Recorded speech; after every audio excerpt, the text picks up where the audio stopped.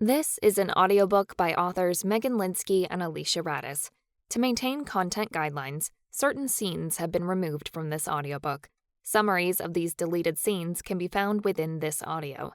To listen to this full audiobook with deleted scenes, please visit hiddenlegendsbooks.com. Chapter 18. Ava-Marie. "What are you doing, Ava?" Marcus's voice echoed across the gardens. It was starting to get a little chilly. Autumn had finally arrived in Elamanth with the end of October, and the leaves were starting to turn. I sat underneath an olive tree, contemplating to myself quietly while Eldon stood guard.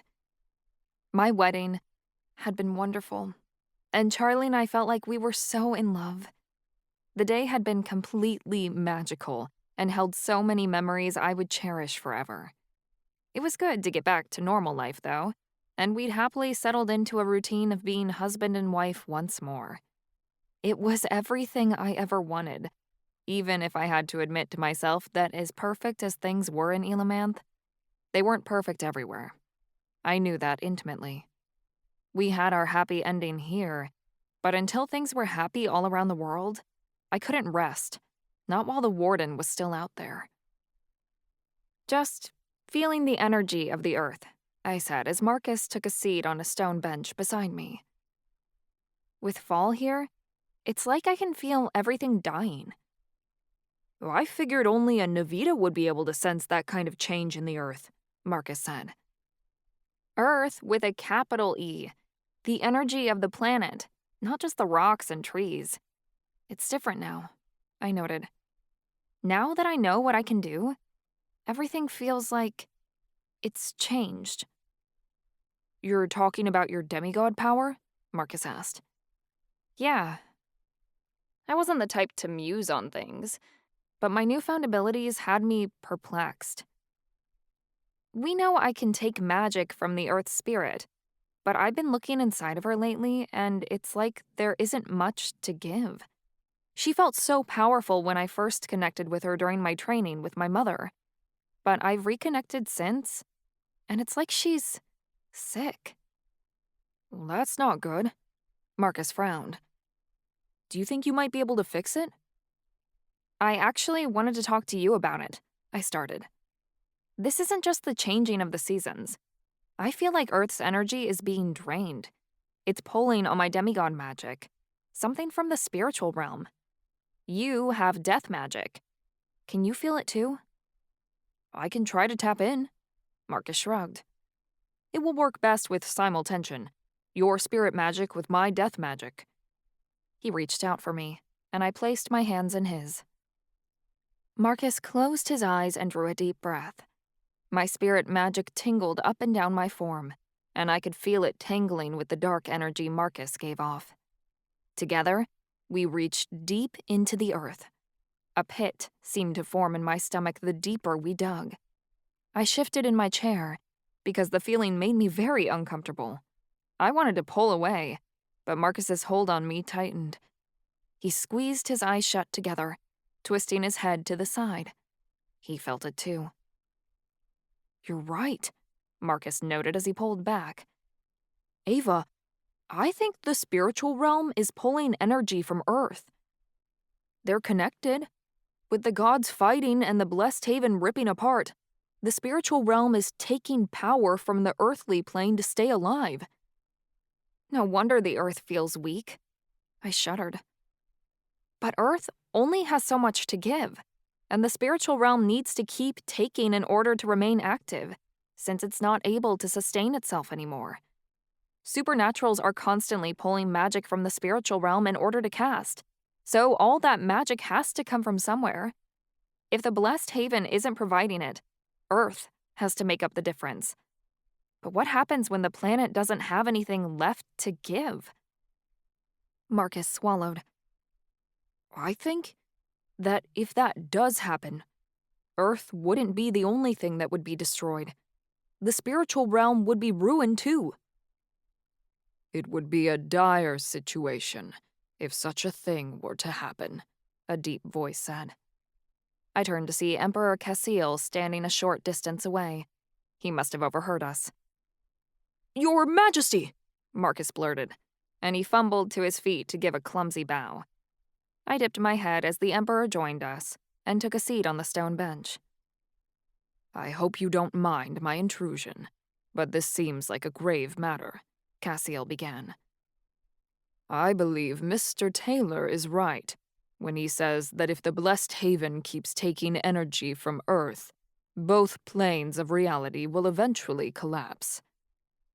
"That truly means the end of everything," I said ominously.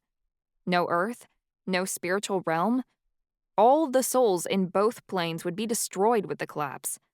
There'd be no life or afterlife. Everything that has been, or ever was, would cease to exist in one moment." "Everything we know," Cassiel said. "Remember, energy cannot be created nor destroyed, save by gods or demigods, and neither demigods nor deities themselves would have control over the situation.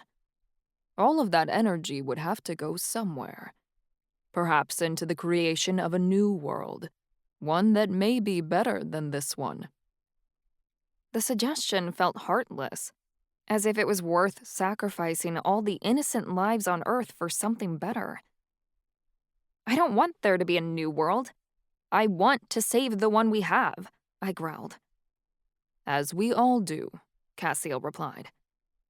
"Ava, since this power to influence the Earth's spirit lies with you, I can do my best to advise, so we can avoid this situation altogether." "You're a powerful elf, but I don't know if we can find a solution to this," I said heavily.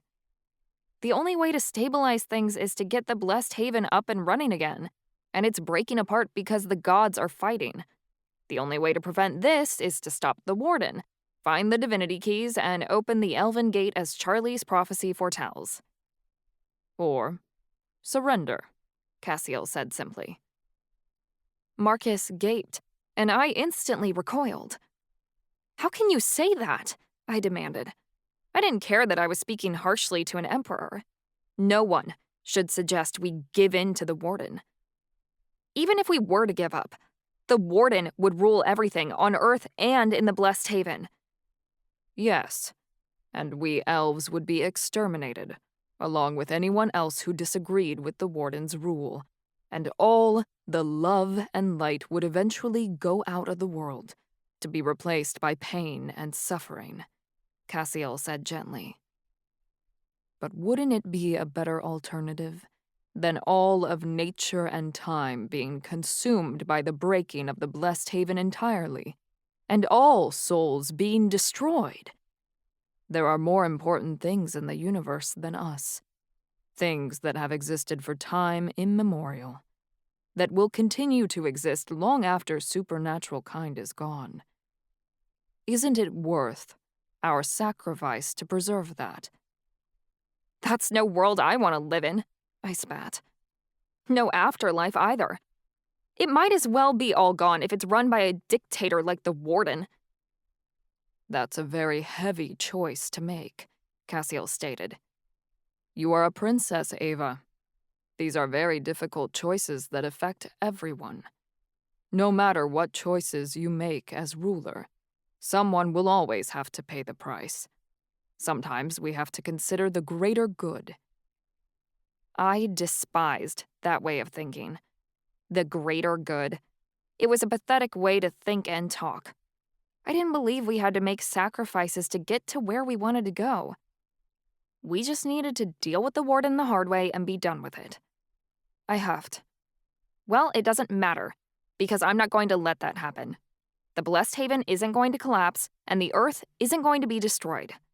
I'll give up everything I have to make sure that never comes to pass." "I know you speak the truth, Ava. You will do what you must to protect all of us. I've been certain of it from the moment I met you," Cassiel praised. "This is a frightening situation, but if we band as one, we'll pull through it. You and your friends will bring an end to this war, so long as you stick together." "Doesn't the Warden understand what he's doing?" Marcus asked. He has to know that by convincing the dark gods to fight our deities, the blessed haven could break and destroy everything else along with it. I believe if we've figured it out, he must know as well. But Dr. Taurus is a man who will take calculated risks to get what he desires, Cassiel said. Of course. But it was his way or the highway. The Warden didn't mind making a gamble on all of time, space, and eternity if there was a chance he could be at the head of it, calling all the shots and making all the rules. Screw him. Nobody decided what was going to happen to our world but me, because I would always make the right choice. We were saving it from the Warden and kicking his ass on the way out. I don't care what the Warden has planned, because it's not coming true. I sat up higher. Charlie and I are going to end him. Then once we do, we're going to rid this world of suffering. Since we're demigods, we'll be strong enough to put an ending to misery and pain. Once the Warden is out of the way, it'll be easy. You can't avoid suffering, my child, no matter how much you try to, Cassiel said kindly. The world is always innately suffering, and there is no way for anyone to stop it. That can't be true. I felt my fingers ache as my hands clenched. I can be powerful enough to change it. If I'm a demigod and I can't use my magic to end all suffering, then why should I even bother having my abilities? Why does it matter that I can perform incredible feats of magic if I can't use it to make the world a better place everywhere? I'm strong enough to stop anything. Not even a god is powerful enough to end suffering. If they were, don't you think they would have done so? Don't you think your ancestors would have interceded on your behalf if they had that ability? Cassiel questioned. They can influence things, I argued. We've seen it before. Yes, but even the influence of a deity is limited, Cassiel pointed out. Not even a god has infinite power, enough to override free will. I raised my chin. Well, it doesn't matter if all the other gods and demigods were unable to do anything to prevent suffering, because none of them are me. I'll be the first one. Ava, my dear, you cannot survive without taking life from something else. Cassiel laid his hand gently on mine. Even if you refuse to eat meat, you must still take the life of a plant to consume it. Otherwise, you will starve. Creatures must die to fertilize the ground so nature can continue to grow. The designer labels you love so much. How can you absolutely prove they weren't produced through unethical means? We could go on and on. There is a purpose to suffering, for if there wasn't, it wouldn't exist. I felt my hand grow cold under his. There is no purpose in suffering. Perhaps death, but not pain. Why not? Cassiel asked softly. Does it bother you to consider that could be a possibility? For suffering to have meaning? Do you have to believe that purpose has to be good? I shifted in my chair again. Marcus wasn't saying much, that was for sure. He was staring at me, expecting me to have some stereotypical answer. But I wasn't giving him one. I thought differently from most people, and that was part of my identity. I wouldn't cave on this because other people figured the problem was too hard to solve. Not when there were solutions right in front of us. Solutions society refused to integrate. We can make a completely equal, ethical society, I argued. Look at Eva-Marie. I have no trouble getting around in my wheelchair here, and neither does Charlie even though he's blind. We've fought society so long for accommodations that should be standard, but they're considered radical in the rest of the world. That's only a small taste of how perfect things are here. If the elves can do it, so can everyone else. The world doesn't have to be the way that it is. Perhaps, Cassiel shrugged. But much of that requires societal change to get there. The elves have always had an accommodating culture, so it wasn't much of an effort or a debate to install these practices. In other cultures, you'd have a much tougher time. Decades, or even centuries could pass without people ever changing their minds. I let out a dark laugh. I'd figure out a way. Why do you think you're responsible for the world? Cassiel questioned. Why is it on your shoulders to stop the suffering of everyone in it? You are only one woman. Because I'm better than everyone else, I demanded. I'm stronger, braver, more powerful. I'm willing to put more on the line and make choices others won't. Other people don't have the capability to change the world, but I do. You must understand. You're an emperor. You have enough power and soldiers at your command to make a true difference. Cassiel tilted his head. Do you think I'm a bad person? I was shocked he'd ask. Of course not, I insisted. You're good. But I've tortured and killed people, Cassiel stated. That was to save the elves. Does that make it right because I had a good reason? I couldn't reply. It was hard to imagine Cassiel, soft and gentle as he was, being any sort of monster. Though I knew he was. He'd done things in the dark that I probably couldn't imagine.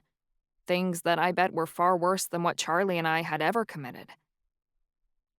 We've built a paradise in Elamanth, yes, Cassiel added.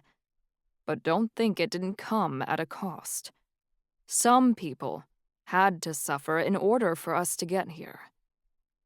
As much as you'd like to change the world, it won't happen without someone getting hurt. I flattened my lips. I'm sorry, Emperor, but I don't believe you. I stood firm in my belief, because no way was I bending on this one. We can make a just world for everyone without having to make any sacrifices.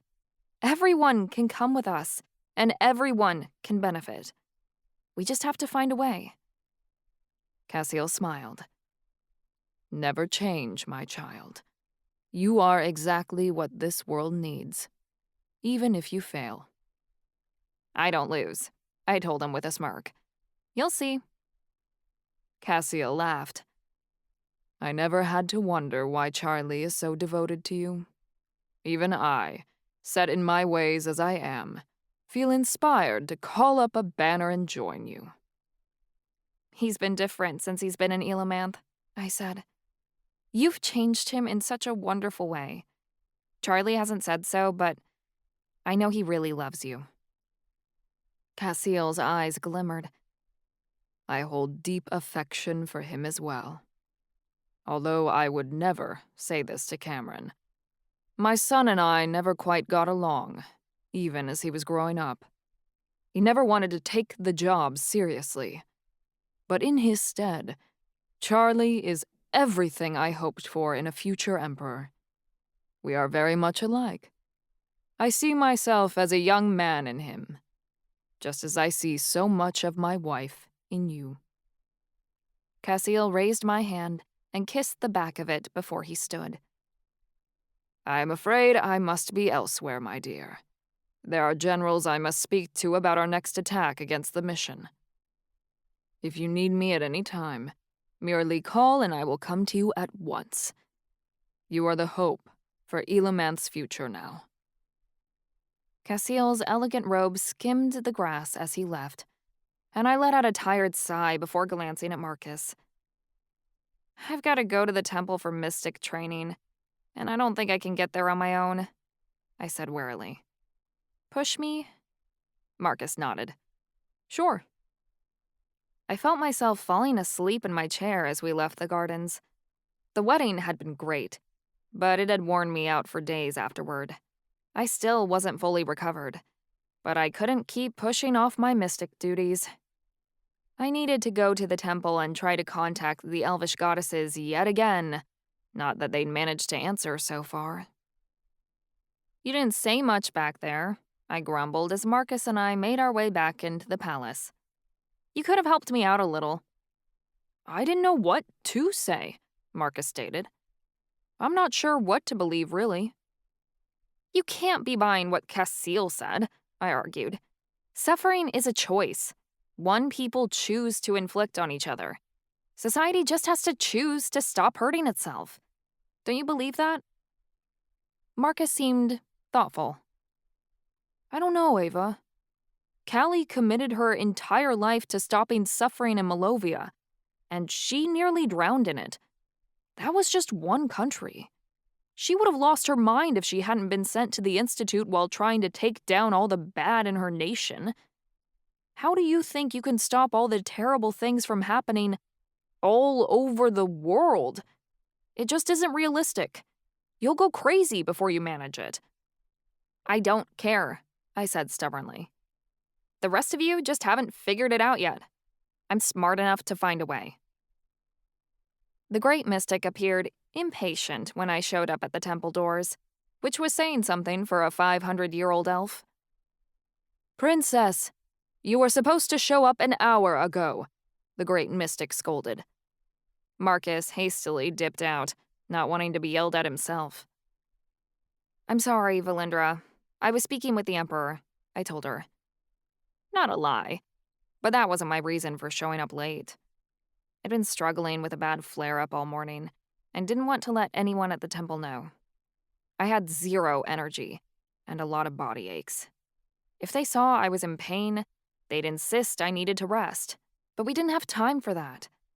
Now that I knew what I did about the Blessed Haven, we needed to beat the Warden now, and there wasn't any time for me to take a day off.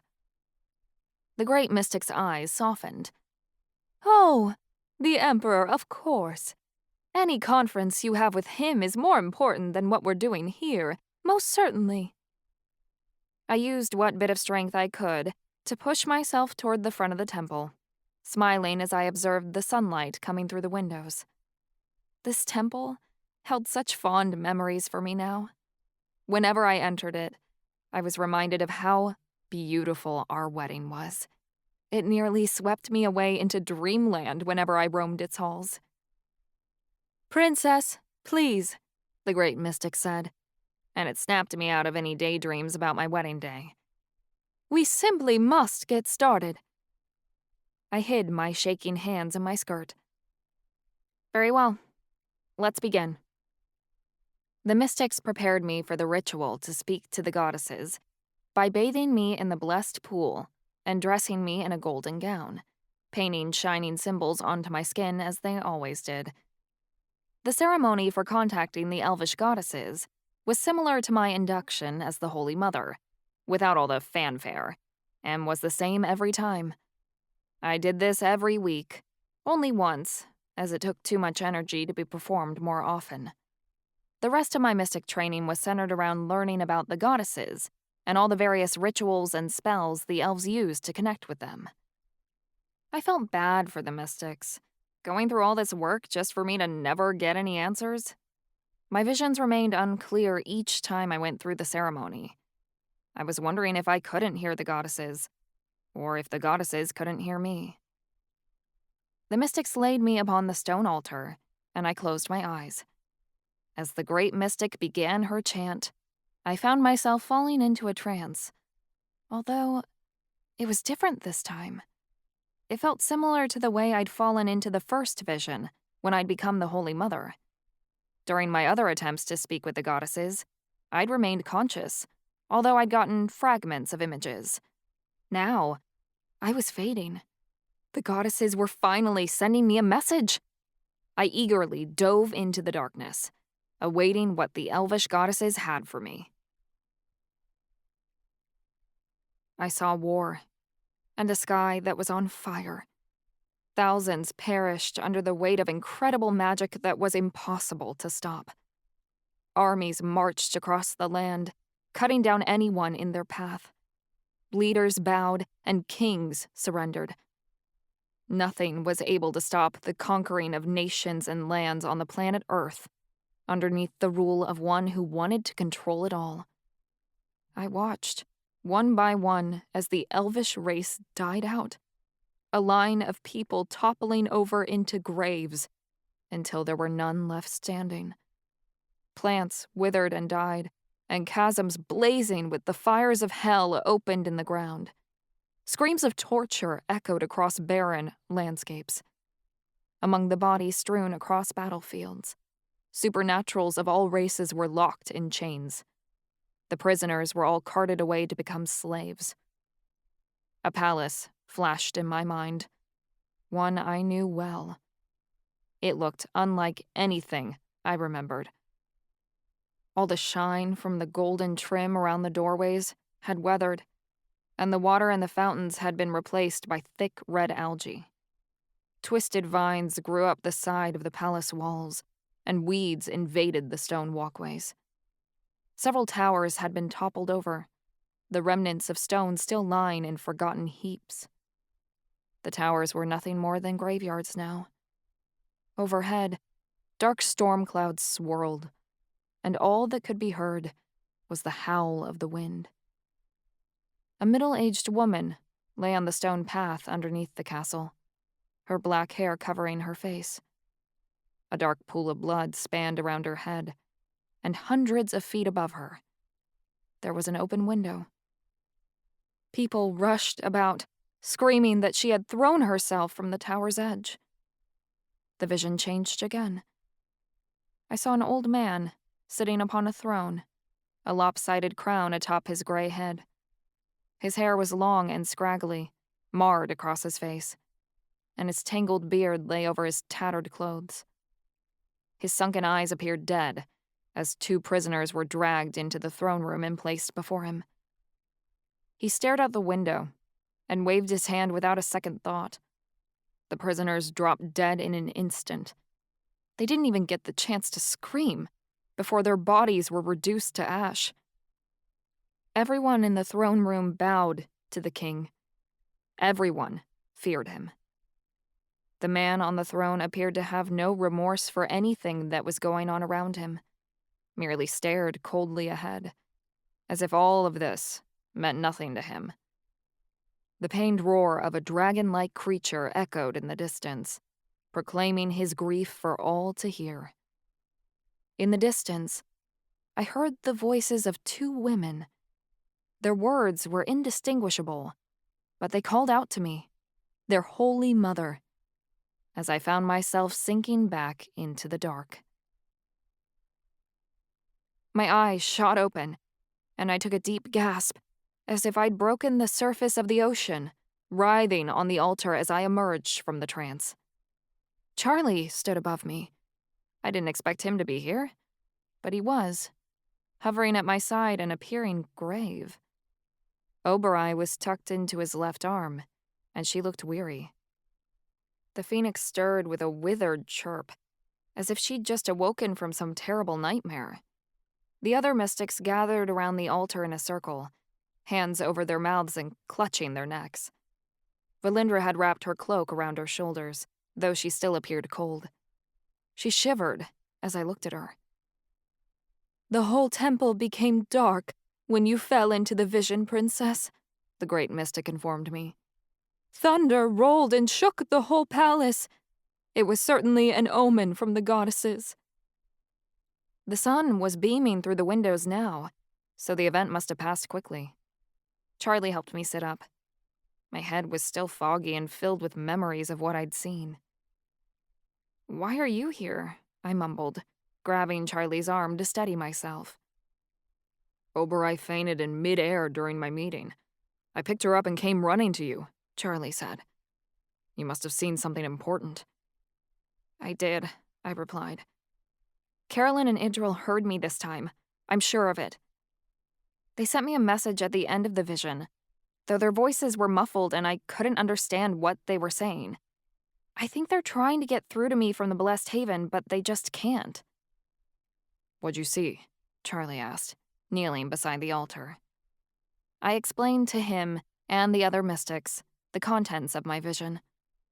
The longer my words went on, the more terrified the mystics became.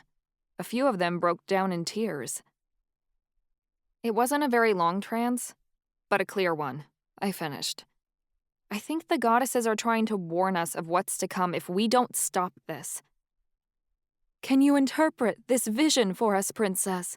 the the great mystic questioned. I hesitated. I'm not a Natterai, so it's difficult for me to know what the goddesses wanted me to see for certain. Then I swallowed thickly. But I think I can understand what that vision meant. It was a potential future, one the goddesses want us to avoid. What do you believe you saw? Oberai asked. Charlie placed her on the altar, and she struggled to stand as she peered at me. In my vision, I saw the Warden's armies marching across the land. He killed everyone who opposed him, and took over the entire Earth, I began. No one was able to stand up to him, and anyone who tried was immediately killed. Millions of people must have perished, and I don't think any elves survived. Under the Warden's rule, the Earth began to die. The entire planet looked barren. I held back a shudder. If the Earth was still around, at least the Blessed Haven had endured in this future. But it was a future that wasn't worth living through. What about the old man on the throne? Charlie asked, appearing scared himself. It was the Warden. I know it. I don't know how far in the future this was, but it could have been 1,000 years or more. The Warden had aged, and the war appeared to take a great toll on him. He looked so old that I barely recognized him.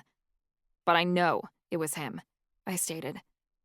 His eyes were sunken, like they are now, and he seemed completely heartless.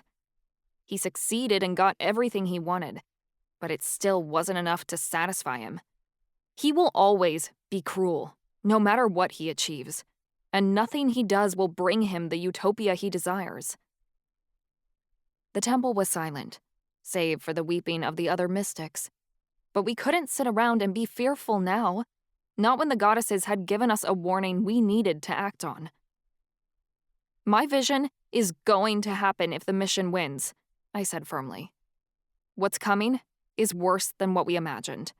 We have to make sure that future doesn't come to pass at any cost. But who was the woman who fell from the tower? Oberai asked, nudging me. What does that mean? I had to force myself to choke out the words. I think the woman who jumped from the tower was me. Charlie went pale. He grasped me firmly, stuttering. Where was I? I wouldn't have let you. I didn't see you in the vision, which means the Warden must have killed you and our friends. I knew none of you would let me remain captured unless you guys couldn't do anything about it. I was nearly crying now, imagining all of this. Considering losing Charlie and all my friends almost caused me to break down. He eliminated you and the other demigods, then took me and Oberai prisoner after the war was over. That's why I heard a creature roar in pain. It was Oberai. The Warden conquered Elamanth, then captured the palace for himself. He took me as his personal pet and kept me in a tower. But it came to the point where I couldn't stand it any longer, so I fell to my death to escape him. I felt sick inside, becoming the Warden's favorite toy. It was a potential future that could befall me. Otherwise, the goddesses wouldn't have warned me about it. It made me want to end my life now, just to avoid the possibility of that ever occurring. I would never let that happen to you, Charlie growled fiercely. It's going to, if we don't prevent this from happening, I insisted. I won't be the Warden's prisoner. I know killing myself is something I would do to get away from him. So we must make certain the Warden never conquers Elamanth, the great mystic stated, with renewed vigor. The life of our princess and of our people is at stake. Why would the goddesses send you this specific message? We've all known what's been at stake since the start of this war, Charlie said. Maybe we weren't taking it seriously enough, I mumbled. We knew that the Warden wanted to conquer the entire world, but knowing that and seeing it firsthand are two completely different things. I leaned against his chest and wasn't able to suppress a soft moan of pain this time. My back felt like it was on fire, right above the vertebra where I lost all feeling. "My prince, I implore you. The princess needs rest," the great mystic said. "I'm taking her back to our room immediately," Charlie replied as he helped me into my chair, though he more or less carried me into it. "I don't want anyone disturbing us for the rest of the day. Understood?" "Yes, my prince." The mystics bowed out of the way, and Charlie hurried to push me back to his quarters. Oberoi was too worn to fly, so she rested on my lap. Eldon had been standing guard by the temple doors, and she followed close behind us as we left. On the way back, Danny called across the hall. "Hey, you two! Wait up! It's important!" I could practically feel Charlie grinding his teeth as he replied, "Not today, Danny." Danny used super speed to run from one side of the hall to the other to catch up with us. "We got a lead on that list of vamps you pulled from the strip club. They're congregating in New York, and we finally got a chance to find out what they know about the Vampire Key's location. We need to put together a team now, because we've got a good shot at intercepting this information." Charlie stopped pushing my chair. At the mention of a new lead on the Vampire Key, I felt myself sag in both relief and exhaustion. I went to say something, but Charlie shook his head and said, "No, it'll have to wait." "Wait?" Danny asked blankly. "We've been waiting around for weeks on a new lead, and now you want to sit around? Not a smart move, pal." "Ava doesn't need this," Charlie started, before I put a soft hand on his. "Charlie, no. We need to handle this," I insisted. "You've been through a lot. You need a break," he demanded. "In a minute. Let's take care of this first," I begged. Charlie appeared thoroughly depressed, but I said through our bond, "You're not making me do this. We don't have a choice right now." Charlie's shoulders slumped. "Fine, hurry up. You guys better have something good." "Oh, believe me," Danny started. "It's more than good. It's closer than we've ever gotten." My body screamed in protest. All I wanted to do was go back to my room and go to bed. Yet I couldn't, because we had a job to do.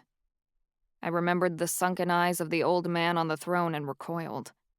I told myself if I didn't want to become the warden's prisoner, I needed to keep going so I could avoid that fate. I was so tired. Not just today. Tired of doing this. Tired of living this way. I wasn't sure if this war would ever be over, but I supposed it only would be when I decided to stop trying. That would never happen, so we had to carry on.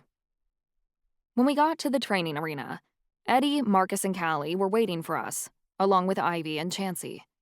Danny leaned against a wall. I rolled to the center of the room, where a large whiteboard had been rolled out. On the whiteboard were the faces of all the head mobsters in Salvatore Bianchi's mob that knew something about the Vampire Key, and all the knowledge we'd acquired about them since.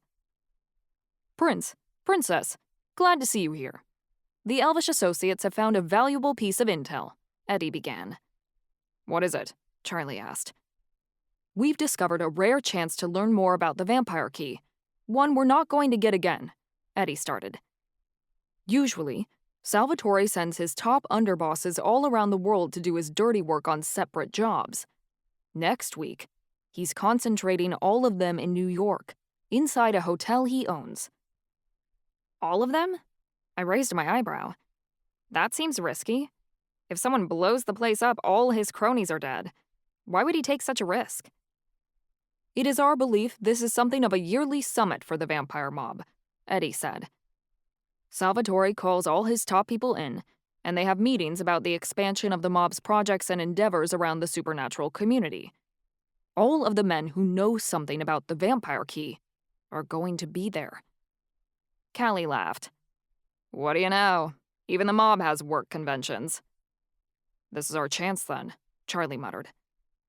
"We can't risk tracking these people down one by one and interrogating them. Once we try, Salvatore will find out, and he'll bring all his mobsters back into the safety of his base. We have to get everything we can from these people all at once, at the same time." "That sounds impossible. How are we supposed to manage that?" Danny asked. We'll have to don disguises and infiltrate the meeting, Eddie announced.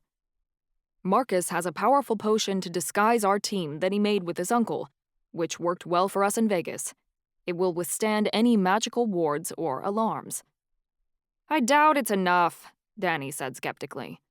Salvatore's got top security in these places, and even with our people, I don't think we're going to be able to get inside.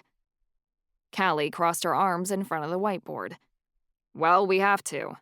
We know that each of these mobsters has a piece of information related to the vampire key, and to put the puzzle together, we need to get that info from each of them. They're not going to tell us, which means we need to be able to read their minds. Marcus can do it. He's been training for this very moment. Ivy stepped forward. Mind reading can work, but Danny's right. We can maybe get 1 or 2 people past my father, but Marcus is going to need more backup than that.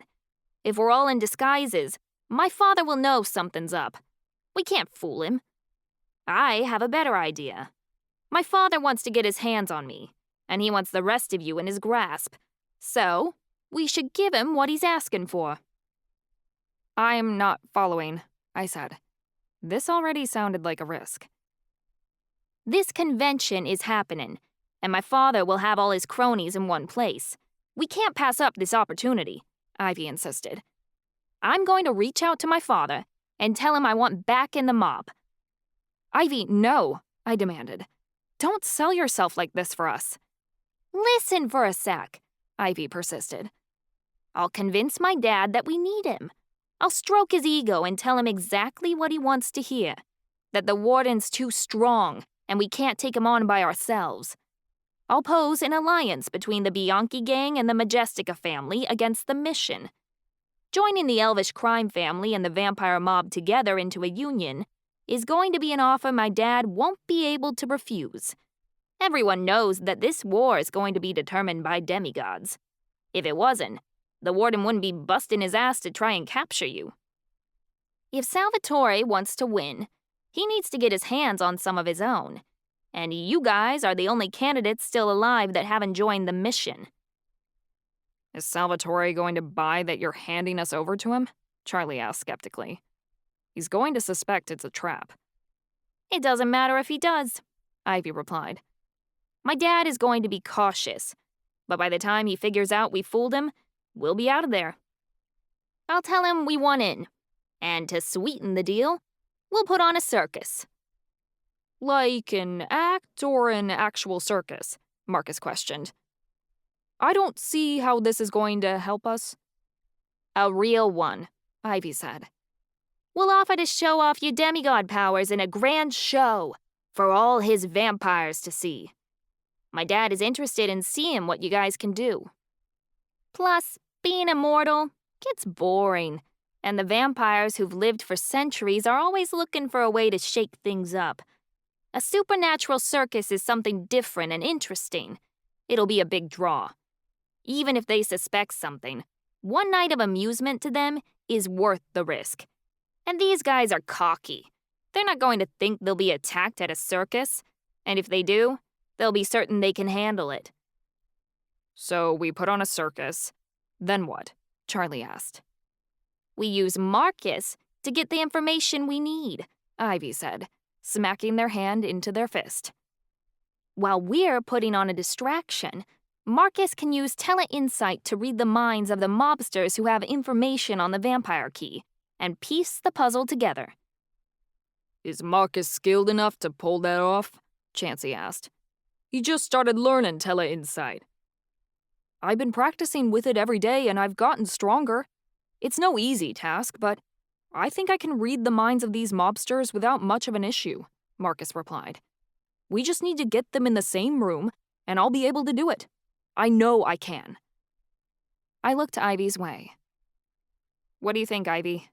Will this really work? I'm certain. My dad will buy whatever I say.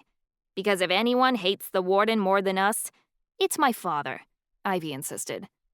My dad knows the warden is gonna come sniffing around Chicago eventually. And if he's got the rest of the supernatural world in his pocket, it ain't gonna take much for the mob to fall under the warden's influence. The vampiric government has already sided with the warden, So my father knows his days are numbered. If he wants the mob to survive, he needs more firepower. That's where demigods are useful to him. But Salvatore Bianchi isn't going to welcome you back into the mob with open arms, Charlie protested. He'll assume this is a trick. Let him, Ivy said, shrugging. I know my dad. It'll be interesting to him to play a game of power. He wants to know if I'm a better mobster than he is, if I can outthink him. I know that eats away at him. Plus, he wants his chance to either eliminate or join the Majestica family. The only way he can destroy the Elvish mob as his rival is to team up with them or eliminate the Elvish heir. I'm practically handing Charlie to him on a silver platter if we do this. And despite any hesitations, he'll see that as too good an opportunity to pass up. He'll be suspecting his gangsters to be ambushed at the circus, but when that doesn't happen, he'll spend all his time wondering what we're playing at.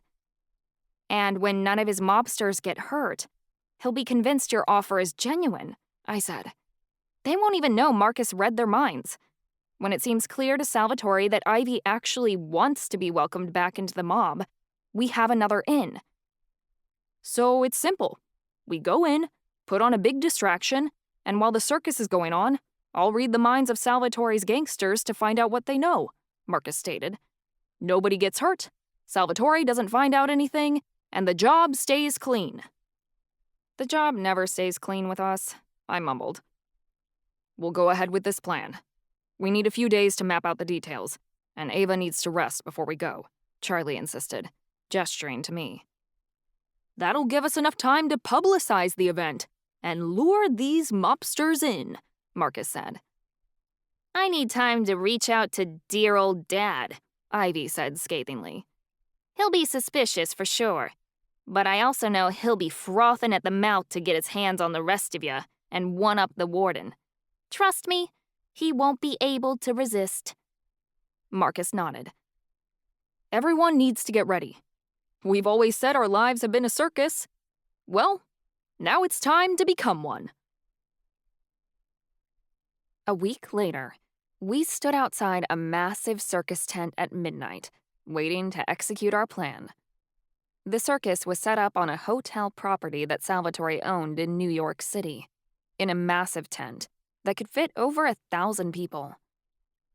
We were getting ready in a smaller secondary tent that was set up next to the big top.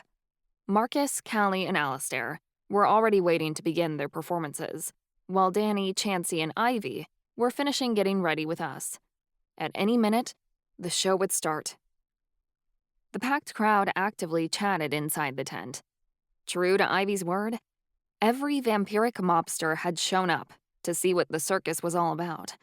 Now, we just had to hope our plan worked.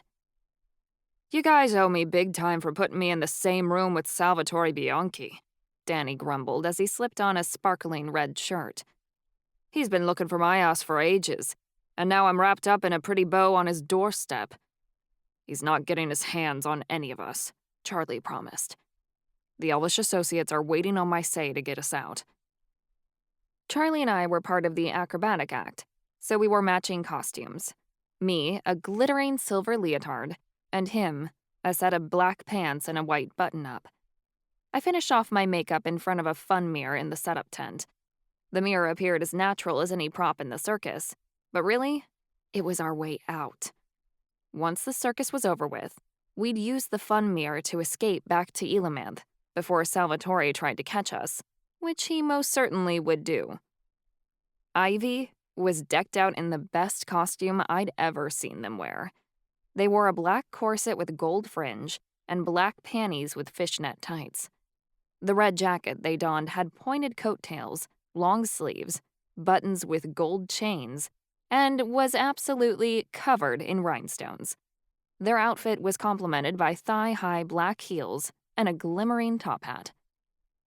The entire ensemble was absolutely marvelous.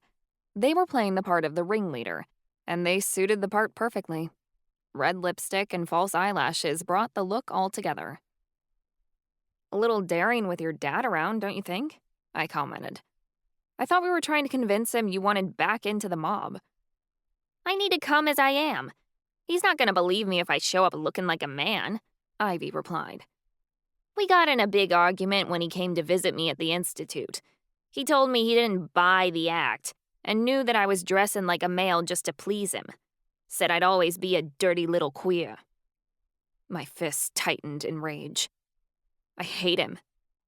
"Well, I am a dirty little queer," Ivy said with a wink. "And since my dad knows it, might as well go all out. He'll hide his disgust until he thinks he's got the rest of you in the bag." "You look adorable, dollface," Chansey said, and he gave Ivy a kiss. "Save that outfit for later." I really hoped Ivy wasn't pushing their luck. We were dealing with the second most dangerous man in the world, right after the Warden. If this went wrong in any way, we'd be risking our lives. We put in earpieces so we could communicate throughout the show if need be. Ivy peeked out of the setup tent once, before they said, "Everyone is in place. Come on, show's about to start." We entered the big top through a slit in the back and took our positions around the arena, waiting for our turn to perform. I had brought a spare wheelchair to the circus, as I didn't want to risk losing my main one if we had to get the fuck out of here in a hurry. I left the spare wheelchair to the side as Charlie hovered me upward to the top of the tent. I sat on a platform and looked down at the crowd from above. This was where I would host my act, but it also served as a good lookout spot. I'd be watching the mobsters, as well as Salvatore, to make sure they didn't try to pull a fast one during the performance. Salvatore was sitting in a fancy booth at the top of the tent, looking like he'd rather be anywhere else. Good. He was here at least, which meant he wasn't out plotting our demise somewhere else. We could keep an eye on him. The Palace Orchestra had sent some of its members along to provide music and aid the suspense. Haunting, creepy carnival music played the interim, as a singular spotlight shone in the middle of the arena. Ivy stood on a red and gold striped pedestal, lifting a golden cane aloft as the spotlight beamed upon them. "Welcome, welcome, debauchees and degenerates, freaks and fiends, to the greatest supernatural show on Earth," Ivy announced. Applause filled the arena, and Ivy gave a dramatic twirl on the pedestal. "Prepare to be amazed and have your mind twisted as our performers dazzle and delight unlike anything in this world. For our first act, we invite you on a trip across the sea. A wild beast captured from the mysterious forests of Malovia, only to be calmed underneath the hand of our brave and mighty monster tamer. Behold, as Marcus the Magnificent compels this deranged wolf to perform tricks for your amusement. That is, if the creature doesn't cause him to meet his end." Marcus was the one doing all the work, so he had to go first, so it wouldn't appear unusual when he was still lurking around the arena. He stepped into the arena, wearing a red vest and black pants. In his hand, he carried a rolled-up whip. Hoops and platforms were set up in a circle around him. Danny and Chansey pushed a cage on wheels into the arena. Callie was locked inside in her wolf form. We'd messed up her fur and put foam around her mouth for show. She banged herself against the bars of the cage, snarling in rage. The crowd looked on in interest. "Observe how Marcus the Magnificent tames the wolf, with nothing more than a whip and his words," Ivy said. But the sentence was cut off, as Callie broke open the door of the cage and burst free. She charged through the crowd and grabbed a vampire in her jaws, shaking him roughly. The vampire screamed, and several onlookers shouted, reaching for their pistols. Marcus approached, cracking the whip. Callie dropped the vampire and backed off, bowing her head. The vampire that had gotten bitten yelped and scrambled away. "Stay back, everyone," Ivy proclaimed. "The wolf is vicious. More than one onlooker has lost an arm to this maddened animal." Marcus cracked the whip again.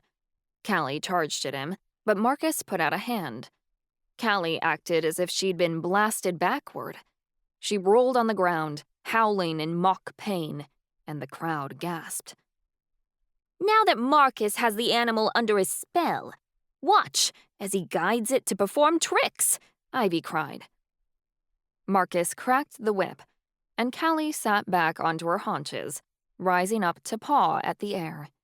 He circled around her, crying out orders, and Callie did a pirouette before she climbed onto a nearby platform and poised to jump. As Marcus wiggled the whip, Callie began leaping through the hoops. The crowd applauded in surprise. I focused my attention on the hoops, and they burst into flames. Astonished cries came from the audience. Callie pretended to balk at the fire, but Marcus shouted and cracked the whip, and she jumped through all the flaming hoops with ease. When she landed again, Marcus pulled himself onto Callie's back, and she began running around the arena in a dead sprint.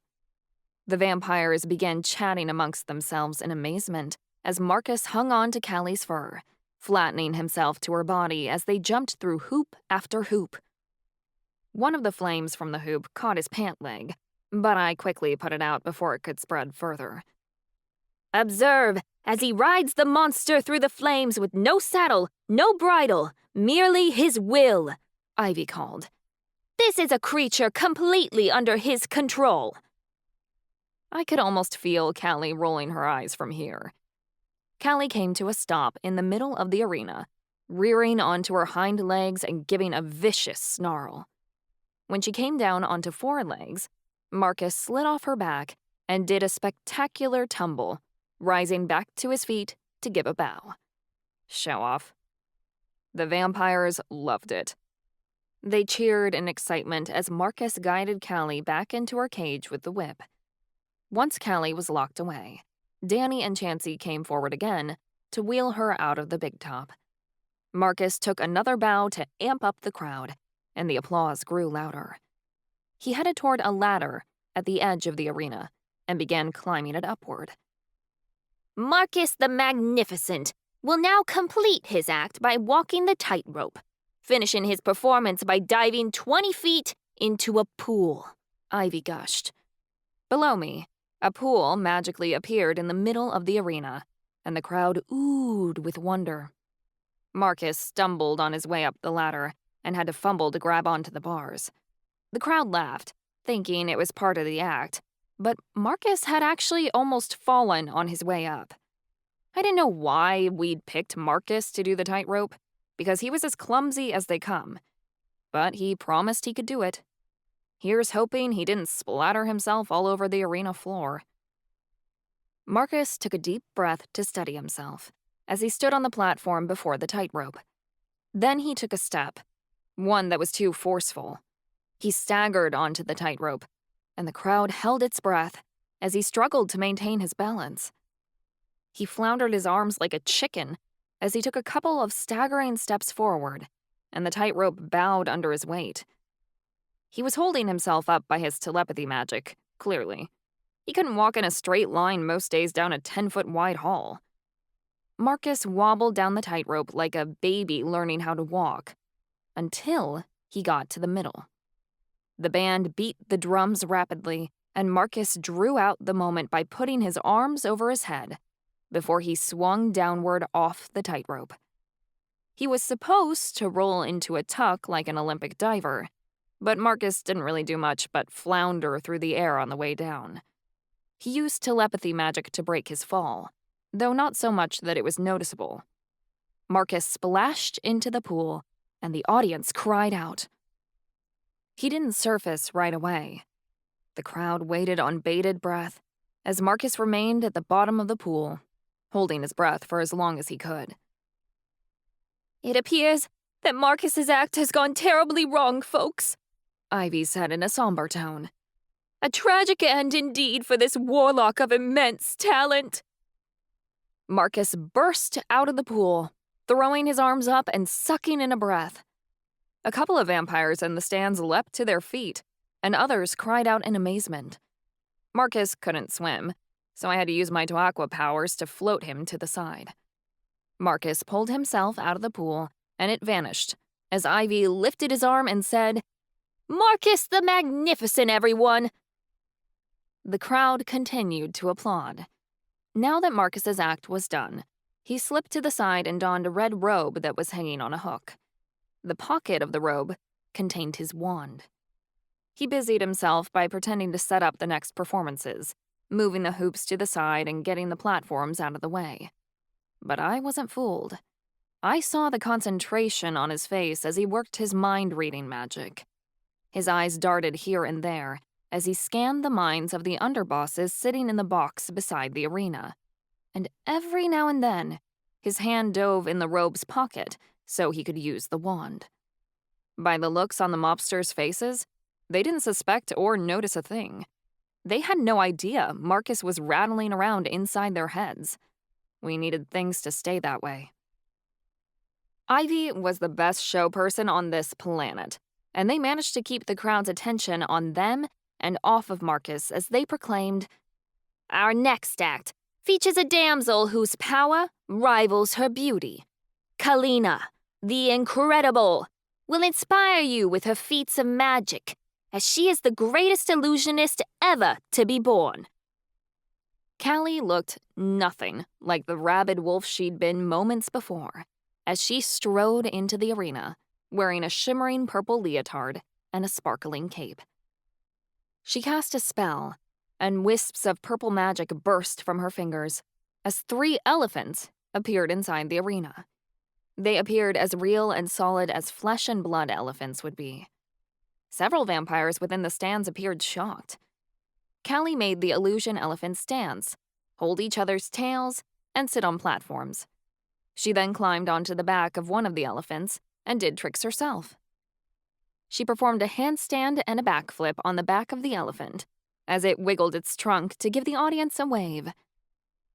"Bringing these mysterious creatures to our circus isn't the only thing Kalina can do," Ivy stated.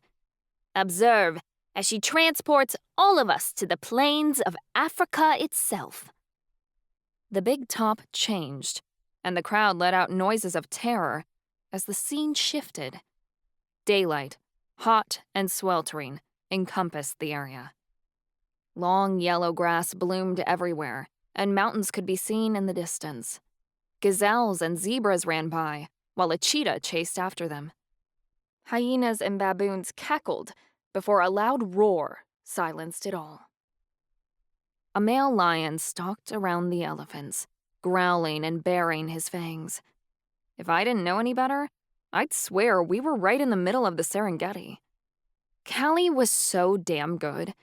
Most fairies would have killed themselves trying to make more than a few people see such an intricate illusion, and she was able to cast the spell on hundreds of people at a time without breaking a sweat. The vampires were actually terrified.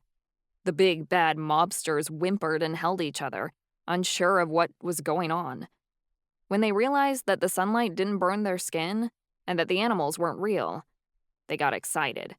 They started pointing out the different animals and whispering to each other, clapping when the lion roared or the elephant started trumpeting. Salvatore Bianchi looked hideously greedy as he stared at Callie below. I'd been watching him this whole time, and he'd appeared bored during Marcus's act, but he was definitely excited when Callie showed off what she could do. He knew that kind of illusion power could be useful to him. He never touched Callie, not so long as I was breathing. Callie made the illusion fade, so we were back under the big top again, then slid off the elephant's back. All of her elephants turned into purple sparks that dazzled upward, and she gave a performative curtsy. The applause for her act was even louder than Marcus's dive. "And now, the amazing Alistair will perform one of his incredible card tricks," Ivy announced, and Callie ran out of the arena. Alistair stepped into the ring and began shuffling cards. "Pick a card, any card. You, sir, how about you? Take a card, and I will guess what it is with my amazing mind-reading abilities."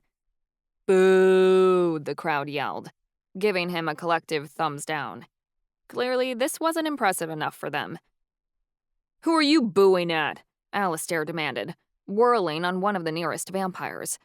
"You want a show? I'll give you a show." Alistair tossed his deck of cards aside, and they rained down around him.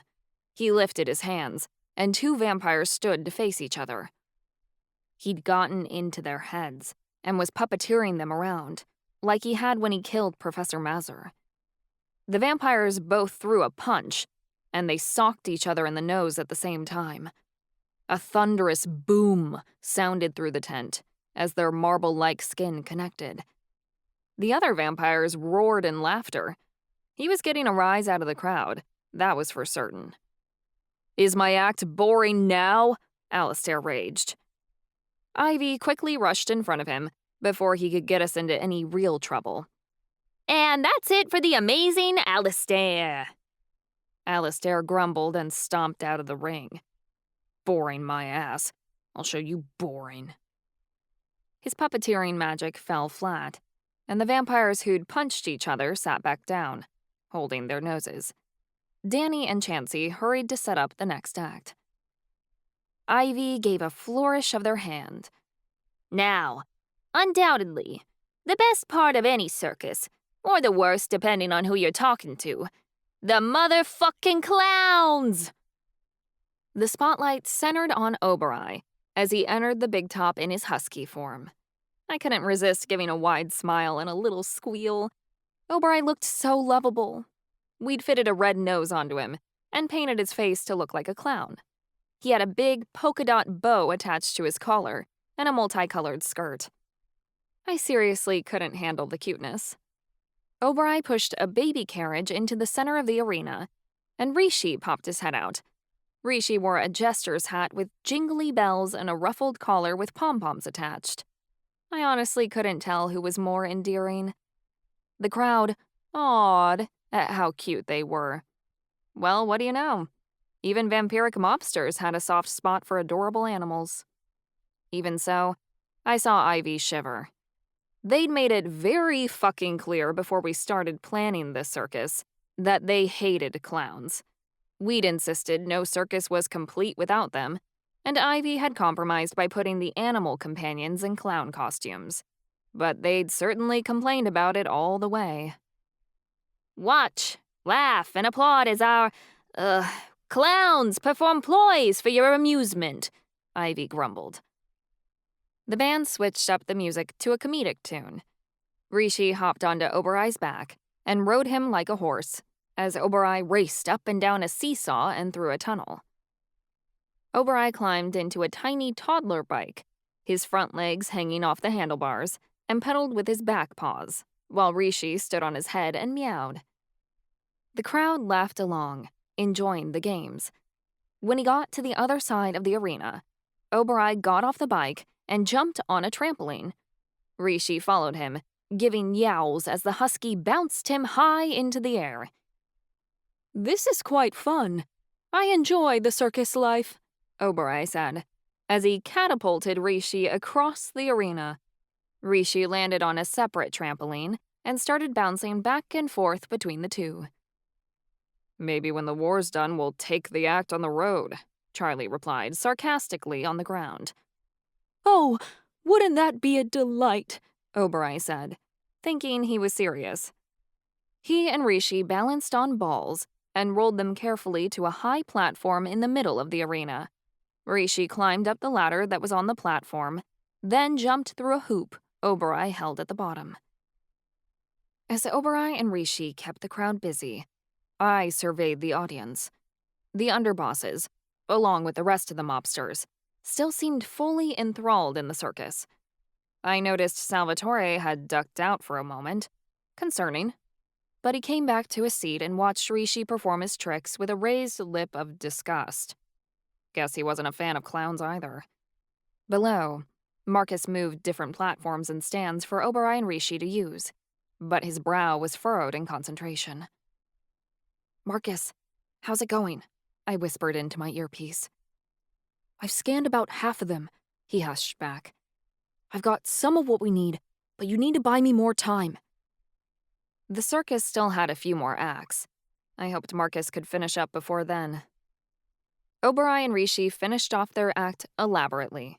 Rishi scaled across the tightrope upside down, clinging to it and scampering across, before dropping and allowing Oberoi to catch him. Oberoi jumped up, and Rishi landed perfectly on his back. Oberoi's tail wagged a mile a minute as he and Rishi took their bows. "You're up, Pidge," Charlie said. Salvatore was starting to look impatient, and we couldn't have that. I needed to make sure his eyes were on me. Otherwise, there was a possibility he'd figure out what Marcus was doing, and I wasn't going to let that happen. I now ask that the audience direct their attention to the ceiling of the big top, where our next act will take place, Ivy proclaimed. Become enthralled by the fiery blaze of our next act, and observe the power of the Diamond Empress. The warmth of the spotlight was on me, and it reflected off my dazzling outfit, making the entire area around me sparkle. I lifted my hands, and 2 fireballs ignited in both of them. The platform I was sitting on caught ablaze, burning brightly as the flames licked my form. The swing began to move back and forth at Charlie's air magic, swinging like a trapeze, as I manipulated the flames around me. His power secured me in my seat, so I kept my balance and didn't fall. See how the fire touches her body, but she doesn't burn, Ivy exclaimed. Observe as she manipulates the flames to her will. I pushed the fireballs together to create a stream of flame. They forged into one, and I manipulated the fire to morph into a unicorn, which galloped above the crowd, before shifting the flames into a dragon. The fiery dragon beat its wings, and embers trailed down from above as the vampires looked upward nervously. They didn't like fire, as it was one of the things they were vulnerable to. It was important for them to know they couldn't fuck with me. I left the fire dragon to fly around the room on its own, as I took 2 batons at my sides, lighting them aflame. I swirled them around in complicated movements, tossing them into the air and catching them as they were still burning. It was a simple baton sequence I'd learned in cheerleading, but it was impressive because the flames licked all along my arms and hair as I tossed the batons, leaving my body unharmed. I took one of the flaming batons and inserted the end of it inside my mouth. The flames burned across my lips, and I blew out a breath. A plume of flame erupted from my mouth, one that was large and aimed at the audience. The flames ended before they touched anyone, but still, the vampires could feel their heat, and they were astonished. As the crowd was still gaping in amazement, I shifted the fire in the room to change colors. The red dragon became blue, and sapphire flames burned around me as I showed off my specialty to the crowd. The Diamond Empress is the only caster in the world who is able to create blue fire, a cool substance, one that is created of both fire and water, an energy that even the most powerful creatures are vulnerable to, in this world and the next. Nothing can survive its touch, Ivy said. I could feel Salvatore's covetous eyes roam the edges of my blue fire. He definitely wanted magic that could kill anything he desired, and my blue fire was it.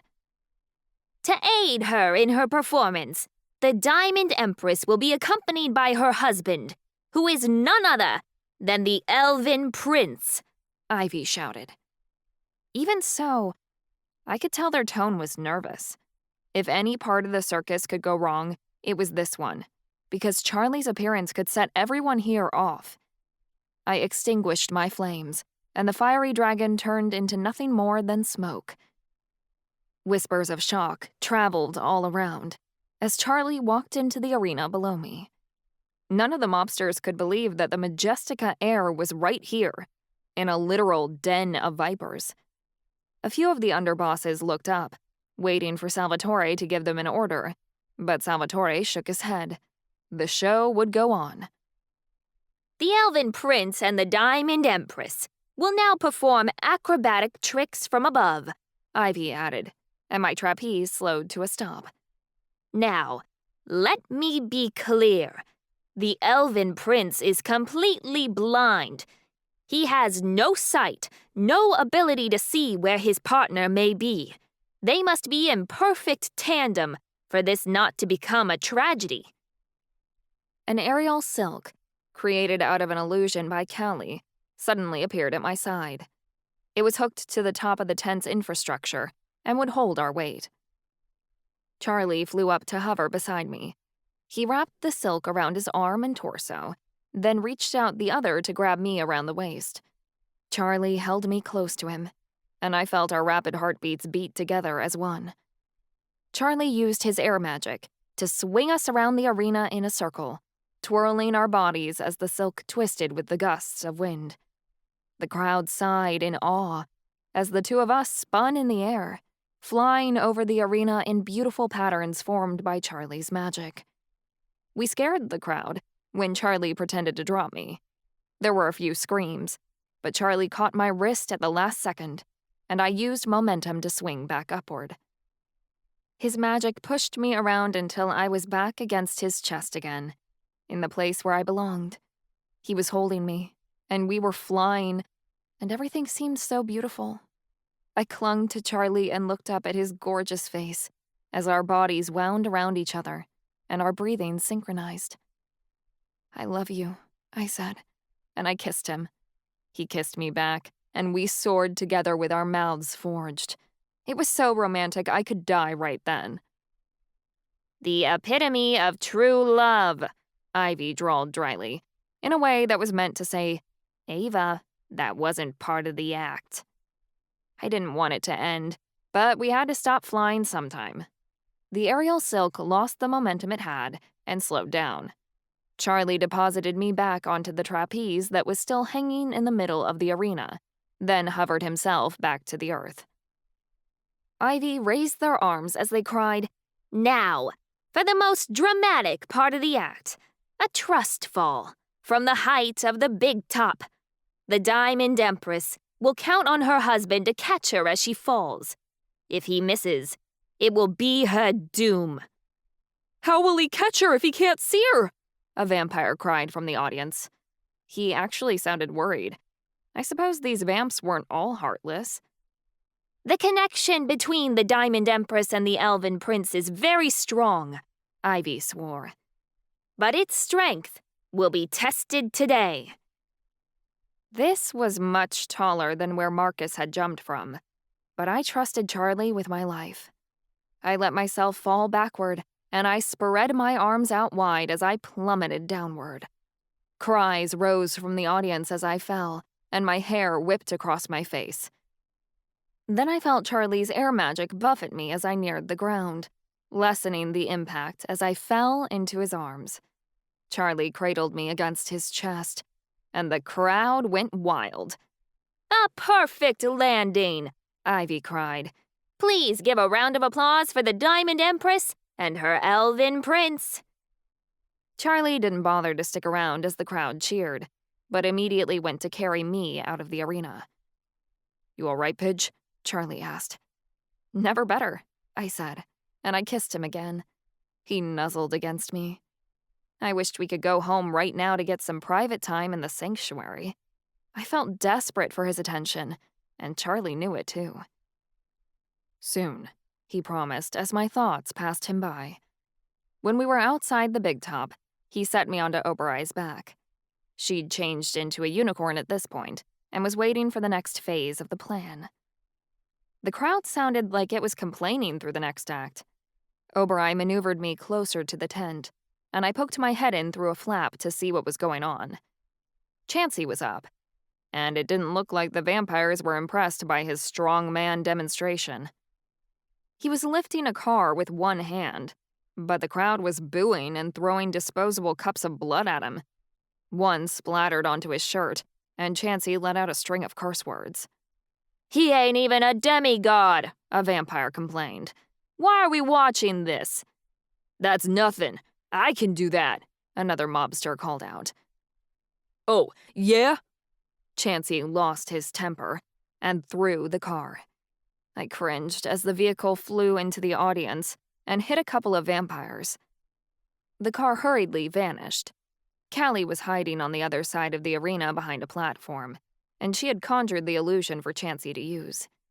None of the vampires had been hurt by the flying car, though a group of them looked pissed.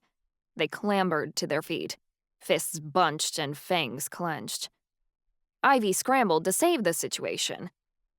Our strong man can take on multiple opponents at once. Who in the crowd would like to test their skills against him in a boxing match? All of the vampires that had been hit by the car immediately charged at Chansey, their arms outstretched. These mobsters definitely wanted to give him a piece of their mind, if not outright kill him. "You want to fight me? Bring it on!" Chansey yelled. He grabbed the first vampire that had climbed into the arena by the shirt and started laying him out. 3 more vampires jumped into the arena, but Chansey's fists went flying, and the mobsters went down. Angels were just as strong as vampires, and Chansey's punches were nothing to scoff at. He'd practically been raised in Fight Club at the prison, and this was a callback to those days. Chansey laughed as he beat the crap out of whatever vampires that came near. A few mobsters got hits on him, but for Chansey, this is what he did for fun. So despite the black eyes and bruises he got in return, he always came out on top. By the end, a bunch of mobsters lay in a heap on the Big Top's floor, and Chansey raised his fists in victory. Now the vampires were happy. They were cheering at the violence, arms raised and calling for more blood. One of the vampires Chansey had beaten was still conscious. He staggered to his feet and pulled a switchblade from his pocket, advancing on Chansey. Ivy gave a gasp into the microphone. They weren't sure whether to play along or to step in to save Chansey. A blur of color passed by, and the vampire holding the knife fell on his ass as he was knocked sideways. Danny was the next act, and he stepped in, racing by with super speed as he snatched the knife out of the mobster's hand. He threw the knife at a nearby target, and it embedded in the middle. The vampires, who had the attention span of a gnat, immediately swiveled their heads to watch Danny pull knives from a holster around his chest, tossing them at targets that dropped from the ceiling and rotated on a circular platform. Every time he threw a blade, it hit the bullseye. Danny had told us he could do an act with throwing knives, but I was amazed at how skilled he really was. I wasn't sure where he'd learned to throw them, but he was truly a master. While Danny was tossing knives, I searched the room for Marcus. He was leaning on a pole, appearing dazed with his mouth hanging open. I could tell he was tired. Utilizing this spell on a big group of people was wearing him out. "Marcus, you need to look busy," I hissed into the earpiece. He jolted back to life and pretended to fiddle with some ropes hanging near the underboss box. "Marcus, are you good?" Callie asked, her voice coming through the earpiece. She was still hiding behind a platform, but she looked very concerned as she stared at Marcus from the other side of the arena. "I just need to read one more guy," Marcus replied warily. "I've almost—" The circus fell to silence as Salvatore Bianchi rose to his feet. Every vampire in the hall quivered, and Salvatore cleared his throat to say, "As entertaining as this has all been, I'm afraid the circus must now come to a close." "What?" Ivy snarled, looking up at their father. Their grip tightened on the golden cane as they spat. "We had a deal." "Deals can be modified, and though it's been amusing, I tire of watching you and your circus freaks," Salvatore said coldly.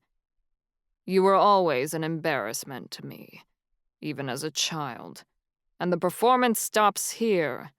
All of you, take the demigods into custody and kill my son while you're at it." "Oh, come on," Danny complained. "I didn't even get to finish my act and get fired through the cannon." This wasn't good. We were counting on Salvatore letting the circus finish before he made a move to capture us. We definitely hadn't expected him to try to kill Ivy. Guess Salvatore wasn't as concerned about the future of the mob as he was making sure Ivy didn't continue to humiliate him. Rat bastard. Vampires started firing their pistols. Oberai galloped to the center of the ring, where Ivy was, and I immediately threw up a shield. Charlie, Callie, Alistair, Marcus, and Chansey rushed to my side and took cover behind it. Bullets, Noxite darts, and otherwise bounced off the surface of the shield and deflected, taking down the same vampires that had fired them. The Elvish associates had been hiding in places all around the circus, inside of boxes and props, just in case something like this went wrong. And now that their prince was in danger, they immediately took action. I saw Gavin explode through a box and go flying through the crowd as he cut heads from torsos, which went rolling along the ground. Max and Eddie siphoned vampiric magic from the mobsters, which enabled them to move with super speed and rip vampires apart with incredible strength. Asa and Ares were in the stands, shooting vampires with rifles that left holes the size of my fists in the chests of our enemies. Wooden stakes whizzed from a high platform, where Elix had been stationed with a modified crossbow. The stakes struck vampires straight in the heart, killing them instantly. The Elvish orchestra went from musicians to killers in an instant, as they pulled hidden weapons from their instruments and started dropping bodies. The associates weren't the only allies here. The Emperor had ordered other guards to come with us as well, and soon, the entire circus was a mess of elves and vampires going for blood. Salvatore Bianchi wasn't an idiot. Vampires were falling quickly, and he knew it would be impossible to stop all the elves here to get to us. He cast a despising sneer at Ivy, before turning away, taking his head vamps with him and leaving the rest of his mobsters as target practice for the associates. Asa and Ares were heading our way. I opened up a spot in the shield for them to slip through, and their grips tightened on their rifles as they approached. "We need to go, sire," Ares said to Charlie. "Salvatore has fled for now, but if we stay in the area, he'll send more of his men in, and we'll soon be outnumbered." "I'm not done yet," Marcus said in a panic. "There's one guy I wasn't able to read." "Who is it?" Charlie asked. "Purple shirt, scar over his left cheek," Marcus said, pointing. "Then he's coming with us," Charlie said roughly. "Asa, Ares, go get him." The two elves took off, and I had to open up the shield again to let them through. One of the flying bullets snuck through the opening and hit me in the arm as it flew by. Blood went everywhere, and I cried out in pain. My shield fell completely, and I gasped, putting a hand to my arm. "Ava!" Oberai screamed, sounding deranged. "Pidge, stay with me," Charlie gasped in alarm. "I'm fine," I breathed, using my magic to heal the wound. The bullet popped out as I knit the muscle back together. I tried to put up the shield again, but it was too late. We were already exposed. "Everyone, get down!" Ivy cried, and my friends flattened themselves to the floor as more bullets flew over their heads. Marcus tried to put up a shield, but he was too weak, and it faltered. Alistair was too busy killing vampires by puppeteering them around to help his friends. So we were left unshielded. He forced one vampire to lash out with his fangs, slicing another's head clean off his shoulders. He was laughing the whole time, not caring if we were exposed, only that he got revenge on the mobsters for mocking him. Callie put up a shield, but it didn't expand fast enough in time to cover me. Vampires came storming toward us. As I reeled on Oberai's back, she let out a cry of rage. I felt her shift, fur becoming scales as my familiar grew to an immense size. Oberai was changing into a wyvern, and he was too big to fit inside the circus tent. He spread his wings wide, and the entire big top came crashing down on top of us. Fabric covered me, and I couldn't see where we were going or where my friends were. "Pidge!" I heard Charlie cry, but his voice was muffled and sounded far away. Where was he? Though we couldn't see, the mobsters couldn't either. The sounds of fabric ripping and tearing, could be heard all around as vampires attempted to claw their way out of the circus tent. Oberoi was a rampaging animal. All I could do was hold on as he stormed around, smashing vampires under his feet and ripping them to pieces with his teeth. He'd gotten tangled up in the circus tent when it came down, and attempting to break free was making him more infuriated. "Oberoi, change back!" I ordered. But he wasn't listening. All he wanted to do was protect me, and seeing me be shot had brought back memories of the infernal underground. He'd taken the bullet for us when Jamin had shot him, and seeing me get hurt like that drove him insane. Unexpectedly, a burst of air lifted the big top off of us, sending it spiraling into the sky. Another stream of air yanked me off of Oberoi's back, and I didn't have any chance to hang on. I was pulled downward by a powerful gust of wind, and I slammed against Charlie's body as he caught me. Once I was in his arms, the large tent collapsed back onto the ground again, covering the vampires and Oberoi's back half. "It's time to go. Everyone else is already out," Charlie said. "The elven guards are holding off the vampires so we can leave." He proceeded toward the fun mirror inside the setup tent, which was still standing. "Oberoi, let's go," Charlie called out. Oberoi laughed as he watched 3 vampires die under the searing pain of his venom. Then he turned and changed into a husky, racing after us. I held on tight, and Charlie carried me through the mirror and back home. The portal took us straight to the throne room, where the rest of our friends were waiting. Marcus leaned against a wall, looking sick, while Alistair played with his deck of cards wearing a smug grin. Danny, for once in his life, didn't appear cocky but rather relieved. "Thank fuck," he said quietly to himself. "Don't know how many times I'm gonna get away from that guy by the skin of my ass." Chansey had his arms slung around Ivy's shoulders, who appeared quite sour. "Screw my old man," Ivy grumbled.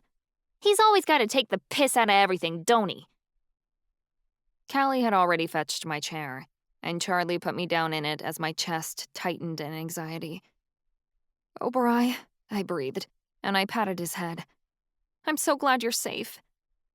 "Savage beasts," he grumbled. "Tore them right to bits. Yes, I did." "Oh, Oberoi," I said, and I threw my arms around his neck to hug him. "You bad doggy." "Oberoi, why didn't you listen to Ava?" Charlie scolded. "You could have gotten hurt." "They harmed what was mine, and so were not permitted to survive," Oberoi stated bluntly, before he licked my cheek. "You went off the rails," Charlie accused. "You need to follow orders and do as you're told. What if we were both in trouble and you weren't paying attention? What if you had to pick between Ava and me because there wasn't a chance we'd both make it out? We'd all be dead if you ignored her like you did back there." Oberoi appeared horrified at the thought of having to pick one over the other. "Do not say such things. How could I ever choose? I love you both equally. Such a thing would be impossible." "The good news is the operation went well," Eddie said cheerfully, before Charlie could start ranting again. "The prince and princess are safe, which is our top priority." "What about the other elves?" I asked, worried. We'd left many of the guards behind in order to get here. "They all have their own pocket mirrors and are capable of escaping on their own," Eddie assured me. "If not, trust me when I say that they are happy to lay down their lives for the monarchy, Princess. The vampire key is more important than any of us." I didn't want anyone else dying for us, but Charlie seemed unbothered by Eddie's words, as he asked, "Is the mobster here? The guy we need?" "We got him, sire," I heard Asa say as he came through the mirror. "He didn't get away." Asa and Ares had entered. They were dragging a vampire with them, who'd been forced to kneel. He wore Noxite cuffs and appeared ruthless. Charlie strode in front of the mobster. "You know something about the vampire key. A piece of information Salvatore Bianchi entrusted only to you. Tell us what it is." "What?" the mobster laughed, then spat on the floor at Charlie's shoes. "I've dealt with tougher bastards than you, kid. You ain't getting jack out of me." Charlie grabbed one of the daggers holstered to Ace's belt and stabbed it into the vampire's side between his ribs. The vampire cried out in pain, and our friends around the room froze. Nobody had been expecting that. Not even I was ready for it, because it happened so fast. At the action, Chansey and Danny shared a wary glance. "There's more to come if you don't talk," Charlie promised. "Fuck you," the vampire seethed, speaking through the pain. Charlie stopped trying to reason with him and instead demanded, "Marcus, do you think you can cast the spell again and read this guy's mind?" Marcus looked even worse than he did when I'd gotten here. He was bent over his knees and breathing heavily. Callie rubbed his back. She shook her head at me, which I took to mean he wasn't doing well. "I can try," Marcus said. "But if I'm being honest, I'm running out of juice. I don't think I can perform the spell again without passing out." "Fine. There are other ways to get it out of him," Charlie said. I was momentarily stunned, wondering if he was suggesting what I think he was, until Ares said, "We're the specialists in this area, sire. You don't need to participate in this. We promise we'll get you what you need out of him." "I have to oversee this," Charlie insisted. "Marcus, I need you with me, just in case you can get into his head." Marcus nodded. Asa and Ares began dragging the mobster out of the throne room, probably to some undisclosed torture area somewhere in the palace. And Charlie followed, Marcus in his wake. I went to trail behind, wanting to see how this would go down. "Go back to our room, Pidge," Charlie told me. "You don't need to be a part of it." By his tone, that was definitely an order and not a request. I hesitated, then told myself he was right. This wasn't the job of a princess, but a prince's work. I knew my role and what it entailed, and this wasn't it. Everyone else kind of dispersed. We all went our separate ways without speaking, though Callie sent me a glance that held all kinds of questions. Were we really going to let the boys do this? Guess so. I gave a shrug in response. It's what Emperor Cassiel would do, I was sure. And if Charlie was truly to follow in his footsteps, he had to get his hands dirty like a Majestica man. I couldn't say I liked it, but I knew it was what had to be done. Cassiel's words from days ago came back to me. He believed someone always had to suffer for the greater good, and it pained me to admit that someone would suffer for us to get to the vampire key. What bothered me more is that I was going to let it happen. This mobster was one of the bad guys, though. He was going to get what was coming to him. It didn't matter if he was the one suffering because he was an awful person, so his suffering wasn't one I cared about. Callie did what she was good at. She disassociated from the situation and let it go. Oberoi followed me out, dutifully shadowing my every move. He was acting as my bodyguard at the moment, and didn't want me to be farther than a stone's throw away. I tried to keep my mind off of what I knew had to be happening.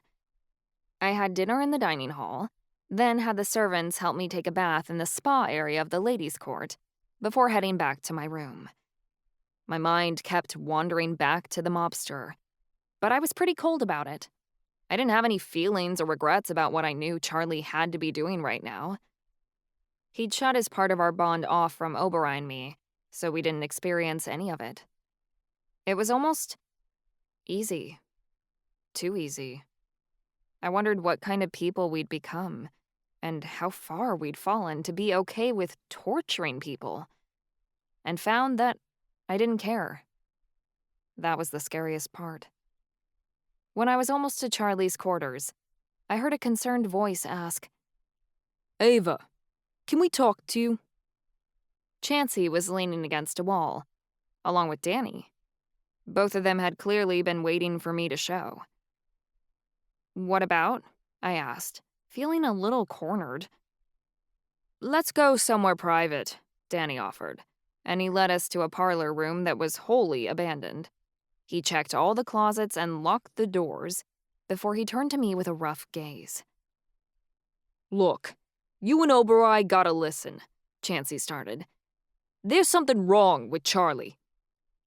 My heartbeat immediately quickened in fear, and Oberoi stirred beside me. She changed into a phoenix, leaping onto my chair. Wrong?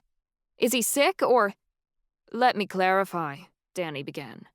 My magic tells me there's something wrong with Charlie's desires, and if he doesn't change his way of thinking, it's gonna fuck us all over. My mood immediately soured, and Oberoi cocked her head. This was what they had dragged me aside for? They were wasting my time. They didn't have the right to question my husband. Nobody did. And the fact that they were pissed me off. I hadn't missed the glance the two of them shared when Charlie stabbed that vampire. Is this about him torturing that guy? Because we need intel, I argued. No, it's worse, Danny said.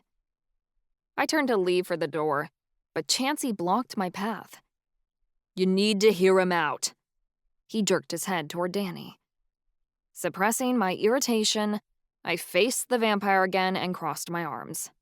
Spit it out, I demanded. What do your demigod powers have to say? Danny fiddled with his hair, appearing extremely nervous. I don't talk about what my powers can do with just anyone. I usually keep it to myself. But it's gotten to the point where I can't ignore it anymore. I had to tell somebody, and Chansey seemed like the first person who'd be willing to listen. I just hope I can convince you too. You're not doing a very good job of it, I sneered. Then let me be clear, Danny said harshly. When Charlie got here, my powers told me his only desire was to keep you and your friends safe. But those desires have changed over the past few months. They've gotten more reckless, dangerous. He's thinking about something. I can tell he's plotting something he ain't telling the rest of us. Not even you. You really think my husband would keep secrets from me? You really think he can? We share a bond, I burst. How dare they suggest Charlie was lying to me? It was unthinkable. There are ways to get around a bond. You know how easy it is to shut Charlie out if you don't want him to know what you're thinking. But what you try to hide is petty shit to spare his feelings, Danny demanded. Whatever Charlie's keeping from you is way bigger. And I know he is. His desires plainly tell me he's keeping secrets. Okay, big shot. So what's he hiding? I sneered. Since you know his desires and all. That's the thing. I can't tell, Danny said in frustration. It's something big. Something that involves all of us. I don't think he's worked out the details yet because it seems like the desire is confused. I don't even know if he's conscious of it yet. But it's there, underneath the surface. I was hoping you'd have some idea of what it could be. He hasn't mentioned anything to me. This was a pointless conversation. I nearly turned away again, but Oberoi beat her wings, telling me to stay. According to you, he tells you everything, right? Danny snapped. I bit my lip. Of course he does. If Charlie had something in mind, he'd share it with me. That's not what my powers tell me. And demigod magic doesn't lie, Danny argued. He hasn't decided what he's going to do, and we don't have much time to convince him to take a different path. If we even can at this point. What do you want me to do about it? I asked coldly. You've got to talk to him, Ava. Out of all of us, you've got the best chance of making him crack. He needs to tell us what he's considering, Danny insisted. Then, once we know, we can talk him out of it, whatever it is. Or help him achieve it if it's a good plan after all. Dark desires don't mean devious intentions. And if it's something cruel against the Warden, it could be good for us. I just don't like that he's keeping it from the group. You ever think you could have it wrong, and your magic could be lying to you? I asked Danny, glaring him down. Danny nodded. Sure, I've been wrong before, but I've got a gut feeling about this one. I rolled my eyes and looked toward the angel in the room. I'd expect this from Danny, but not you, Chansey. I thought you were Charlie's friend, but you're throwing accusations around without any proof. Look, I've always respected Charlie, Chansey said, spreading his arms wide. But I've never been afraid of him. I am now. You want to tell me why that is? I steeled myself. I won't be afraid of Charlie, no matter what you two think he's capable of. You need to be, because we all should, Danny hissed. Let me tell you something, Chansey started. Cassile isn't a bad guy, but he's got a bad job, and nobody stays the head of the elvish crime family for as long as he has without making some questionable decisions. Now, he's teaching Charlie how to do the same thing. Yeah, and Charlie's just doing his job. I'm sorry if you couldn't handle being in his position, but he's doing exactly what he needs to. We need a villain if we're going to beat the Warden, I demanded. You aren't listening. He ain't the same, Ava. There's a part of Charlie that ain't Charlie no more. Just the guy who was trapped in cell block 9, Chansey said grimly. I know you destroyed the Institute and all it was, but that piece of him is always gonna be stuck down there. Cell block 9 for him is what the Infernal Underground was for you. You can't look me in the eye and tell me that I'm wrong. Rage quivered inside of me, threatening to burst out and light the room around me ablaze. I went down into the Infernal Underground and didn't come back out. I refused to even consider the same thing had happened with Charlie when it came to Cell Block 9. I shook out my hair to try and appear that I was keeping my cool. I don't know what you guys are talking about. He's doing better than ever since we got to Elamanth. Oberai cooed in agreement, and I knew I was right. She wouldn't agree with me if I was in denial. Would the Charlie that lived at the Institute be happy to torture someone to get information out of him? Chansey questioned. We both know the answer to that. Those prison kids wouldn't have survived out here, I spat. We're alive today because we're willing to do things we weren't before. If some low-life gangster has to endure a little pain for us to get our hands on the vampire key, I'm not going to lose any sleep over it, and neither is my husband. Chansey shook his head. I'm telling you, something's not right with him. What they did to him down in Cell Block 9 screwed his wiring up. He ain't the same person. I understand your concern, but there's nothing to worry about, I said shortly. I'm his wife. I have it under control, and if he does end up slipping, I'll be there to shut it down. You can't keep him on a leash, Danny warned. One day you're gonna find he's broken the chain. Then he'll be there to bite your hand. I scoffed. Charlie? You've got to be kidding me. He'd never hurt me. Danny turned his back on me. You don't see what we see, because you don't want to see it. But you will. Just make sure you're at a distance when he goes off, so you don't get hurt. I was done with this conversation. I unlocked the doors and wheeled myself out of the room. Danny and Chansey, the bastards they were, hushed into a low conversation. Told you she wouldn't listen, Chansey grumbled, and the door swung shut behind me. I was aggravated, but maybe Danny had a point, and it was worth looking into. What do you think about this, Oberai? I asked. Do you think they're right? Oberai bristled her feathers and responded. I think they're wrong, in a way. Charlie has always acted like Charlie. This is just a new side of him we haven't seen before. A piece that he hides, and now it's being coaxed out. He could be concealing something for all we know, but maybe it's not for sinister reasons. He probably doesn't want any of us, especially you, getting hurt.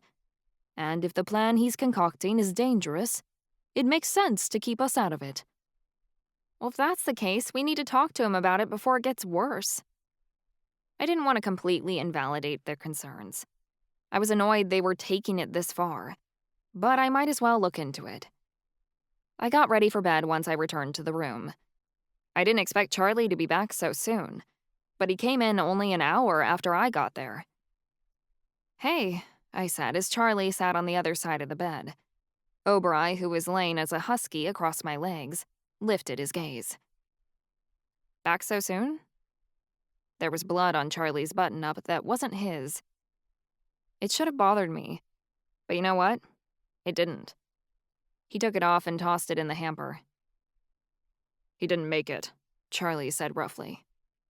"We didn't get what we needed out of him before he corked off."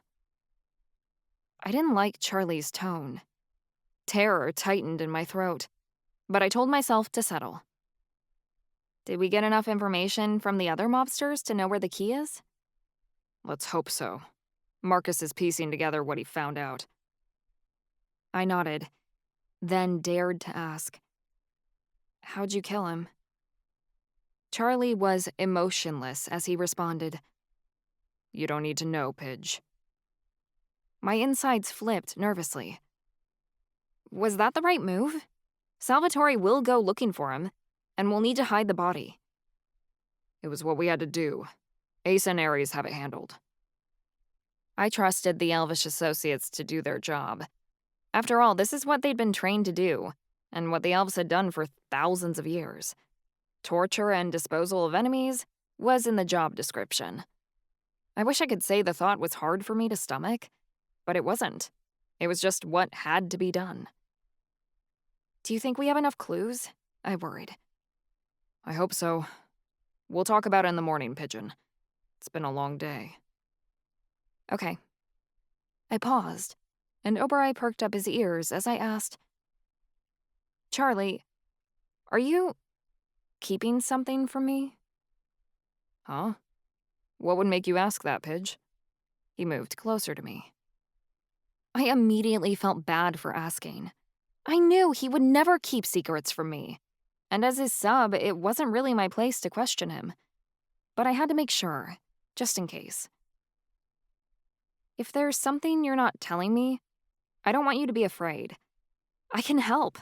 You don't have to protect me," I started. "If there's anything that I don't know, you can tell me now." "Of course there isn't," Charlie insisted gently. "You know everything about me." "Do I?" I grasped his fingers and interwove them between mine. "I'm just worried about you.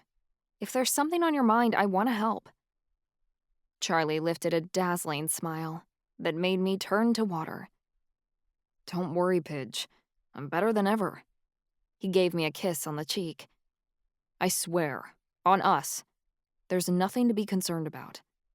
It's always going to be you and me, till the end. I'd never do anything to hurt you. Remember that I promised to take care of you? Everything's fine." I knew through our bond what he said was genuine. He wasn't lying. I could tell that much. "Okay." I kissed him back. "Good night, Charlie." "Good night, Pidge." I cuddled into his arms and checked in with Oberai. Her thoughts were passive, telling me she was certain Charlie was being honest and that she didn't think there was anything to worry about. As my husband held me tight, I figured the guys were being paranoid. Danny was misreading Charlie's desires, whatever they were. Even if something bad did happen and Charlie made a mistake, it didn't matter because I could save him. Even if he did the worst and became bad, he'd change for me. Charlie wasn't the person he'd been when we were at the Institute, but that was for the best. Maybe a piece of what Danny said was true, and Charlie was becoming darker, turning into a villain that was worse than the rest of us. I wouldn't blame my husband if he was turning into a monster. If we were going to beat the Warden, he had to become one. Otherwise, we weren't going to win. And if we lost, I would belong to the Warden. Forever. Charlie wouldn't let that happen to me. So let him be evil. He could burn this whole world down to the ground. And so long as I went with him, I'd be happy with that. I would let the entire universe fall before I became a trapped bird in a cage. As long as I didn't end up in that tower from my vision, I was more than content to let the worst happen. Chapter 19. Charlie. The mobster hadn't caved. I was less than pleased about that, but I couldn't lie and say I wasn't satisfied by the ending he received. Sliced his head clean off his shoulders myself. He wanted to keep his lips locked? Well, he never opened them again, that was for sure. Didn't matter. Marcus had gathered enough information from the other mobsters. Ivy knew more about the vampires than any of us, and they provided additional insight that I was certain would get us to the vampire key. I'd lain awake all night coming up with ideas, and I'd formed a solid plan by the next morning. I met my grandfather for breakfast to discuss my plan. The last thing I wanted was a repeat of the bank in Paris, so I needed his consultation on this. I know you don't want me getting my hands dirty, I stated when I finished explaining my plan. But if we're going to pull this off, I need to do it my way. I need to be there. I agree. This couldn't be a better plan if I came up with it myself, Cassiel said. I nearly reeled back in shock. I expected my grandfather to tell me that it was too risky and to let him take the reins on this one, but he didn't. My plan didn't involve him or any of our parents, and after the way they'd reacted when we'd committed the bank robbery, I'd have expected him to put up a bigger fight. You really think I can pull this off? I asked. He placed a hand on my shoulder. I believe in you, Charlie. You weren't ready for this when you went to Paris, but you've progressed in our training sessions since then. The fact that you came to me for my opinion beforehand shows that you're ready. I want you to pull off this job, and you have the perfect team to do it. Show me what you've learned from everything I've taught you. I will, I promised. I'm going to get the vampire key. You won't be disappointed. I meant it with every fiber of my being. We'd lost the vampire key in Paris, and I wasn't going to let that happen again. I would become everything my grandfather wanted me to be. My friends and I gathered around the conference table in the Elvish Associates meeting room later that day. I stood at the head of the table, facing the others. Ava sat by my side, and Oberei dutifully stood in husky form beside her. Marcus, Callie, Chansey, and Ivy were there, along with Eddie and the Elvish Associates. Everyone's here, I said. Let's begin. What about Alistair and Danny? Marcus asked. They're sitting this one out, I replied. Truth was, Alistair was a loose cannon who'd go off script at any chance he got, and we needed everything to go according to plan. Danny couldn't be trusted either. He was shit at following directions, and he'd run off to do his own thing like he did when we time traveled. I wasn't going to bother telling either of them what we were up to. Here's what we learned from the circus, I started. Marcus discovered that the vampire key is located inside the Devil's City. I don't know what that means, though, Marcus mused. We're headed to Vegas again?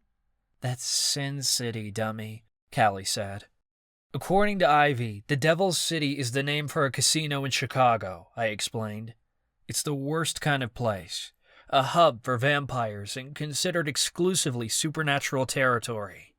The building towers over 60 stories high in downtown Chicago and acts as its own independent city, filled with bars, restaurants, shops, gambling dens, spas, you name it. The vampires don't leave because they don't have to.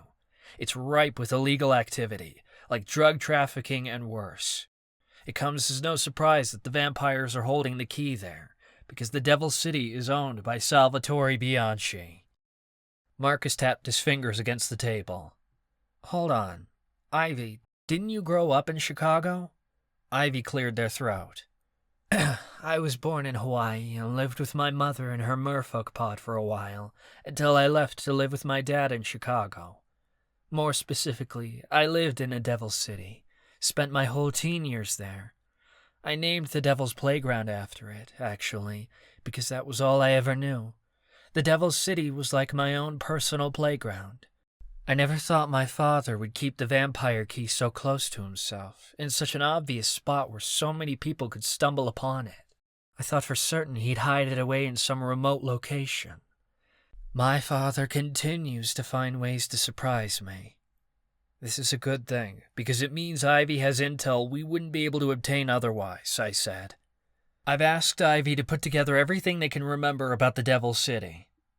Ivy stood, and pages rustled as they spread large sheets of paper over the table. I know this place like the back of my hand. Every nook and cranny, every ventilation shaft. It's all in my head. This is a big place, but luckily, Marcus was able to obtain additional information about the key's location, I continued. One of Salvatore's men from the Circus revealed that the key is located on the second from the top level, which puts it just below Salvatore's office. There's only one room it could be in on that level, Ivy said, stabbing their finger to one of the pages.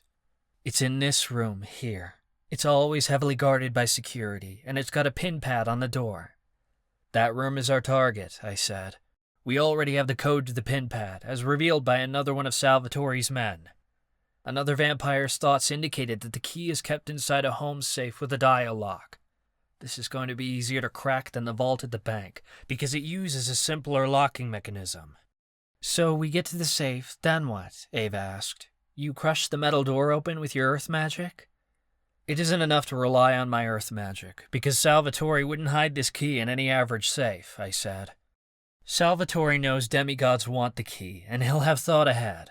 Either with a fail-safe like the bank, or even with Infiltrating if he's managed to get his hands on it. We don't know what safeguards he might have in place, so our best option is inputting the combination, so we don't trigger any magical alarm systems. Do we know the combination? Callie asked. Marcus cleared his throat nervously. Unfortunately, the vamp we captured last night had that information, and he, didn't crack. I heard it in Marcus's tone. He thought I'd gone too far. I did what I had to do. That fucker was never going to talk. We'll have to move forward without that information, I said coldly. You can crack the safe, can't you, Callie? Yes, she stated confidently. If it's a combination lock, I can break it. The last bit of information we obtained from Salvatore's vamps was the security measures in place around the target room, I continued. There are 2 guards stationed in front of the room at all times, as well as 1 guard at the corner of each hall. This level is crawling with security, but I'm confident we can make it past them. Or if we have to, take them out. How do we do that without getting caught? Ava asked. Everyone will have their respective jobs to help us get in and out of the Devil's City clean, I began. Our best time to strike will be 2 days from now. Why so soon? Marcus asked. Because that's when my father is hosting his annual gala, the Blood Moon Ball, Ivy explained. It's a big party he holds every year in the ballroom on the top floor of the Devil's City. Vampires never sleep, so the party goes on from one night and into the next. It gives him and his business partners a chance to mingle and make deals. He just had his annual convention in New York, and now he's throwing a ball? Callie asked. He's a very busy man, or, to put it bluntly, he throws a lot of fucking parties to keep his morons entertained so they don't get into trouble, Ivy replied.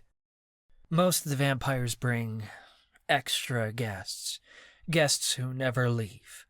My father pays a price for them, so all guests need to be properly vetted. Security is going to be diverted toward the gala. Ava gave a shudder beside me, and she spoke in a disgusted tone. You're talking about blood slaves. It's a gala to get valuable people into the building and trade them amongst top mobsters. Yes, Ivy said regrettably. I know what you're thinking, Ava, and it's not going to happen. We can't break these people out. We can slip out with the vampire key while my father is distracted with the gala, but we're never going to get those blood slaves past him. If we get the vampire key and win this war, we can free those blood slaves when the time comes, I added. It's imperative that the key is our one and only focus, because we can't afford any distractions. We need the vampire key so we can open the Elven Gate and save the afterlife, or no amount of rescuing people will bring them salvation. All right, Ava agreed, though I could tell she didn't like it. We go in for the key and the key alone. We can't cross paths with my father, Ivy added. That's a hard, fast rule we all need to play by. If he gets you in his sights, he will not hesitate to kill you by any means necessary. You already got past him once, and Salvatore Bianchi never lets anyone escape. The fact that you did once is already a miracle, and you can bet your pretty little asses he won't get away a second time. He'll either take you into custody to do with you as he pleases, or he'll kill you on the spot. Which is why we won't be crossing his path, I continued. We'll be accessing the building from the bottom up, to avoid the gala. How exactly do we do that? Callie asked. We can't just walk through the front doors. Surely they have alarm systems that will detect us immediately, even if we use illusions to disguise ourselves. I smirked. We don't have to go through the front doors, because we have our own way in. Listen carefully, because everything must go according to plan. The room went silent as everyone leaned in to listen. Our home base will be at the Scarlet Grand Hotel 8 blocks from the Devil's City, I explained.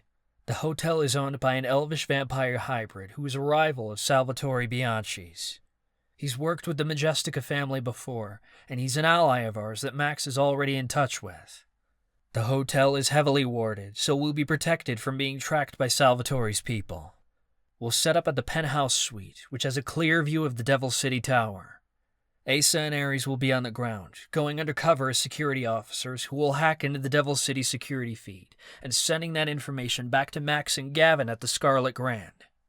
The Elvish associates will cover our tracks on the cameras, as well as use them to help us navigate the tower. We'll all have earpieces to stay in contact. Alex will be stationed on the hotel roof. He'll be standing by to take out any potential threats on the target floor via sniper rifle. I should stay with the Elvish associates at the Scarlet Grand, Ava offered. We need a backup plan in case communication goes down. I'll be able to telepathically communicate with Charlie. Plus, I'm clever, and I can piece stuff together quickly without getting distracted. I'll be able to watch the cameras and know what you need to do if something goes wrong. You need someone who can make hard decisions on the fly, and I'll be able to do that. I nodded firmly. I was thinking the exact same thing, Pidge. As for the rest of you, you'll be on my team, infiltrating the Devil's City. I expect this to be a clean job, but I'm also planning ahead for any and all potential mishaps. Which means Oberoi will be coming with me in case anyone needs to be healed. Let's hope we don't need her. Oh, yay! Oberoi exclaimed. I was hoping to be in on the action. I began pacing around the room. We will strike during the daytime, beginning at 10 in the morning. Vampires have a hard time moving around in daylight, and it will be difficult for them to follow us outside if we run into any snags. By then, the Blood Moon Ball will have been going on for several hours, and security will have lowered their guard. The gala will continue throughout the day and into the night, so we'll have time to pull this off while Salvatore is distracted. We can't portal into the building, because we've never been there before, so our portals won't be precise enough. We could end up anywhere in the casino, and we can't take such a risk, though we can portal out once the mission is complete. I'd circled the whole table and stopped at my spot in the front of the room again. Ivy's our guide to get us inside and to the right place. We'll start at the storm sewers. The same network that runs beneath the Scarlet Grand also runs under the Devil's City. There isn't direct access to the Devil's City through these tunnels, but all we need is to get under the building, and I can use my earth powers to dig our way upward. Since we won't be entering the building through any known access points, it shouldn't trip the wards or alarms. For added security, Marcus will brew a potion that will ward us from tipping off the vampires. I'll dig a tunnel up through the boiler room in the basement, which Ivy has outlined in their blueprints. From there, we'll access the service elevator shaft and climb our way to the target floor. That way, we'll avoid all cameras and security. What about once we reach the target floor? Callie wondered. That place is going to be crawling with security. That's Marcus's and Eddie's job, I said. They'll be several steps ahead of us, acting as spies so we can circumvent any obstacles in our path. Marcus can use his seer powers to read minds and detect if anyone is coming our way, as well as break any wards we might encounter. We have to be careful, though, because that will raise alarms, and we want to do this without alerting anyone. Eddie can phase people through walls, like he did in Celestial City, as well as get us out of danger quickly if something goes wrong. Rishi will be on site with Marcus, as an extra pair of eyes and ears. Once we get to the target floor, we'll have to move quickly, because we want to get in and out without raising any alarms. That's where you come in, Callie. I drew a breath, because this was where we needed the plan to work to stay undetected. Otherwise, it was going to turn into a bloodbath. Once we're out of the elevator shaft, Callie will need to stop time for as long as she can, so we can get to the target room and break in before Salvatore's people can come after us. If we do run into any vampires, Chansey will be along as our muscle, holding off any guards so Callie and I can keep moving. Once Callie and I reach the target room, we'll take out the final security guards and input the door code we retrieved from Salvatore's men. Callie will crack the safe, and I'll have a mirror along so I can portal us all out. You really think we could pull this off without Salvatore knowing we're there? Marcus asked. Yes, but we'll have to work quickly, I said. Once we arrive in Chicago, we risk Salvatore finding out, even if we're warded from tracking. He has eyes and ears everywhere. We can't lose this key again, so we have to get to the key before Salvatore is alerted of a threat. We can give ourselves 24 hours, Ivy added. That's it. Otherwise, we risk the key being moved again. Who's to say the key hasn't already been moved? Callie asked. We already had a run-in with your father once. It's dangerous for my father to move the key unless he knows it's safe to do so, or unless he detects an immediate threat, Ivy replied. He wouldn't trust anyone else to move it but himself, and once he does, he has to set up a whole nother system to keep it safe again, and dismantle the one he's already got set up. There are multiple people after the key, including the Warden. It's safer in the Devil's City than it is anywhere else, even if he suspects someone's coming for it, because as long as it's there, he can defend it. What if something goes wrong? Marcus questioned. Someone could get hurt. That's why we've got multiple people on each job, I said. If something happens to you, for example, Eddie can clear a path for us. Last time, things didn't work out because we didn't account for potential hiccups. We need to expect that anything can happen and be able to pivot in any situation.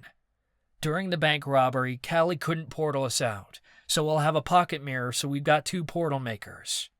If Callie can't stop time, Chansey's along to buy us time to fight our way out. If we run into wards, you can break them, and if you can't, I can siphon the magic and break them anyway. Let's hope that doesn't happen, because an elf breaking a ward is going to be worse than a witch, and it'll draw a lot of attention. But it's something we need to consider if things go sideways. Furthermore, if something happens to Ivy and they can't guide us, Ava will be back at the Scarlet Grand, monitoring the cameras and telling us where to go. I crossed my arms. But this only works if everyone follows orders, no questions asked. With Ava watching the cameras, she's going to see things we won't, and we won't have time to hesitate. We need to trust each other on this. We trust you wholeheartedly, Your Highness, Eddie said. Charlie may be a prince here at the palace, but in Chicago, he's our boss, Ava added. Everyone here needs to listen to him without hesitation. I smiled. I liked the sound of that. You've got it, boss, Callie said. I clapped my hands. All right, team. We've all got our jobs. Let's put our final preparations in order and get some rest. We move tomorrow night. People started to get up and leave the room. I'm going to stay with Max for a bit, Ava told me. I want to learn about her tech before I use it. I'll meet you back in the suite. I took her hand in mine and brought it up to my lips to kiss it. Make sure someone escorts you back. I will, she promised. As we were leaving the room, Marcus approached me. He fidgeted with his hands so much that it was audible. He kept his voice low so the others wouldn't hear. Charlie, can we talk? His tone sounded serious, and I didn't think it had anything to do with the vampire key. Yeah, sure, I told him, keeping my voice steady. Let's find somewhere private. I took Marcus aside. Oberoi and Rishi followed us down the hall until we found a secluded alcove nearby. Eddie remained close, though he stood guard and gave us space. What's up? Marcus scuffed his foot on the ground. The thing is, I don't know if I'm ready for this job. I thought I was, but I'm worried I might do something stupid that could screw up the whole operation.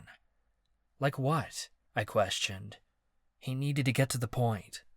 Marcus drew a deep breath. I need to be honest with you. I was really uncomfortable watching you torture that guy. I know I shouldn't be because of what we're up against, but I can't lie to myself. Even though you were the one torturing him, I was still watching, which meant I was participating. I don't know if I can stomach that again. I need to figure out what I'm willing to do to win. I need to know where my line is, because I didn't the other day. Marcus, we need you to pull off this heist, I started. I know, and I want to be a part of it, Marcus insisted. But I need to figure out what I'm willing to do and what I'm not, because I don't want to be put in a position where I'm going to freeze and screw all this up. I could potentially be in a situation where I need to kill someone, and I can't hesitate to pull the trigger. I'm not asking you to take me off the job, Charlie. I'm asking you to help me figure out where I belong on the job, and I can't do that without knowing how far I'll go. Marcus's voice started to waver. I realized some really important stuff in the last couple of months, and there are some big decisions I have to make. I need to do this before the Devil City, because you need me at the top of my game. I can't be thinking about this stuff when we're doing this heist, because I don't want this to get in the way and make a mistake. You guys have been telling me to get my shit together for years, and I need to do it now. How can I help? I asked. I wanted to help him, but I didn't understand why he was coming to me about this and not speaking to someone like Ava. She'd be able to work with him through this emotional stuff better than I could. I just need to talk it through, I think, Marcus admitted. And you have experience with this kind of thing. I don't blame you for what you did to the vampire. I know we have to do whatever it takes, but I think you know how far you're willing to go. I don't.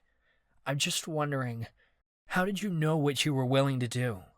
At what point did you figure out where you draw the line? If I was being honest with myself, I didn't think I'd found my line. I was almost certain I'd do anything to take down the Warden. There weren't any boundaries for me. I didn't think I could tell Marcus that, though. He was looking up to me now, asking for my advice like a big brother. Maybe I didn't know my line, but perhaps I could help him find his. We needed to figure out how far he could go if we wanted to obtain the vampire key, because one single moment of hesitation meant the difference between pulling off this heist and being eaten alive by vampires. Marcus helped me find myself in the Institute's chapel when I underwent my spiritual awakening. I could still hear the melody of his harp playing in my mind. It was time I returned the favor. I didn't know any spiritual ceremonies that would help him, but if we were going to do this, we needed to dig deep into his psyche.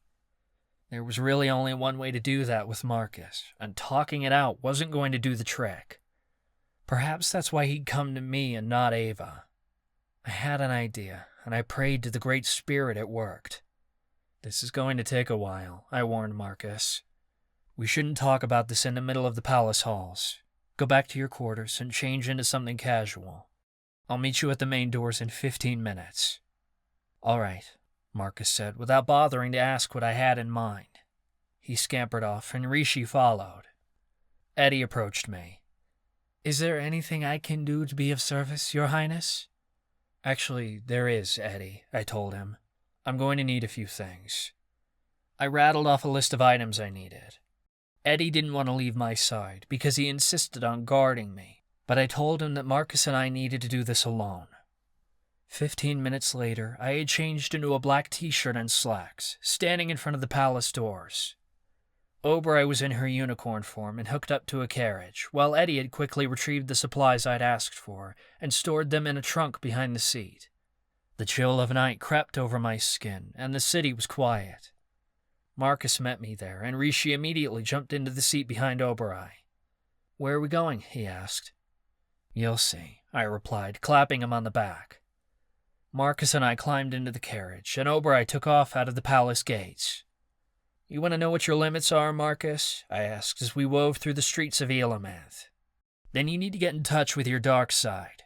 You need to test those limits. You could sit around all day dreaming up imaginary scenarios and what you might do in those situations. The reality is, you don't know what you'll actually do until the decision is right in front of you. Are you going to fight back? Are you going to run? You only get a split second to decide. Can't I prepare myself? He asked. Absolutely, and that's what we're going to do, I told him. But we're going to start with something simple, and we're going to see what your bad side has to say about it. From there, we could decide what limits to test next. I hoped he made a decision tonight, though, because we really didn't have time to be fucking around. He needed to figure this out now, before we left for Chicago. Marcus hesitated. I don't know if I have a bad side like you do, Charlie. I'm a good person who's done bad things, but those were mistakes. What if I want to be good? What if it's good to be bad? I asked him. When I was torturing that guy, I wasn't thinking about how bad I was for hurting him. I was thinking about the good that could come from it. If we don't get answers, the Blessed Haven is fucked. Isn't it worth hurting one guy to save the world? I don't buy into the bullshit that the world is black and white.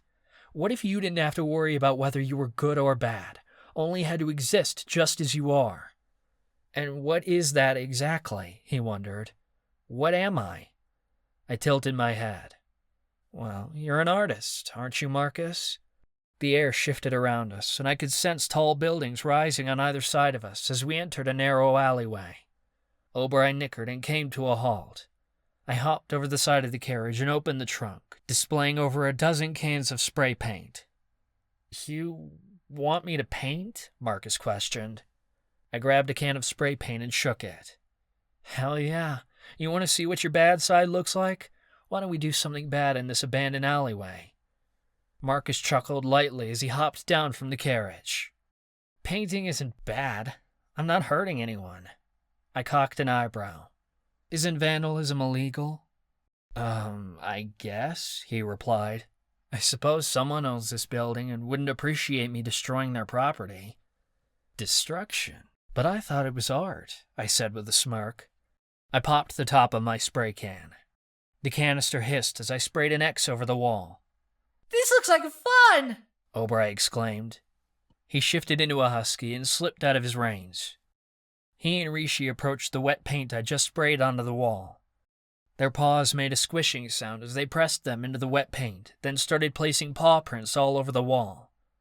I think I get what you're saying, Marcus mused. It's bad to vandalize, but it's good to make art, so the good thing cancels out the bad. Marcus absorbed this for a moment. Do you really think I can get to a place where torturing someone feels like a good thing? I shrugged. You tell me. You've got limits that clearly I don't have. At what point do you start to feel bad? I sprayed another X on the wall, but Marcus didn't answer. Come on, I encouraged. Paint something. You've done this 1,000,000 times. Yeah, on Institute walls and shit, he said. The Institute deserved it. Bullshit. You told me your rap sheet. You have a bunch of misdemeanor charges from tagging buildings in Octavia Falls before you got to prison. Yeah, but I did that to people who were assholes, he protested. We don't know who owns this building, and I could really hurt their feelings. The building was owned by the royal family, but I didn't tell him that. Marcus needed to get in touch with his inner villain to see how far he'd go. It was simple and harmless, but if he couldn't spray paint a fucking building like he had 1,000,000 times before, he'd never make it through the first stage of the heist. Who's to judge who deserves what? I asked. Maybe it doesn't matter what people deserve, and morality is merely a tool for control. People could call us bad, and so what if we are? I pressed the spray can into his hand. Following the rules has never worked for you, Marcus. If you want to feel good, you need to do something bad. There are no consequences for people like us, because this world is ours for the taking. You get to decide just how bad you want to be. No one else gets to tell you what to do. It's time to stop thinking about everyone else and what they think of you. What about Marcus's feelings? What does Marcus want? I want to paint a mural. He shook his spray can. I want to release my demons. It's like they're caged inside of me, and I need to set them free. The only way I know how to do that is through painting. Do it, I told him. What are those demons saying, Marcus? Let them run wild. Marcus began spraying the wall, and he didn't stop either. They're saying, you're bad, Marcus, but you aren't bad enough. You don't have what it takes to be on this team. You're going to fuck up, and everyone's going to blame you. It's black, and it's dark, but it's other colors too. Where's the blue? Marcus turned from the wall to rifle through the trunk. Spray cans clattered onto the pavement as he tossed colors he didn't like aside. He found what he was looking for and began spraying again. I leaned against the opposite building, listening to the hiss of the paint as he moved across the wall. Marcus started rambling, as if I wasn't here at all. My depression is a navy blue, almost gray. It's like the color of the clouds as a storm begins rolling in. It's a gloomy day when all the colors turn hazy, and you can't see the sun, so you don't even know what time of day it is. I need some highlights.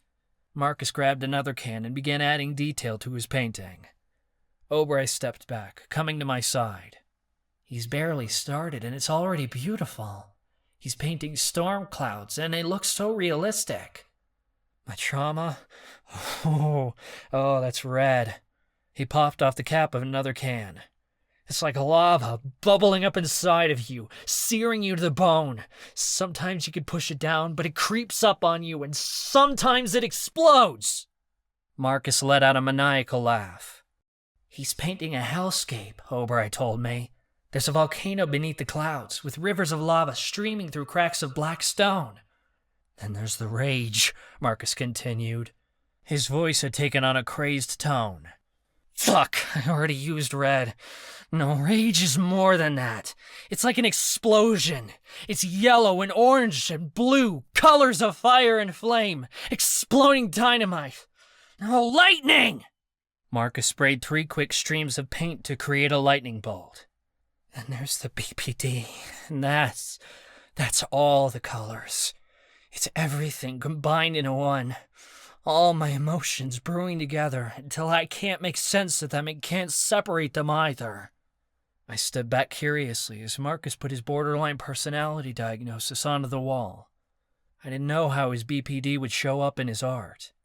Marcus must have spent 15 minutes on this part of the painting before he stood back to admire his work.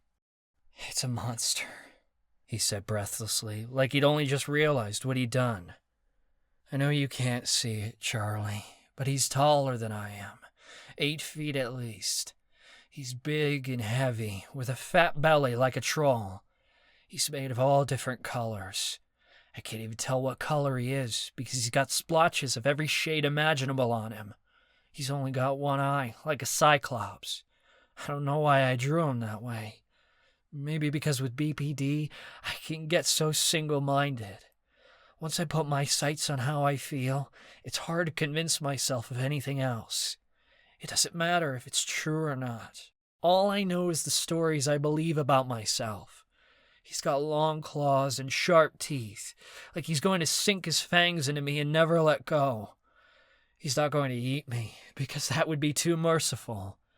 He just lets me dangle out of his mouth and watch me bleed. He likes the taste of my blood. He wants me to scream and suffer, but I'm not going to let him do that. He's a demon on my past, and he can fucking stay there. Marcus gasped. That's what they are. I've been fighting demons and monsters, not storms and volcanic eruptions. I need to start over. Rishi gave a cry, and Marcus took a few steps back. You're right, Rishi, he said. I can't calm a storm or force the lava back into the earth. I can't fight nature, but I can fight these fucking demons. I can kill them. I can leave them behind and keep on trudging up this mountain so I can transcend these clouds. These motherfuckers think this storm is bad. They haven't seen the kind of storm I can create. A hint of a smile touched my lips because I felt like we were really getting somewhere. I didn't want to distract Marcus, though, so I didn't say anything. Paint cans clattered across the pavement as Marcus kicked a few aside to get the ones he wanted. He shook the paint can in his hand. All right, depression. You aren't these clouds. You're a demon. Let's see what you look like.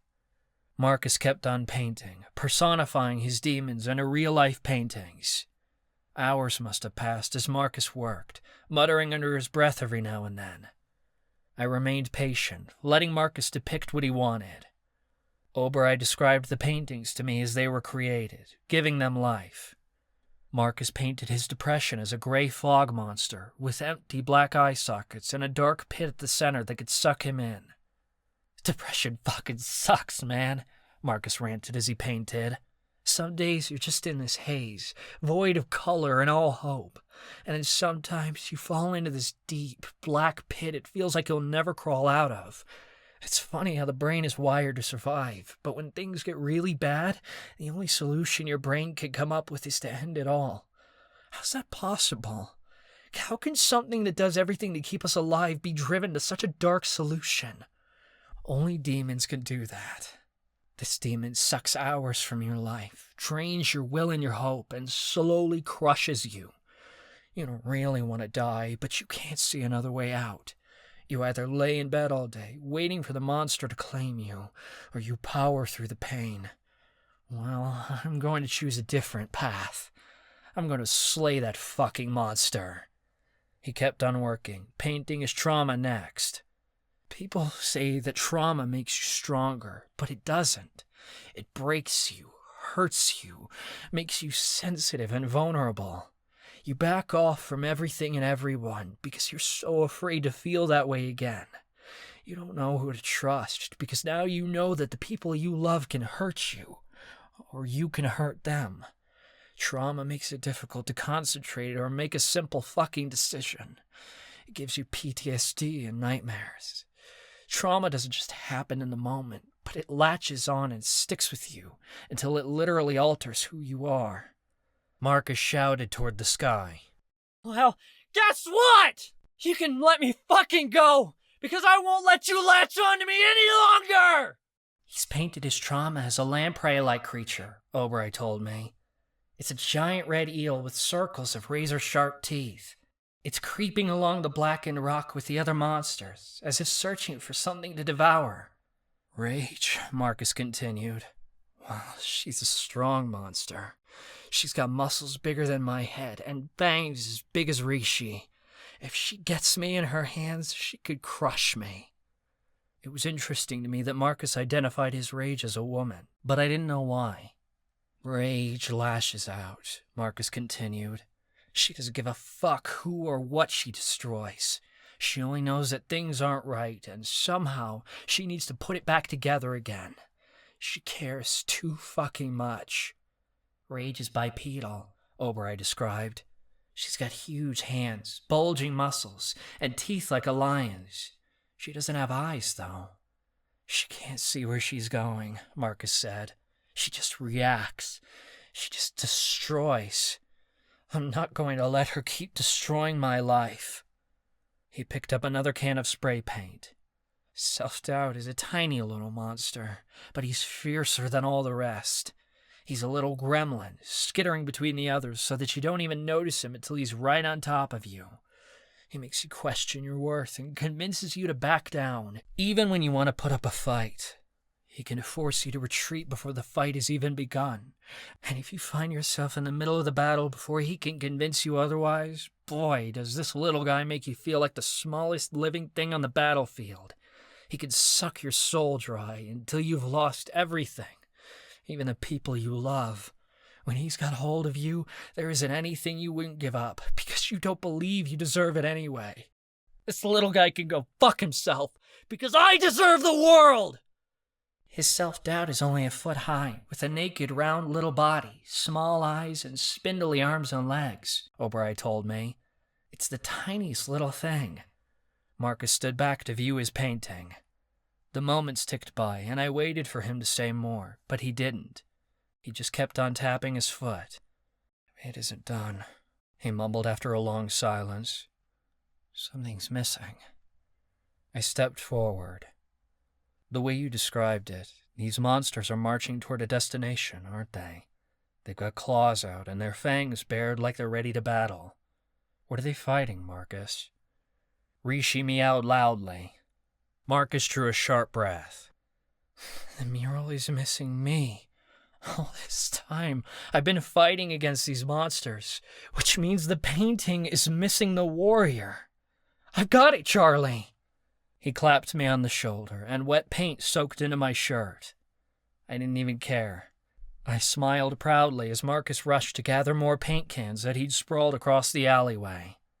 I used to be afraid of all these monsters, Marcus started as his paint can hissed. But I don't have to be afraid anymore.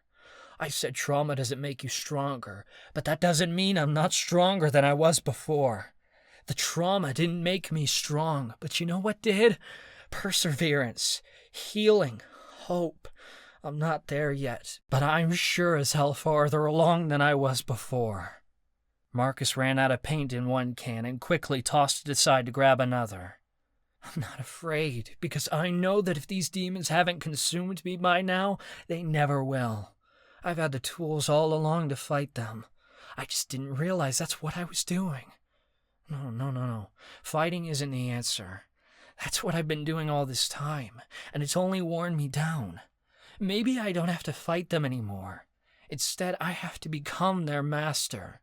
They can't rule me anymore, because I rule them. I know how to direct my rage. I'm never going to get rid of her, but you know what? She's strong because she cares, and that is not a weakness.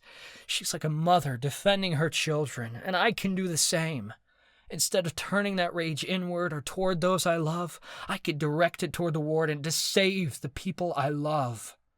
I realized then why he'd personified his rage as a woman. He saw the side of rage that was caring, kind, and nurturing, that even in the midst of battle, one could fight from a place of love. Marcus's footsteps disappeared, and the sound of his spray can came from high above my head. I realized he'd levitated himself off the ground to reach a higher portion of the mural. My depression is a gift because it shows that I care, and I feel more deeply than others. Most people in this world don't give a damn. With my BPD, I struggle with relationships because I care so damn much, and I want to be perfect for everyone. My self-doubt shows me where I can focus my energy to heal myself. It shows me the parts of me that need more love. I have so much love to give, and I'm finally ready to give it back to myself. My mental health isn't a burden, but a tool, and I'm going to use it to make my life better and not worse. Oberoi wagged his tail and began panting. Charlie, I see what he's painting now. It's all coming together. He's painting a cat that looks like Rishi. It's over 12 feet tall. The cat is facing the oncoming monsters with its claws braced in the dirt. It's baring its teeth like it's holding off the monsters. Something powerful seemed to surge through the alleyway. I didn't think it was magic, but I swore I could feel Marcus's emotions coming through the painting just by hearing Oberoi describe it. It was powerful art, that was for certain. I realized that Marcus hadn't just created a painting. He'd made spirit art. Ava told me some time ago that if a supernatural put enough of themselves into a creation they made, they sealed a fragment of their soul into the project that would remain attached to the piece forever.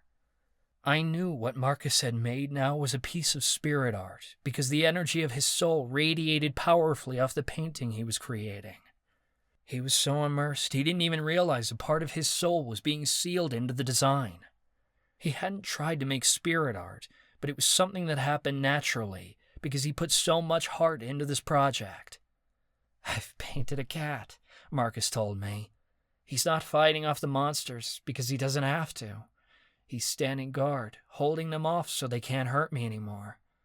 This cat is you, Charlie. He's all the good things I've had at my side all along. Your friendship, my parents, Ava and Callie, and everyone who's been here all this time. He's my hope, and he's my dreams for the future. He's all the good things that fought the demons away. Marcus's feet landed on the ground, and his spray can clinkered to the pavement.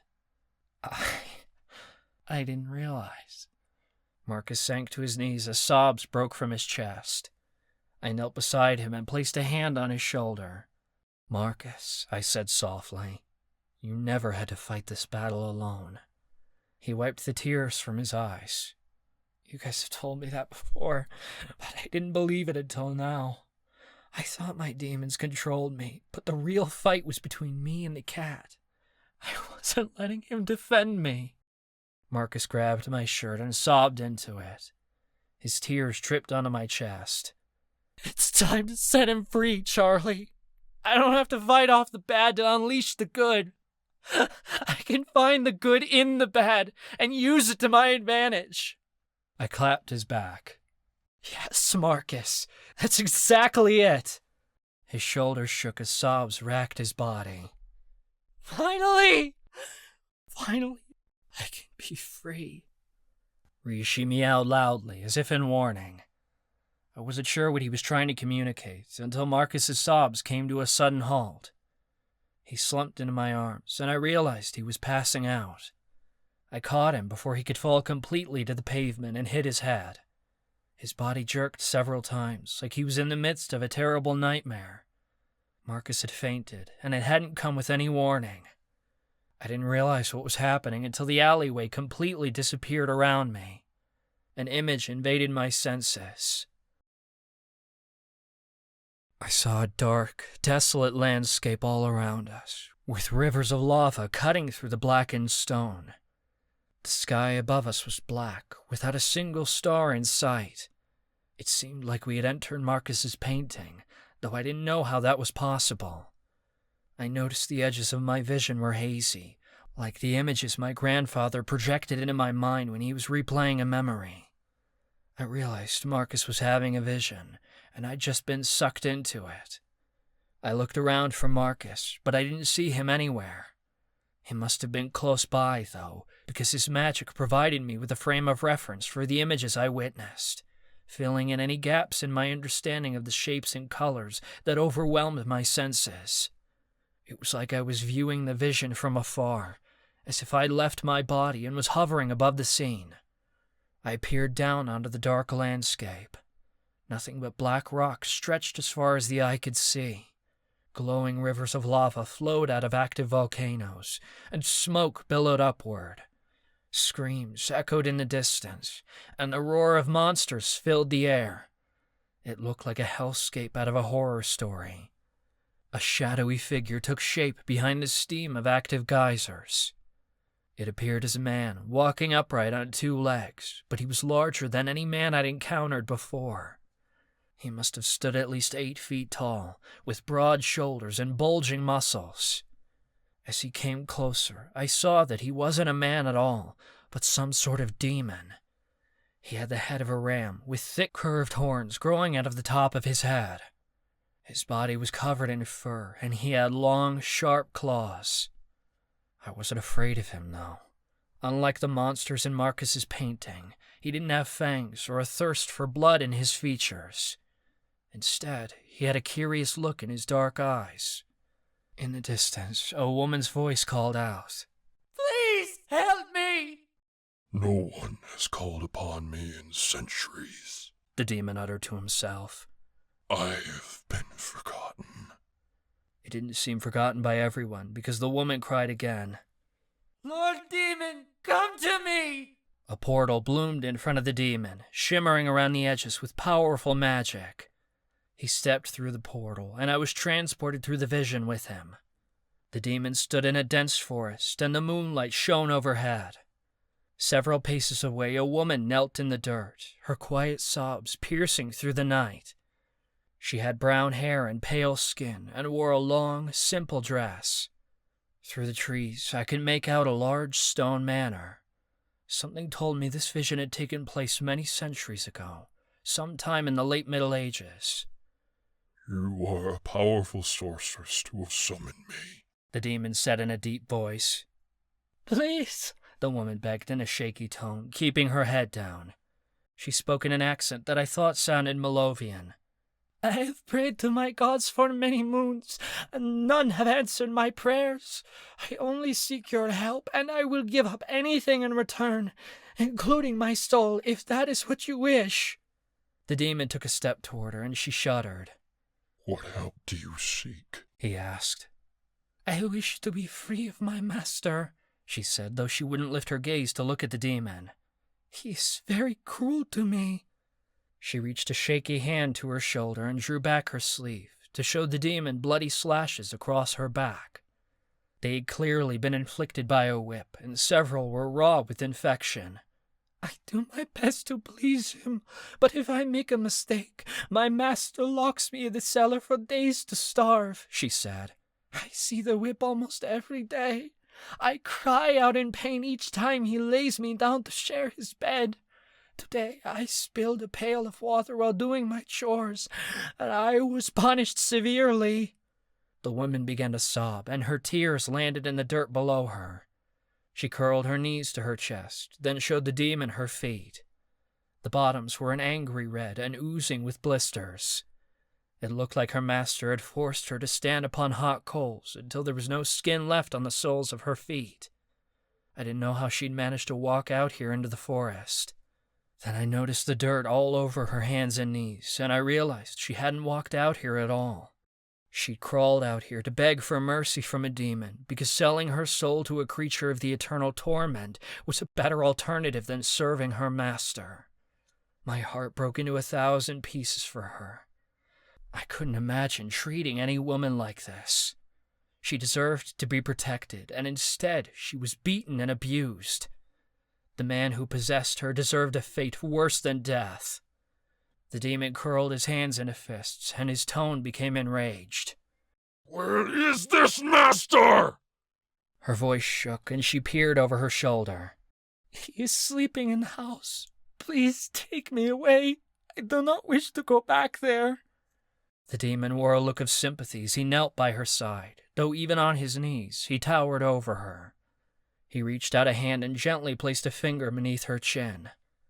The woman shied away until he guided her face toward his. For the first time, she looked at him.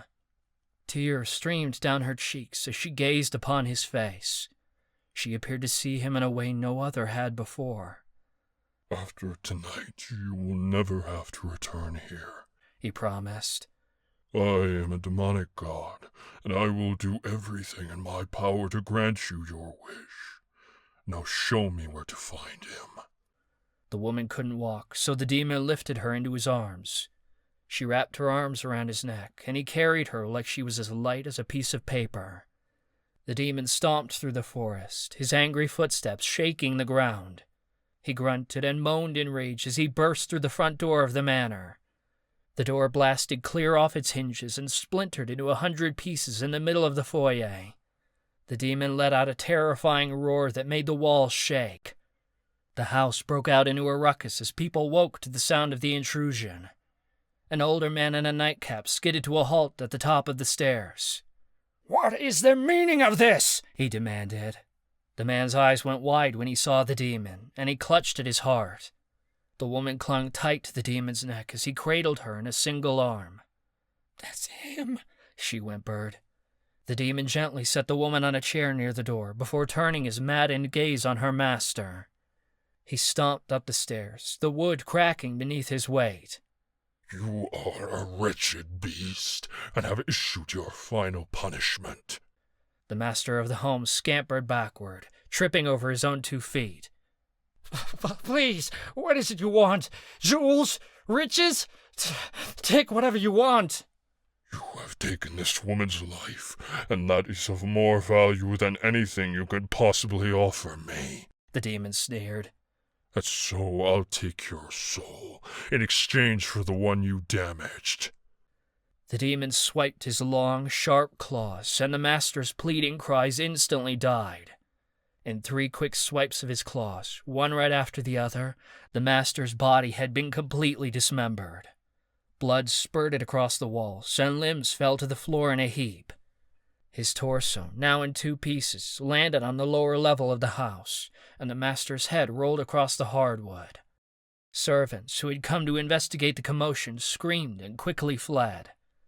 The demon stared down at the master's body, which was oozing a puddle of blood across the floor.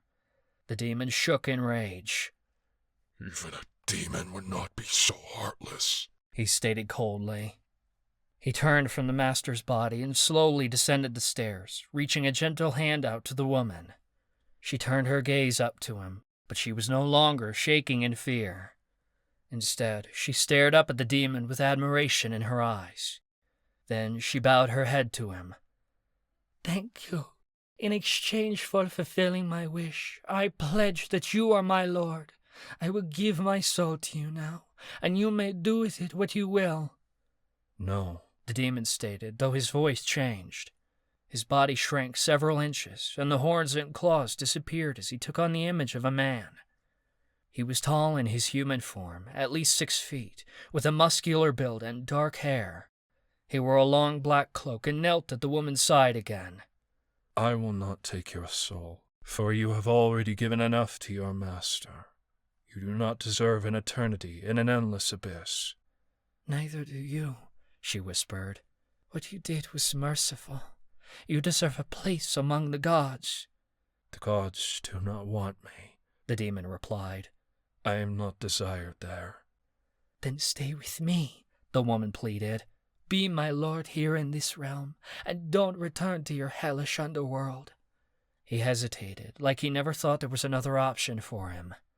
I will stay here on Earth for a while, to protect you. We will go far away, and you will never have to return to this place.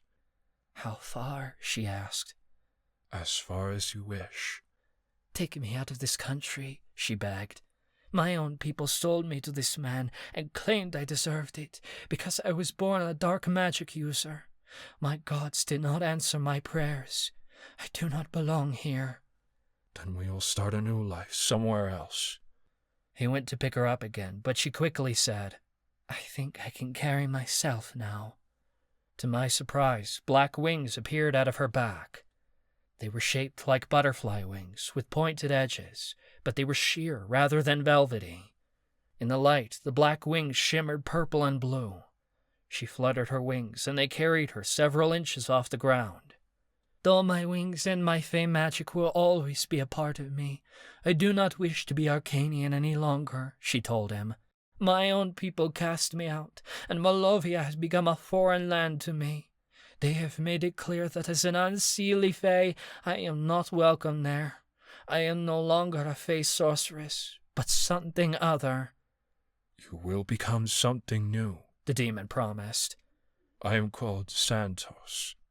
It is nice to meet you, Santos, my lord above lords, she replied. I am Miriam. She took the demon's hand, and together they left the manor. The images washed away, and I gasped as I was yanked from the vision. I felt the hard ground beneath my knees once again. Oberyn nudged his wet nose into my arm and reached me out while he pawed at us. I was still holding Marcus, and he was growing heavy in my arms. Holy shit! Marcus! I shook him. He groaned as he came to. Dear goddess, I just had the most intense vision. I know, I cried. Somehow you sucked me into it. I saw everything. How did you do that? When you sucked me into your visions before, I didn't see images. Marcus sat up. I guess my powers are getting stronger. I never felt so present. It was so clear, like I was there myself. Same, I remarked. That was your god and goddess, wasn't it? The demon fell in love with her, and they gave birth to the first witches. Miriam and Santos are the mother and father of all Miriamic people. Yeah, but it can't be real. Mother Miriam was a witch. She got her powers from Santos. She wasn't an Arcanian fey sorceress. Oh, shit! Marcus smacked the palm of his hand to his head. How could I have never seen this before? Of course! It makes perfect sense! He grabbed me by the shoulders and shook me. Don't you see? It all adds up!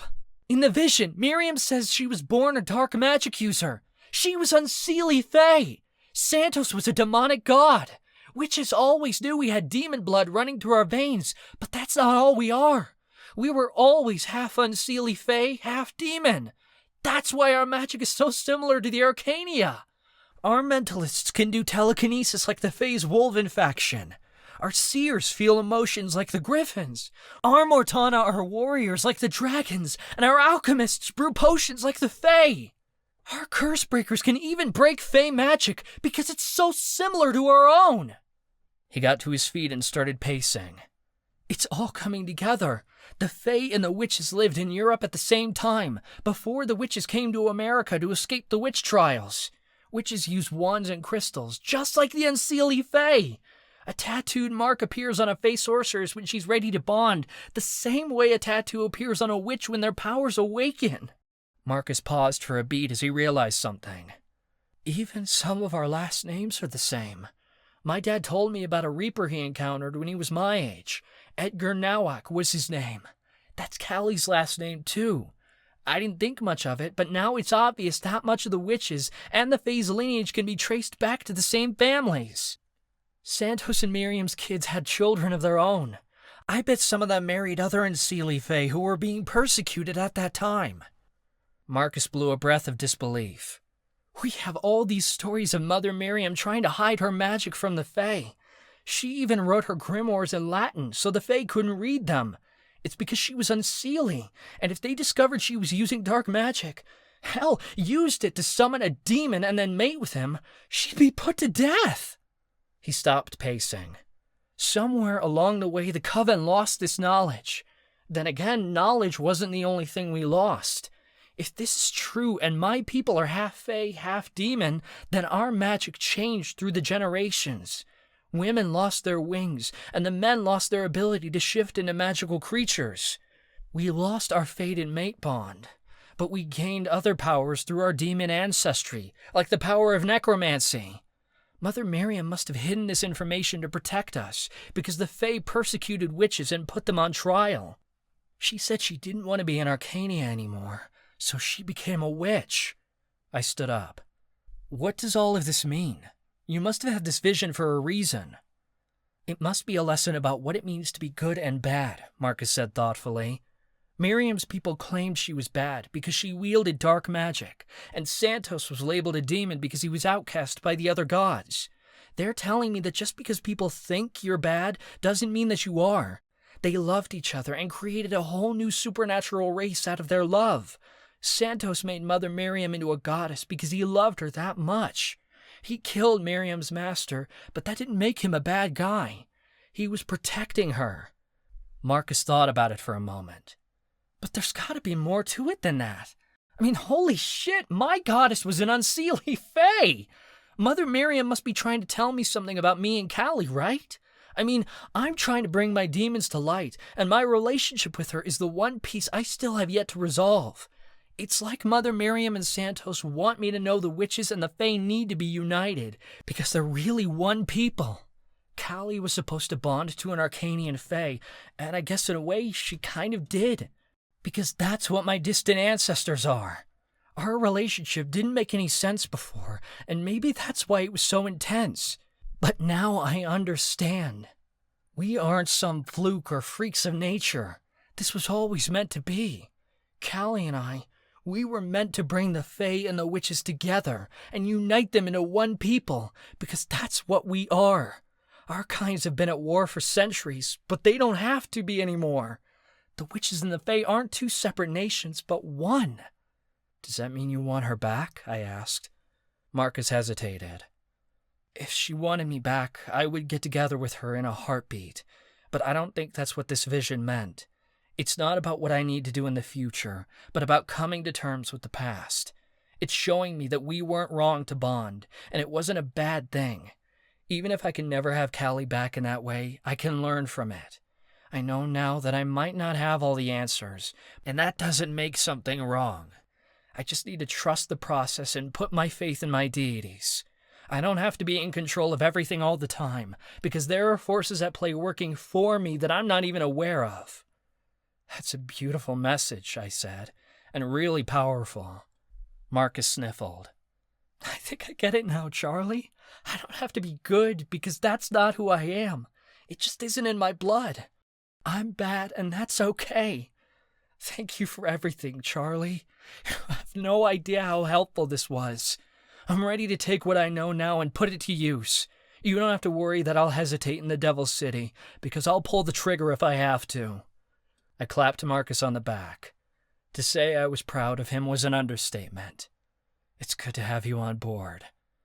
I'll say, Marcus said breathlessly.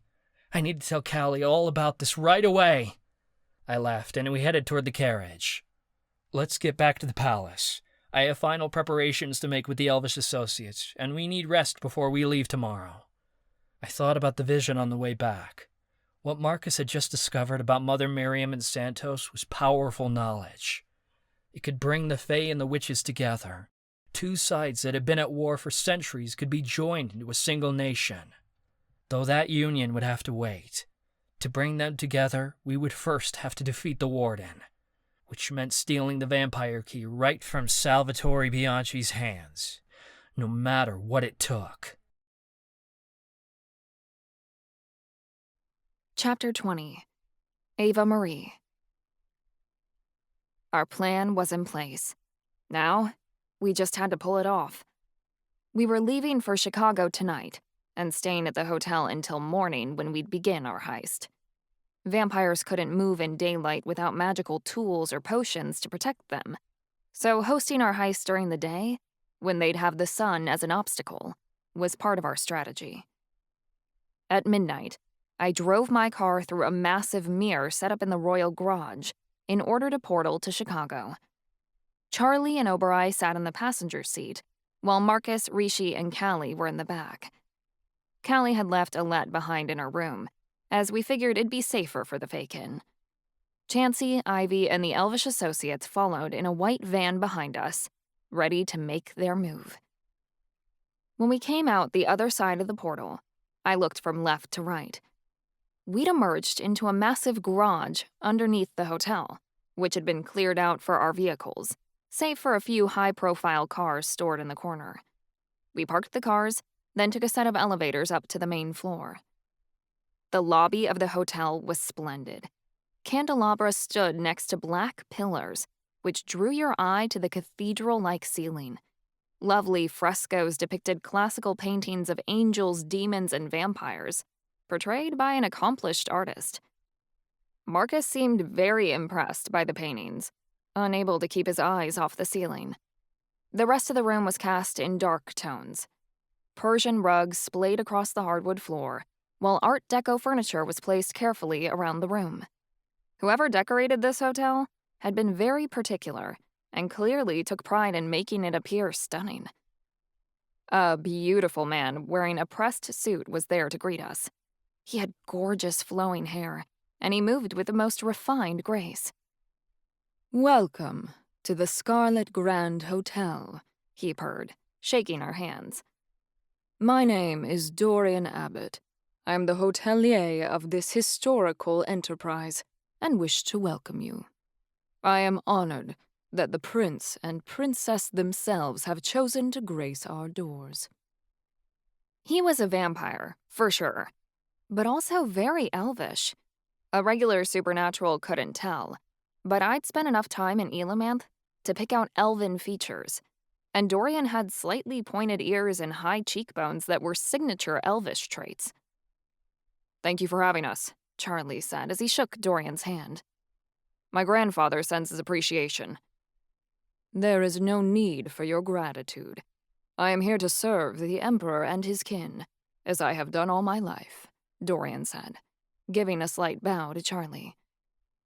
"My full hotel has been reserved only for you, to conceal any rumors of your arrival from Salvatore Bianchi, and my staff is here to serve you. I would also like to add that anything I can do to be a thorn in the side of Salvatore Bianchi is a personal treat. He and I have had many quarrels over the years." Gee, someone else who hated Ivy's dad. What a shock. Guy should be dead by now with all the people who despised him. Dorian turned Ivy's way and nodded politely to them. "Welcome, Ivy. It is good to see you again." "Hey, Dorian," Ivy said hoarsely, and they averted their eyes. Chansey went to grab their hand. "You'll want to stay aware when you enter the Devil's City tomorrow," Dorian noted. "This is the most popular time of year for visitors to the casino, and it will be infested with shady characters from all the magical races, not just Salvatore's men." "I thought it was only for vampires," Marcus said. "The Devil's City is a supernatural casino, and magical folks of all kinds can come in and out. Vampires aren't the only magical beings who come to visit its temptations," Dorian informed us. "It is one place of refuge during the war, where all magical beings, regardless of race, may interact." Yeah, sure.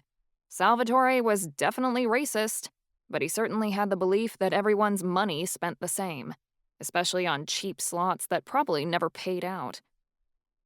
Isn't it risky for Salvatore to put a casino right in the middle of downtown Chicago, where even the humans can see him? I asked. It's not exactly hidden. "The doors of the Devil's City are open to everyone, even humans," Dorian said. They let humans inside? Marcus questioned, shocked. What about magical secrecy? You don't understand, my boy. They let humans in, but they do not let them out, Dorian replied. Ugh, I got it. Any humans who chanced going into the Devil's City immediately became food or were sold as blood slaves. No need to keep magic a secret when you killed or enslaved everyone who walked in. Why hasn't the United Supernatural Union gotten involved? Callie questioned. That seems like a big violation of international magical law, to let humans into a place for soups, then to sell off said humans to be fed on. The Union tends to look the other way when it comes to Salvatore Bianchi and his dealings, Dorian said dryly. Unfortunately, he has a lot of power here, and any attempts the Union has made to arrest him have only led to their own officers being killed. In awful ways, I may add. At least we didn't have to worry about Union reps crawling around Chicago looking to bring us in. But that wasn't necessarily a good thing. If even the Union was scared of Salvatore, we needed to be more careful than we already were. I will not take more of your time, Dorian said kindly, and he handed Eddie a set of keycards. The Elvish associates have been given their own rooms. The prince and his court will stay in the penthouse suite, which is our grandest chamber. I hope you will be comfortable staying with us, and if you need anything, merely ask, and I will run to your aid. We appreciate it, Charlie said, and he turned back toward the elevators. Come on, guys, we need to get to bed. We took the elevator up. The associates ducked out on the second to the topmost floor, while we went all the way to the top. You know Dorian? I whispered to Ivy as we headed up. Ivy dropped their gaze, looking a little ashamed. He helped Danny and me out when we were down on our luck. I used to bring clients here every now and then when I could manage it, because it was the only place I felt safe doing my job.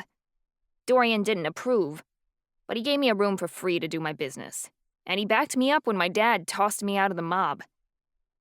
He kicked me out when he learned I was using in one of the rooms, though. I haven't been back since. Maybe you can patch things up with him, I offered. Ivy shrugged. Maybe. The penthouse really was grand. The suite was massive, with a kitchen and dining room suited for 12, a widescreen TV placed in front of a large sectional sofa, a balcony that overlooked the city, and a dozen rooms. We had the top floor all to ourselves. I rolled onto the penthouse's balcony and looked out. The Devil's City was only 8 blocks away from the Scarlet Grand Hotel. The Scarlet Grand was taller than the buildings surrounding it, so I had a clear view of the Devil's City. It was a massive, mostly windowless tower, with only a line of windows streaking the outer corners. The building sparkled with colorful spotlights, which lured gamblers into the casino. I knew that place was crawling with vampires, strippers, and all kinds of illegal activity. It rose into the sky, several stories higher than the Scarlet Grand, and looked absolutely intimidating. Not to mention phallic. I swear, Salvatore was compensating for something. Charlie went to take a shower, which left me an opening to speak to Marcus in private. I had to talk to him before we went through with the plan.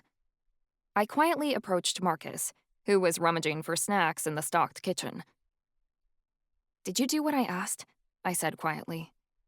Guilt sank like a rock into my stomach, but even so, I had to double-check. After the circus, I'd discussed what Danny and Chansey had brought up to me with Marcus, and asked him to use tele-insight to get into Charlie's head and see if he was keeping any secrets.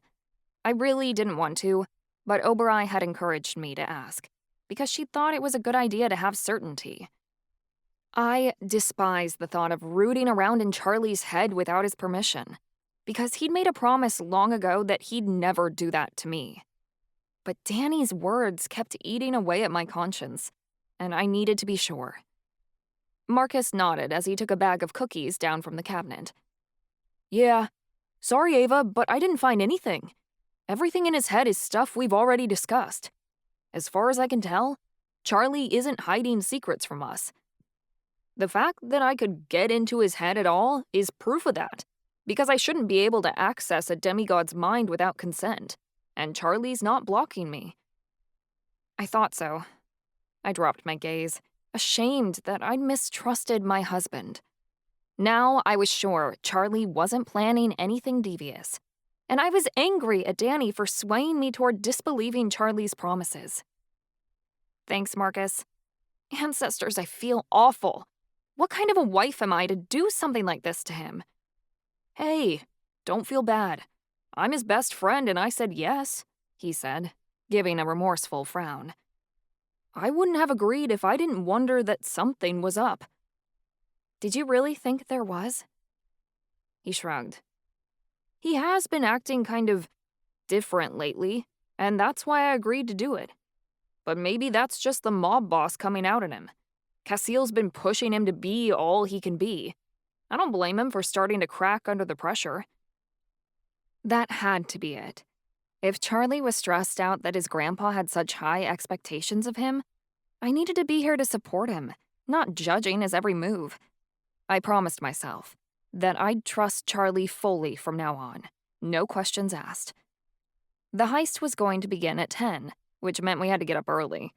It was already 1 o'clock in the morning, so everyone went off to bed without much more than a good night.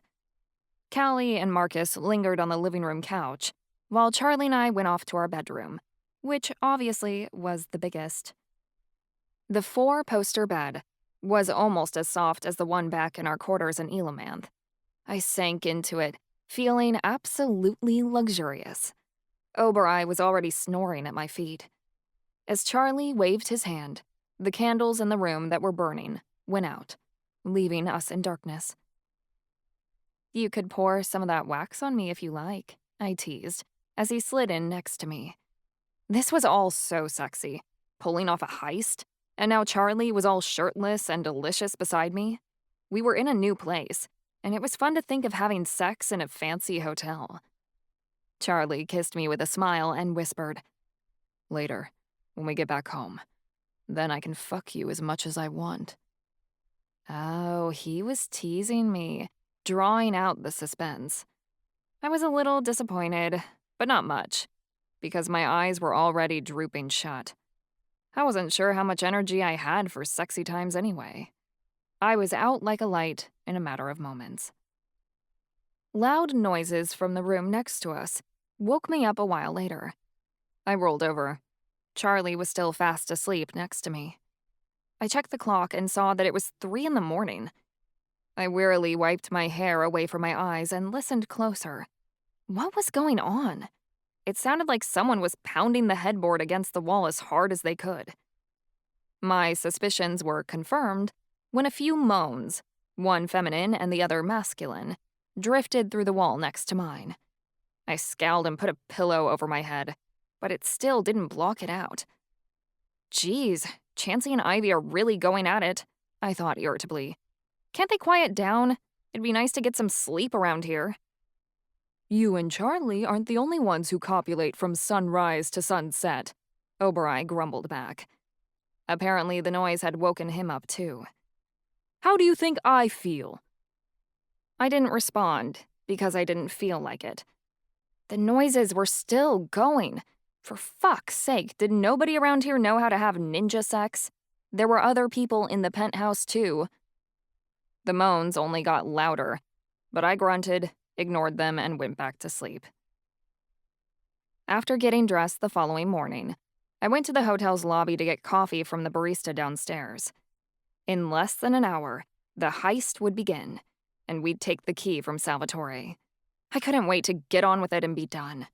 One step closer to fulfilling our destiny. We just had to kick in the balls of a vampiric mob boss. Easy enough. When I arrived downstairs, I saw Callie sitting at a table in the hotel's cafe. The hotel was all but deserted except for the staff, since Dorian had reserved the whole place for us. Callie was dressed in her black heist suit, but was slumped over the table, looking at a cup of coffee that had certainly gone cold. Both hands were in her hair, and her eyes were bloodshot and haggard. She wore a strained, disturbed expression I'd never seen on her before. Hey, I said, and I rolled up to the other side of the table. Are you all right? Her lip trembled. Marcus and I had sex last night. I didn't know whether to be shocked or elated, but either way, a huge grin spread across my face. I realized that I hadn't overheard Chansey and Ivy last night. It'd been Callie and Marcus. Oh, my ancestors, for real? How? What happened? I asked. You need to give me details. Girl, I'm so happy for... My joy faded, and my words fell away as Callie began sobbing. She folded her arms on the table and her head fell into them as tears cascaded from her eyes. I don't know what happened. Everything's just... She couldn't finish, and started crying harder. My heart fell to pieces, and I hurried to roll around the table to give her a hug. Oh, Callie, did something go wrong? Did he hurt you? I couldn't imagine Marcus ever doing something like that, but Callie was clearly upset for a reason. No, she wept. It was everything I hoped it would be. But now it's all awful. Start from the beginning, I encouraged, and I reached out to take her hand. Tell me everything. Callie sniffed and her tears slowed. Okay. So, last night, after we arrived at the hotel, neither of us could sleep. We were both really excited about the heist and just kept talking about it. Everyone else went to bed, so Marcus suggested we go to his room to keep talking, so we didn't wake anyone up. I could see where this was going. You didn't want to leave. No. And he didn't want me to leave either. She wiped her eyes. We were up talking for hours, and I got really tired. He said if I wanted to crash in his room, I could, so we both laid down. More went on than just that, I stated doubtfully. Yeah. It was like 2 in the morning when we finally stopped talking. I figured we were going to sleep. Then Marcus just said my name and kissed me. Oof. You guys didn't have a conversation or anything? There wasn't any time. I just wanted him to kiss me so badly. He hasn't in months, Ava. I wanted him to touch me again, and I think he wanted the same thing. Next thing I know, clothes are coming off, he's got me flipped over, and we did it. She looked down at the table. I don't regret it. At least, I didn't when I was in the moment. Now I'm not so sure. Well, from what I'd overheard, it didn't sound like anyone was having a bad time. Quite the opposite, in fact. I shrugged. Okay, how was it? Callie's eyes got misty again. It was wonderful. It was everything I ever wanted and everything he would never give me. It was just perfect for both of us. If it was perfect, you wouldn't be crying like this, Callie. I'm crying because of what happened this morning, Callie said. After we had sex, we went to bed, and it was still great because he held me in his arms all night. This morning, he got up before me, and when I woke up, I heard him taking a shower, so I got up and joined him. And you did it again, I guessed. They'd certainly had a wild time. Yeah, Callie threw up her free hand. And that was awesome too. Did either of you guys try to talk about this? I asked. I tried to keep the judgment out of my voice, but hell, I was frustrated with both of them at this point. That's where it all went wrong. After we'd gotten done fucking in the shower, I held him and asked him what all this meant. Callie's expression completely crumbled. She burst into tears again, and her voice raised a pitch as she cried. His face just got all red, and he just looked absolutely mortified. Like he was embarrassed or something about being with me. He just got out of the shower and left. Before he walked out, he said, "Sorry, this isn't right." I know what that means. He's running away again. Running away from us. Callie's tears increased in intensity until she was crying harder than I'd ever seen her before. I squeezed her hand, not sure of what to do or how I could help, because nothing I could do would fix her broken heart. This must have meant something to him. It was his first time, I encouraged. He's never done it with anyone else, but he wanted you, Callie. If he didn't, he would have held back. It's so obvious. If it meant something, he'd tell me. But he didn't, she replied hopelessly.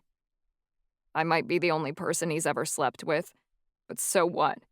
Maybe he was just tired of being a virgin and knew I'd put out. You know that's not true, I said. Sweetie, Marcus loves you, even if he can't say it. I can't do this again. I can't, Callie said, her tone tighter than before. I can't keep crawling into bed with someone who won't make me his, begging for scraps of love that he won't give me. I thought we were doing so well lately. We were getting along great, being such good friends. I really did figure it was over between us. In reality, I was just falling for him harder than I had before, and I kept denying to myself that's what it was.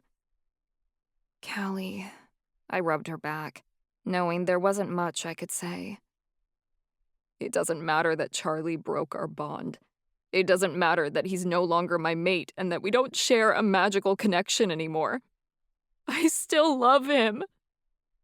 Her entire body shuddered, grieving the loss of someone she deeply desired and couldn't have. I don't know what it's going to take to make these feelings go away, because they never will. I'm always going to want him, and he's never going to choose me. He'll just use me and cast me aside so he doesn't have to commit. I'm at the end of my rope, Ava. I don't know how I'm going to survive if he keeps doing this to me, and I keep letting him. I don't want to live like this anymore. Not if it hurts this bad. Fuck, Marcus. Overwhelming anger welled in my chest and crashed over me, nearly making my body ache. As much as I cared about Marcus, I hated him for doing this to Callie. I'd be happy to burn him alive right now. Is there anything I can do? I asked softly, though my real thoughts were, don't worry, girl, I'll find a big enough hole to put him in. I just need to be alone and try to process this, she choked out. Thanks for listening, but what you and I do isn't going to make a difference, because he's never going to change. She stared at her coffee again, and I took it as a clear sign that she was done talking. I left the cafe to give her some space. She was absolutely devastated by Marcus's latest rejection, which I was going to make him deeply regret. Right the fuck now. I forgot about the coffee and started searching the hotel's main floor, looking for Marcus. The Scarlet Grand was a massive hotel, so I had a lot of ground to cover. Charlie was making his way toward me. He appeared to be a criminal mastermind, dressed in all black with his magical pistol holstered to his side. I went rolling by him at a higher speed than usual, which caught his attention. Oberai was on his shoulder as a phoenix, and she peeped as I sped by. Pidge, I've been looking for you. Where are you going? He asked warily. I'm off to kill Marcus, I said simply. You can join if you want. What'd he do this time? Charlie groaned, following me. Marcus and Callie slept together. Oberai squawked in alarm, beating her wings. Charlie sucked in a breath, held it, then let it out in a long sigh. Great. Yeah, twice. And he ran off this morning after it happened a second time without giving her any explanation. She's completely devastated. That's uncalled for, Charlie scowled. We need to do something about this. It's gone on for far too long. I'll say. And if it has to be permanent, so be it, I said casually. Are you sure you two should get involved? Oberai asked, but neither of us answered. We finally found Marcus in the shopping area of the Scarlet Grand. The hotel had its own boutique stores, and he came out of one carrying a small square bag. Oh, he went fucking shopping, taking a page out of my own handbook. When things get hard, just blow some fucking cash. It'll make you feel better. I really wanted to deck him. Hey guys, he said. You ready to... Screw you, Marcus, I spat.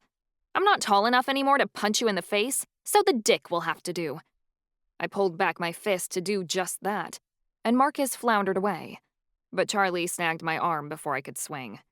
Obereye hung on to his shoulder for dear life. Pidge, hold on a minute. This asshole hurt my best friend, I shouted. Nobody bangs my girl then takes off the next day without paying for it. Marcus's face fell. You guys know about that? Yeah, we know, Charlie said harshly. Marcus, what were you thinking? I wasn't. Not really, he admitted. I don't think either of us were. You should have used at least one cell in that pea brain of yours to think before you left her in the shower all alone, I shouted. I found her in the cafe crying because of you. Marcus appeared crushed. I didn't mean anything by all that. I wasn't trying to hurt her feelings. Well, you did, I said. And now you've ditched her again. Can't you get your shit together? I didn't ditch her, Marcus insisted. I just needed a minute to catch my bearings, all right? Because you were going to come up with another excuse as to why you can't date? I accused. Because I was terrified, Marcus said. And he truly sounded it. I was going to propose. My jaw dropped. What? Really? Yes. Don't look so shocked, Marcus said sourly. I wanted to ask, truly, but I felt like I was going to pass out, to be honest. Then she asked me what we were, and I realized I was totally unprepared. His response floored me. Before he'd left the shower, Marcus had said, "Sorry, this isn't right." Callie had taken it as him turning her down, but now I realized Marcus had just chosen a really stupid way of telling her he wanted to do this properly. I didn't have a ring to give her, and I can't ask her without that, so I rushed down here to get one, Marcus explained. I know it's last minute, but I can't go any longer without asking her. It's driving me crazy we're not engaged. We should be. I should have asked her to marry me a long time ago. Why this sudden change of heart? Charlie asked. You've never been ready to take this step before. Because ever since I did my ceremony and faced my demons in that alleyway, I've realized what I want out of life. And what I want is her, Marcus said firmly. I don't care what's standing in our way or what we've been through, because that doesn't matter. Callie and I should be together, and I'm done getting in our way. Well, hallelujah to you for finally seeing the light, I said grumpily. Think she might want to know all of that? Look, I planned to tell her everything last night, Marcus started. I invited her back to my room so we could talk, but not about the heist. I wanted to spill everything to her and lay it all on the table. I was going to tell her I love her, that I don't care that the bond is broken and that I want us to be together. So why didn't you? Charlie demanded.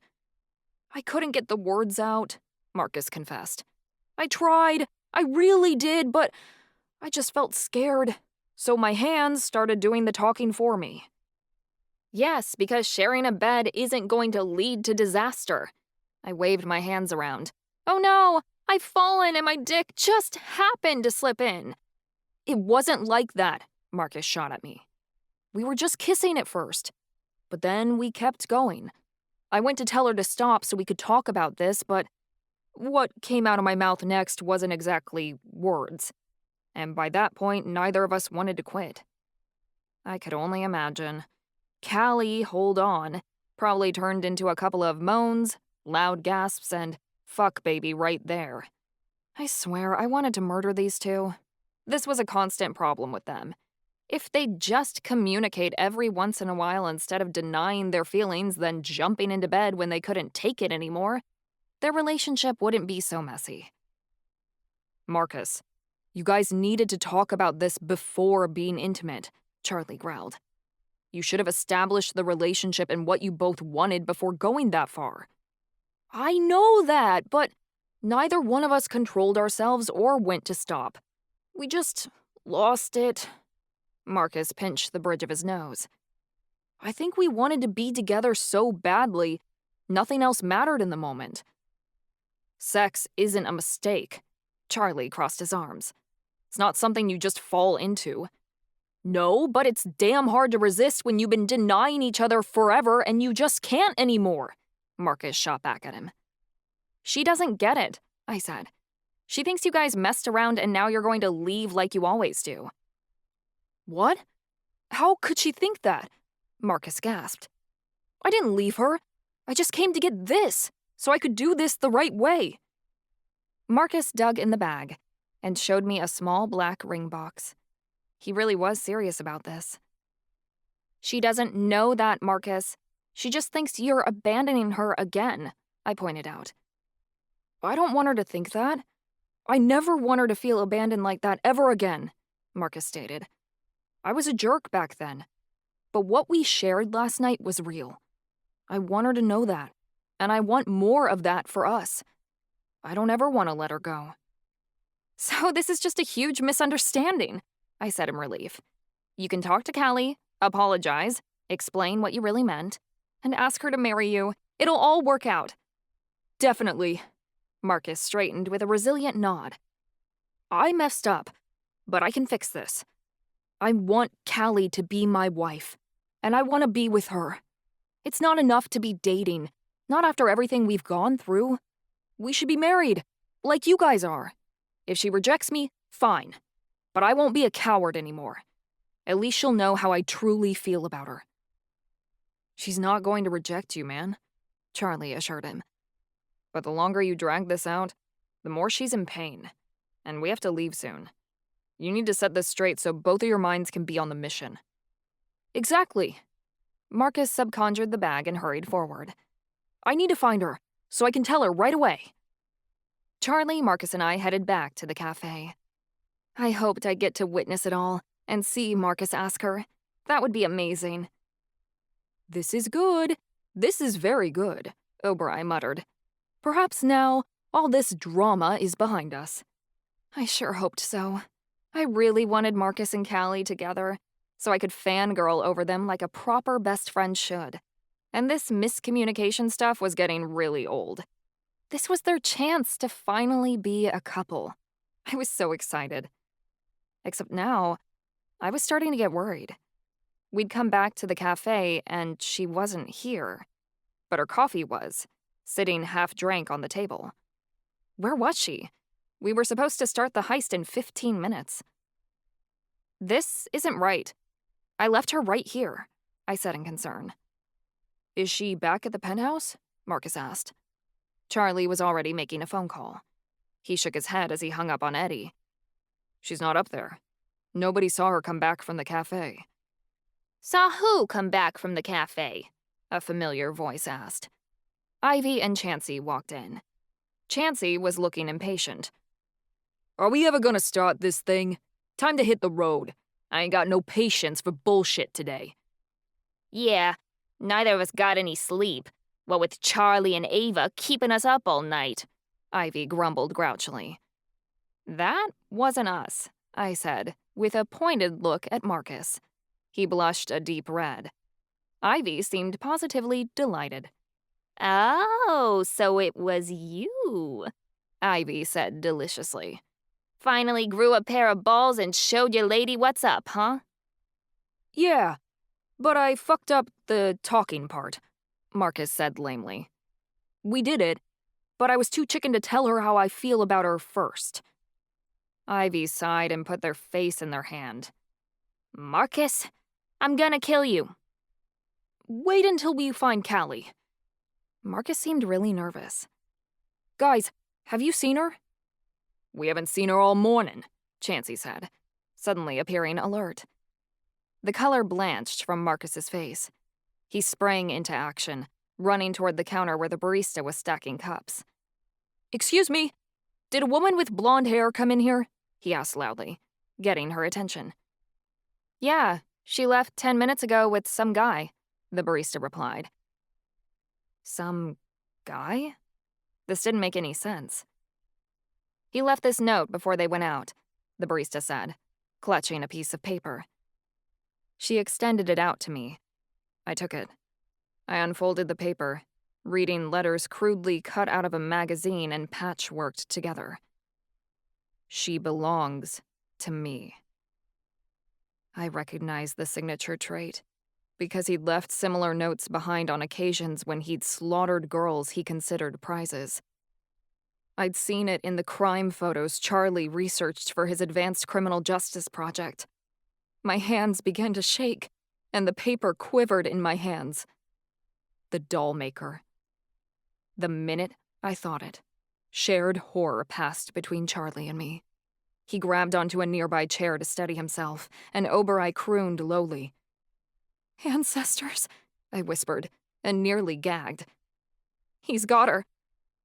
"Who's gotta?" Chansey asked frantically. "The Dollmaker. Val and Christopher," I whispered, and a horrified tear slipped down my cheek. "Callie's ex." The psychopath who murdered all those girls in Malovia? Ivy screeched. It just can't be. "This is one of his signatures. I know it is.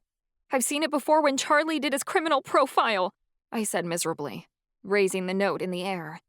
"Somehow, Valen found out we were in Chicago and he waited until she was vulnerable enough to take her." Charlie's features had gone pale. "This can't be right. The Dollmaker always strikes at night. If he really took Callie now, it goes against his M.O. "Callie's the girl he's fixated on this whole time," I pointed out. "He's not going to stick to his M.O. if he saw his chance to take her.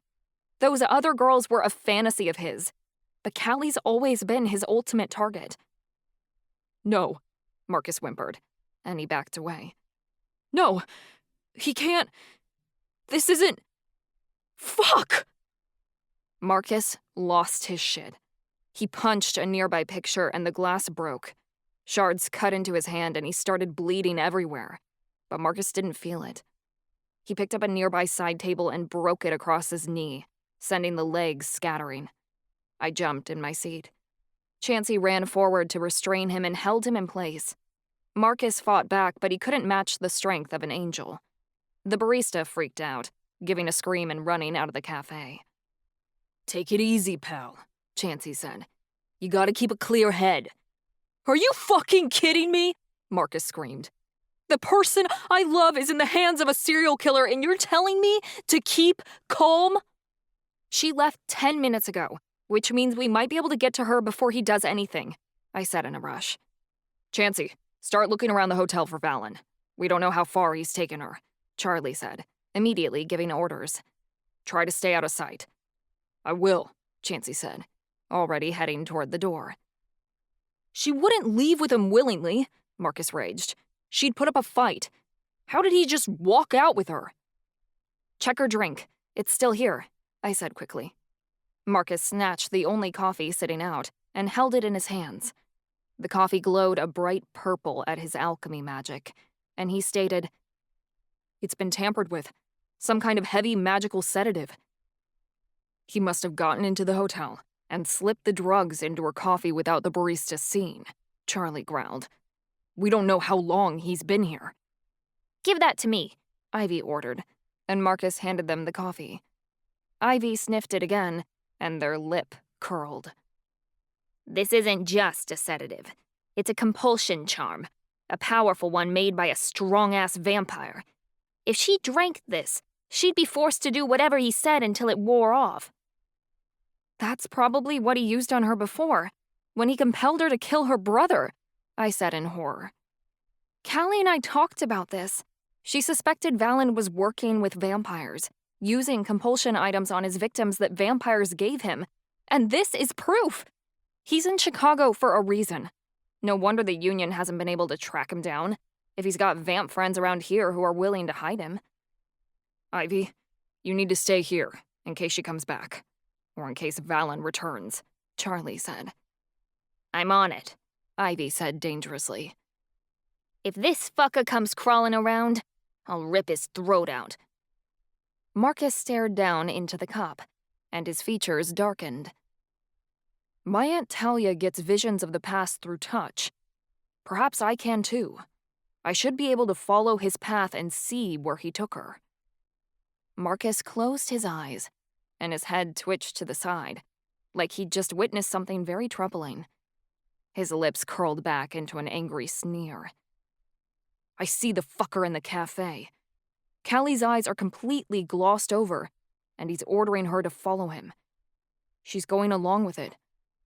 She's trying to resist the compulsion, but the sedative makes it hard for her to disobey, so she can't fight back. I see them leaving. Come on, they went this way. Marcus sprinted out of the cafe and took the front door out of the hotel. We quickly followed. The November air was chilly, and the sky was completely overcast. Marcus tried touching things to get a vision, but he must have not found anything useful. He raced down the street and began grabbing random people. He shook them to read their minds, trying to see where Valen had taken Callie. "Did you see him? Did you see where he took her?" he yelled in a crazed manner. He didn't find anything and angrily shoved people to the ground, screaming his desperation and acting insane. People scrambled to get away from him, glancing over their shoulder as they ran away. Rishi yelled as he did so, giving hisses of rage. Marcus doubled over to catch his breath. He was practically hyperventilating. He steadied himself on a nearby lamppost, and almost immediately, his form went rigid. "Hold on. I'm getting something. I see them on the sidewalk. Valen's ordering Callie to cast an illusion around them to conceal themselves, so nobody can see them leave. He says once the spell is cast, she's to get on his back." Marcus gasped. "Valen's going to shift into a wolven and fly Callie out of here. But her concealment charm is strong. I can't break through it." Marcus started to panic, and now he was hyperventilating. "I've lost them. I don't know where they've gone. If he shifted to fly Callie out of here, he could be miles away by now." Charlie grabbed Marcus by the shoulders. "Marcus, we need you to focus. Is there anything else?" Marcus closed his eyes again and gave a shudder. "I see Callie following Valen outside. She's walking forward. That's it." "What else?" Charlie pressed. The crease between Marcus's brow deepened. "Before Callie cast the concealment charm, Valen brushed up against the side of the building, against some plaque. It was accidental, but he might have left some sort of energy imprinted on the object. Maybe I can get something from it." I quickly surveyed the area and saw the plaque Marcus was talking about. I rolled over to it and began reading. "Chicago Landmark," it read, before listing off all kinds of historical details about the Scarlet Grand Hotel. Marcus put his hand on the plaque and concentrated.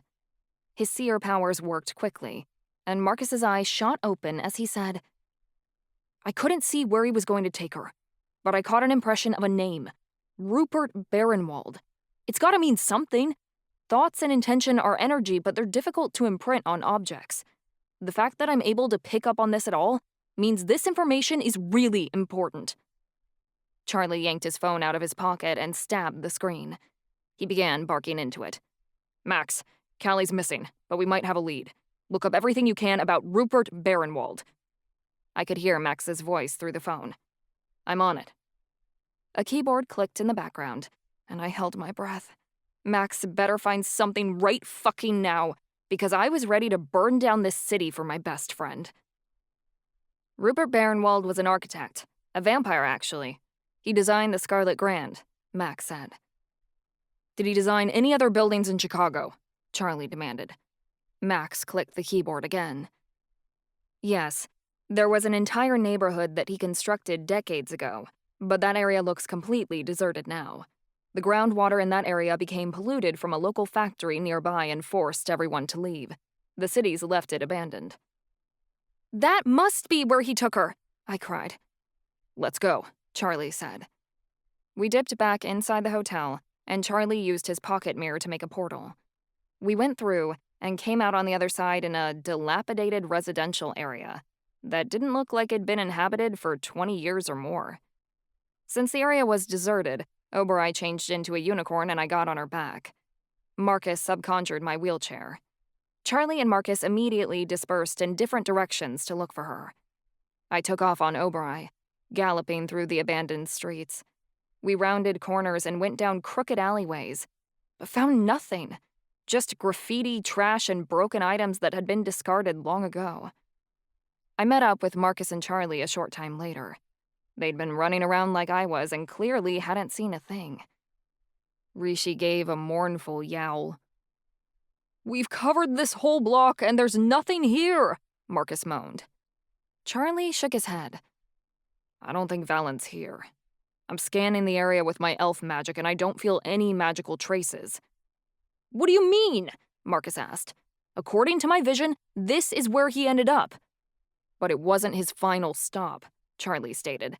"If it was, we'd have found him." "Then where the fuck is he?" I yelled, feeling hopeless. Charlie didn't answer. He was out of ideas, and so was I. "Fuck this," Marcus snarled. He conjured items from his stash, and they sprang into his hands. One was a white rose, the other an alchemy knife. "Marcus, what are you doing?" I asked, already feeling scared. "A powerful Fey locator spell from Callie's grimoire," Marcus stated. "It'll show us the way he went." "But you're not a Fey. You're a witch, so the spell won't work," I argued. "According to my vision of Miriam and Santos, we know that witches are descended from unseelie Fey. Fairy magic is in my blood, no matter how far back it is, so I'm going to harness it to pull off this spell," Marcus rasped. "It's time to prove my theory that witches and Fey are blood-related, and this is the best time to try." "And if the spell backfires, what happens?" I asked. His face was grim as he stated, "If I fuck it up, it could kill me. And since I'm a witch using Fey magic, it probably will." "Marcus!" I yelled. "I don't care!" he screamed. "I'll do anything to get her back. If I'm dead, you guys find her, okay? It doesn't matter what it takes." We couldn't lose both him and Callie in one day, but Marcus was determined to go through with it, even if it killed him. He used the alchemy knife to slice into his hand, then pressed his blood into the petals as he screamed, "Fey ancestors of the briar, lead me to my heart's desire." Callie had used this spell before. I hadn't been there to see it, but according to Charlie, when she had tried to use the spell to find the merfolk key, it had sent her into a vision that had nearly taken her life. I was terrified the same thing would happen to Marcus, and Callie wasn't here to pull him out of it like he did her. But that didn't happen. The spell worked. I watched as a magical thread formed in the air, one that connected to Marcus's chest and formed a glowing line that hovered before us, leading us to Callie. "Let's go," Marcus said viciously, starting forward. We followed the thread as it led out of the abandoned area into a large body of water sitting beside a vacant warehouse that stretched on in both directions as far as the eye could see.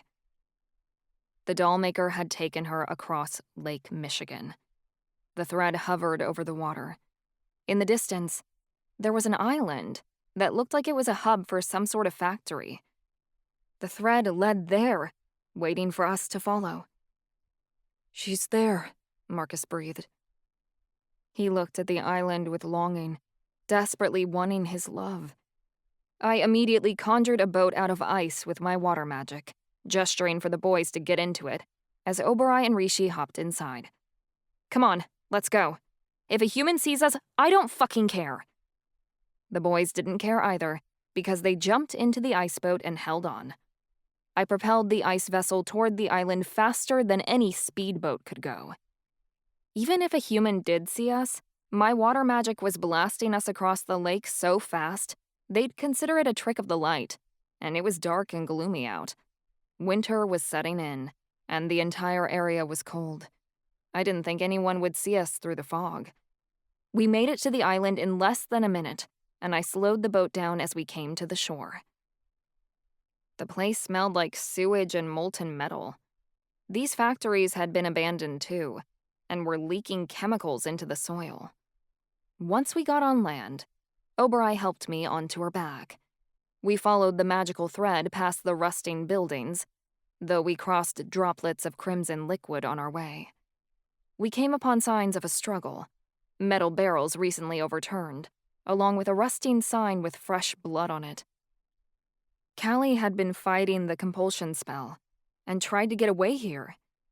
but Valen had kept her in captivity. Marcus ran, and we followed. We turned down twisted lanes and alleyways to follow the thread around buildings, until I started to get dizzy. Where was she? "Here!" Marcus yelled. We turned down an alley between the factory buildings, and my being absolutely trembled as I saw there was a woman lying at the end of it. We'd found her. She looked so cold and forlorn. Callie was lying on her side, her cheek flattened against the pavement, one arm splayed out on the ground, and the other hanging limply across her torso. Her face was swollen with bruises, and I could tell from here some of her limbs were broken. He'd beaten the shit out of her. My breath caught as I saw that she laid in a pool of her own blood, scarlet red still dripping from the multiple slashes in her skin. Valen had stabbed her multiple times, then cut her body open for his own pleasure. Once he was satisfied, he'd left her here to bleed out, like all his other victims. I would do my best to save Callie, but whatever happened to her, Valen wouldn't live to see the sun set, and his death would be far from painless. I promised her that. Marcus got to her first. He rushed to Callie's side and fell to his knees, freely weeping as he hovered his hands over her broken body. "Kalina," he whimpered. And that sound carved a hole inside of me that cut so deep, the person I was bled out. I skimmed the area, but didn't see anyone else, not even a shadow. Valen had fled. He'd probably gotten done by the time we arrived and was long gone. This was how he always killed. He liked to bloodlet his victims, then come back later to admire his handiwork. The sick fuck couldn't even stick around to finish the job himself. The longer it took his victims to die, the more thrill he got out of it. Fuck him. We'd take care of his ass later. Oberoi cantered toward where Callie lay. Once she got to her, Oberoi knelt to the ground. I immediately slid off her back into Callie's side, trying to figure out where to start repairing the damage. Ancestors. There was just so much. Her skin was so ashen. I'd never seen a person turn that shade of gray. Unless they were already dead. We might have arrived too late. I dared to touch Callie's shoulder and gently brought her forward so I could check her back. I didn't realize I was crying, but I had to be, because tears fell from my face as I looked at the jagged gashes that were cut through her jacket. 2 of them, side by side, from the top of her shoulder blade to the base of her spine. They were the worst cuts and bled the most, staining her clothes and her skin red. Rishi put a paw on Callie's leg, mewling softly. "Her wings are gone," I choked out. "Valen's got them." Charlie's thoughts flitted across mine, and mixed with the revulsion was wrath. The Dollmaker had taken her wings as a fucking trophy. I turned Callie onto her back, though it wounded me to lay her onto her severed wings. I checked her pulse, and my own stopped when I realized there wasn't a heartbeat. With a quick check of her lungs, I found those weren't expanding either. "She's not breathing." "God damn it." Charlie summoned air magic to inflate her lungs, but that didn't work. I stirred my Tuaqua magic to make her blood flow, but nothing happened. Her body was refusing magic. Both of us felt it, and we panicked. Charlie began performing CPR. He started on chest compressions while I summoned my spirit magic. My hands glowed white, lighting up the entire alley as I brought the power of my soul to life in order to save my best friend. "Oberoi, help me," I ordered, and she changed into a phoenix to lend her aid as I set my healing magic to work. Marcus paced above us, both hands in his hair as he hyperventilated and sobbed at the same time. Ancestors. There was so much blood. She'd lost at least 4 pints. She couldn't lose any more or she'd die, and she was still hemorrhaging from all the wounds on her body. Her organs were shutting down. Some of them, like her heart, had stopped already, and Charlie's compressions on her chest were the only thing keeping it beating.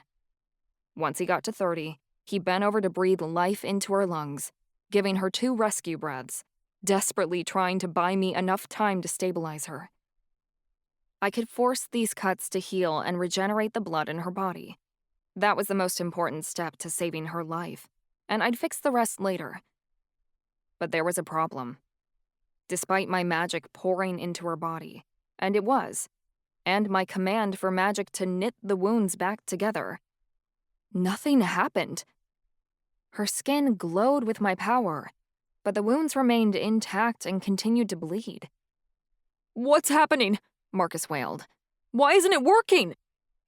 I went deeper, ignoring her bodily injuries and focusing on finding her life energy. Ancestors, it was fading. Barely a flicker of a flame inside her chest. It dwindled like a dying candle. Her body was nothing more than a half-filled vessel, holding back the only part of her spirit that hadn't yet broken free. So much of it was gone now, more afterlife than earthly. I latched on and tugged at Callie's soul, telling her to keep fighting. I pleaded with her to hold on, because she knew I could heal her and get her help. Callie's spirit felt weak and frail. She was telling me she loved me and she cared, but she couldn't do this anymore. She didn't want to live in a world where something like this was capable. Even if she had to go to the in-between place where her soul would be trapped, unable to venture into the afterlife, it was better than whatever this existence was. She wanted me to let her go. I almost did, because it should have been her choice. But I wouldn't, until I knew for sure this was truly the call she wanted to make, and she had unfinished business here. She didn't want to talk to me. She needed Marcus. He had to be the one to convince her to walk away from death. "Marcus, you need to talk to her. I can't heal her if she's lost the will to live," I said harshly. "Talk?" he said weakly. Charlie continued performing CPR, ignoring us. "Why? Why isn't she fighting?" "Because she doesn't want to. Healing magic is spirit magic. My magic isn't working because her soul isn't responding. You need to convince her it's still worth it." "What am I going to say to make her want to keep going?" he gasped with sorrow, and Rishi wailed beside him. "I'm not the person to do this. I've tried to kill myself twice." "Marcus, if you don't convince her to stay, she's going to die," I snapped. "Bring her back." That seemed to snap him out of it, because he moved closer to Callie. He reached out to grab her hand, which was stone cold by now. "Hey, pretty girl. I'm here," he told her. "I'm not going anywhere. I'm right here." Callie's soul flickered, but only a little bit. I couldn't heal her, but I could at least stop the blood from flowing out. My magic held it in place, hoping Marcus would find the right words to say. "I'm sorry for everything I put you through," he started, speaking through his tears. "I'm sorry this happened. I didn't leave you this morning. You're the love of my life, and I want us to be together. I want to experience everything with you. I love you so goddamn much, Callie. You're my best friend, and you're the woman I want to marry. I truly fucking mean that with all my heart. I don't want to be anywhere if you're not here with me, and there's nothing I wouldn't do to love you exactly like you deserve to be loved." Her life force energy got a little stronger. I went to heal up the wounds, but her soul cringed away, telling me she wasn't ready yet. "Hey, remember all the things we planned to do together during those long nights we spent in the criminal lair?" Marcus asked, cracking a weak smile. "We'd sneak out overnight and talk about all the places we're going to visit. Well, we're still going to do all that stuff. You're going to show me the art museum in Malovia, and I'll show you a sunset in Octavia Falls. We'll build a castle of our own on an island, in the middle of the ocean, and no one will be able to take it away from us because it'll be ours. Remember that painting you asked me to make?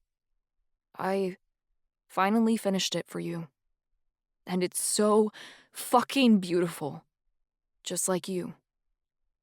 I'm going to hang it up in the entrance hall in our castle, right when people walk in.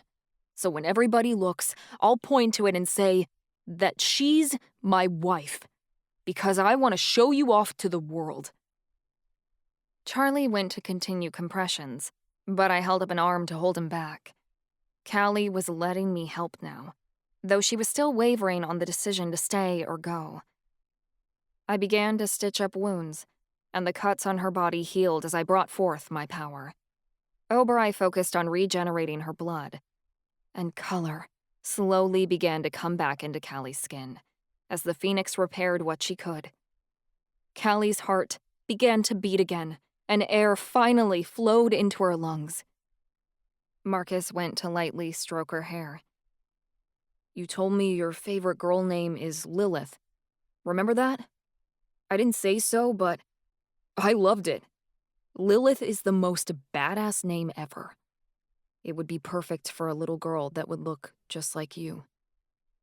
But we'll never get to use it if you're gone. And we're not meant to be separated. Not like this. Not ever. We go to the blessed haven. We go together when we're older than dirt and we've seen all we wanted to see and do all we wanted to do. But not now. Not like this. You and me have all these dreams, and we're going to do them together. We're going to conquer the world, pretty girl. I promise. But you've got to stick around so we can see all these places and do all these things. You wanted to be a queen to save people. But right now, you need to save yourself. I moved on to her organs now. Valen had stabbed several of them and left puncture wounds that left her organs in shreds. Normally, these kinds of wounds would require surgery and be beyond a normal healer's power to mend. But I was a demigod, and it wasn't anything I couldn't fix. I would move mountains and reset the Earth's place in the cosmos before I allowed Callie to fade away like this. I healed holes in her stomach and intestines, while Oberai fixed up her liver and kidneys, mending them so they were whole again. I didn't need to replace or regrow anything, so that was a good sign. Marcus's voice sank even lower, into a strained and desperate whisper. We never got to test the limits of my art and your illusions.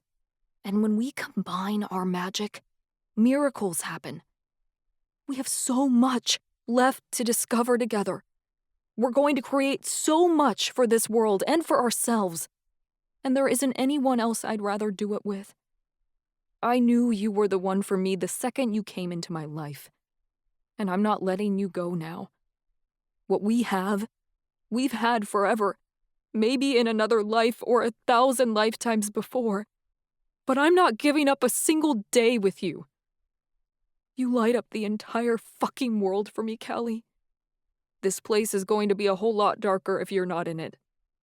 I might be the Lord of Death, but you're my mistress of time. And death doesn't mean anything if time isn't here to send him her love or hold his hand. I let out a sigh of relief as I felt Callie's soul flood back into her body. No point of it remaining on the edge of the afterlife.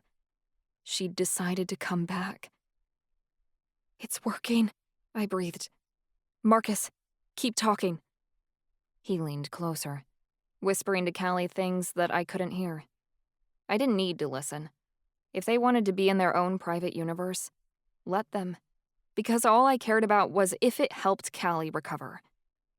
As I healed her, I came across a foreign substance in her system. It was the sedative Valen had given her. I dissolved the sedative immediately, and Callie's body began writhing in pain.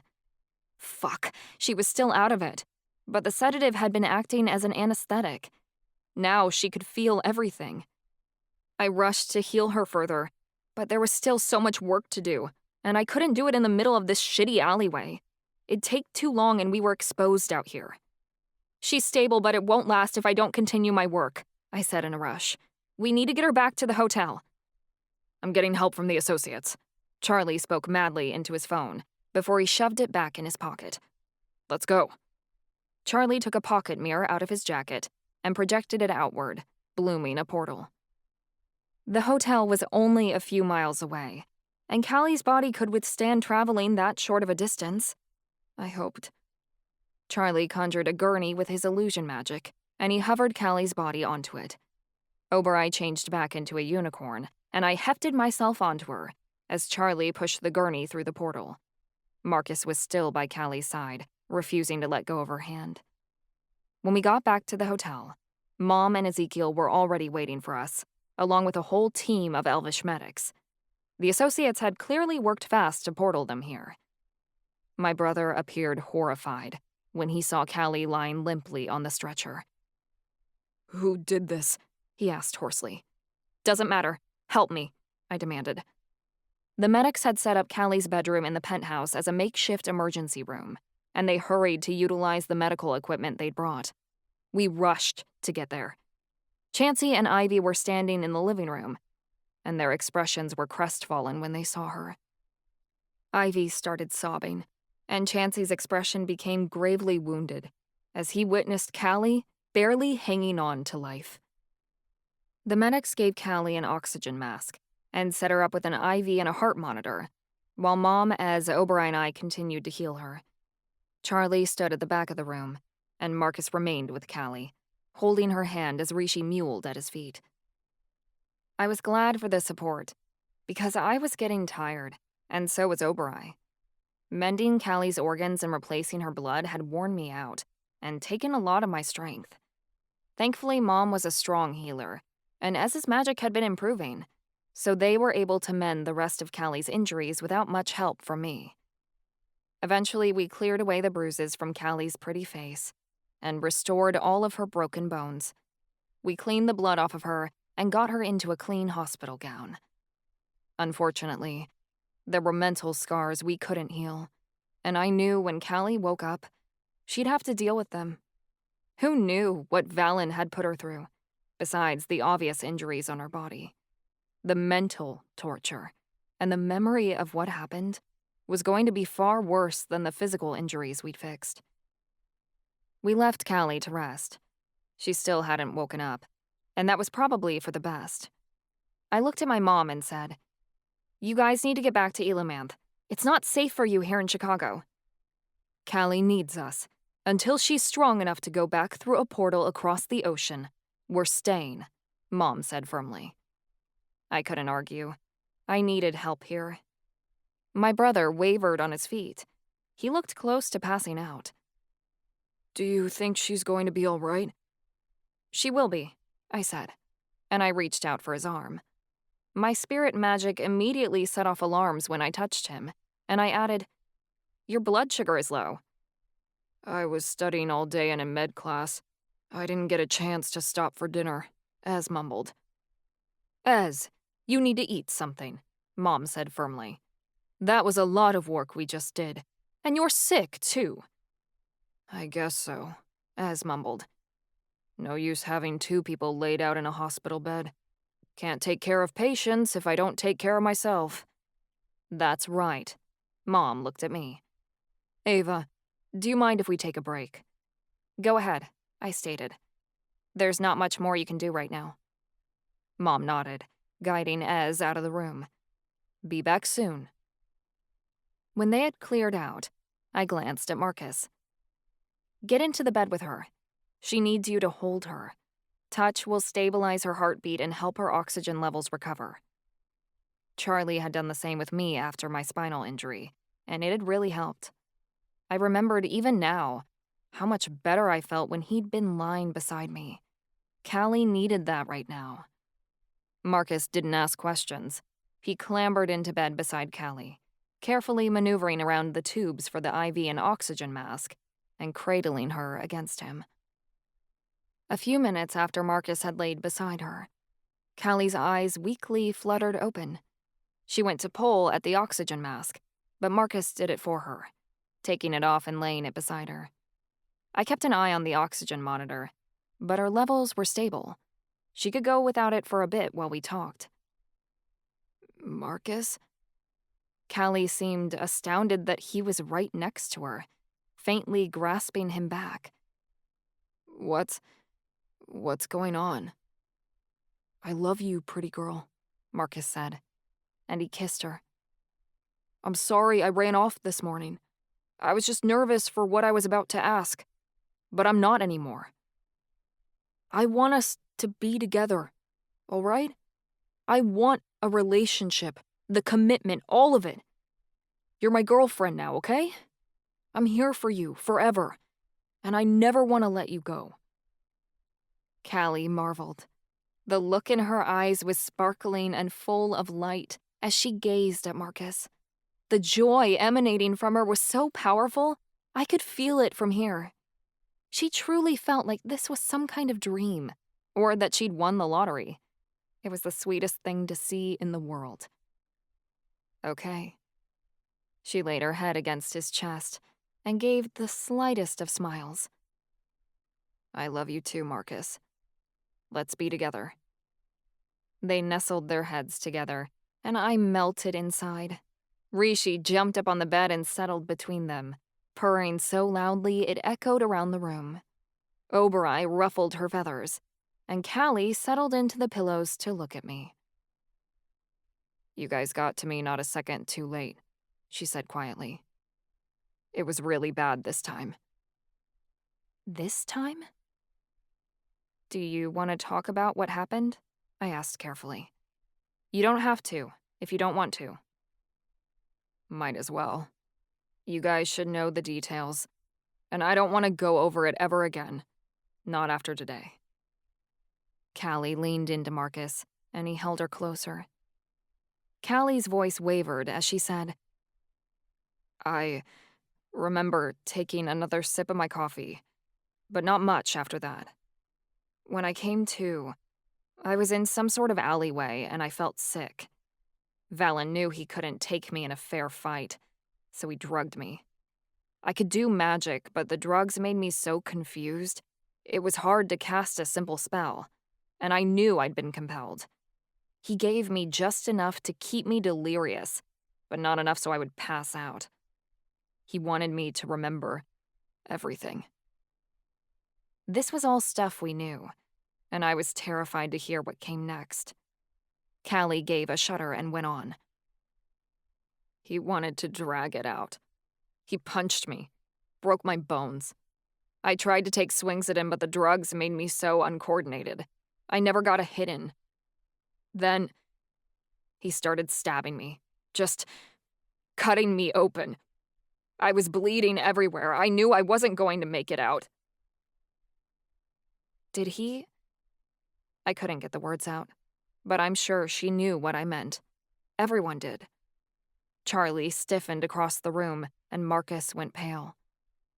Callie stared at me. Then she did the most unexpected thing. She laughed. She let out a loud, startling cackle, one that turned into a series of coughs. Fuck him, she choked out, still laughing. Oh, Ava, he tried, but he couldn't get it up. His tiny little dick was all limp and pathetic. I laughed at him and spat in his fucking face. Her smile died, to be replaced by a deathly countenance devoid of all hope.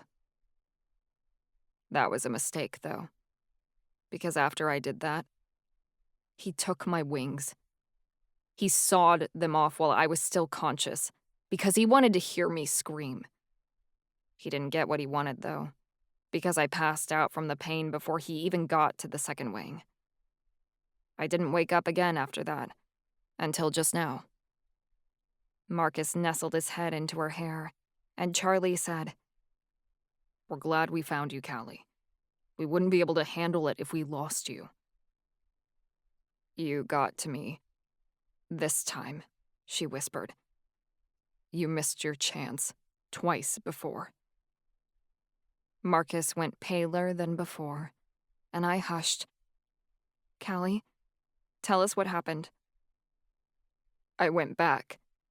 3 different times, she said, and she started to cry. I used my time powers to try and change the situation, so the Dollmaker never hurt me, and I never got captured. Her tears amplified into sobs. But it didn't work. He got me. All 3 times, and no matter what I did, it didn't change the outcome. And every time I tried, his torture just got worse. I was able to put myself back in my healthy body, up until the point where I drank the coffee, but I couldn't go back farther than that because of the drugs.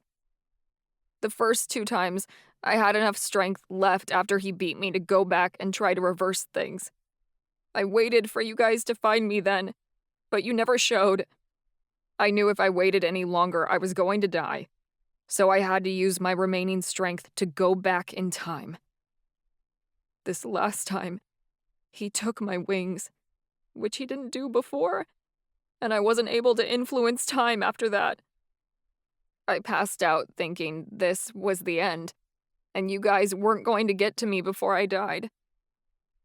What changed this last time? I asked.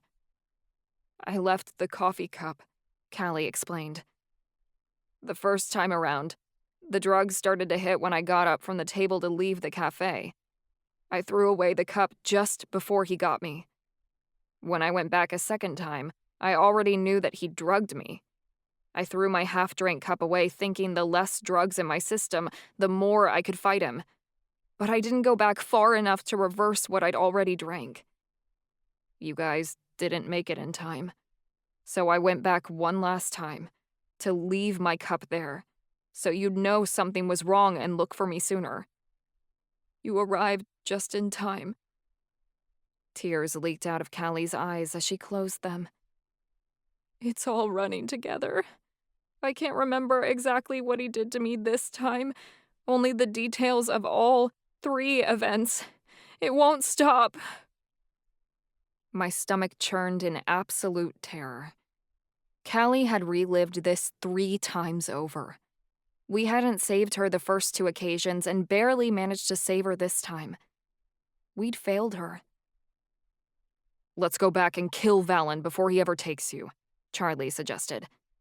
Callie, I know we promised not to use time magic unless it's absolutely necessary. But this is necessary. Then you'll never lose your wings. I can't, Charlie, Callie wept. You don't understand. Now that the Dollmaker took my wings, my power, it's not as strong as it was. I can't shift anymore. I can't stop time. I've tried and nothing happens. All I can do is basic Fae magic. I'm useless to you guys now. You're not useless. You're everything, Marcus promised, brushing her hair back from her eyes. Who am I if I can't be a wolf? Callie asked in deep pain. I've been a shifter since I was 16. What good am I if I can't be who I truly am? You're mine, Marcus said, and he kissed her again. You don't need to be powerful to be the incredible woman you are. I know I have everything I need right here. I should have had Alette with me. Fae can protect their fairies, Callie wheezed. She would have warned me before he drugged me. It was foolish to leave her behind in Elamanth. Don't blame yourself, Marcus insisted. It's not your fault that monster attacked. Callie's eyelids fluttered, and she sank against Marcus, as if everything in her was spent and worn. I'm really tired. Go back to sleep. Marcus kissed her head. You need your rest. We'll be here for you when you wake up. Callie didn't say anything more, just let out a few sobs before she passed out. The minute she was out of it, Marcus broke down. He covered his mouth to silence his weeping as tears free-flowed down his face.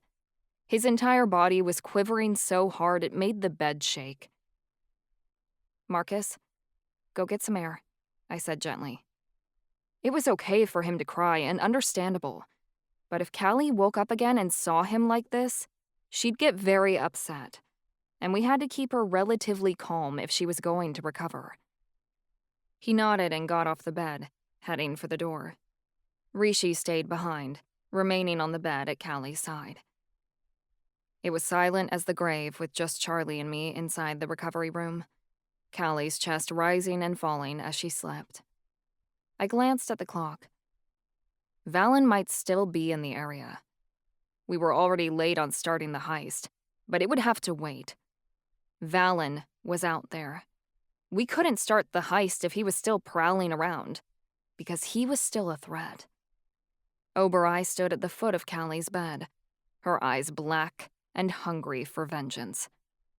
I directed my eyes toward my husband. I yanked on my end of our bond, demanding his attention, and I got it. Charlie stood rigid, waiting for whatever I was about to say. My tone was dark and full of feminine rage as I said, "You need to take care of this." He got what I meant. Charlie gave a short nod, then left me to watch over Callie, while he went to handle the job he was born to do. Chapter 21. Charlie. Ava had asked me to handle things, so I fucking would. Marcus stood outside the door. He was still crying, but I heard him pause for a moment and take a ragged breath as I came out. We need to kill him. I didn't say anything else. I didn't need to. Marcus didn't reply, just stood there, trying to handle it all. He was falling apart right now, but he didn't have the luxury to. Not when this beast had hurt the woman that belonged to him. When a few long moments had passed, I sneered. Callie vowed to kill the Dollmaker, and he nearly killed her. She can't do it, so we're going to do it for her. This bastard messed with the wrong family. No sick fuck does this to one of our girls and gets to walk away alive. Marcus sniffed and cleared his throat.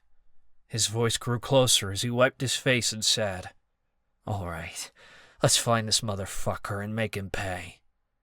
"I'm going with you," Chansey mumbled. I hadn't realized he'd been there, but I didn't care if he was. He wanted to come along, fine by me. If there were 3 of us, it'd be a hell of a lot harder for Valen to slip away. I didn't want Ava to see what we were going to do, because it wasn't going to be pretty. How I'd killed the vampire mobster I'd tortured to death was going to look like a pleasant death compared to what we were going to do to Valen once we found him. "Where do you think he is?" Marcus asked. His voice was straight again, and I was glad to see he'd pulled himself together. "I've studied this guy," I stated. "He'll return to the scene of the crime to get his fill. I'd bet anything he's still on that island, reliving what he did to Callie over and over." Marcus grabbed his pistol, and a click sounded as he released the safety. "He's going to wish he'd never been born," Marcus said darkly, and we headed out. We portaled back to the island. I thought about what it had felt like to give Callie CPR. How easily her chest had caved in when I'd given compressions, absolutely no resistance, and how cold her lips were when I tried to breathe into her lungs. I'd known she was dead the moment I touched her, or good ass. I almost told Ava not to even try, that she was too far gone, and saving her was something that wasn't possible. But Ava proved me wrong as always, and thank the ancestors she did, because we'd almost lost Callie today. Observing Marcus as he completely disintegrated at the loss of his love was triggering beyond belief. It had been like reliving the infernal underground all over again, except this time it was Marcus pleading for Callie to come back, instead of me reaching out for Ava beyond the grave. The day the underground had caved in on Ava was, and would always be, the worst day of my life. And I knew today would be the worst day of Marcus's. But I could deal with my trauma later. I had to shut my emotions off in favor of winning at all costs. That's what my grandfather had taught me, and that's what I would do. We'd handle our business with this guy, dispose of him, then go after the key. It was as simple as that. Feelings would only get in the way right now. I was the leader, and I was the only one pushing this team forward. Get in, get out, get it done. That was all that mattered. If we let the Dollmaker go and allowed him to live, he'd come back. He'd find Callie again, and make sure to finish her off next time. No fucking chance. We were putting Valen in the ground. Today.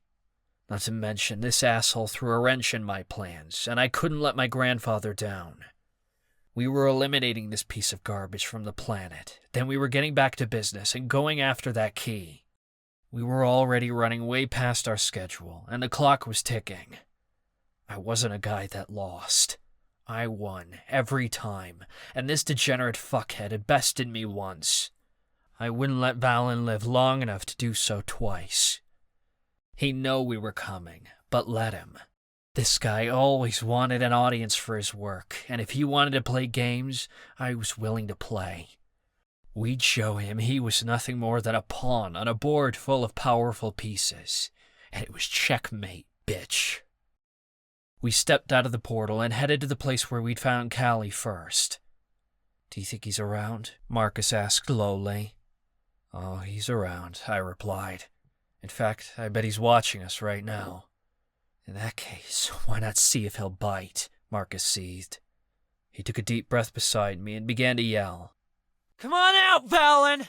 I know you can hear me! I only want to play! With your organs!"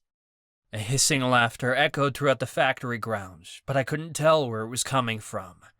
The dickhead was using illusion magic to project his voice. "You'll never find me, Warlock. I'll kill you one by one, then use your bodies as my toys. I need some new dolls." Metal clanged loudly as Valen used a pipe to bang on the walls. It was distracting, and there wasn't a clear source of where it could be coming from. "He's in one of these alleys," I noted, just as we turned a corner. The metallic scent of blood filled the air, and I knew it was the same alleyway we'd found Callie in earlier. My foot caught a rock, and I stumbled to catch myself on the side of the building. Cool, sticky liquid coated my hands, and I could still feel the remnants of Callie's magic flowing through it. It was Callie's blood, smeared all over the wall. He'd painted the area with it after we left. "Guys," Chansey said in a hoarse tone. A noise of rage erupted from Marcus's throat. He immediately spun around and went storming into the alley, screaming, "Valen! I'm coming for you!" Valen's haunting laughter vibrated around the area once again. "What did he do?" I asked Chansey. "He took Callie's blood and used it to draw on the walls of the alley," Chansey told me under his breath. "Her name, gruesome pictures of what I think is her face. This character's really messed up." That was a light way of putting it. I turned to follow Marcus, trailing the noise his shoes made as they crunched broken glass and discarded trash underneath his feet. Come out, wherever you are," Marcus sang. His voice had developed an eerie quality to it, one I hadn't heard in months, not since we left the Institute. A shiver ran up my spine as Marcus's breaths became ragged and shuddering. He sounded like some sort of monster hunting for his prey. "I will never be found. The Arcania Alliance failed to bring me in, and the woman who swore to kill me has fallen," Valen responded in a creeping resonance that made the windows on the buildings creak. "You cannot take me, little warlock." "It's too late for you to run away!" Marcus conjured a high-powered battle orb, and it went sizzling to my left. The entire building beside us caved in and crumpled once the orb hit it, and the smell of smoke rose into the air. Playing hide-and-seek with a serial killer wasn't how I'd planned on utilizing my morning, and recess was over. Marcus conjured another orb and tossed it into a different factory structure. I listened to one of the smokestacks groan as it toppled over and crashed into the lake. "I know you're scared!" Marcus screamed. "Why not come a little closer so I can enjoy watching the sparkle leave your eyes and you fucking die?" I think the falling buildings must have scared Valen and made him realize who exactly he was dealing with, because he didn't respond. He was definitely fleeing, and we couldn't let him do that. I turned on the spot, trying to get some sense of where Valen was or where he might have crawled off to. I scanned the area with my magic, but I couldn't read a signature. My senses were fucked up by Callie's blood, because her magic was stronger than Valen's, and it was everywhere. It made Valen hard to track. I saw a shadow over there, Chansey said, grabbing my arm to lead me. We ran that way, but Marcus sprinted past us. We ended up in some sort of epicenter of the factory's hub. I could tell, because the air was expansive here, and the wind currents had more space to move. A barrel toppled over behind me, ringing out as it hit the concrete. Footsteps slapped against the ground as the fucker took off running. I instantly went for my pistol and raised it to fire. I gave 3 shots, and air magic blasted outward. Dust and rocks hit my face as my shots made holes in the side of a building, and some of the residue cut into my cheek and made me bleed. Valen didn't cry out, so I knew I didn't hit him. Marcus fired off his own gun, but he swore, so his shots must have missed. Chansey darted forward, but he let out an "Ugh!" and stumbled to the ground. Valen had socked him in the stomach and kept going. This fucker was fast. We had to be quicker. Valen's footsteps became soft, and I figured they'd turn into paws. He thought he'd shift into a wolf and then run out of here. Not fucking likely. I don't think so, Marcus said. It's rude not to play with your friends.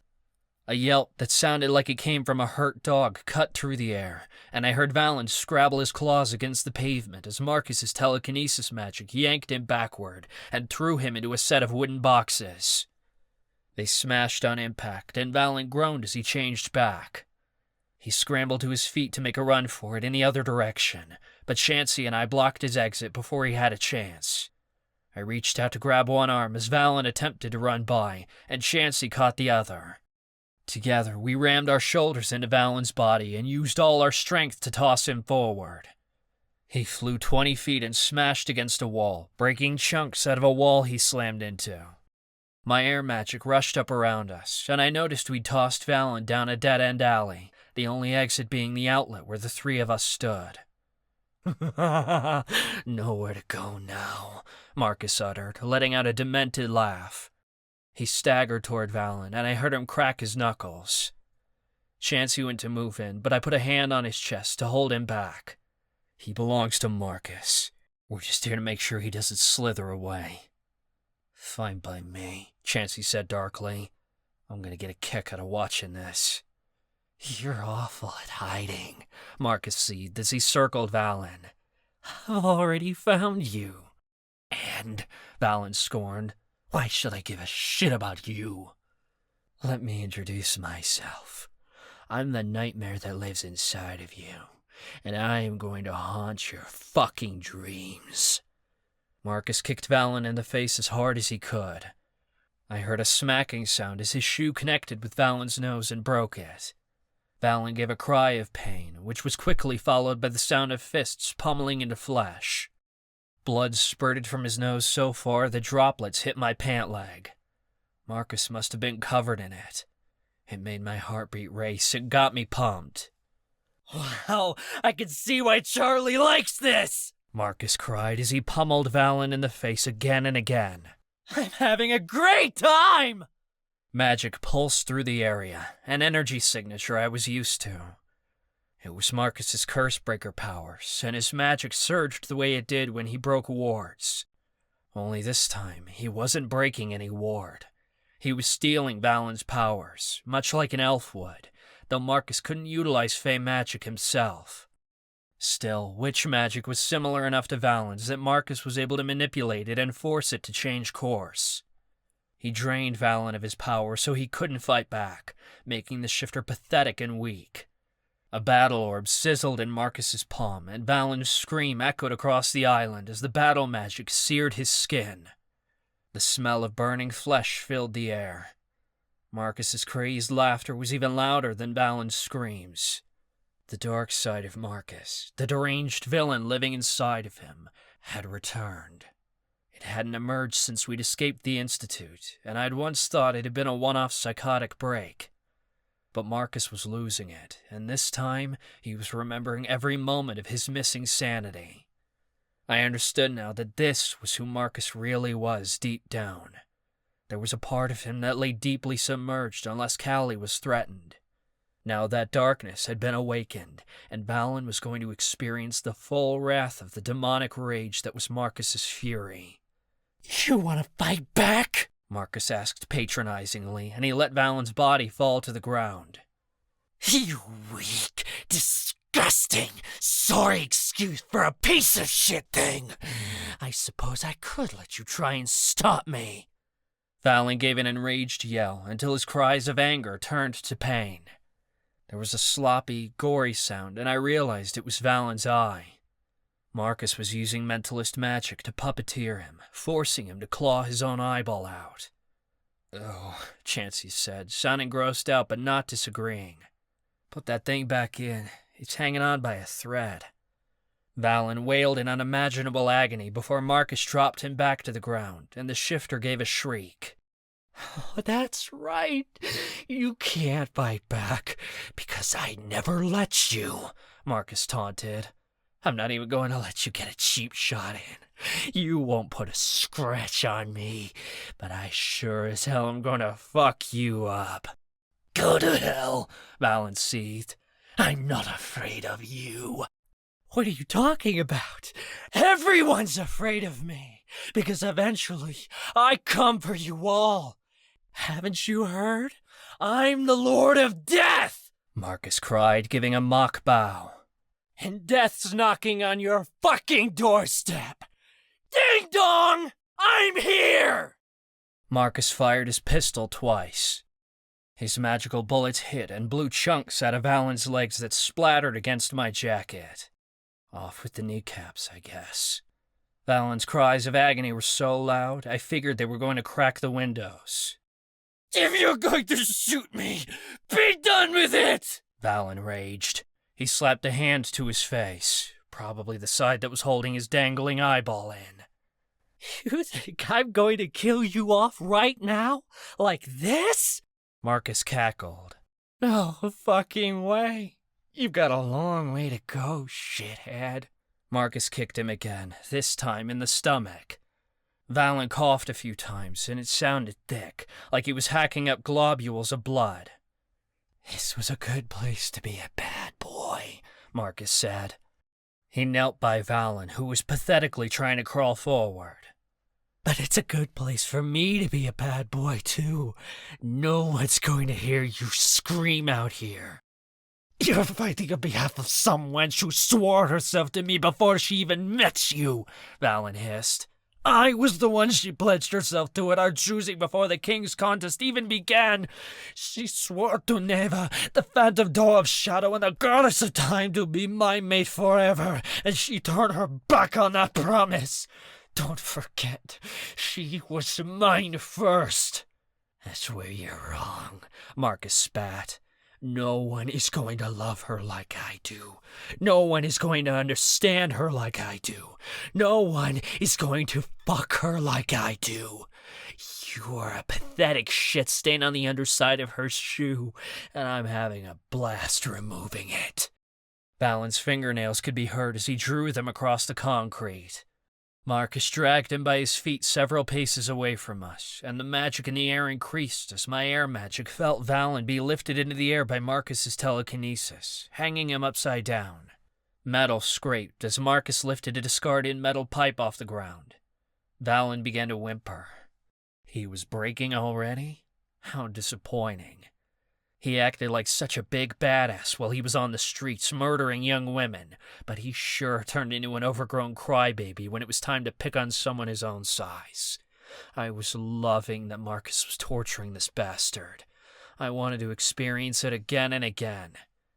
You know, I was never very good at baseball. I always missed it when it was my turn at bat, Marcus said, and the pipe whooshed as he twirled it in circles beside him. But I don't see how I can't hit a home run with a target this big. Marcus slammed the pipe into Valen's arm, and I rejoiced as it broke on impact. Valen didn't even have time to cry out before Marcus broke the other one. Marcus swung the pipe as hard as he could, breaking bones Valen probably didn't even know he had, beating the absolute shit out of him. I was merciless. This sicko had made so many poor girls feel exactly like this. Terrified, helpless, and in unimaginable pain, before he'd taken their lives and humiliated their remains after. I had no sympathy. In fact, this was the most fun I'd had in a long time. Marcus had busted Valen's skull open by the time he tossed the pipe to the side. I'd heard his head crack on the last hit. Blood dripped onto the ground like rain, and Valen gave a groan of suffering, though he didn't perish. Valen was like a cockroach, hard to kill. No wonder people like him never died, and continued to roam the earth, poisoning society with their shadow. At least we could have fun watching him suffer. It would have been boring and dull to give this fucker the easy way out, and he didn't deserve a single ounce of mercy. "Daddy's thirsty for blood," Marcus sang. You know, Callie taught me a lot about swords, though I've never used one before. Luckily, I happen to carry her sword with me, in case she ever needs it, and it's her blade that's going to sever you apart. Isn't that poetic justice? The ringing sound of metal echoed throughout the air like a holy call as Marcus summoned Callie's sword from his stash. Let's see what your heart looks like, because I don't think you have one. Metal sank into flesh, and Valen let out another howl. Bones cracked again, and I realized Marcus was cutting Valen open from the back, down the length of his spine. I was impressed. Something like this would have grossed Marcus out even yesterday, caused him to vomit or cringe away. What Valen had done to Callie had changed him, and there was no turning back from the evil he'd become. Marcus nearly sounded disappointed. Huh, your heart's not black. Color me surprised. Marcus's fingers cracked as he crushed his hand into a fist, and I heard Valen's ribs buckle. The Dollmaker could barely utter a moan at this point. If he didn't die soon, he would any minute now. We didn't have to wait long. Valen gave a dying moan, but Marcus cast a spell so strong I felt his death magic ripple through the alleyway. It was like Marcus had shoved Valen's spirit back into his body. Marcus wasn't giving this fucker the satisfaction of death just yet. You're not going anywhere unless I say you are, Marcus hissed. There was the uncork of a bottle, a potion that Marcus carried, most likely, and a sizzling sound as Marcus poured it all over Valen's wounds. Valen cried out this time, his yowls high-pitched and louder than they had ever been before as the acid ate away at the open flesh. Burn alive, Marcus hissed, and the potion vial smashed against the ground as Valen continued to cry. Please, Valen pleaded. Please kill me. Oh, you gonna beg like a little bitch? Marcus asked in a phony tone of concern. Let me ask you a question. How many of those girls begged for their lives before you killed them? Did you ever care? No? Guess I don't give a shit either. Marcus stuck Callie's sword into Valen's side and yelled, Where are her wings? In a place you'll never find, Valen rasped. Tell me, Marcus demanded. Valen gave a withering gasp. Go to hell. Oh, I will, Marcus replied, and he gave another twisted laugh. In fact, I'm going to be quite comfortable there, but I will never let you roam its halls. The roar of hatred that emitted from Marcus was so terrifying it almost made me cower. A powerful, dark, magical resonance, one that made my elf magic marvel at how immense it was, ricocheted through the alleyway like a bolt of lightning. It made the earth quake, and I stumbled forward, unable to catch my balance as I fell to the ground. As I fell, I passed through some sort of spirit energy. Something materialized before me. I observed the soul that I knew had to be Valen's, giving a tortured wail as Marcus's magic held him in place, preventing him from escaping to the afterlife. Then, in one exceptional magical burst, Valen's soul burst into ash. It exploded into an array of dust, coating me in his soul's energy. I wiped it off quickly, feeling disgusted, as the rest of his ether dissolved into the air.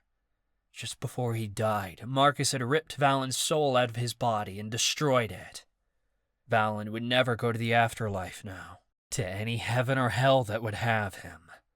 He'd never reincarnate, and all of his past lives were gone. Marcus had effectively erased him from existence, as if he'd never been here at all. But he had been here, even though Marcus had completely obliterated him. What he'd done to Callie would continue to affect her for years to come, but at least now Valen couldn't hurt anyone else, here or in any other lives going forward. Marcus was absolutely raging, taking long and heavy gasps. I got to my feet and reached out to touch him. His shoulder was shaking underneath my hand. The psychotic part of him was gone. It had died down after he'd finished Valen, but he was still fuming. I didn't want to kill him yet, he said through clenched teeth. I lost my temper and took it too far. I wasn't finished. He's gone now, I said firmly, squeezing his shoulder. We took care of him, like we said we would. Now it's time to get back. You weren't still thinking about pulling off the heist. Not after all this happened, Marcus insisted. We have to, Marcus. We still have daylight, and this is our only window, I said evenly. I'm glad you made him pay, but Callie wouldn't want us to miss out on the vampire key because of this. Marcus sighed. Guess you're right. I can't let Callie down. No, you can't. Let's get back, I said. We left Valen's body like the garbage it was behind us and portaled back to the hotel. Once we got there, Marcus immediately rushed back into the room where they were treating Callie, and I followed. Did you get it done? Ava whispered as I came to her side. I nodded once, and Ava said nothing more. Marcus, Callie wheezed. It sounded like she was awake again. Where did you go? I got him, pretty girl. Marcus sounded so sweet and gentle now. It was the complete opposite of the crazed killer he'd been moments before. Valen's gone. I killed him and destroyed his soul. He's never going to hurt you or any other woman ever again. He was mine, Callie protested weakly. I was supposed to kill him. He was ours, Marcus insisted. I heard him conjure her blade again and lie it on the bedside next to her. His blood is on your sword. I made sure to cut him open with it. He deserved to die just like all his victims did. Callie sounded astonished. Marcus, there's no bigger honor for a fae for you to kill their enemy with their sword. Of course there isn't. I was happy to do it for you. Both of them got quiet, and I supposed they were off in their own little world. Ava tugged on my sleeve, and we left the room with Oberoi to give them some privacy. When the door closed behind us, I asked, Is Callie getting better? She is, but there's no fucking way she can come on the heist. Callie's down for the count, Ava said. She can perform illusion magic, but she can't shift or stop time. I've healed her the best I can, but she can't come with us anymore. Even if she had access to her time powers, I don't think she can mentally pull this off. Not after what happened. I wasn't expecting her to be well, but fuck, this sent our entire plan up in flames. So what do we do now? Mom and Ez are going to stay here and keep healing her. Once she's strong enough to make it through a long-distance portal, which should be by tonight, they'll take her back to Ilameth. And who's going to take her place? I demanded. Come with me. Ava led the way to the penthouse's kitchen, and I trailed her, but it was in silence. I was fuming. We should have had the vampire key by now, and we were running out of time to get it. We had to strike before nightfall, or this whole thing was a bust. I tried to account for everything, but I never thought the fucking Dollmaker would show up. The psycho was taken care of now, though, which meant we had to keep moving forward with our plan. Max and Gavin were waiting for us, surrounded by all kinds of tech noises, and the door to the penthouse opened. 2 other voices halted me in my tracks as they entered, because I hadn't expected them to be here. It was Danny and Alistair. I just knew this was bad news. We were hours behind schedule, and now we had to account for these loose cannons. "What the fuck are you doing here?" I sneered at Danny. "Ava let me know about Callie, and I came as soon as I could," he replied. "Well, go home," I ordered. "We don't need you here." "We just might," Ava countered. "Charlie, can I talk to you privately?" Ava rolled out of the room, and I reluctantly followed her into the master suite. "Pitch, you can't be serious," I fumed. "You invited Danny and Alistair." "They deserved to know what happened," she said. "They're our friends."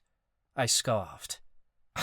"Alistair, yes, but that's a stretch for Danny. Forget about what happened with the Dollmaker. The fact that they're here has already compromised the whole mission.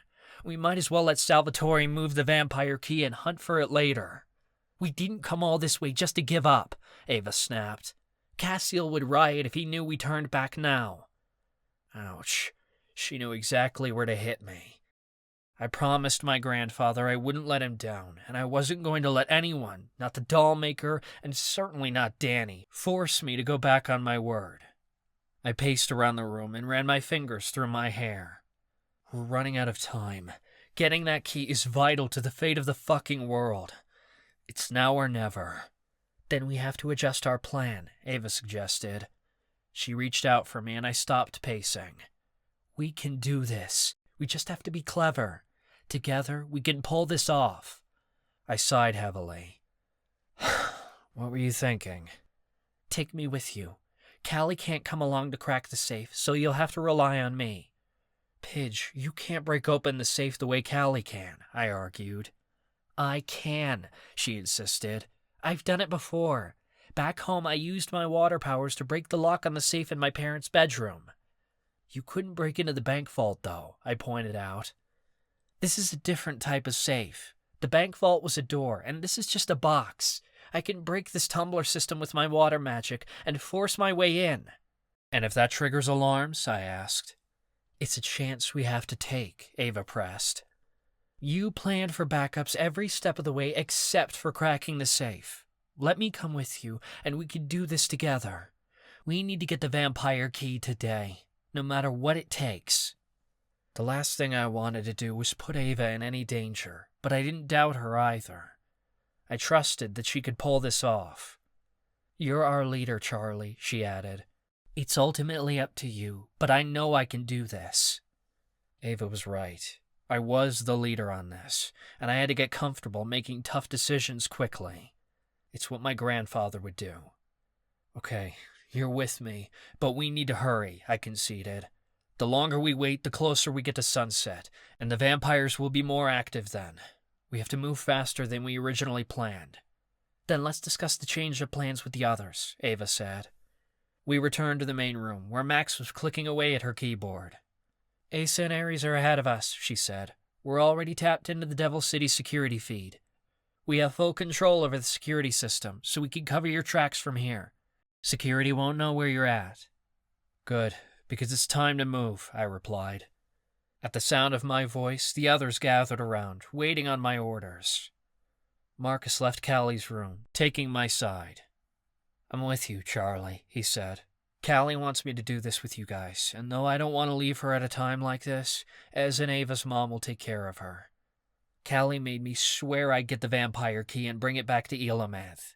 She doesn't want our time in Chicago to be for nothing.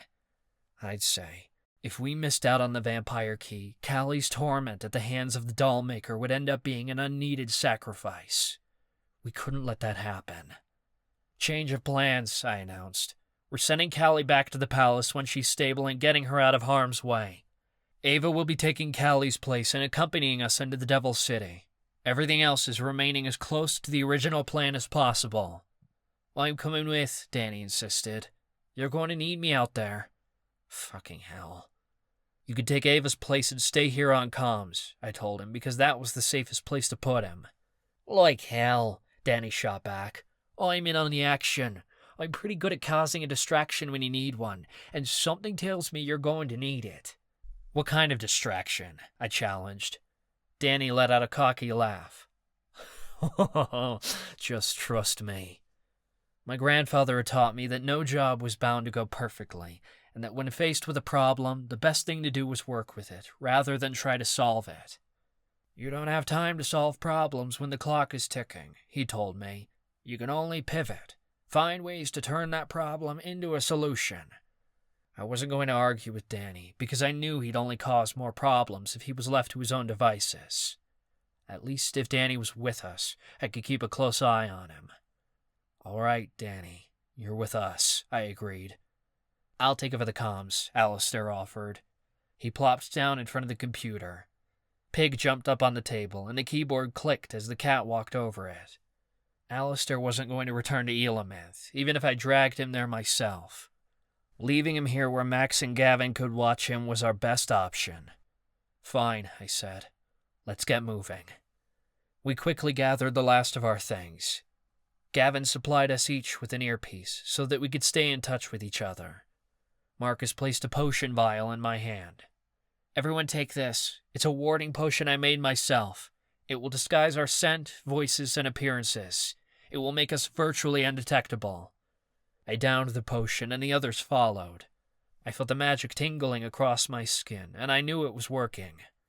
Danny, you'll need a sun-safe potion to protect you from the sunlight if we need to make a quick exit outside, Marcus added. You're lucky I've got one on me. It should last up to 12 hours. Cheers, Danny said before downing the potion. I almost hoped it didn't work, because it'd be funny if his vampire ass fried. Obereye shifted into a unicorn. Ava left her chair behind, and I hoisted her onto Obereye's back. Rishi followed at Marcus's feet, and Eddie remained close by my side, braced to defend me at any moment. Chansey cracked his knuckles, ready for a fight, and Ivy walked alongside him. Danny followed us, but he thankfully kept his mouth shut. I think he finally realized how serious the situation was and that he couldn't fuck around right now. We took a private elevator down to the lowest level of the hotel, which was deserted. I used my magic to shift the concrete and dirt beneath us, creating a sloping passage, until I felt my magic give way to a large tunnel beneath us. Quickly, I ordered. Obereye hurried through the hole I'd made, and the others followed. I went last. The storm sewers were similar to long, circular hallways. They were tall enough to stand in, and although there were puddles of water beneath us, Ava cleared them aside with her Tawakwa magic. It's a mile to the Devil's City, Ivy told us. Come on, I know where we need to go. We walked at a brisk pace and turned a few corridors until Ivy stopped in the middle of the tunnel 15 minutes later. I knew we must be beneath the Devil's City because I could feel the magic buzzing around us. It wasn't as strong as the magic in Elamanth, or even back at the Institute, because vampire magic wasn't as intense as the resonance given off by other supernatural races. That's why vampires could still rely heavily on tech like security cameras when they didn't work so well at the Institute, because their magic didn't interfere with human technology as much. Still, there were enough vampires in the vicinity that I could sense them, even from underground. This is it, Ivy announced. We should be right beneath the boiler room. Gavin's voice came through the comms. We've got a visual on the boiler room. It's empty. You're clear to go. Everyone stand back, I told them. They scurried back a few paces, and I lifted my hands. The ground shook, and debris rained downward as I shifted dirt, rock, and concrete above us. I was careful to make sure the earth was stable before ushering the others through. We crawled out of the storm sewers and into a large room whirring with equipment. Goosebumps tingled along my arms, and I quickly scanned the room with my magic. I could feel air moving in and out of the machines, but I felt no magical signatures nearby. The room was empty as expected. The service elevators are this way. Ivy started forward, and we all followed. Though we were alone, we crept quietly past large machines and long pipes. I remained on keen alert, and I didn't pick up on anything until... Marcus let out a high-pitched squeal, and Rishi hissed. Danny grunted like he'd been hit by a heavy force. My air magic swirled around two swiftly moving figures. The vampires were on us in a split second before any of us knew it, and they grabbed Marcus and Danny. Danny gave a primal growl, and Chansey moved forward to beat the vampires to a pulp. I threw my hand out in one direction to shove Ava and Oberei behind me with my air magic. My other hand lifted toward the vampires to cast a spell, but before I could shoot it off, Marcus gasped in pain. I realized if I cast the spell, Marcus would be caught in the crosshairs and probably get hurt. Danny threw a punch at one of the guys, but he didn't get away from the guy holding him before he paused. "Brand? Crew?" Danny asked in a bright tone. "What the hell are the chances?" "What the fuck?" I snarled at Danny. "You know these pricks?" "We have a history," Danny admitted. "Not a great one, obviously." Chansey hesitated, then backed down. Eddie took a stance beside me, awaiting my instruction. Well, one of the vampires laughed.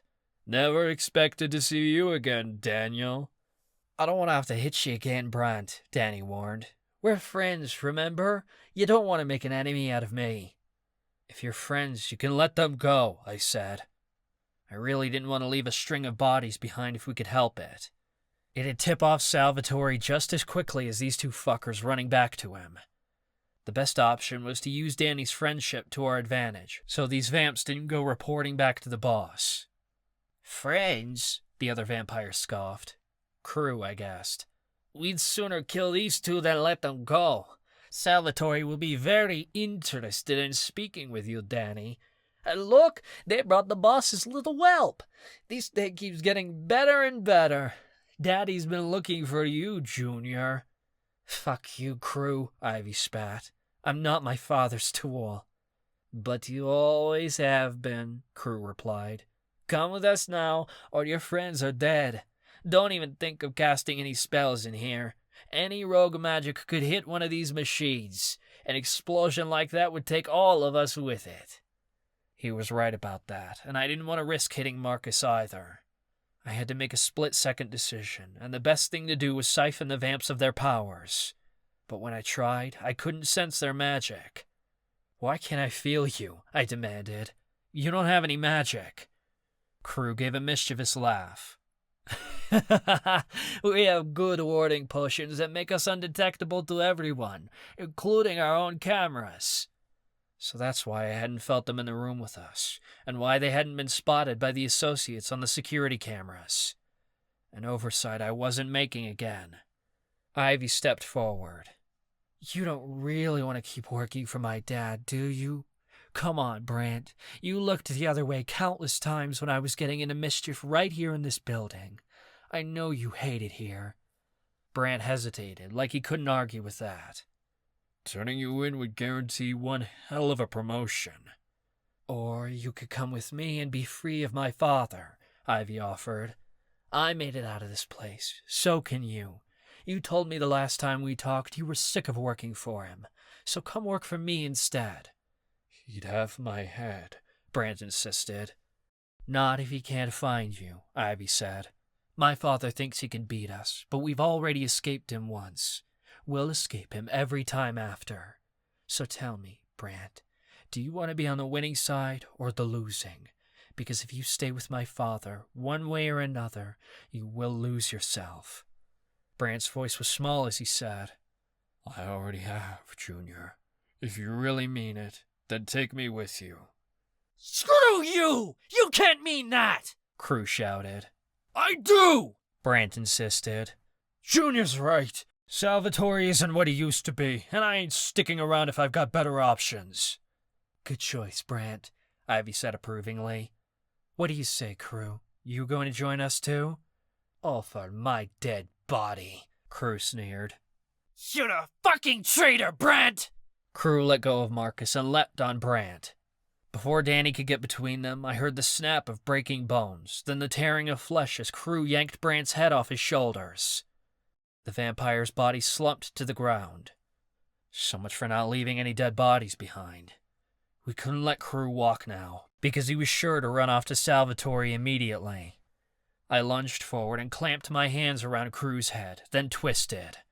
I didn't know where I'd found the strength, because I certainly hadn't siphoned it from Crew, but I'd pulled a supernatural power boost from somewhere.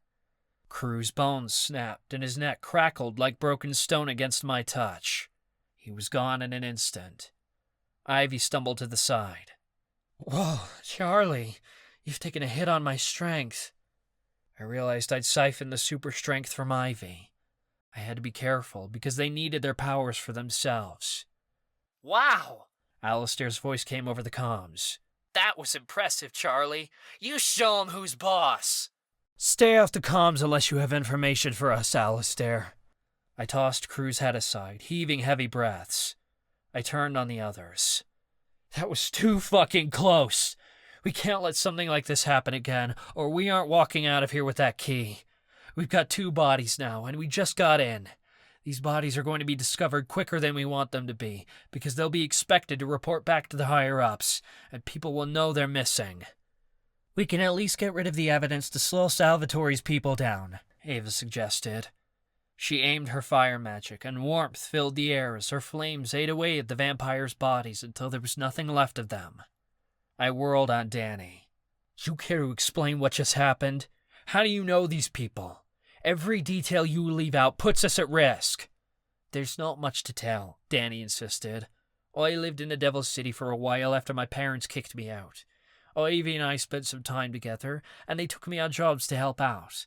I never officially joined the mob, but I met a few guys along the way. That's it. You better hope that's it, I sneered. Because if your mobster friends catch us off guard like that again, it's over. I won't hesitate to kill them, even if you're caught in the line of fire. Believe me, Danny replied darkly, I won't be. I don't understand, Chansey said. We shouldn't have been caught after taking Marcus's warding potion. It must have not worked. But I brewed it perfectly, Marcus insisted. I don't know what could have gone wrong. The spy in the palace, Ava sneered. Someone must have sabotaged your potion. Just one wrong ingredient could make it ineffective, even if the magical signature remained. That fucking spy again. We needed to figure out who they were, because we would never make any progress if someone was always sabotaging our moves. I shook my head. Nothing we could do about it now. What if the spy told Salvatore about our plan? Charlie, we could be walking into a trap, Marcus panicked. I paused. He was right. But we were already in the building, and the key was 100 stories up. We were so close. Could we really turn back now, even if there was a risk? Keep going forward, my grandfather would say. So that's what I decided we'd do. We don't quit until we have that key. Marcus, keep a close lookout for any potential wards, I warned. Let's keep moving. We hurried across the boiler room, but we didn't run into any other vamps. At the service elevator, Marcus and Chansey pried the doors open. I felt a column of air rising upward all the way to the top of the tower.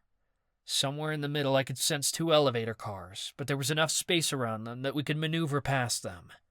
This was our best way to navigate the building undetected. Let's move quickly. I ushered the others inside. Ivy and Danny grabbed the side of the elevator shaft and began climbing. Marcus used his telekinesis to fly himself, Rishi, and Eddie upward, while I cast my air magic to levitate myself and Ava. Oberei shifted into a phoenix to fly on her own, and Chansey spread his angel wings to follow up the rear. Danny and Ivy climbed as fast as the rest of us flew. We moved at a quick pace, and I figured it would only take us a couple of minutes to reach the top. Floors flew past us in seconds. 10 floors, then 20. I sensed a shift in my air magic, as if someone had opened a doorway overhead. Intruders! A deep voice yelled. Fuck, we have company! Ava cried. I could feel her shock through the bond, and it was easy to read her. 2 vampires stood several floors above us, peering out into the open elevator shaft.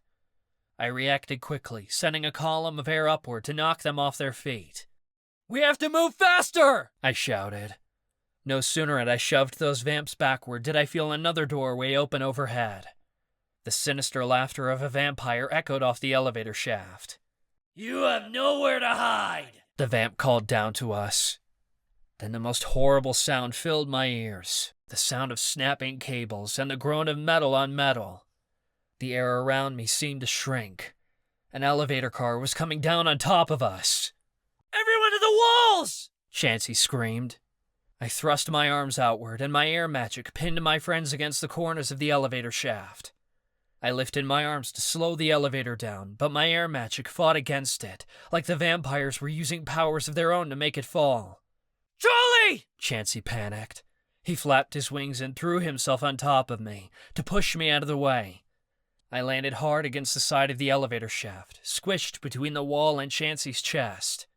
His wings spread wide, flattening us both there. The elevator car swept past us, at a speed that seemed inhumanly possible.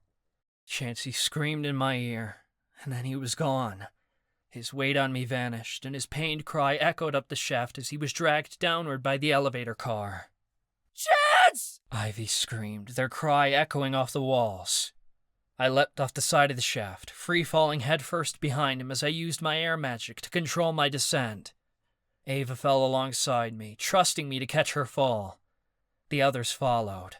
Chansey's screams seemed to go on forever, until the crash of the elevator car sounded against the bottom of the shaft. Metal clanged and groaned as the elevator car crunched like a soda can. "Ouch, that sounded like it hurt," Alistair said. "Not helpful," I barked into the comms. Ivy had gotten there before any of us, and their panicked cries could be heard all around the elevator shaft. "No, no, no," Ivy whimpered, and their pleas made my heartbeat race. What if the elevator car had crushed him? I landed on my feet on top of the elevator car, which was nothing more than a heap of metal now. I heard Chansey gasp below me, somewhere off to the side. He was still alive. The elevator shaft housed 2 elevators, and the vamps had only cut the cable to one of them. Chansey lay on the ground in the space between the elevators, groaning in agonizing pain. He had to be pinned under it. "My wing!" Chansey cried out in agony, sounding in incredible pain. I flew to the ground and guided my air magic to lay Ava gently beside Chansey. Oberoi landed in phoenix form beside him. "I'm going to heal you," Ava told him before I felt her healing magic surge through the bond.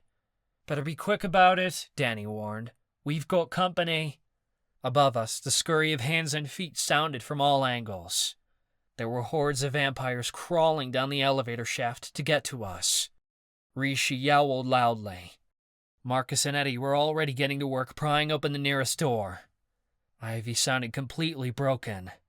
"His right wing is crushed," they whimpered.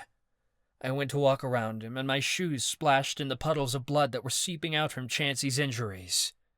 "Leave me," Chansey rasped. He sounded on the edge of consciousness, like he was fighting to hold on just to convince us to leave him there. "I need to help you," Ava demanded. "You can't heal this," Chansey moaned. "Healing magic won't fix a broken angel wing. My wing stays like this. I'm gonna die. I know there's no fixing it now. Just leave me here. I'll be okay.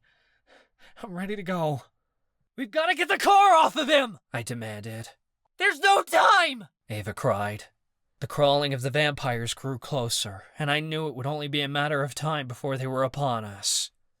We had less than a few minutes before the vampires got to us. If they reached us, they'd drag us off to Salvatore, and this would be all over. We didn't have time to contemplate a decision. Even if we managed to get Chansey free, I knew his wing was too mangled to function properly ever again, and as an angel, he couldn't live without them. As the leader of this operation, I was prepared to make tough calls. I'd hoped it wouldn't come to this, but I knew I had to make one of the hardest decisions of my life. I didn't want to leave Chansey behind, but we had to. There was nothing more important than getting that key, and as much as I hated to say it, that included Chansey's life. The thought flickered through my head in an instant. I tried not to feel anything at all, because I had to keep pushing the team forward. We just had to pivot when we met snags in the plan, as my grandfather taught me. Oberoi knew it too. She shifted back into a fire unicorn and stomped her hoof. I grabbed Ava around the waist and hoisted her onto Oberoi's back. "We have to go!" Ava pushed against me. "Charlie, we can't!" "You have to," Chansey begged. His life was fading. He wasn't going to make it, and I couldn't waste time trying to save him when everything was on the line. The vamps were closing in on us, and fast. I could hear their deranged laughs as they approached, scuttling down the walls like spiders closing in on their prey. We ain't leaving him, Ivy demanded. They shoved past me so hard I flew off my feet and landed against the side of the shaft with a heavy oof. Chance, baby, I'm sorry, but I'm not letting you die on me. Ivy, don't! Ava cried, but it was too late. I heard the unsheathing of a blade, then the tearing of flesh. Chansey's agonized screams grew louder than ever. My stomach churned as I realized Ivy was slicing off Chansey's wing in order to save his life. Don't! Leave me! Kill me! Chansey yelled before his wails became even louder as Ivy sawed through the bone. I will never let you go! Ivy wept, though they continued slicing through the sinew on Chansey's wing. Even if I have to hurt you to make you stay! To lose one of your wings was one of the worst things to happen to an angel. To lose them both was a death sentence. Chansey would live if he kept one wing, but he'd forever be broken because of it. Half an angel, never able to fly again. I didn't think Chansey would want that. In fact, I was certain he would rather be eaten alive by vampires. Ivy, though, wasn't willing to allow him to die. Ivy kept going, using their blade to saw through Chansey's wing bone and feathers in order to cut him loose. Chansey's screams grew louder as he begged and pleaded with Ivy to stop, but it didn't do any good because Ivy kept going. More warm blood trickled out along the floor, soaking my shoes.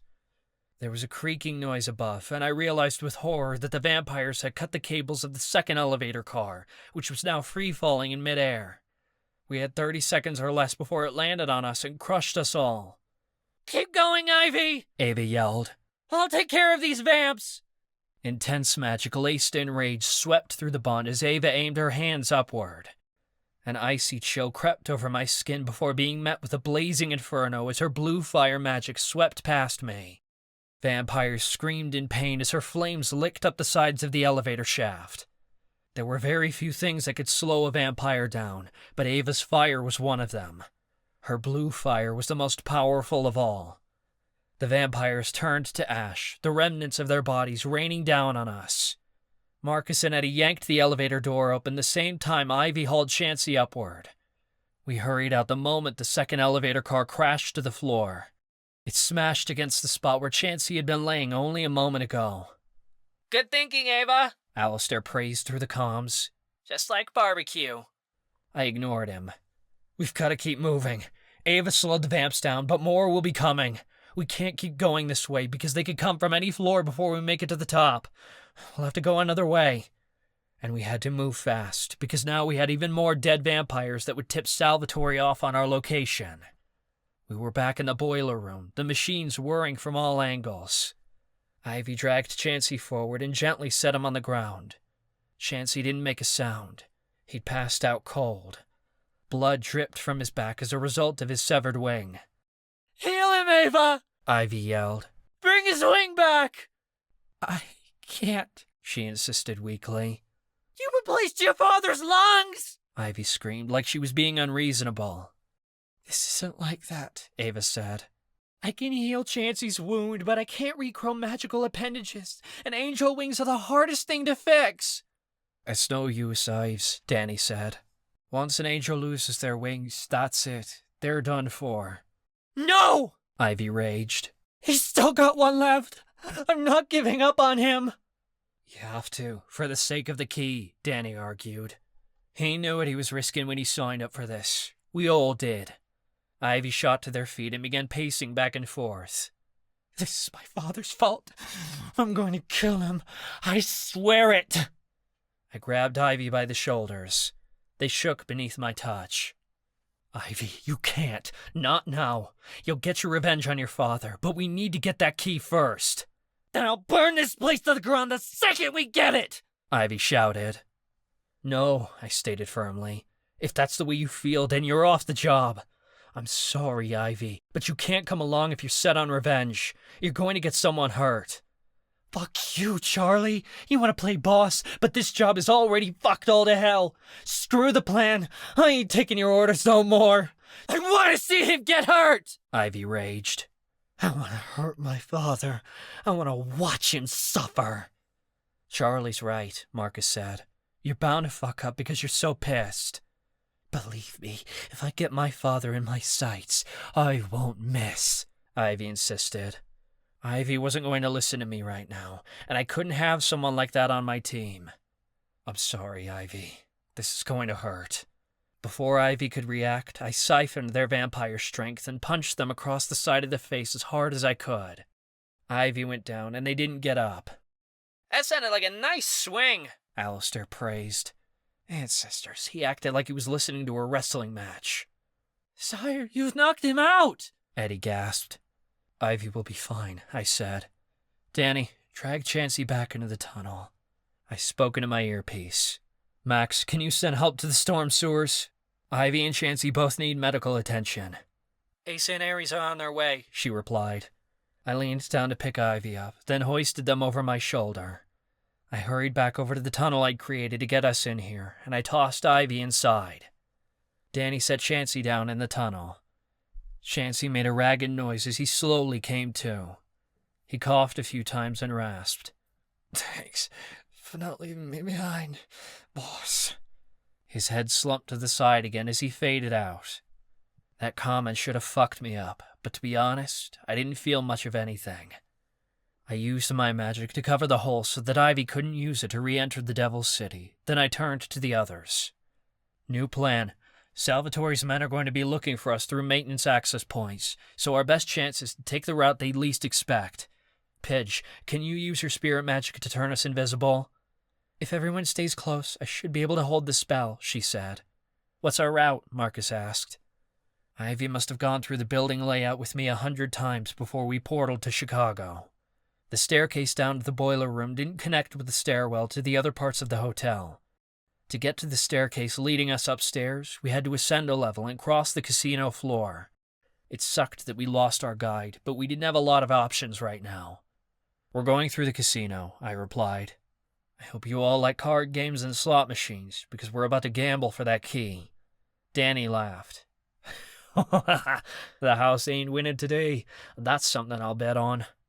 We were all betting our lives on it. Ava hadn't turned this many people invisible all at once, and her magic could falter at any time, but it was a risk we had to take. Are you sure about this, Charlie? Marcus asked. Vamps have other senses. We could still be detected.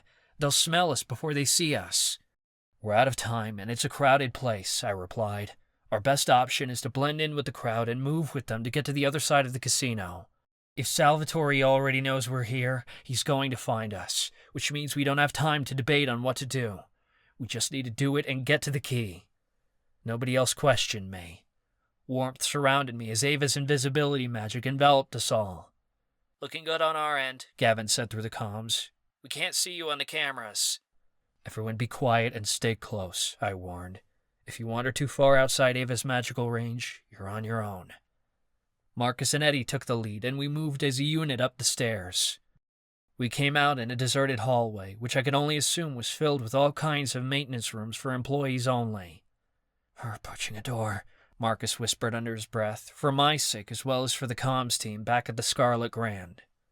I heard a door creak open, and then came voices behind it. We entered a large foyer that must have been the entrance to the building. There were a few people crossing through, and several others behind a registration desk.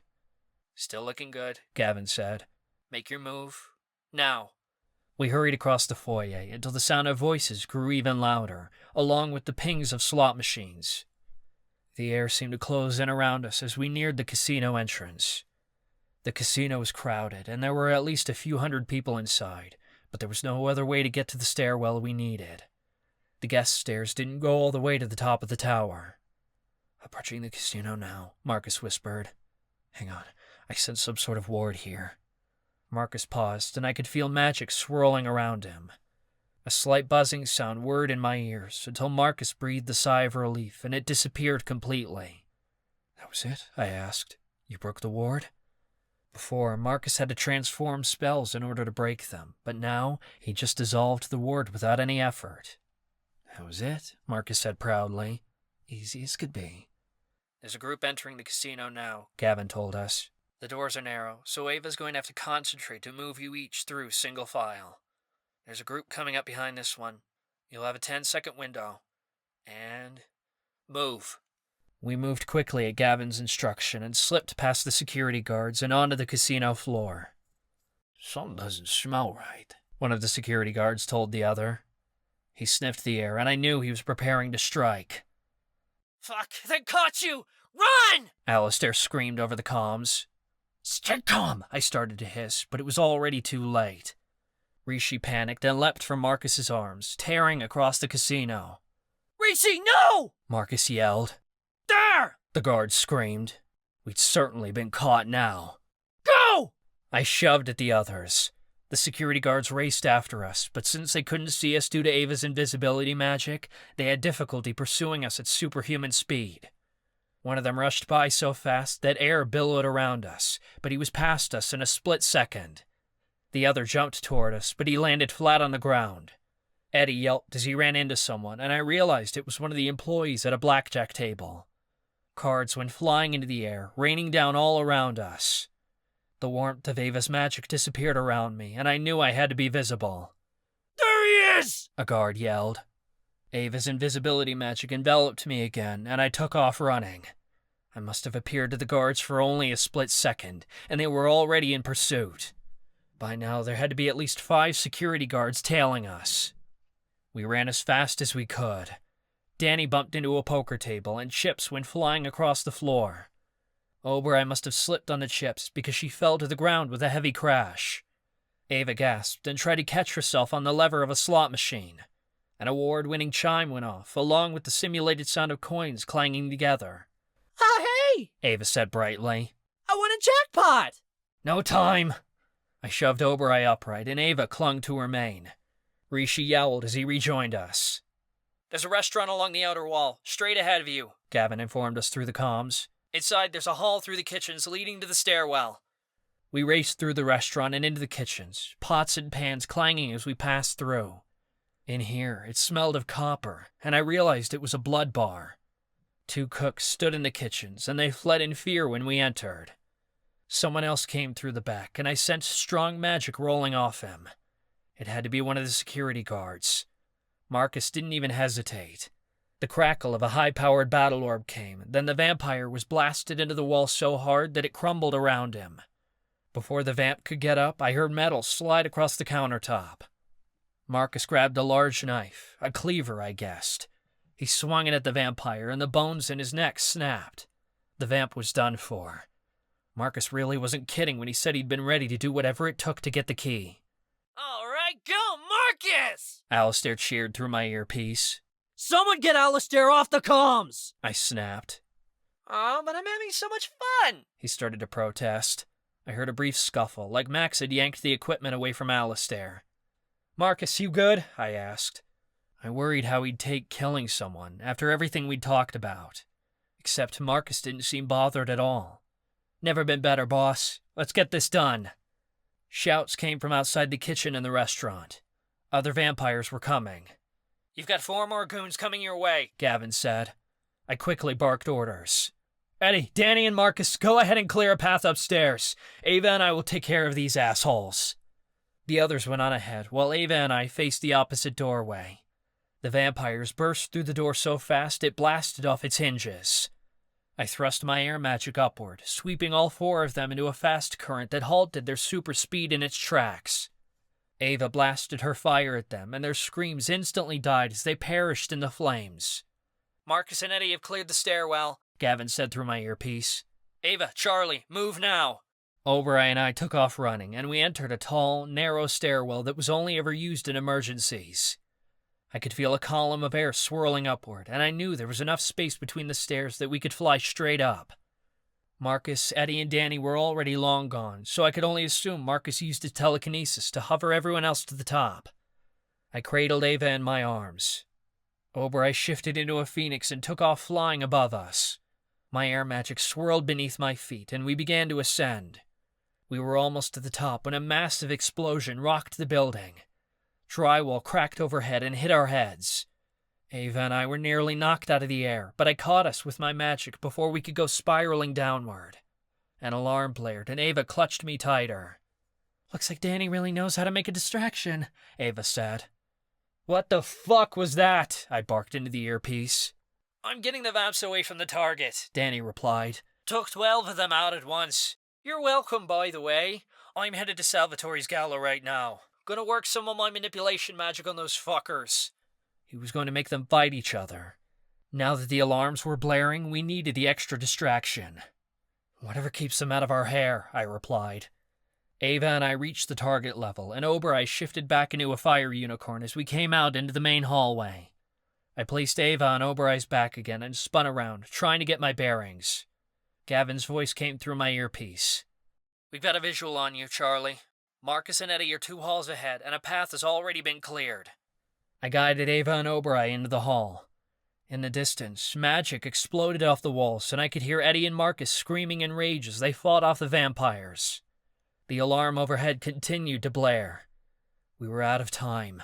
We'd definitely been discovered, and if we didn't get to that key now, Salvatore would beat us to it. By the time we reached the hall where I heard the fighting, Eddie and Marcus had already gone on ahead. The bodies of decapitated security guards lay sprawled out before us. I pressed a hand to the wall to climb over one of them, and my fingers met the hard chest of a vampire. He was stuck in the wall, like Eddie had used his powers to phase him there and trap him, before siphoning his strength to rip his head off. We just took out the last of them, Eddie said through the comms. Your path is clear, Charlie. Eddie and I will stay on this level to take out anyone else who dares come close to the target, Marcus added. Marcus, you've got 6 vamps headed your way, Gavin warned. On it, Marcus confirmed. Ava and I reached the target room, and I felt around for the keypad. I entered the code we'd gotten from one of the men at the circus, and the keypad made an angry sound. Either Salvatore had changed the code since we picked up the intel, or the alarm had put the area on lockdown. Didn't matter. We were getting through that room one way or another, and we weren't fucking around trying to get this keypad to work. I placed my hands flat to the door, and magic surged all the way up my arms. I could feel a ward protecting the room. If I siphoned the magic, I was sure I could. Magic exploded from my palms before I could finish the thought. The magic I'd siphoned had backfired, and the ward blasted a hole straight through the door. The floor shook, and dust hovered in the air. We've lost your feed, Gavin barked. The blast blew out the nearest security cameras. It's okay, Ava replied through the comms. The safe is just ahead. I can see it. Eddie, on your left! Marcus shouted down the hall. More yells and sounds of attack came over the sound of the alarm, but Ava and I ignored them as we entered the room. The moment we stepped through the crater I'd blasted in the wall, something changed. A clang came from overhead, and I stopped in my tracks as I felt all my energy whoosh out of me, completely draining my magic. There was only one thing that could make me feel that way. Infiltrating. Oberei whinnied and stumbled back a few steps, but she crashed into something. I couldn't make sense of what was going on, because without my magic, I'd completely lost my bearings. I reached outward to feel my surroundings, and my hands clamped around cold bars. Nausea slammed into my gut, and it became abundantly clear that a cage had fallen from the ceiling to trap us inside an infiltrating cage. I could even feel the crystal sucking my power from beneath my feet. I've lost sight of Salvatore, Danny barked through the comms. Hurry up, because he'll be on you any minute now. Alex's voice came through my earpiece. I've got my sights on his men. I can slow them down. I heard the click of a trigger through the comm as Alex shot off his first bullet. People spread throughout the casino wailed in terror as the sound of shattering windows rang out over the building. We were down to the last minute, and no amount of magic was going to get us out of this cage. We had to think fast. What are we going to do, Charlie? Ava panicked. The only way we've broken through Infiltrating before is with Marcus and Callie's help. We can't use our magic, I said. The only way out of here is through brute force. These bars are thin and brittle. The cage isn't made very well. There's got to be a way through. Allow me, Oberei offered. She gave a high-pitched whinny and reared up on her hind legs. Ava clung to her back to hold on. I ducked out of the way as her front hooves came down on the bars so hard that the crystal shattered. In her unicorn form, Oberei weighed 1,000 pounds or more, and the bars couldn't support her weight. Shards blasted everywhere, and several infiltrating fragments hit me in the leg, cutting deep into the skin. I gasped in pain, reaching out to feel the blood that was seeping through my pants. I couldn't stop now. I had to keep moving, no matter if I was hurt or not. "Good work, Ava-Marie," I said as I quickly slipped through the bars. Immediately, my air magic swirled around the area, though I wasn't nearly as strong with Infiltrating in the room. Ava-Marie squeezed through the hole in the bars she'd made, and we rushed across the room to the safe. A chill spread over my skin as Ava summoned water from the air. She filled the locking mechanism with water, then froze it, until we heard a crack. The door creaked open, and Ava gasped in delight.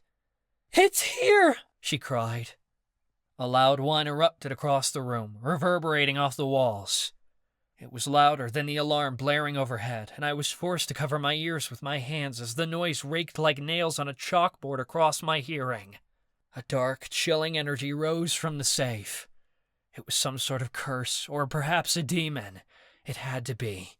Before I could make sense of it, the energy swept past me, straight toward Ava. "Charlie!" she started, but her words choked off the same time I felt her energy change, and she was knocked off of Ava-Marie's back. The link between our bonds seemed to slam shut in an instant. Ava-Marie whinnied loudly. "A dark cloud rose out of the safe and went into her! She's been possessed!" Rage filled my entire body. Not on my watch. I reached for Ava where she sat on the ground, because whatever that dark energy was, I was going to siphon it out with my elf powers. The moment I touched her, an ice-cold chill followed immediately by a blazing heat seared my fingers. I jumped back. Ava had burned me with her blue fire. A deep, ethereal laugh bubbled up from Ava's throat. In a voice that wasn't her own, Ava said, "You think you can steal from me?" "Charlie, you've got to get that demon out of her now!" Ava-Marie snapped. "I'm on it!" I ducked to avoid a fireball the demon threw at me. It smashed into the wall behind me, and the room ignited into flames. The fire grew intense, licking up the walls and consuming the carpet. I reached out with my elf powers, but the demon resisted. I couldn't get a firm hold on him with my magic.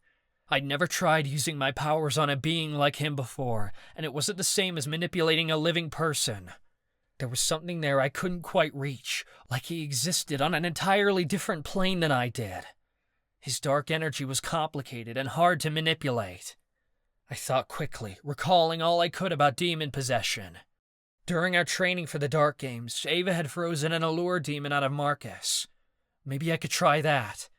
I immediately siphoned Ava's water power and forced her body temperature to drop. I couldn't go too far or I'd hurt Ava, but I had to push her limits to freeze this demon out. Nothing happened. The demon only started laughing. It was a strange, terrifying laugh that overlaid a demonic voice over top of Ava's. Obviously, this idea was a bust. Ava had told me most of her powers hadn't worked on the Lichen during the Dark Games either. I tried to create the blue fire that was Ava's signature, but I couldn't pull it off. Even if I could borrow some of her magic for my own, I couldn't combine two separate elements like she could. Whatever we were dealing with was a powerful demon. The more time we spent in this room, the more the Infiltrating drained my powers. We had to outsmart this bastard. Otherwise, we weren't getting the key, and we were probably going to die. "Your punishment for theft will be death," the demon warned, before raising another fireball. I dodged out of the way again, rolling across the ground. "Simultension, Ava-Marie!" I barked. "My energy manipulation with your spirit powers! Go!" Ava-Marie knew what I was thinking immediately. Our powers combined, creating a massive spell that latched onto the demon inside of Ava. With Ava-Marie's spirit magic, I could finally access the same plane the demon operated on. I grabbed a hold of him and yanked his spirit forward, using my elf magic to manipulate his power. The demon tore out of Ava's skin, and its smoky, ethereal form swept by me. As it touched me, I saw it for what it was. A dark cloud of black magic, with razors for teeth and claws that were a foot in length. He had no real form here, and he wasn't solid. "Charlie, we have to banish him," Ava gasped, still sounding out of it. Demon possession was no easy thing to handle, and the demon's temporary hold on Ava had momentarily stunned her, making her unable to fight back. We weren't witches. We had no spells that could banish a demon to hell the way Marcus could. And I wasn't sure it'd work anyway, not with the way things were going in the afterlife right now. If spirits couldn't make it to the Blessed Haven, then I didn't think they could make the journey to the eternal torment either. But there was one place outside our realm I could send him. I grabbed the pocket mirror from my jacket and shoved my arm straight into the middle of the demon's form. A portal opened within the mirror, and a terrifying screech filled the air as the demon was sucked inside, transported straight to the mirror realm. I gasped a breath of relief as I felt the demon's dark magic leave the room. The second he was gone, I threw the mirror to the ground and smashed it with my foot. Glass crunched beneath my shoe, trapping the entity. That fucker was stuck in the mirror realm now, and there was no getting out. Except now, I just eliminated our way out, too. It's like Salvatore to put a curse on the safe, Ava spat. He didn't trust his men enough to keep the key safe, so he trapped a demon inside to guard it. Asshole. Forget about it. Flames licked up the wall, and I coughed as the smoke filled the room. I was getting sicker with each passing second we remained near the Infiltrating. "Grab the key and let's go!" I barked. Ava was close to the safe, and I heard the clink of metal as she grabbed the vampire key. "Take it," she said, shoving the key into my hand. I clutched the key tightly. We finally had the vampire key in our grasp. Literally. We weren't letting it go for anything. "Pidge, any mirrored surfaces around?" I asked between coughs. "None." We needed to find another way out, because mirrors were the one illusion I always failed to create. I couldn't portal us out on my own. I pressed my finger to my earpiece. "Mirror portal is a no-go. We need extraction now!" No response came, and I realized our magic must have blasted out the comms. Ava and I were going to have to find another way. Shouts came from down the hall. Salvatore was coming. We didn't have time to think about it. "We're taking the windows," I decided. I pulled Ava upward and cradled her in my arms. I took off running out of the room, smoke from Ava's fire billowing behind us. "Straight ahead, at the end of the hall," Ava instructed. Footsteps sounded behind us as Salvatore's men pursued us. Over I galloped ahead while I focused all my energy on creating an illusion. A harness wrapped around my legs, becoming solid in response to my thoughts. Another harness securely attached Ava to my front so that she was straddling me. "Ready?" Oberei warned. 1, 2, 3! The sound of shattering glass filled the hall as Oberei smashed through the window. Immediately, her shifting magic swelled through the bond, and she became a phoenix. "No!" Ava shouted. She turned her head into my shoulder, squeezing me tightly. I jumped through the window, and for a moment we were free-falling, nearly toppling in slow motion through the sky. I turned in midair, and a grappling hook appeared from my illusion, shooting upward until it snagged on the top of the building. A long rope connected us to the side of the Devil's City, and we went swinging back in the direction of the building like a pendulum. I braced my feet against the side of the building and kicked off again. We rappelled downward at a rapid pace, leaving the vampires behind us. Ava drew away from my chest and turned her gaze upward. "I don't get it. Salvatore's men aren't following us. Where'd they go?" Ava barely got the question out before a massive explosion detonated overhead. The blast rocked the whole building, and shattered glass fell to the city streets. A scream echoed through the air, coming closer, until it was gone a second later, the sound fading below us. Someone had thrown a vampire out of the building. I dared to smirk in satisfaction. "Oh, that answers your question. I guess Danny isn't so bad after all." Ava's arms wrapped tighter around my neck, and she let out a ragged breath as we continued rappelling off the side of the building. "It's hot, isn't it? Escaping with you? The key in our hands?" "Hot as fuck," I growled. Then Ava and I were kissing. It wasn't just kissing. It was a full-on, hot makeout session on the side of a skyscraper. Her tongue rolled over mine, and her hands moved downward to cup my ass. My stomach tingled in my abdomen as the thrill of the freefall ignited a more intense desire for her. We'd fucking did it, and there was nothing more of a turn-on than pulling off a heist and getting away with my Pidge in my arms. I was born for it. The ground came near, and Ava and I were forced to draw away from each other to catch our breath. I slowed our descent, and I landed softly on the sidewalk. Oberei landed beside us and shifted back into a unicorn. The street was deserted because everyone had fled when the explosion started going off. I undid the harness and placed Ava on Oberei's back. The key was still clutched tightly in my hand. All we have to do is get to your car. It should be this way. Come on, Oberei said. She turned and started galloping down the street. I took off running after her. I only took a few steps before something heavy came down on me. All my energy siphoned out of me in an instant, and I sagged under its weight.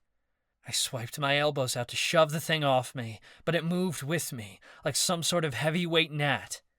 The nausea that hit me told me it contained inferacyte, like tiny crystals had been embedded up and down the fabric. I tried to run, but I tripped over the net and crashed hard into the pavement. The inferacyte touched my skin, siphoning all the strength I had left. Footsteps sounded behind me, dozens by the sound of it. Oberei was already several paces ahead, and I knew if she came back for me, she'd be caught. We were already spent from the inferacyte we'd faced earlier. If Salvatore didn't have another net for Oberei and Ava, the vamps would still take them out. I said I wasn't letting this key go for anything, but I guess I was wrong. I knew at that moment that I'd sacrifice this key for Ava. "Run!" I yelled. "I'm not leaving you!" Ava shouted back. "You have to, Pidge!" I yelled. Then I turned my thoughts inward and I spoke directly to Oberei. "You get her out of here, no matter what. I don't care what these keys mean to the rest of humanity or the afterlife. Nothing is worth giving up my Pidge.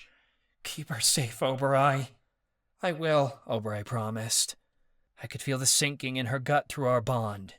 The last thing she wanted to do was leave me behind, but Ava's safety was a priority above all else, for both of us. Her response didn't surprise me in the slightest. Turns out Oberei was a villain as much as the rest of us. She fled, leaving me behind. "No!" Ava wailed. Her fists pounded against Oberei's side, begging her to fight the vampires to save my life. It was already too late. The vampires caught up to me, and Oberei had disappeared around the side of the building. Ava's protests echoed down the street, but nothing she said could make Oberei turn back. Vampires surrounded me at all angles. One of them pressed a heavy foot to my back so that I couldn't stand. I lay sprawled on the sidewalk face down, the inferacyte net over top of me.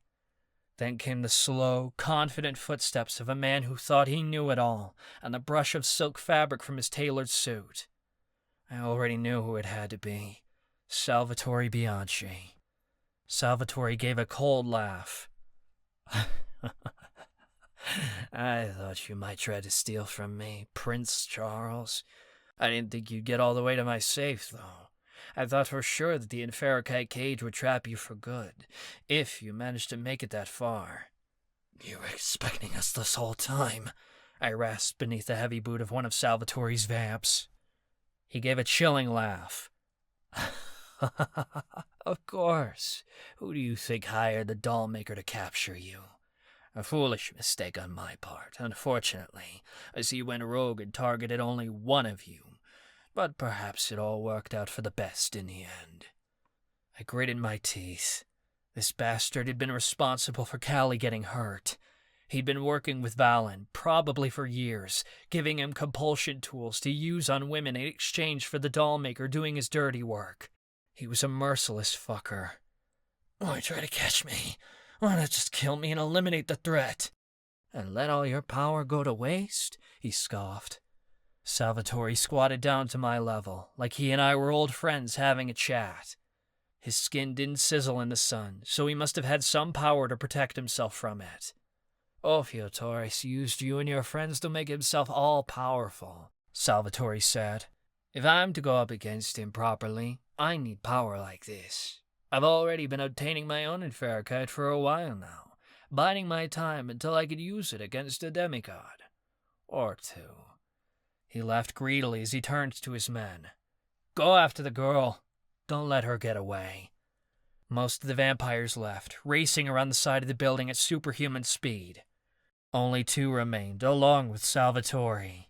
I prayed to all the ancestors and the gods that Ava was already gone. "You leave her alone!" I screamed. I struggled against the vampire holding me down, but the Neferokite prevented me from siphoning his strength. Salvatore chuckled, like he found this amusing. You aren't calling the shots anymore, Charles. Or Charlie, is it? From now on, you work for me. I believe this is mine. He leaned down and snatched the vampire key straight from my hand. I tried to clutch on tight to it, but with his vampire strength, it was like nothing more than stealing candy from a baby. Salvatore had caught me. My grandfather said I had to use each problem to my advantage, to think fast on my feet, because according to him there was always a way out. It didn't look like I had one here. Take him away, Salvatore said, nearly sounding bored as he got to his feet. The squeal of tires came as a large van pulled up beside the curb. 2 security guards grabbed me by the arms and hoisted me upward. I tried to fight them off, but my strength was completely gone. Doors opened, and I was thrown into the back of the van, tangled within the Neferokite net. Salvatore walked away, and the van doors slammed, shutting me in. The van lurched forward, and my heart raced as I was driven away from the Devil's City and deeper into the city. Chapter 22. Ava-Marie. Leaving Charlie in Salvatore's clutches made me sick to my stomach. Worse, actually. I wanted to turn back and slaughter that vampire where he stood. It would only take a single fireball to end his life. But Oberoi wouldn't put me in danger for Charlie's sacrifice. She galloped forward until the sound of tires squealing up ahead met my ears. My car swerved around other vehicles, coming to an abrupt halt in front of me. Marcus sat in the driver's seat, and Danny and Eddie rode in the back. Marcus flung open the passenger side door, and Oberoi charged forward. My hands met the top of the car at the same time Oberoi shifted into a phoenix beneath me. I used momentum to hoist myself into the passenger seat, and Oberoi flew inside to land on my lap. I slammed the door shut. I glanced back in the direction we came to see a blur of vampires racing toward us. Drive! Marcus stepped on the gas so hard that Rishi was thrown into the back seat. The streets of Chicago were crowded with vehicles, but Marcus swerved into oncoming traffic and dodged around the cars to get away as fast as possible. Tires squealed as he turned sharp corners. He drove up on the sidewalk and honked at pedestrians, who scattered out of the way. Anything to get away from Salvatore's men. Marcus was practically hyperventilating. Fuck! We saw everything! He got Charlie! We failed! They're going to kill him! We have to go back for him! I shot another glance in the rearview mirror. The vampires were gaining on us. We can't go back for him if we're dead. I grabbed the wheel and yanked it to the side before Marcus could smash straight into an oncoming delivery truck. We have to go back to Elamand, Danny argued. We don't know where Salvatore's taken Charlie, and if we want to face him properly, we need an army of elves to do it. I say we go back, get as many guards as we can, and rain terror upon Salvatore Bianchi. Marcus, take a right up here, Eddie barked. The only way back to Elamanth is through the Scarlet Grand.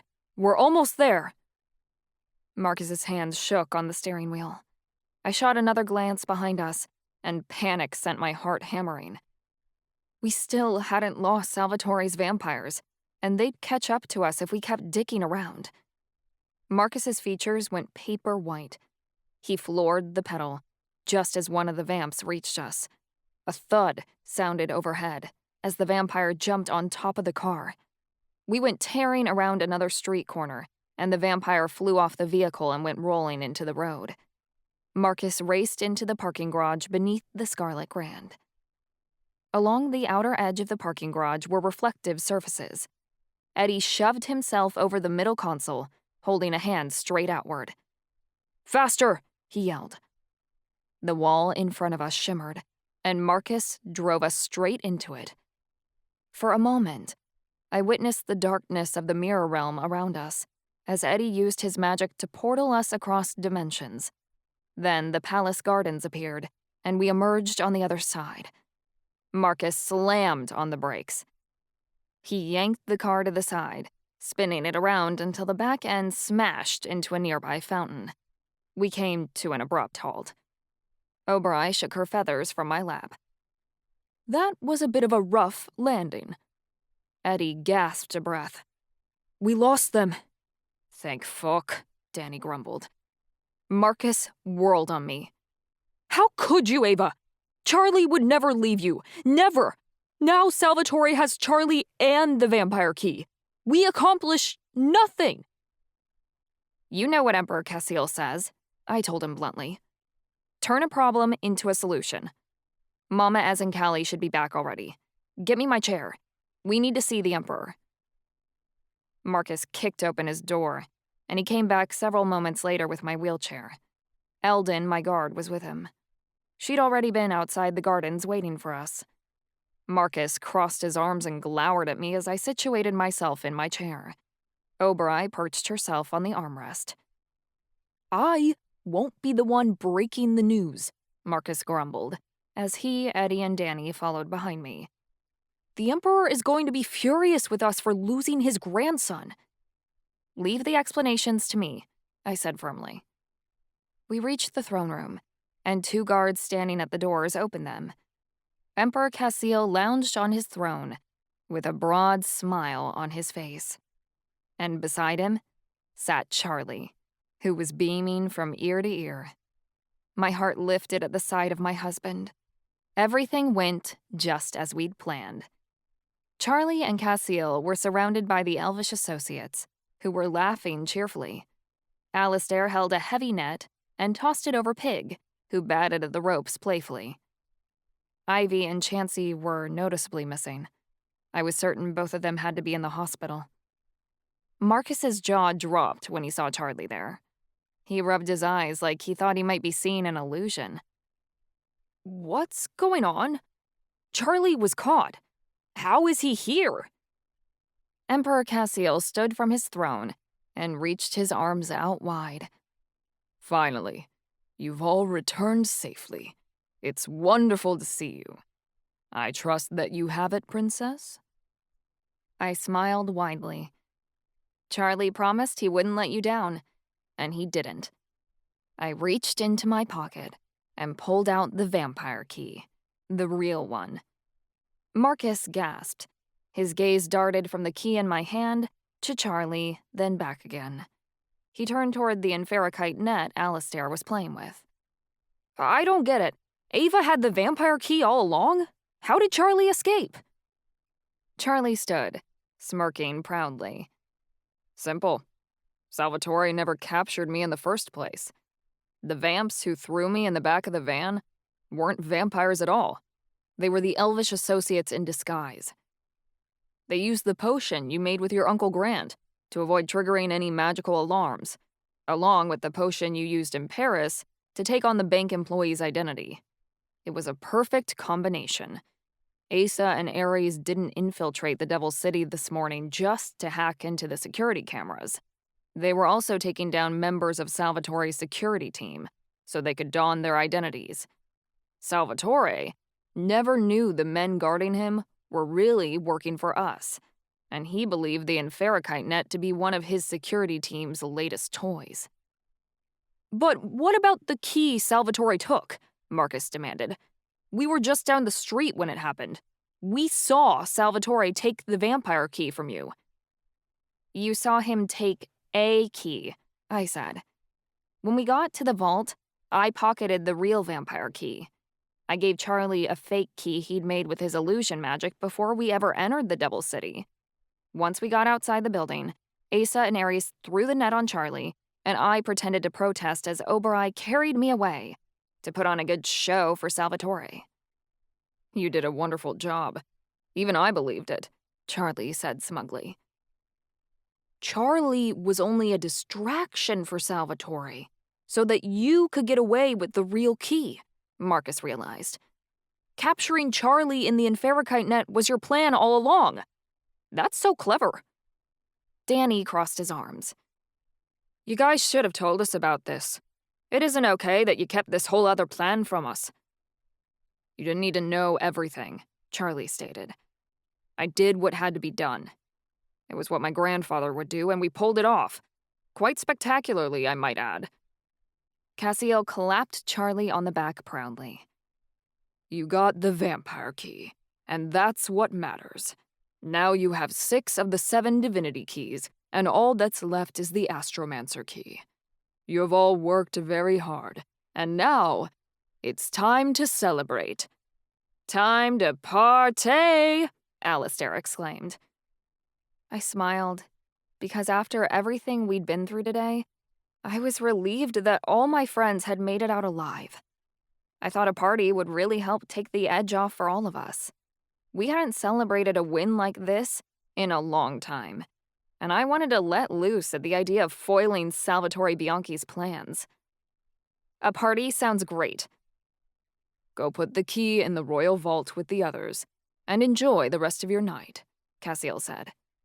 Take the day off tomorrow, too. You've earned it. Cassiel left the throne room, and the elvish associates followed him. Charlie leaned down to pull the Infiltrating net off Pig's head, then began folding it up. Danny scowled. Charlie, where did you get an Infiltrating net? I had the elvish associates return to Dark Island to dig up what was left of the Infiltrating buried beneath the Institute's fence, Charlie stated. The place has been completely abandoned, and the crystals were ours for the taking. I had it made in case we needed to use it against the Warden's demigods. Esther, Deuce, Naya, and Mad Dog won't be able to do anything if they're trapped in this. Danny huffed. Whatever. Don't even think of getting that thing near me. As long as you don't fuck up, you have nothing to worry about. Charlie gave a wry smile. I pushed my chair between them. Now, boys, play nice. Charlie finished folding the Infiltrating net and handed it off to Eddie, who left the room to store it elsewhere. There's no problem here. Danny and I are just fine. Just fine my ass.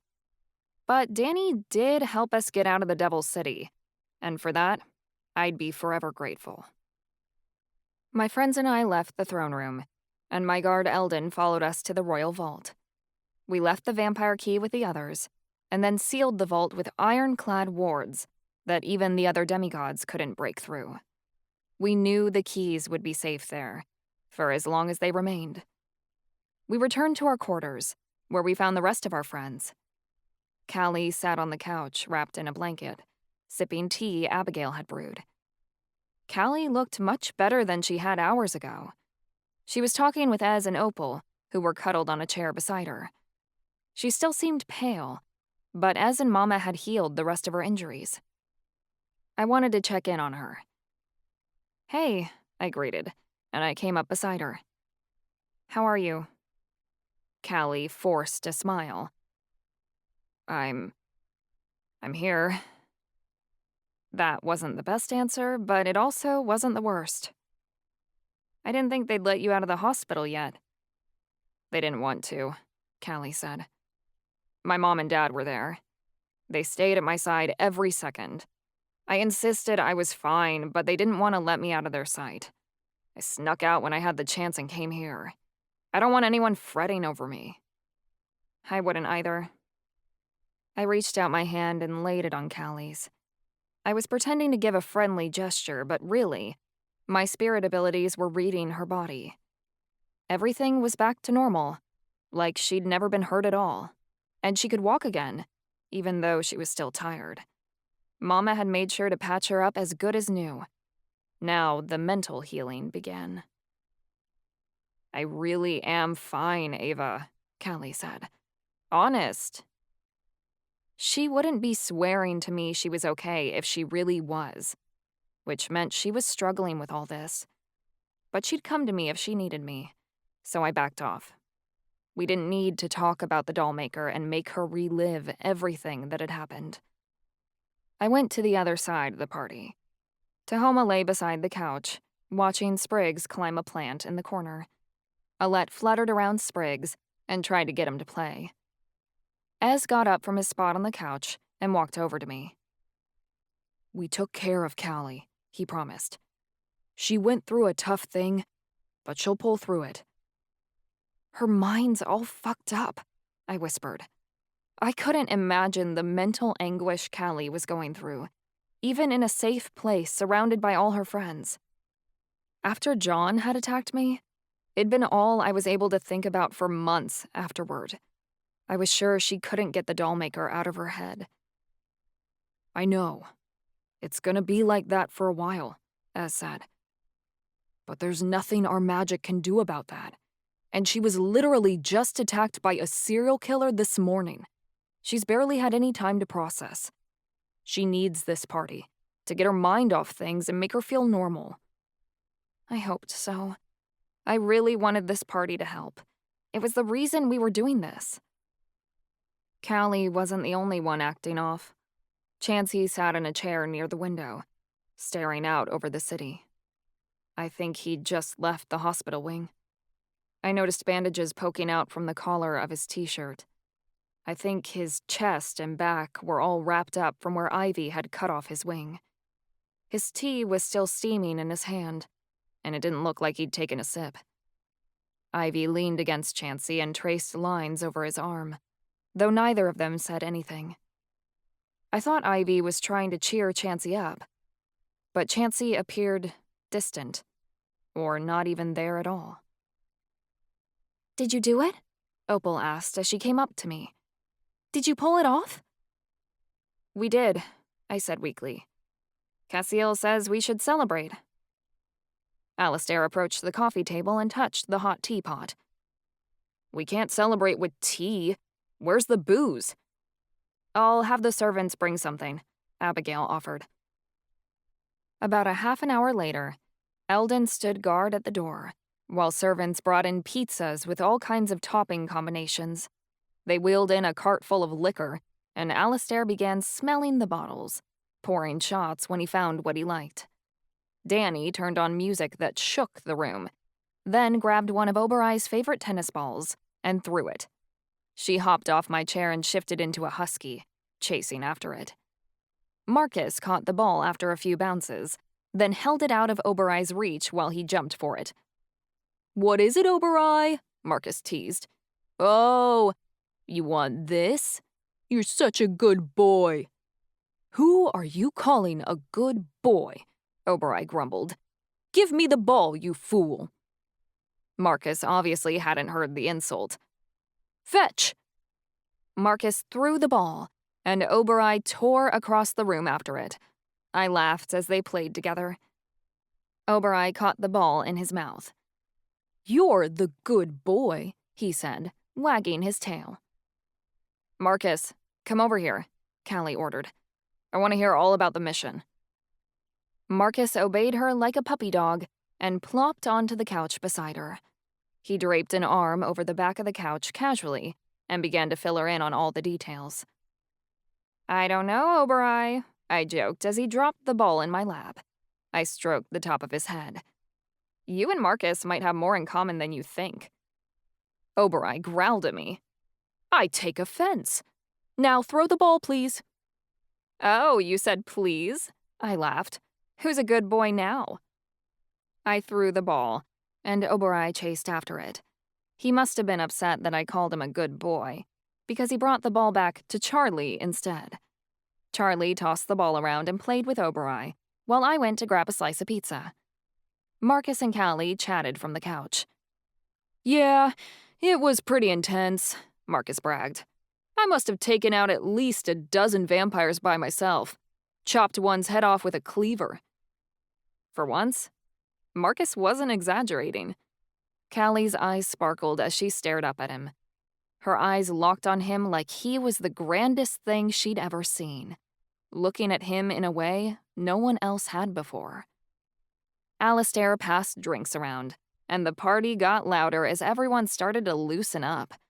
I noticed Charlie had a drink in his hand. I was curious about that, because we'd agreed we wouldn't drink anymore.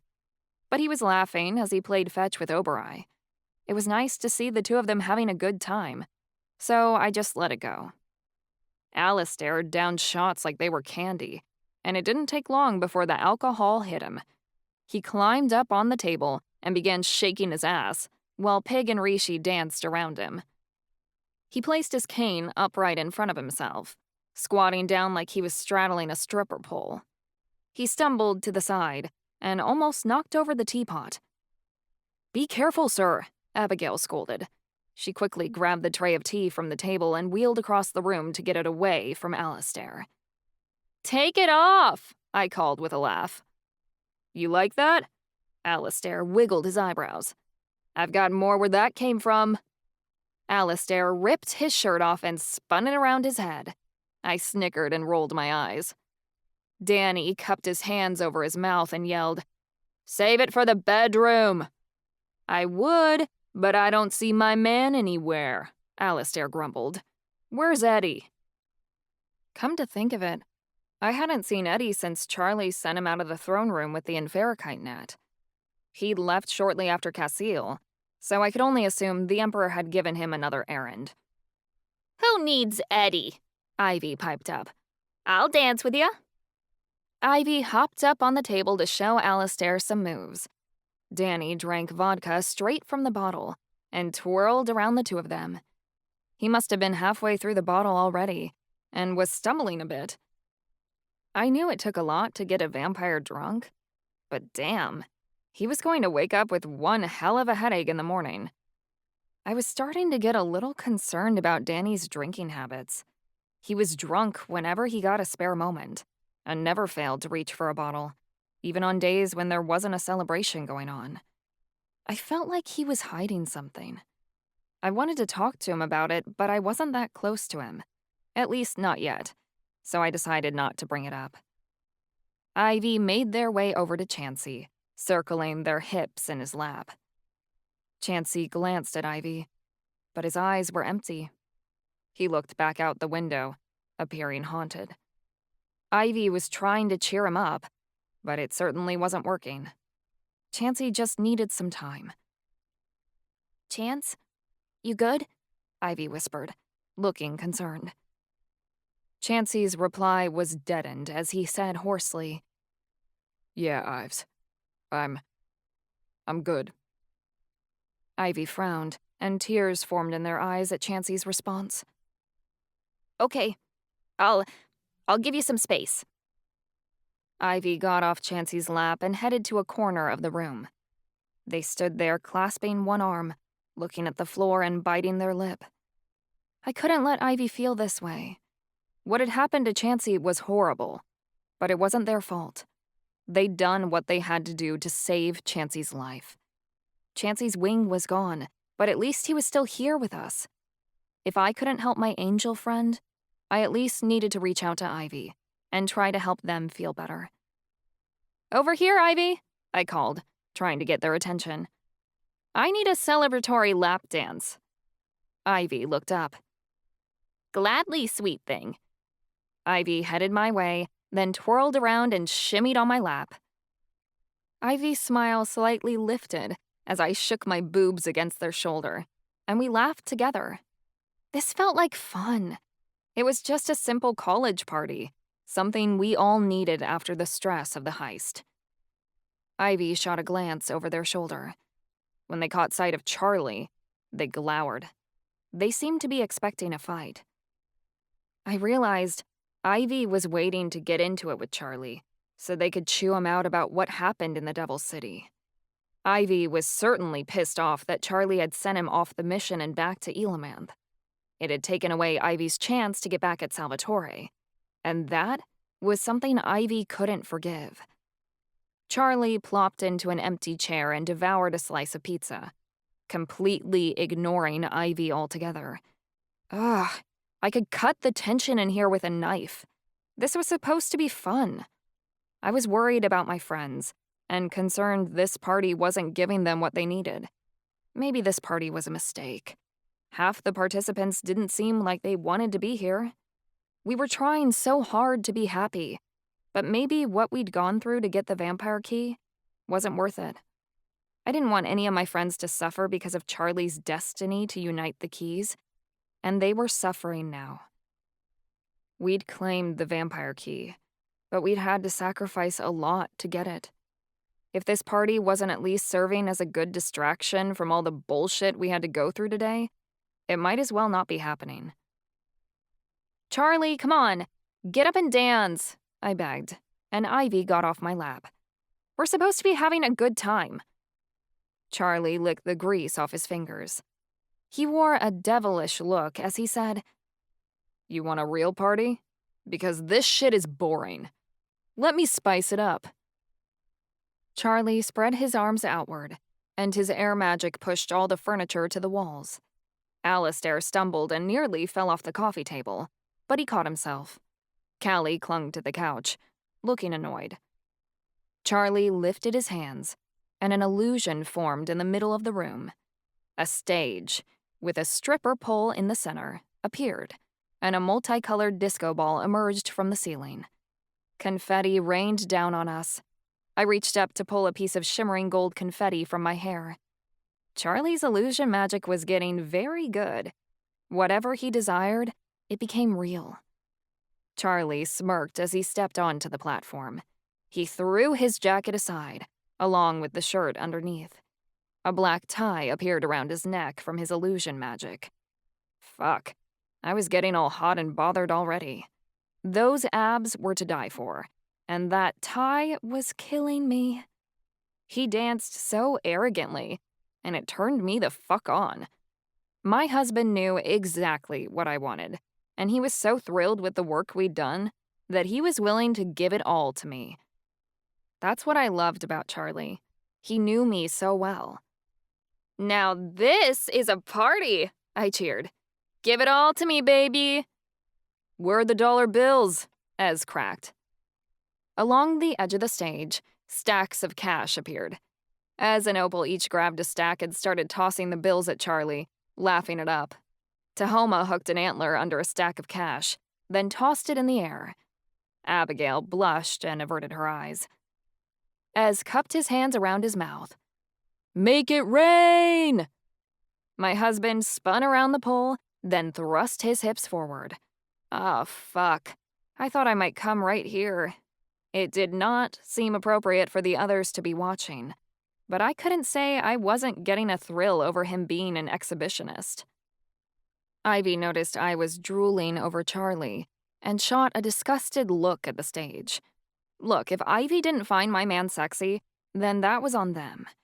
I'd been waiting for the day I got Charlie on a pole without complaining, and I wasn't going to let anyone ruin it. I laughed as I watched Charlie clap his hands, yank at his tie, and swagger across the stage, snapping his fingers to the music. He gave a slide, and then a turn, pointing his fingers to the crowd. Danny came up beside me and crossed his arms. "Charlie's going through great lengths to prove he runs this party, huh?" Giggles bubbled past my lips as I watched Charlie shake it. He was being so silly. I'd never seen my husband act like such a spectacle. Usually he clung to the wall and tried to stay out of sight. And now, he was trying to be the center of attention. I found it adorable he was finally coming out of his shell. "It's harmless, he's just having fun." Danny shrugged. "Guess I never thought Charlie was the type to make an ass out of himself." "Oh, screw you," I snapped. "We're here to have a good time. If you aren't, go get wasted somewhere else." "Psh, cool." Danny walked away, and I scowled. We were here to celebrate getting the vampire key. This wasn't some dick measuring contest between Danny and Charlie. And if it was, I was going to get some dick myself. "I want a lap dance," I called over the pumping bass. Charlie jumped down from the stage, then leaned over me as he whispered in my ear. "You looking for a private room, lady?" My voice came out breathlessly. "Right here's just fine." Charlie sat in my lap and moved his hips over me. I whimpered involuntarily. Fuck, I wanted him so badly right now. I didn't care why he thought he needed to give the room a striptease. If he wanted to show everyone who was boss, fine. We could take this to the bedroom and he could take charge there. I would love every moment of it. He was the king of this castle, and I was his bitch. "You're certainly taking control," I whispered, and I bit his ear. "Well, this is my party. I own this city," Charlie growled. "I just want to make sure everyone here knows it." Alistair and Oberoi hopped up on the platform and danced to the music. Pig and Rishi circled the stage, batting the cash off the edge. Tahoma went over to the floor-to-ceiling mirror on the wall and started dancing in front of it, while making funny faces at his reflection. I heard a slurping noise and looked over to see Callie and Marcus were all over each other. They seemed to forget anyone else was in the room, as their tongues slid inside each other's mouths. Callie grabbed Marcus's curls and yanked on them. He moaned, then dragged Callie onto his lap. I was glad they were having fun, but geez, guys, points for enthusiasm. Get a room, Danny joked. If you need some condoms, I have some extra in my stash, Alistair teased. Callie pulled her mouth away from Marcus's and turned up her nose. We don't use condoms. You guys aren't using protection? I asked, floundering in my chair. Marcus shrugged. We didn't this morning, or last night. Pullout's good enough for us. Charlie frowned and he got off my lap to tower over them. That's not very effective. You guys can't be getting pregnant right now. There's a lot at stake. You should take the birth control I take, Marcus. It's 1 dose every 3 months. It's worked just fine for me and Ava. Sure, okay. I'll look into it tomorrow, Marcus said nonchalantly, like he wasn't taking him seriously. Alistair tossed Marcus a condom, and it whacked him in the face. Then you're going to need these tonight. Our friends roared in laughter. All this talk of sex was making me hot and bothered. Charlie turned around so I could run my hands over his abs. A thrill traveled through my abdomen as my gaze lingered on his belt buckle. Gods damn. If we didn't get alone soon, I was going to end up blowing him in front of everybody, and I wouldn't care who watched either. Charlie, I'm tired, I said quickly. He leaned down so he could hear me over the music. What was that, Pidge? I grabbed the tie around his neck. I said, if you don't take me back to our room right now, tie me up and fuck me like there's no tomorrow, I'm going to scream until the guards come running. Charlie smirked. Oh, you'll be screaming all right. He scooped me up in his arms, and I giggled happily. I waved to the others. Well, it's been a long day. We're going to sleep. Alistair threw his head back in laughter. Yeah, sleep. You two just committed a crime, so we all know what that means. Ivy rolled their eyes and said nastily. For sure. Every time you guys do something bad, you two jump right into bed. I beamed. I can't help it if it turns me on to be bad. Kink shaming is for losers who aren't getting any, so enjoy your night, Ivy. Ivy's mouth dropped open in shock. Okay, maybe that comment was kind of mean. After all, Ivy certainly wasn't getting laid tonight after what had happened with Chansey. But they weren't the only one who had a smart mouth. If Ivy wanted to be mean, I could play too. I smiled as I stared up at Charlie. He carried me to our bedroom and used his air magic to wheel my chair in behind us. He locked the door, and music boomed loudly through the walls. Charlie and Ava share a delirious experience within their bedroom, not caring if the others overhear. Ava notices that Charlie is being more commanding, and perhaps a bit meaner than usual, but she explains it away by insisting to herself that they're only playing. She tells herself she likes being bossed around, so it's nothing to be concerned about. Afterward, they cuddle together and fall asleep for the night. When I woke the next morning, I was snuggled in Charlie's arms. He'd had a few drinks last night and was completely out of it. He didn't even notice when I stirred, but simply groaned and rolled over. I, on the other hand, had slept great. Emperor Cassiel had said we should take the day off, so I was going to spend it doing what I loved best, being pampered. I really needed to get my nails done, and I expected to spend the entire day at the spa. I pulled myself out of bed and into my chair. I got dressed, then wheeled out into the main room. The stripper platform was still there from last night. Confetti and dollar bills littered the floor, along with empty liquor bottles. I wasn't sure what had happened after Charlie and I went back to our room, but it looked like things had gotten pretty wild. Pieces of a broken vase scattered the floor, and several pieces of pizza were stuck to the ceiling. Ez and Opal were snuggled up on one of the couches, and Tahoma was passed out on the floor beside them. Alistair lay slumped over the armrest of one of the chairs, his mouth hanging open as he snored. Danny was face down on the ground, clutching an empty liquor bottle. Vampires didn't need to sleep, but it appeared Danny had enough liquor to knock him out cold. Ivy and Chansey were tangled up on the other couch, Ivy curled in Chansey's arms. Obereye was in unicorn form, sprawled across the stage, her collection of hats scattered around her. Marcus and Callie were notably missing. I was certain that meant they'd snuck off to one of their rooms to fuck before the party ended. Good for them, I guess.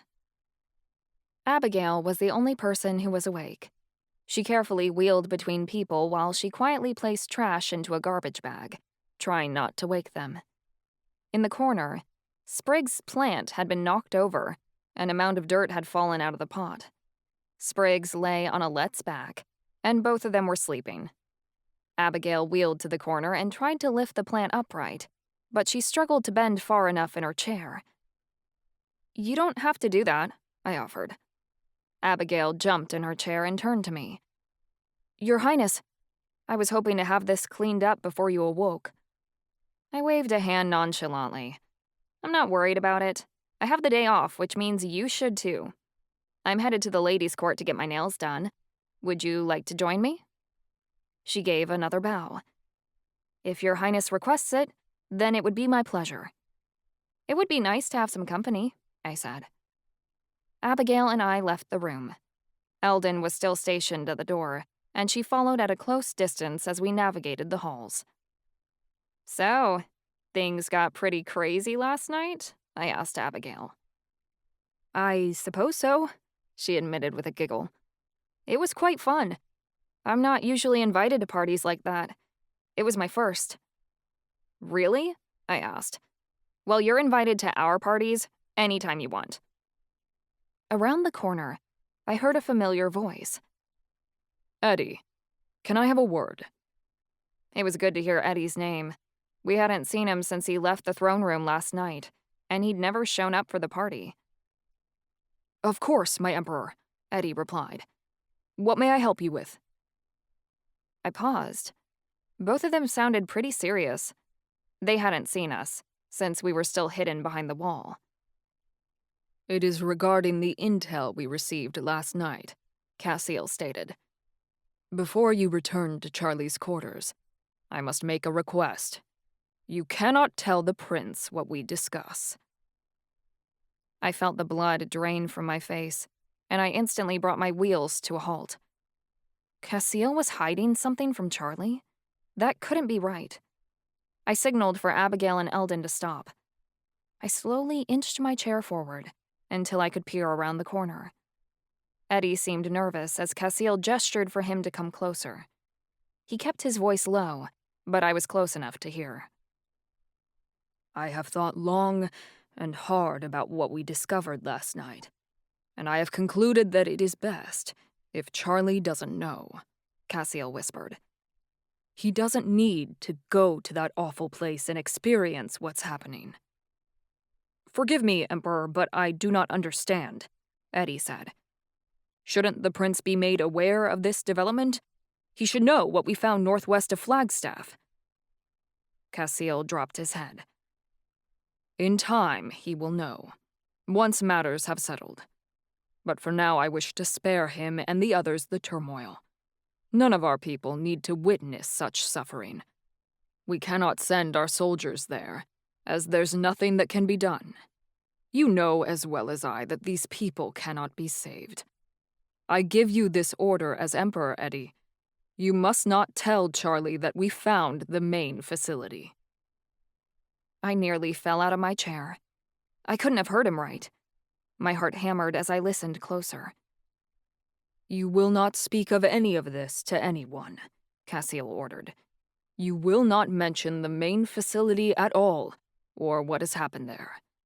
You won't tell Charlie or the others that the wards have fallen, nor will you discuss anything regarding the facility's location. Do you understand? Yes, sire, Eddie said in a small voice. I understand completely. Very good, Cassiel replied, holding his head high. You may resume your duties. Cassiel crossed his hands, then turned and walked off in the opposite direction. Eddie watched him go, but the moment he was out of sight, his shoulders sagged. He steadied himself against the wall for support. I tore my gaze off him, though I swayed in my chair. I couldn't make sense of which way was up or down. The warden's protective wards had fallen. The Emperor had found where the rest of the elves were being held, yet he was just going to leave them there? He wasn't going to storm into the main facility and end the elvish camps for good? I couldn't fathom the Emperor would be so heartless. Our conversation from the gardens came back to me, and I recalled what he said about suffering. I believed Cassiel to be a good person, and I understood he had to make the toughest decisions as Emperor. Cassiel probably thought that sending his army to the main facility would cost us soldiers we couldn't spare, not when our armies were fighting the mission on all fronts and barely surviving. But if he thought he could just leave his people in the hands of the warden to spare his own soldiers, then he was making the wrong call. I couldn't stand by and let this happen. I whirled my chair around. Come, I ordered Abigail and Eldon. Eddie might not be able to tell the others about this, but we can. We hurried back to the royal quarters as quickly as we could, and I stormed into the room. Everybody up! We have matters to discuss. Danny lifted his head and moaned. Not with this headache, sweetheart.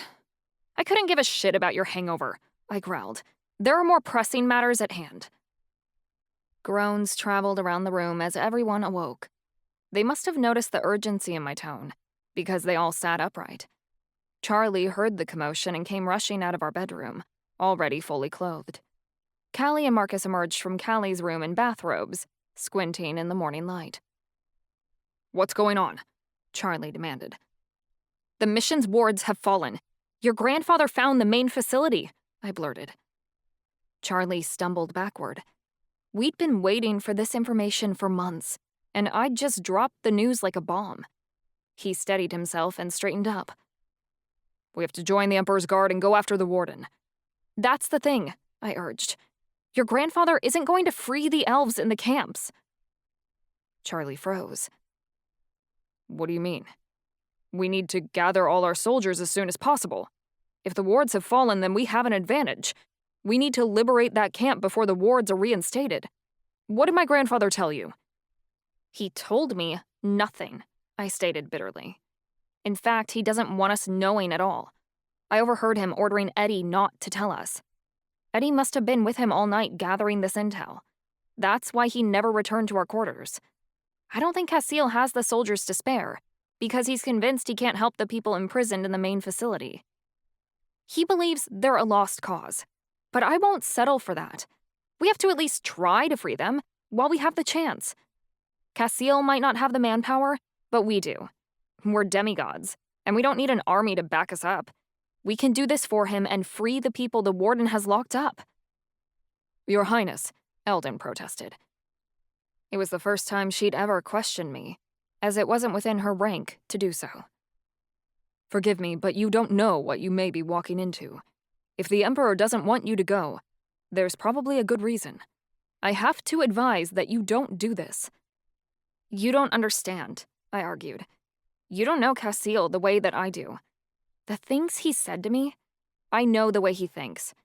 Cassiel has good intentions, but he doesn't want to help because he believes people will always suffer, and that sacrifices must be made for the greater good. He doesn't believe putting his resources into liberating the camp will be worth it, because it's a risk to do so. He'd rather keep his army stationed where they're at near Malovia, to keep the mission at bay. He believes the victims at the main facility have to pay the price for the greater good. But if Elamanth is built off of letting these people suffer, then I don't want it. I want to live in a world where we help each other, and these people need us right now. Cassiel isn't even going to try. He's given up, but we won't. Then we're going, Charlie decided. Alistair raised his fists. Hell yeah, we'll fuck 'em up all right. Chansey stood. Ivy and I are in. Opal and me too, Ez volunteered. Wherever you need me, I will go, Oberoi added.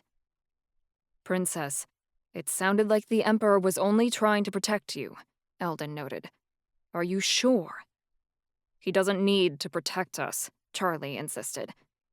He thinks we can't handle this, but we proved yesterday that we can. We're better than this, and we're strong enough to take it, because these people need our help. Marcus turned to Callie and took her hands. You don't have to come with. You're not strong enough, not after what happened yesterday. You need to stay here and rest. Callie shook her head. I know you're worried about me, but I can't stay here if all of you are going. I have to help. Marcus frowned, then nodded. Then stay close to me, pretty girl. When do we leave? Now, I said. We need to get into the main facility before they reinforce the wards and we can't find it anymore. We don't have time to wait. How are we getting there? Danny asked. I overheard that the main facility is located in Arizona, northwest of Flagstaff. There's nothing else in that part of the United States. I gestured to the large mirror on the wall beside me. That information should get us close enough that Charlie can portal us from here and through any mirror on the facility's property. Arizona is several hours behind Elomanth, so it's still night over there. We can use the darkness to help conceal us. Danny clapped his hands together. Excellent, because I'm out of sun potion. Everyone get dressed, Charlie ordered. We leave in 2 minutes. Charlie wasn't fucking around. Everyone scrambled to get ready, and they were dressed quickly. The door to our quarters opened. Eddie sauntered in with a dejected look on his face. He stopped in his tracks, as all eyes turned to him.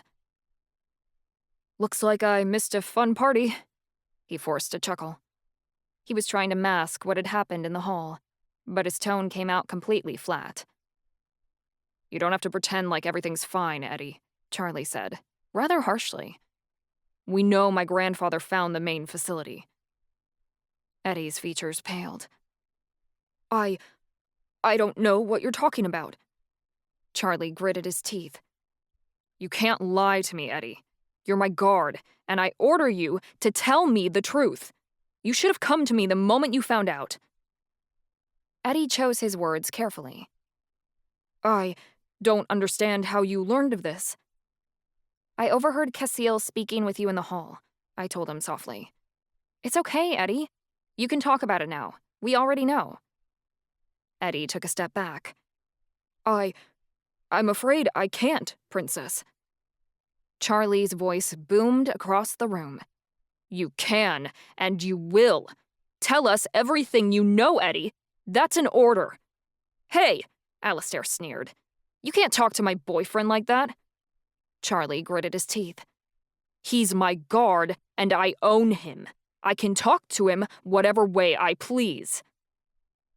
The whole room had gone dead quiet, as we all stared at Charlie. None of us had ever seen him treat Eddie this way before. Usually I preferred when Charlie took charge, but this was on a whole different level I didn't like. Eddie was his guard, but he was his own person. He didn't belong to anyone, not even Charlie. I'm afraid you misunderstand, sire, Eddie said in a wavering tone. There is very little I can say right now.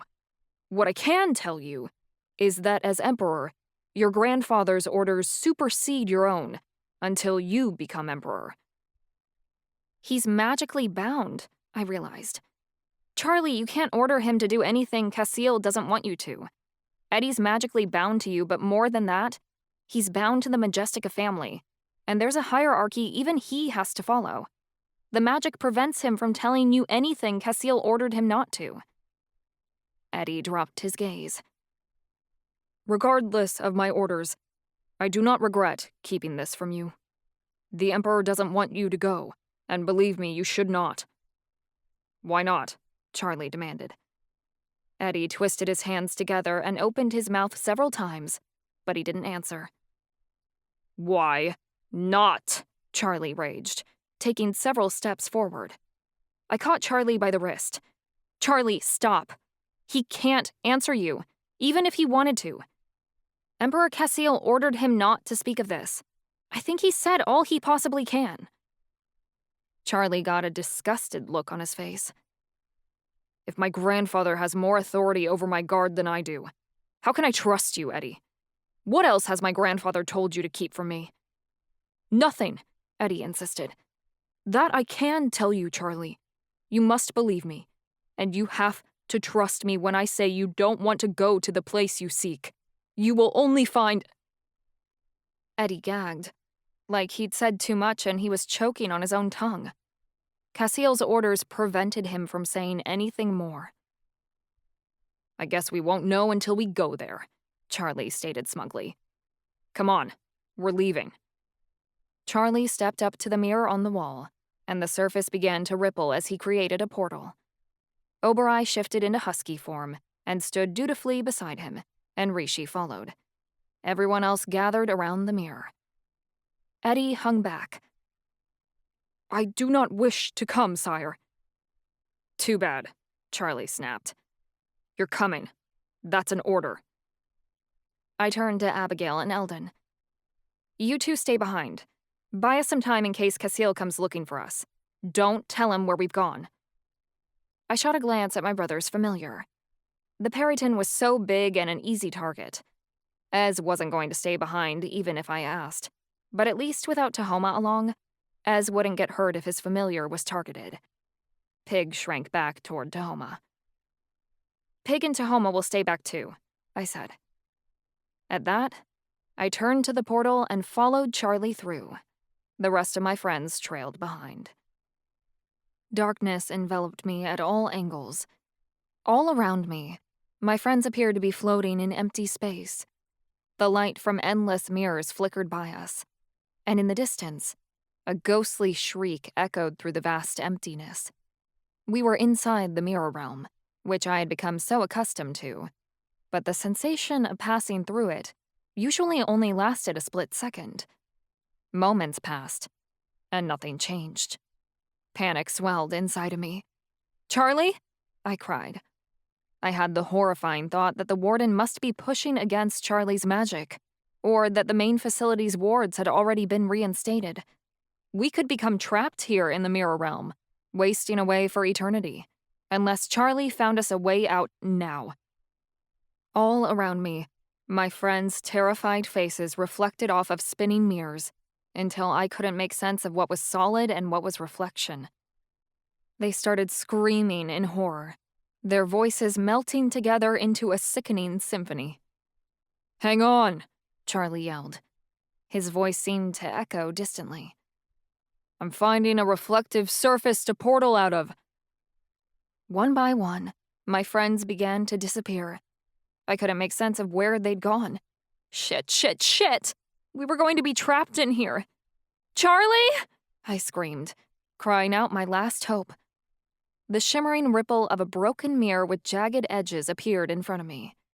Hands reached through the mirror and grabbed my arms and my chair. I screamed in terror as I was pulled through the portal. Gravity shifted, and Charlie used his air magic to steady me. My wheels landed on solid ground, though I was momentarily disoriented. I gasped for breath and looked around to see that all my friends had made it. I put a hand to my chest, trying to calm my raging heart. As my balance returned, I found that we were in a small, empty bedroom. Thin curtains covered a minuscule window, and I could see that it was dark outside. We stood in a nice building that appeared newly built, and the temperature was comfortable. It didn't seem like the kind of place the warden would hold prisoners. I assumed this was where the guards stayed. Only, there was no one here. A cot with no bedding stood in the corner, along with a vacant desk on the other side of the room. The only other item nearby was a large mirror that had been toppled over and broken. Beneath us lay shards of reflective glass. The largest piece we'd crawl out of lay in the center. Marcus opened a drawer in the desk, but there was nothing inside. This is weird. It's like nobody's been here. Oberai went over to the cot and sniffed it. This was someone's room, all right. I can smell the stench of angels in this place, though they left some time ago. The broken mirror indicated that someone had gone in a hurry, though otherwise there seemed to be no evidence that anyone had lived here at all. Everything had been completely cleared out. "This is the guards' quarters," I said hollowly. "They must have known it was only a matter of time before we showed up after their wards fell," Ez said thoughtfully. "The guards must have fled, so they weren't discovered." I listened closely for the sound of guards, or the screams of prisoners, but I heard nothing at all. That terrified me, and panic shook my frame. Something was very wrong. I had the horrifying thought that Casil had waited too long. His words echoed in my mind. "In time, he will know, once matters have settled." Casil had been waiting for this. I shuddered. If everything's been neatly packed away, and the guards are gone, that means... Everyone else knew exactly what I was thinking, and I couldn't bear to finish the thought. My friends' faces fell, but I could see it in their eyes that they weren't ready to admit what we already knew. We had to see it for ourselves. Charlie walked toward the door. "Come on, let's see if there are any survivors." We left the bedroom and entered a long hall. We passed by other bedrooms, and each was as empty as the last. Oberai kept his nose down, sniffing along the floor. He stopped at a closed door at the end of the hall. "There's something in here." My pulse quickened as Charlie opened the door. I didn't know what I expected to find. Perhaps prisoners huddled in the corner awaiting rescue. Instead, we found a massive dark room lined with shelves so full they were overflowing. The storage room had to be bigger than the rest of the guards' quarters combined. The room was full of random belongings like glasses, jewelry, blankets, clothing, and children's toys. The piles of belongings stacked up to the ceiling and consumed the area. There was barely any room for my chair to get through. Cautiously, my friends and I entered the long room. What's all this? Opal mused. Alistair's cane hit a baseball, and it rolled across the hardwood floor. Perhaps it's stuff the guards left behind? My stomach hollowed as I caught sight of a child's cup. I reached for it, and my heart ached as I pulled it down from the shelf. The cup had teeth marks from where the child chewed the spout. I choked back a sob. "It's the victims' belongings," I rasped. "It's everything the guards confiscated from the people they brought here." Eddie shuddered, and he shrank back toward the door. Charlie ran his fingers over the items on one shelf. A framed photo of a witch family, a pair of worn moccasins, and a shell with the name of a merfolk pod carved on the outside. A traditional elven wedding dress had been tossed haphazardly beside the other belongings, its beautiful train trailing to the floor. When Charlie touched the lace, he yanked his hand away, like he couldn't bear to take in any more. "Let's keep moving," he ordered. We left the room and turned down another hallway, until we came upon a door that led outside. I knew I wouldn't be able to navigate the camps in my chair, so Oberai shifted into unicorn form, and I hoisted myself onto her back. Marcus subconjured my wheelchair, then opened the door. The night sky was dark, but floodlights lit the property. Outside, we had a full view of the camp, and my guts churned. The first thing I noticed were the bodies strewn across the ground. Everywhere I looked, people lay face down in the dirt. There were hundreds of them, if not thousands. The only sound that could be heard was the buzzing of insects feeding on the dead. Worse than that was the smell. The stench of rotting corpses mixed with sewage hit me so hard I might have toppled over if I wasn't already sitting down. It was obvious these people hadn't been given proper sanitary facilities. It smelled so bad that my friends and I started gagging. Charlie waved his hands to try to control the smell in the air. His air magic helped, but even he couldn't completely hold off the foul odors. Callie threw a hand over her mouth. Marcus wrapped an arm around her to pull her close, turning her into his chest so she didn't have to see it. Rishi sank closer to them. Chansey's features paled, and Ivy rubbed their eyes, like they couldn't believe what they were seeing. Alistair gripped tight to Eddie's hand. Ez and Opal both looked away. I tore my gaze from the bloated corpses that were decomposing in the night to take in the rest of the camp. The property must have been dozens of acres wide. We were on one side of the camp near the edge, and I couldn't see the other side from here. A tall knocksite fence with barbed wire at the top surrounded the property, and concrete guard towers were placed on each corner. Beyond the fence was nothing but barren desert as far as the eye could see. Toward the far end of the camp was a collection of warehouses. A water tower that serviced the whole camp rose over 100 feet high. I squinted across the landscape. The layout of the building seemed familiar, and I couldn't figure out why until an image of the Institute flashed through my memory. I clutched my stomach because the realization was like a punch to the gut. "It's the Institute," I whispered. I pointed to a warehouse with a tower on top.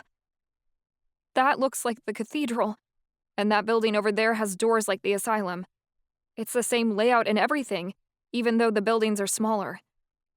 The warden intentionally built this place to look like the Dark Institute." The warden took pride in his prison. That much was obvious. This place was just an extension of what he'd built back on Dark Island, only much, much worse. There, he needed to keep up appearances for the United Supernatural Union. Here, there were no rules, and he'd taken every advantage of this lawless land for himself. "We're too late," Az breathed. "The warden slaughtered all these people so they couldn't be liberated." I shook my head. I don't think so. These wards didn't fail by accident. The warden let them fail, because he didn't need to hide this place anymore. There's no point now that there's no one left to hide. He wants to show off his work. My friends remained silent, and I didn't blame them. There was so much to take in, and it was enough to make a person go mad. I felt what was left of my sanity disengage, crumble, and be blown away as I observed the masses of bodies that were sprawled out all over the camps. They were nothing more than skeletons covered by skin. The warden had starved them so badly before their demise, their empty eyes holding nothing but sorrow and pain. These people had suffered miserably for months, all to serve the avarice of one cruel man.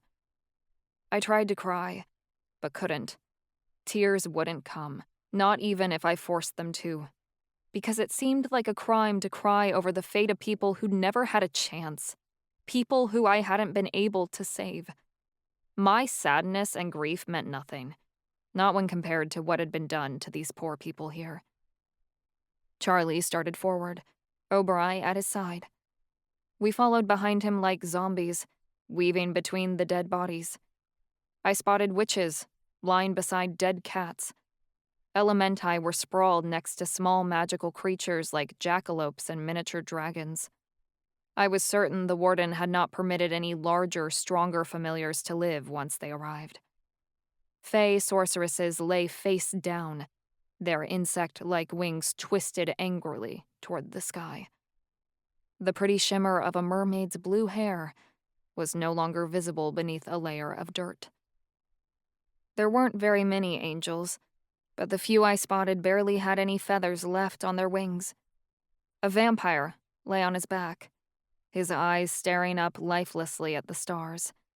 His mouth hung open, fangs protruded as if in a permanent scream for help, a scream that didn't make a sound.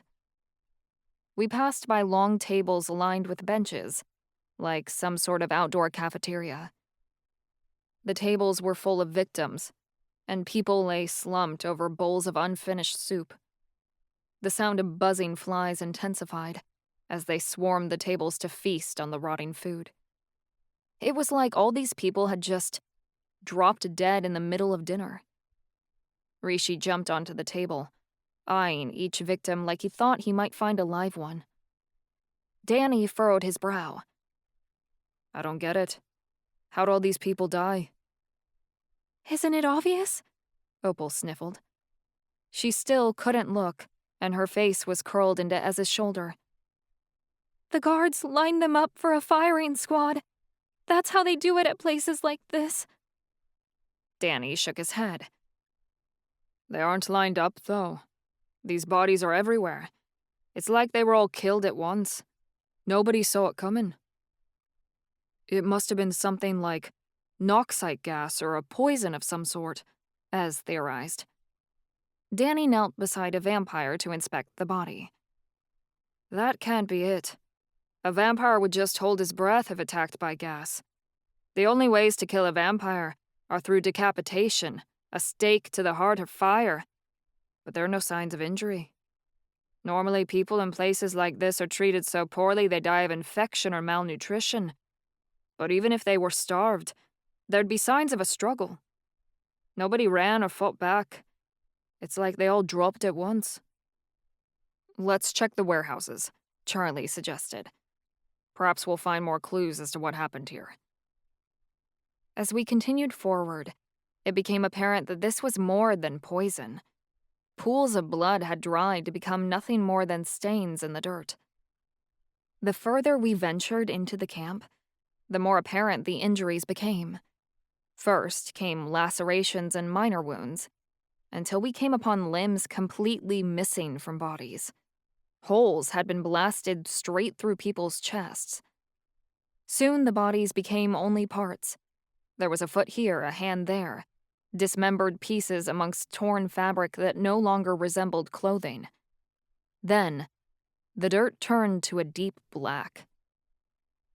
We came upon a crater in the center of the camp, where dirt had become upheaved all around a circle at least 20 feet wide. The hole itself must have been 10 feet deep in the middle. There were no bodies, or remnants of anything within several yards of the crater. Whatever happened started here, Charlie said. I can feel remnants of magic, but I can't identify it. I've never felt anything like it before. Something happened here, all right, Marcus said. There's a huge crater in the earth, like a massive spell impacted the center of the camp. This is probably what killed everyone. What's all this black powder? Ivy asked in a shaking tone. Obereye sniffed the dirt, and Charlie knelt down to inspect the ground beside him. He rubbed the black powder between his fingers. I can feel it's magical. It must be a residual of the spell. I looked around, calculating. Something here didn't seem right. This camp was overcrowded with prisoners who hadn't had a chance to run from the attack. They hadn't even seen it coming. There were bodies all over the rest of the camp, except here. It hit me like a cinder block to the chest. It's the people, I realized. Their bodies were reduced to nothing but ash. This spell disintegrated anyone who was standing too close. Danny blew a breath. One hell of a spell, I tell ya. These people were all ripped apart at once, dead as soon as the spell was cast. Someone literally walked in here and massacred these victims all at the same time. How's that possible? Charlie wondered. Even we couldn't kill this many people in a single blow. Why not? Ez wondered. You're demigods. You've got the power to kill them. Perhaps this is the doing of the other demigods. I shook my head. Not like this. There are too many different ways to kill supernatural beings, and they don't all die in the same way. Sure, I could kill 500 people at once by stopping their hearts, but they'd have warning once I began. They'd start running. But even if I did that, it wouldn't kill the angels and the vampires. We could kill this many people, but it'd be a bloodbath, and you'd see signs of a struggle. Not whatever this is. All these people died in seconds, and they didn't have time to run or even see what was coming. So what kind of power can take out all supernatural races at once? Alistair asked. I don't know, I replied hollowly. Whatever weapon the Warden used goes beyond anything witnessed in this realm. It must have come from the gods themselves. That was a terrifying thought, because it meant the Warden had access to power beyond anything we could imagine. Worse, he wouldn't hesitate to use it. The Warden had deployed this weapon and then just left, without a single regard to the lives he took.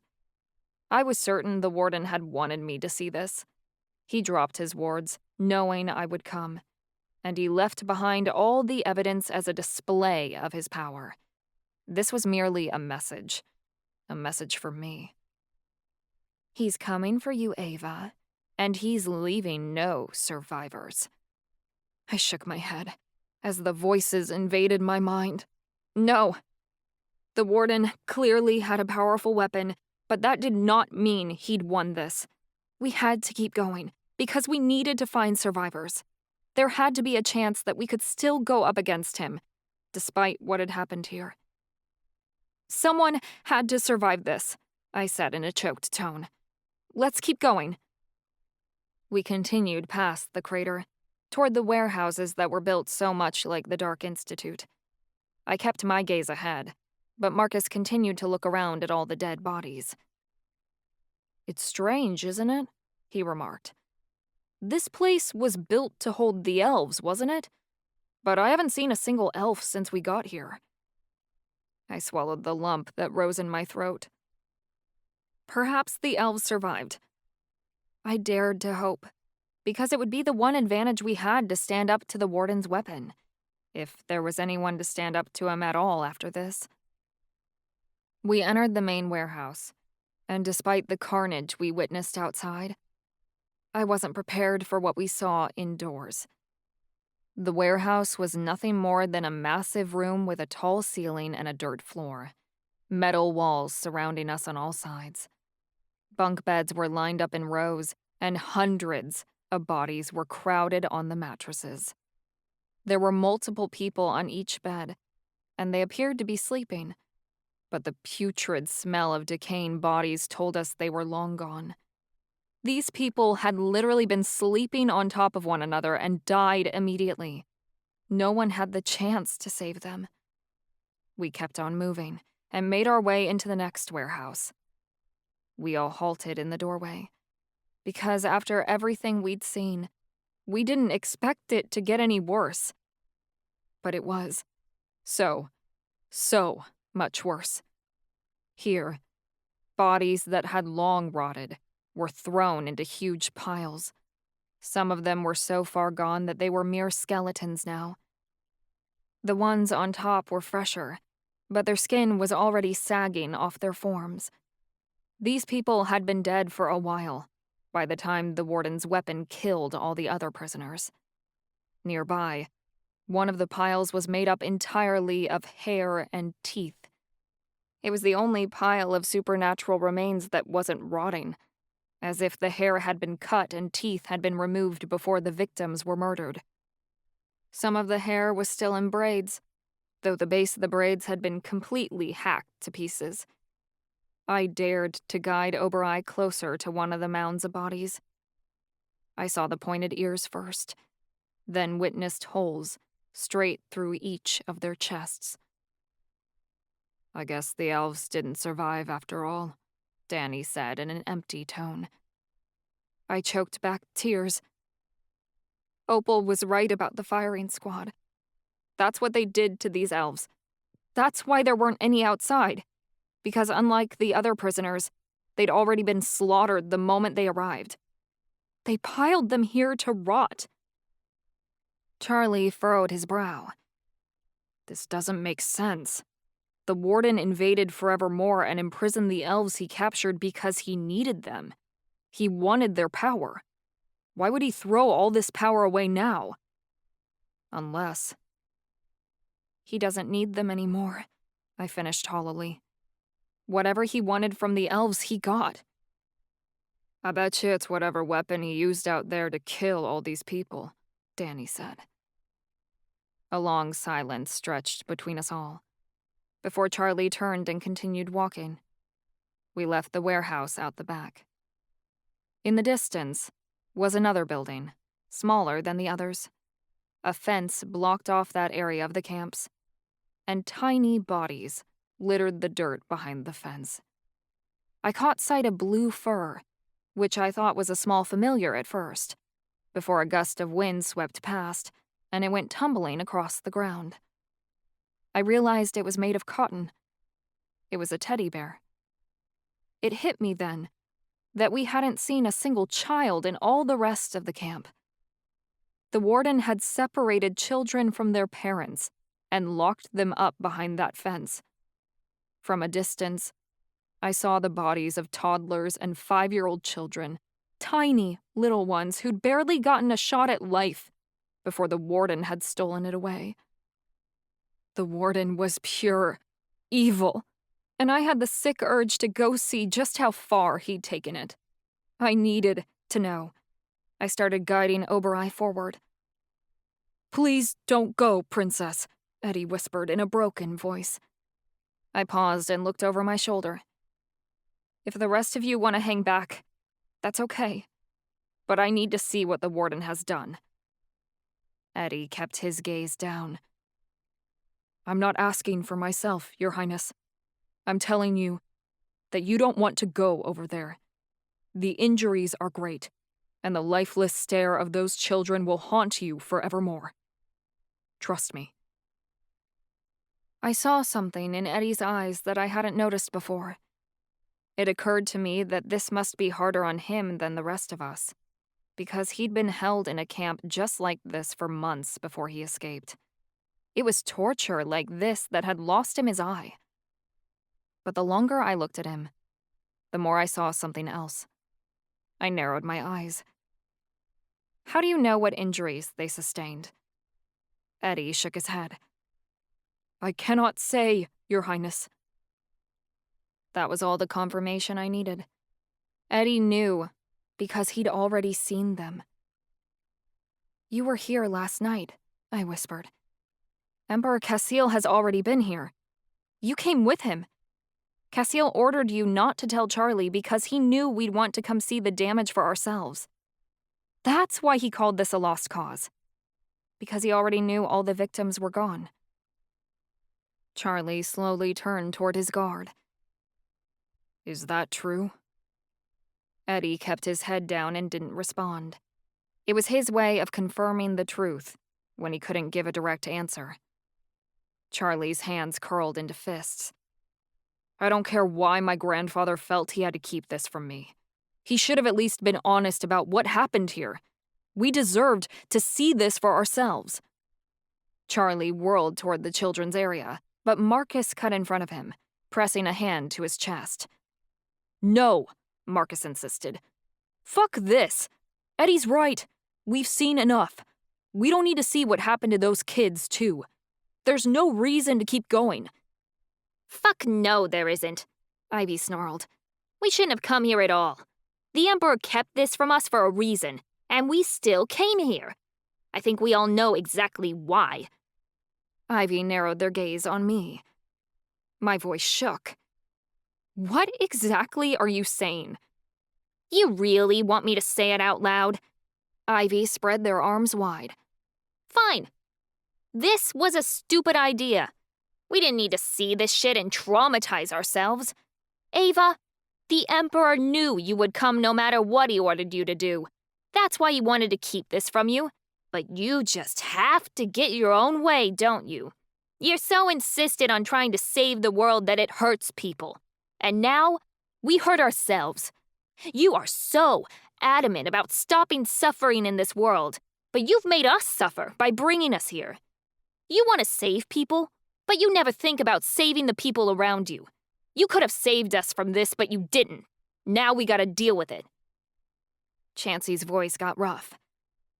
"Don't go there, Ives. We didn't know. You'd think a whole lot differently if we'd gotten here in time to save these people. Perhaps this could have been avoided if the Emperor would have been honest with us, instead of leaving us to come to our own conclusions. Yeah, blame Casil, Ivy scoffed. I'm telling you, he didn't want us coming here for a reason. And it's because he knows as well as the rest of us that Ava needs to save every person who's in trouble, even if they can't be saved. She's trying to do the right thing.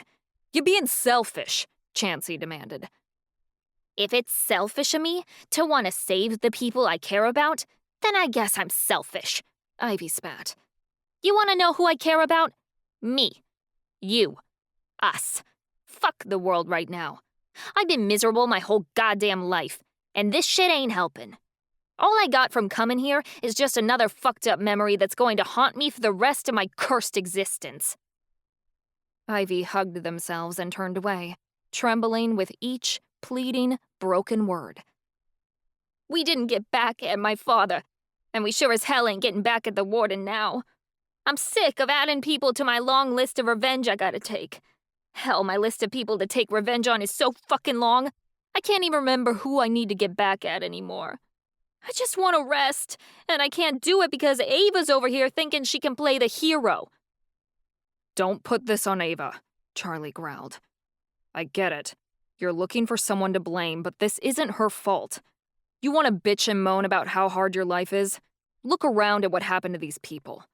At least you have a revenge list. These people will never get theirs. So are you going to lay down and take this? Or are you going to help us end the warden? Because that's where this shit has been leading all along. Charlie began pacing, his words frantic now. We needed to come here to see what we're up against, and we need to start putting a plan together now. We need to kill the warden and figure out how to stop him. If you don't want to be a part of it, then go back to the palace and enjoy your time off because the rest of us have shit to do. Charlie was starting to lose control. As much as he wanted to kill the warden, I could see that rationally, he was piecing together that it wasn't possible anymore. If the warden could do something like this without consequences, that wasn't something we could stand up to. I could feel Charlie fighting himself through the bond, arguing with his logical mind that we could beat this. It was terrifying to watch him actively lose it. You ain't thinking straight if you think we can take on this kind of power, because what happened here is nothing we have a chance against, Ivy sneered. I know your grandpa told you to pivot with each problem, but this ain't one you can solve. I'm damn good at what I can do, but I know when I've been beaten. We don't have a chance of fixing this, so we need to figure out what the hell we can do to make it to the next day. If the warden can do this to all these people, we're next. If he could do this to us, we'd be dead already, Charlie shot back. We're stronger than him. We just need to figure out a way. Ivy laughed in Charlie's face. Literally. Ivy got so close to Charlie that their noses were less than an inch apart. Ivy's fangs protruded as they gave a mocking laugh. It was completely insane, and I fell apart watching it. Ivy had been damaged from the moment I'd met them. But this? I'd had my hand in really wounding them this time. Charlie didn't move, just stood his ground without batting an eye. Ives, come on, Chansey sighed, grabbing Ivy's wrist. Calm down. Calm down, Ivy shouted, whirling on Chansey. Sobs broke from their chest, and tears began streaming down their face. You don't understand what's going on here. I'm going to lose you. We're going to lose each other. Chansey shook his head. That ain't true. No chance. I'm not giving you up for a lost cause because Charlie's leading us down one, Ivy snapped. Chansey's shoulders fell. Ives, please. Ivy pointed a finger in Chansey's face. Don't give me that shit. You're my partner. You're supposed to stand beside me. And if you can't do that, then fuck you. Ivy stormed off, their vampire speed carrying them around the side of the building so fast, I hadn't caught where they'd gone. Chansey hesitated, then said, They just need a minute. But Ivy's got a point. This was a dumb move. We shouldn't be here. Charlie frowned, showing almost no emotion. Look, If you guys can't handle what happened here, that's too bad. You need to see the reality of what the Warden can do, because sticking our heads in the sand and pretending like he's not hurting people is doing nothing for anyone. I'm with Ivy, Alistair piped up. Eddie already went through this and you made him relive it again. You shouldn't have made him come, Charlie. Eddie didn't say anything, but my soul broke just looking at him. Tears streamed down his face, but he kept quiet so Charlie wouldn't notice. He never lifted his gaze from his feet. I'm sorry, Charlie said genuinely. I shouldn't have brought you, Eddie, but everyone else needed to come. Eddie's voice came out small. I do as my master tells me. I must obey him, no matter what it costs me. His words sounded so shattered, like a piece of himself had already died in the service of his master.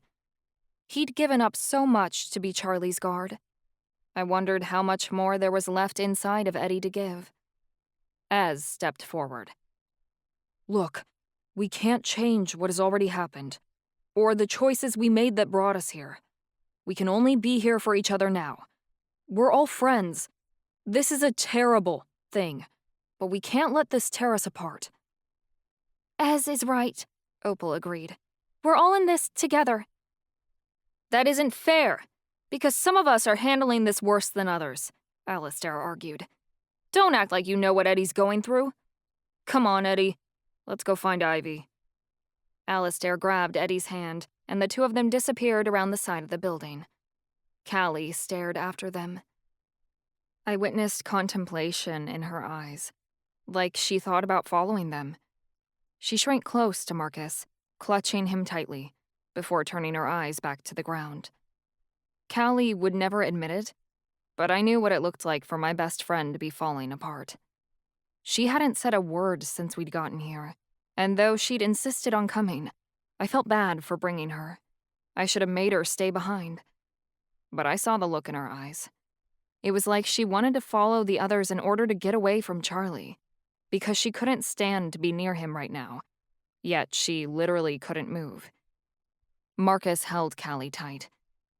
Guys, none of us mean anything we're saying right now. We just need to leave. Danny scoffed. You just want to go home and forget about all of this, but we should stay here. The Warden might have killed all these people, but the guards at the camp helped him to do it by imprisoning all these people here. We need to figure out exactly where these guards went, follow them, and kill them all. We can't let them get away with this.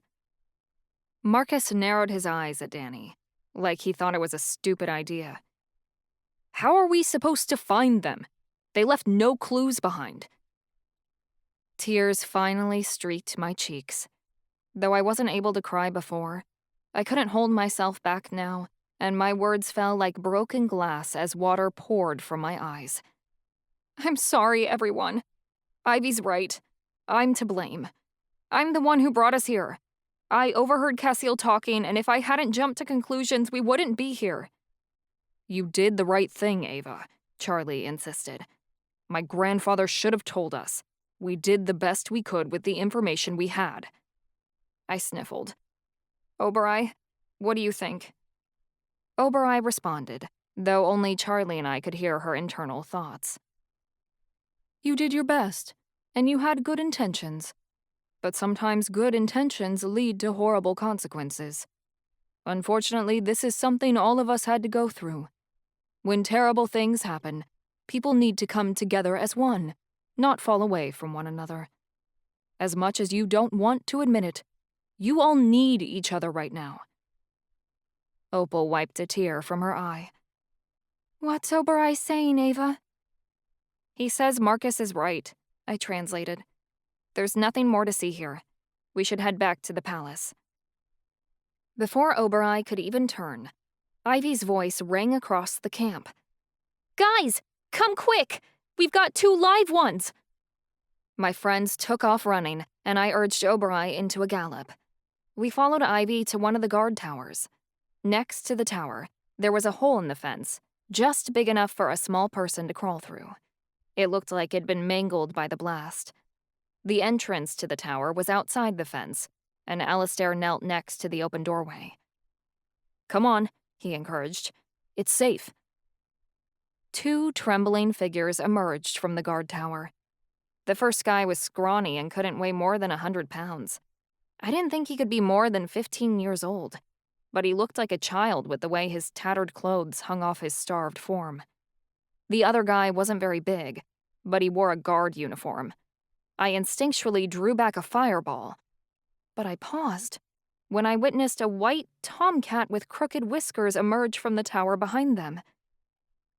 "Ava? Charlie?" the guard said in disbelief. "It's so good to see you guys."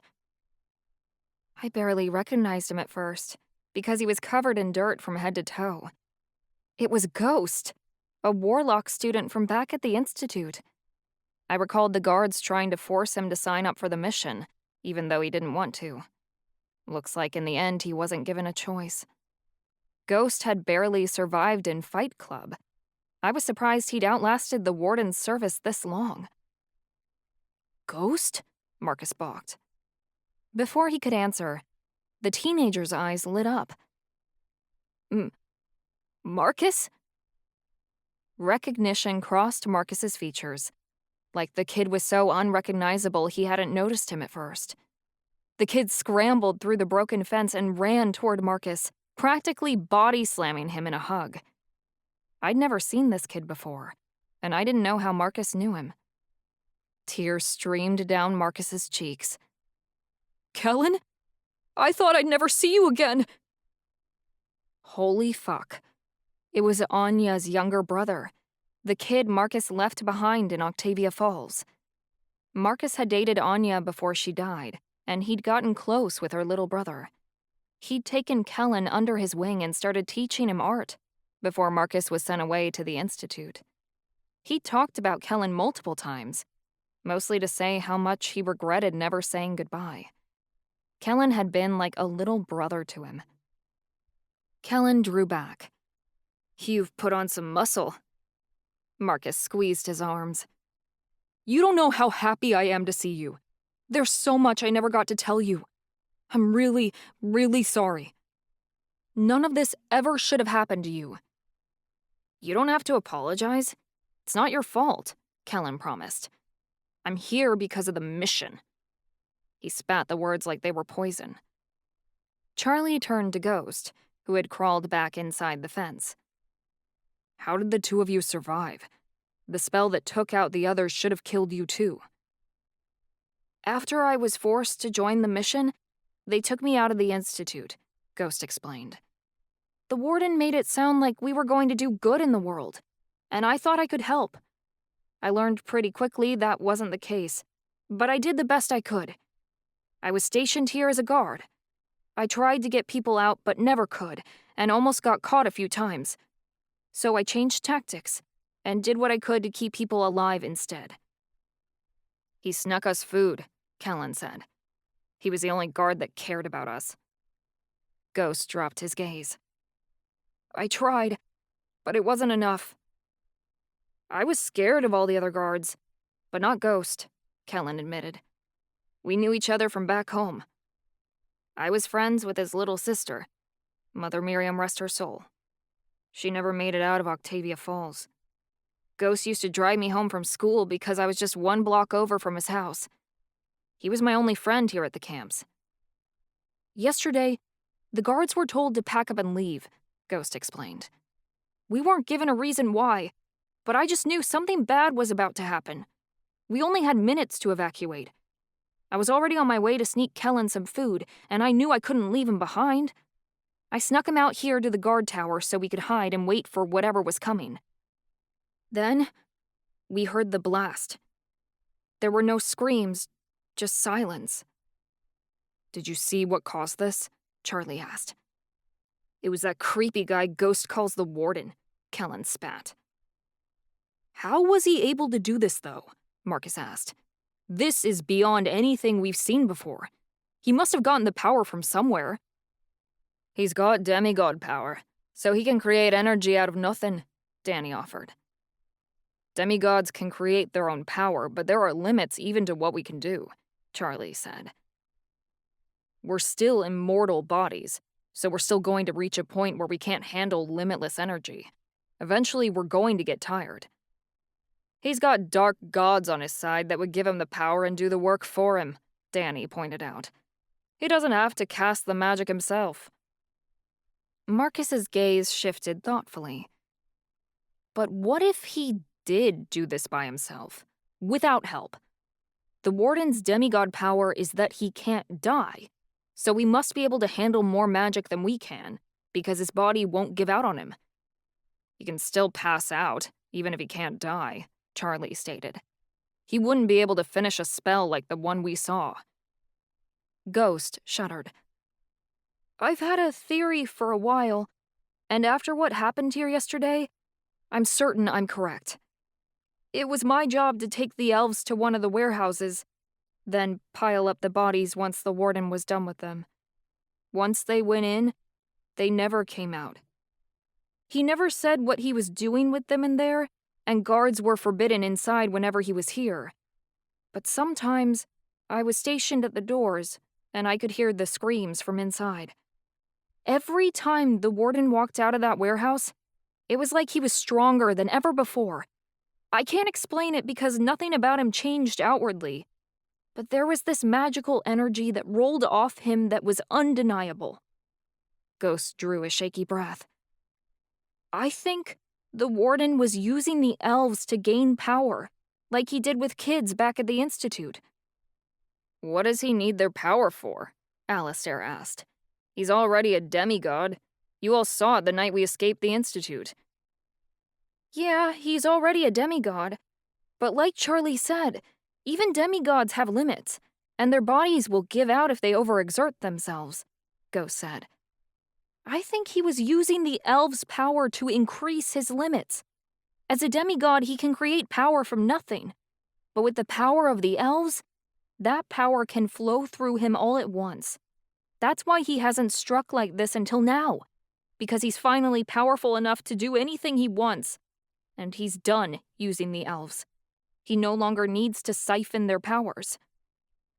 Just because he was able to increase his limit doesn't give him ultimate power, though, Charlie insisted. It seemed he was grasping at straws. He didn't want to believe the Warden was as powerful as he was now. If all of this was true, that meant the Warden had accomplished what he intended with the elves. He didn't need them anymore. There was nothing holding him back from attacking Elamanth now. With power like this, he could take on all us demigods at once, and he would no longer care about the casualties. We were holding him off before, and that's why he had to lure us to his manor. But none of that mattered now, and because the elves were now useless to him, he was going to come for Elamanth the first chance he got. I had the horrible thought that he might already be on his way, and all of this was a ploy to lure us away from the city. I furrowed my brow. It made sense, but something was missing. I knew there was. I just couldn't put my finger on it. So, the weapon he used here, you think it was him? Well, yeah, Ghost said breathlessly. He waltzed in here and 5 minutes later everyone was dead. We saw him. From the guard tower, lurking around all night, Kellen added. We're pretty sure he knew we were here and left us alive to tell the tale. But we couldn't leave the tower as long as he was still sneaking around. Looks like we're safe now that you're here. You took care of him, didn't you? The blood in my veins turned to ice, and my throat became sandpaper. Wait, you're saying he's still here? Ghost began to panic. Well, he must be gone, or he would have attacked you by now, right? Right? Charlie's voice shook. Or he was waiting for us to see what he'd done, like some sort of sick display. Charlie didn't finish speaking before an explosion rocked the entire camp. The ground shook violently, and the blow whipped us all backward. My friend screamed, and I was thrown from Oberai's back. I sailed through the sky and landed hard on my stomach in the dirt. The wind knocked out of me. It was like a massive bomb had gone off right beneath our feet. though I knew it'd been a powerful spell. Every inch of my body ached and my ears rang. A chilling laugh filled the air. It was the kind of laughter that made my heart stop beating. I dared to turn my gaze to the sky, and dread filled my core as my worst fear became true. The Warden was here, and we were completely out in the open with nowhere to go. He was noticeably alone, as he was so powerful now that he didn't need his band of demigods to do his dirty work. He wanted to take me by himself. The blast wasn't meant to kill us, only knock us down.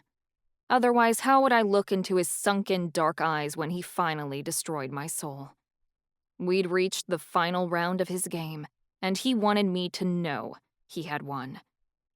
I realized he hadn't lured me out of Elamanth so that he could attack the city while I was preoccupied. He'd brought us here so he could kill my friends and take me prisoner. Only then would he conquer Elamanth and wage war across Earth like I saw in my vision. I would not let him take me, no matter what kind of power he had. I'd die before I became his prisoner a second time. His white, feathery wings spread wide as he descended upon us, giving a broad and gloating smile.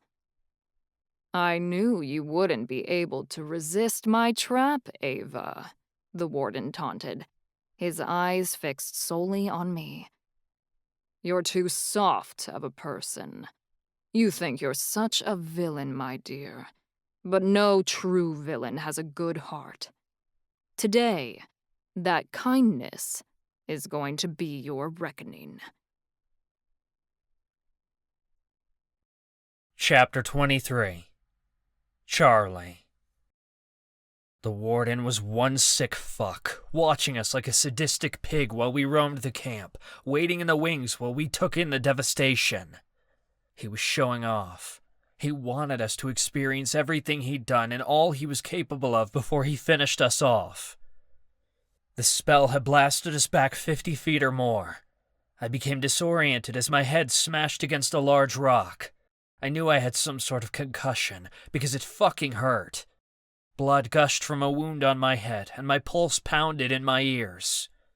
The desert spun around me, and the Warden's words sounded like they were coming from underwater. He'd appeared so quickly that none of us had a chance to react. I couldn't make much sense of anything until I felt his magic swell once more. I knew he must be going in for the kill. If what Ghost said was true, then the Warden's power was unmatched, even for demigods like us. We were entirely defenseless. Power that could rival a nuclear explosion burst toward us as the Warden cast his devastating spell, the same one he'd used to kill all the camp's victims at once. At the same time, my bond with Ava flared, and I felt all my magic drain out of me. Oberai gave a panicked cry, and I realized Ava was pulling from every resource she possibly could to cast her spell. Oberai and I both gave her our power, and spirit magic exploded out of her. A spirit shield stronger than any spell we'd cast before bloomed upward to encompass us all. The Warden's power collided with Ava's shield, and the spirit magic shattered. His magic blew through her shield and slammed into us, tossing us all back another 20 feet. My breath left my chest, and pain radiated up and down my body as bruises formed all over. It felt like being pummeled by 5 dragon shifters all at once. All around us, buildings screeched as they toppled over. The water tower crashed to the ground, making a huge sloshing noise as a wave spread across the camp. The Warden's blow had leveled the entire camp flat. Ava's shield was the only thing that had kept us from being torn to pieces. Even now, she was the only one that had a chance of standing up to him. Only a residual bit of magic remained within me, just enough to make out my surroundings. I didn't think I could cast another spell right now if I tried. Forget making illusions. Even something as simple as creating a breeze or making a plant bloom would make me faint. Ava had needed every drop of our power to protect us from the Warden's blast, and now I had nothing left to give. The bond between Oberai and me seemed to flicker out of existence, though it didn't shatter. Oberai must have passed out. Magic swelled one more time, and Ava gave a weak cry as she struggled to form another shield. It didn't come. Her first shield had taken everything we had, and it hadn't been enough. She was drained, exhausted, and unable to cast. A different type of power bloomed in front of us, and I recognized it as portal magic. Loud shouts met my ears, along with the clang of armor. Battle magic sizzled through the air, and the warden gave a primal scream that grew distant with each passing second. Someone had caught him by surprise and blasted him backward, but I couldn't make sense of who it was. "You will not touch them!" a brave voice yelled. I realized it was my grandfather, arriving at the last second to rescue us. "I will put you in the ground for hurting my daughter, you sick bastard!" Queen Emmeline's voice boomed over the area. She must have been the one to make the portal that brought backup here. As I gathered my bearings, I was able to make more sense of my surroundings. I felt the powerful surge of Tawakwa magic, as well as the chaotic buzz of a death warlock's power. Callie's mom wasn't the only one who'd come. Liam and Lucas were here too. "Your Highness!" Eldon shouted. Her footsteps raced over to where I thought my wife had fallen, though I couldn't be sure. The desert continued to spin around me. Someone grabbed my shoulder, dragging me to my feet. "Come on, Charlie!" Cameron's voice barked. "We have to go!" I shoved at him weakly, but he held a firm grip. My limbs felt like they were made of sludge, and I could barely stand on my own 2 feet. The warden's blast had taken a lot out of me, but I wasn't ready to give up. "We have to stay and fight!" "Go, Charlie!" Cassiel barked from several feet away. "You never should have come here! You need to get out!" Illusion magic filled the camp, and Emma gave a harrowing battle cry. The heavy sound of massive footsteps came, followed by the roar of a great beast. Emma had conjured an illusion monster that must have towered 100 feet above us, and sent it charging at the warden. The warden's maniacal laugh came in response. I heard the illusion monster groan in pain, then the ground shook as his magic took it down, shattering the queen's spell into 1,000,000 pieces. Emma gave a cry of rage and sent illusion spells racing at the warden, but he batted them all away, redirecting her own spells back at her. One of them hit her, and Emma gave a cry of pain as it forced her to the ground. Our allies didn't miss a beat. Though Emma was down, droplets spread across the area as Liam drew water from the dirt where the water tower had fallen. His rage-filled scream filled the area as he sent a massive wave down upon the warden with the intent to drown him.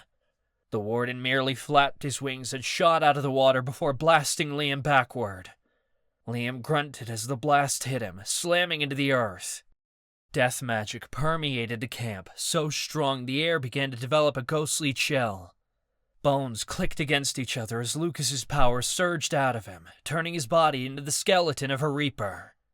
I heard grunts of pain come from Lucas as he struggled to work his necromancy magic on the warden. "I'm trying to rip his soul out, but it's not working!" Lucas shouted, sounding frightened. Shit, that wasn't good. Lucas was a master reaper, the highest caster of death magic there was. If he couldn't rip the warden's soul out, nobody was going to be able to. The spell backfired, and Lucas went flying off his feet. He landed 20 yards from where he'd been standing, the sound of his clicking bones gone. He groaned as he stood upright. It all happened within seconds, and it became abundantly clear that despite how powerful our allies were, they were no match for the warden. "It's not fucking working!" Emma cried. "He's impenetrable!" "I'll deal with Dr. Taurus!" my grandfather shouted. "Get the children out of here!"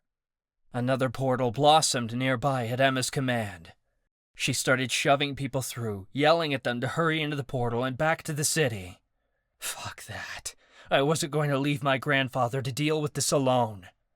The small bits of power I had left surged through me, but I hadn't cast a spell before a hand that wasn't my father's landed on my shoulder, pushing me back.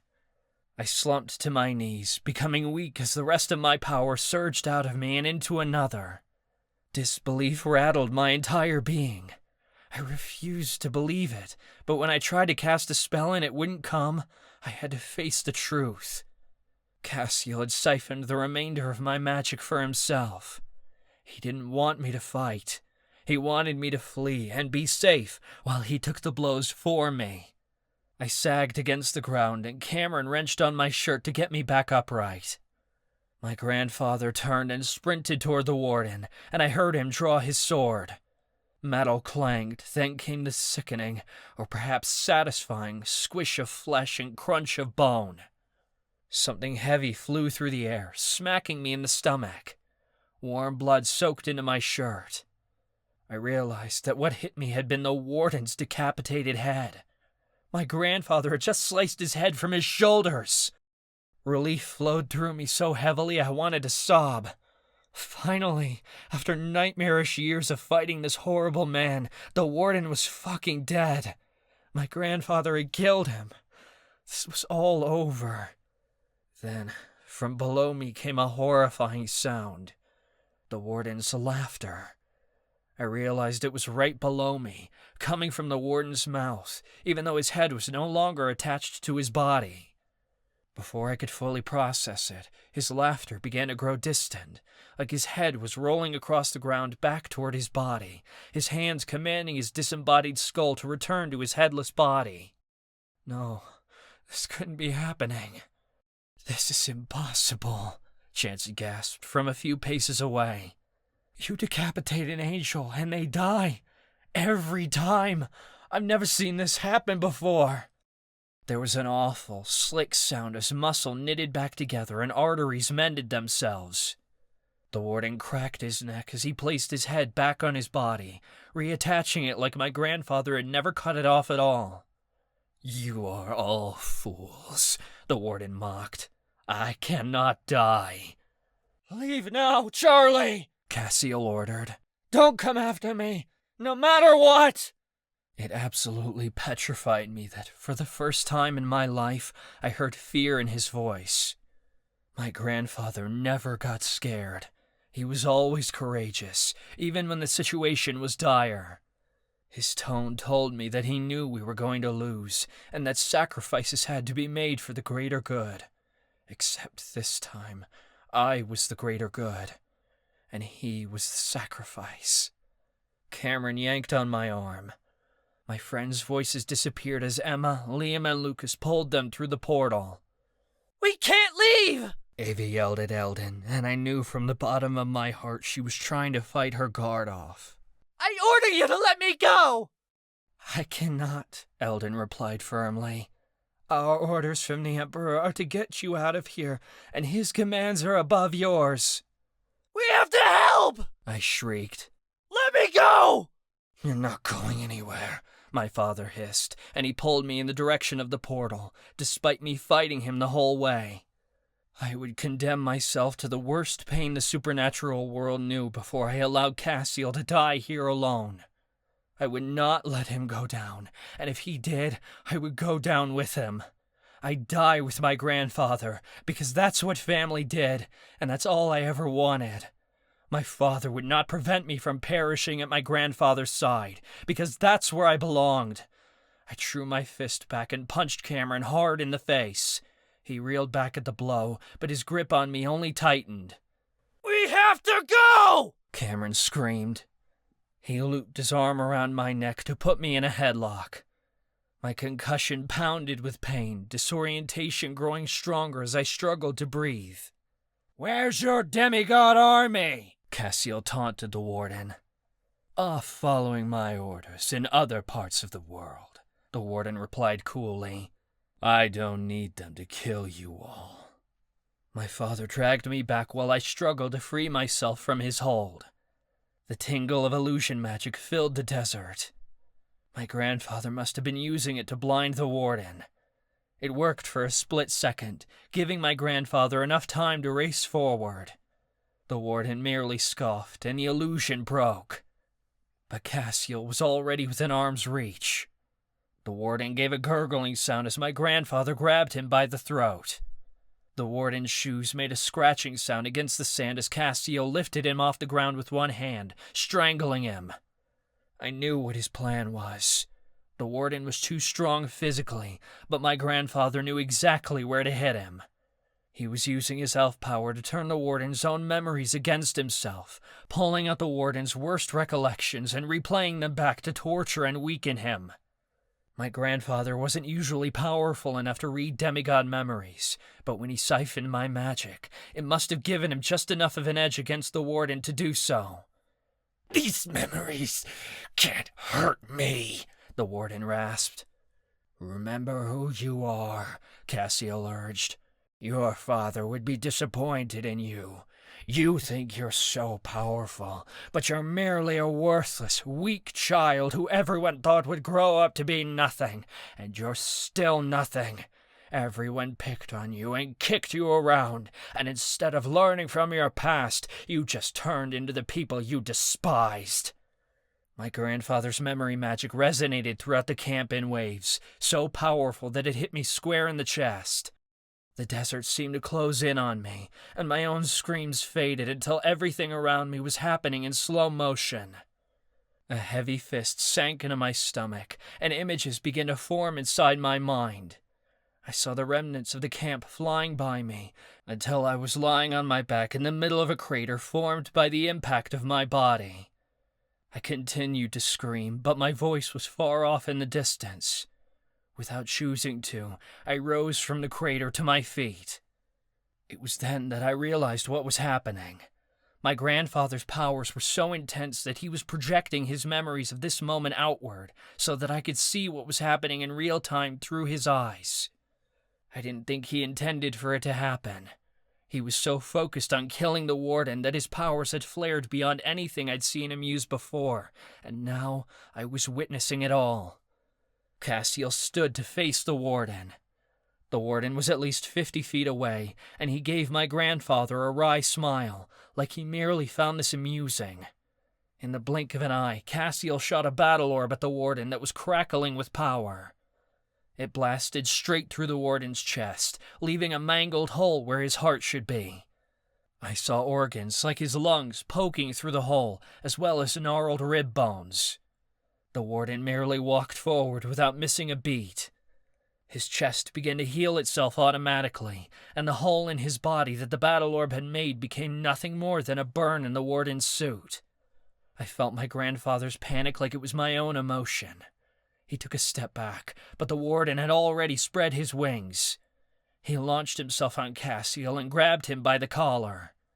The Warden flew high into the sky, and the camp became smaller and smaller with each passing moment. Through my grandfather's eyes, I saw that our friends were already gone. Liam carried Oberei through the portal, until only Ava and I still remained. The Warden must have flown my grandfather a mile up before spiraling downward, punching him through the sky. Cassiel spun through the air and landed on the ground so hard I heard the crunch of bones as the Warden's fists smashed him into the earth. Delirious pain surged through my grandfather's body, and he cried out in agony. Still, Cassiel didn't give up. He staggered to his feet, ignoring the pain of his broken leg and wiping the blood from his face as the Warden landed in front of him. Cassiel lifted a hand, and tendrils of magic began to siphon out of the Warden. He staggered, forcing his crushed arm to remain outstretched as he struggled to take the Warden's abilities, giving moans of anguish as he did so. The Warden merely smirked. "You cannot siphon my power, you filthy elf. You will never be able to contain it, for I am more powerful than anyone in this universe has ever been." Cassiel's body sagged, and he fell to his knees. The power he tried to siphon was already too much, and he couldn't take it. It was terrifying to watch. My grandpa was so powerful, and yet the Warden acted like his power was nothing. The Warden gave a smug grin as he stepped toward my grandfather. "I cannot thank you enough, Emperor Cassiel. You kept your people alive for all those years, so that one day their power could become mine. My siege on Forevermore was merely the beginning. Now I shall have the world." Cassiel didn't have time to react. A bright light emanated from the Warden's palm and slammed into my grandfather's chest.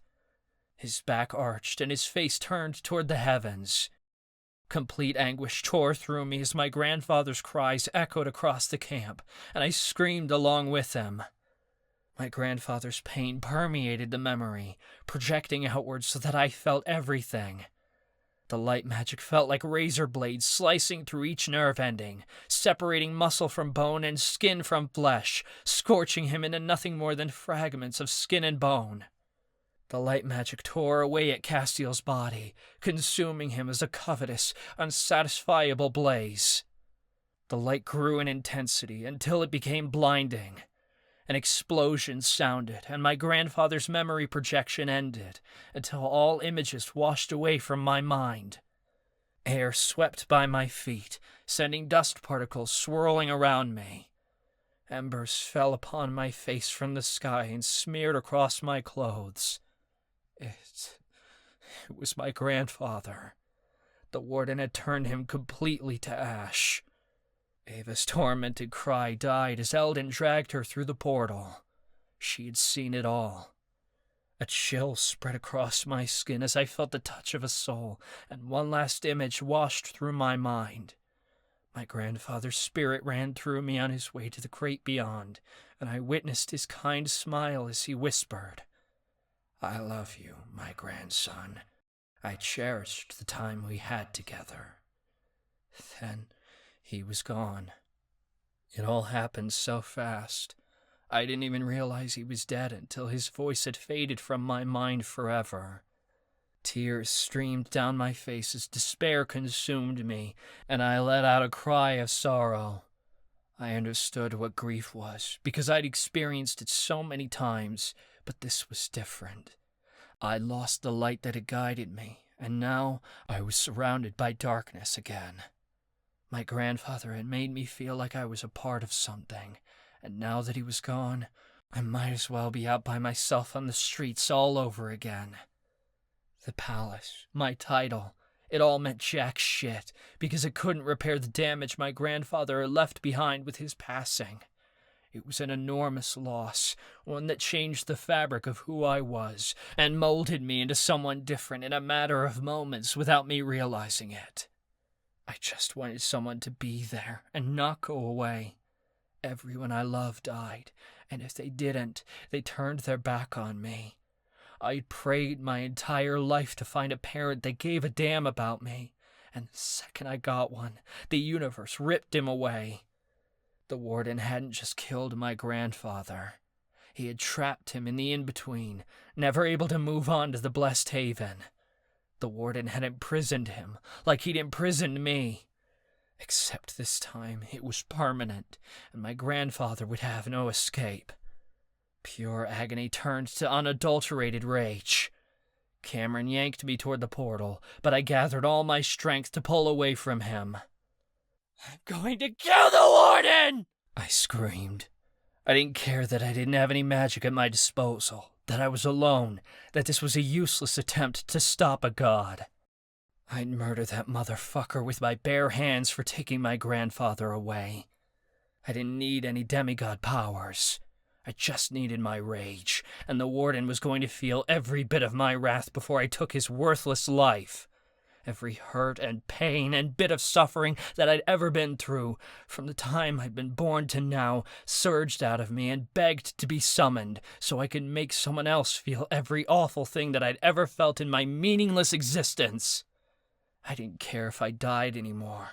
I only cared if the warden went down with me. "He can't be beat," Cameron said, his voice choked with grief. "I'm sorry, Charlie." A heavy blow hit me from behind, and that was it before the portal sucked us through and the camp disappeared completely. My mind went completely blank as I passed out. My last thought was of my grandfather and what he'd given up. He exchanged his life for mine, but it wasn't a gift that I wanted. He'd made the wrong choice. My enemies could take my life because I didn't want it anymore. It wasn't worth living if I experienced these short moments of happiness and had them stolen away from me.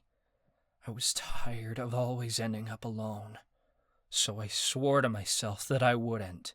Not ever again. No matter what I had to do or what price I had to pay, I wouldn't allow anyone else I loved to be taken from me. If I had to become a monster to do it, so be it.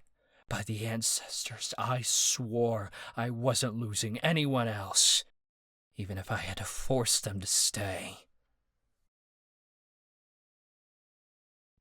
Chapter 24. Ava-Marie.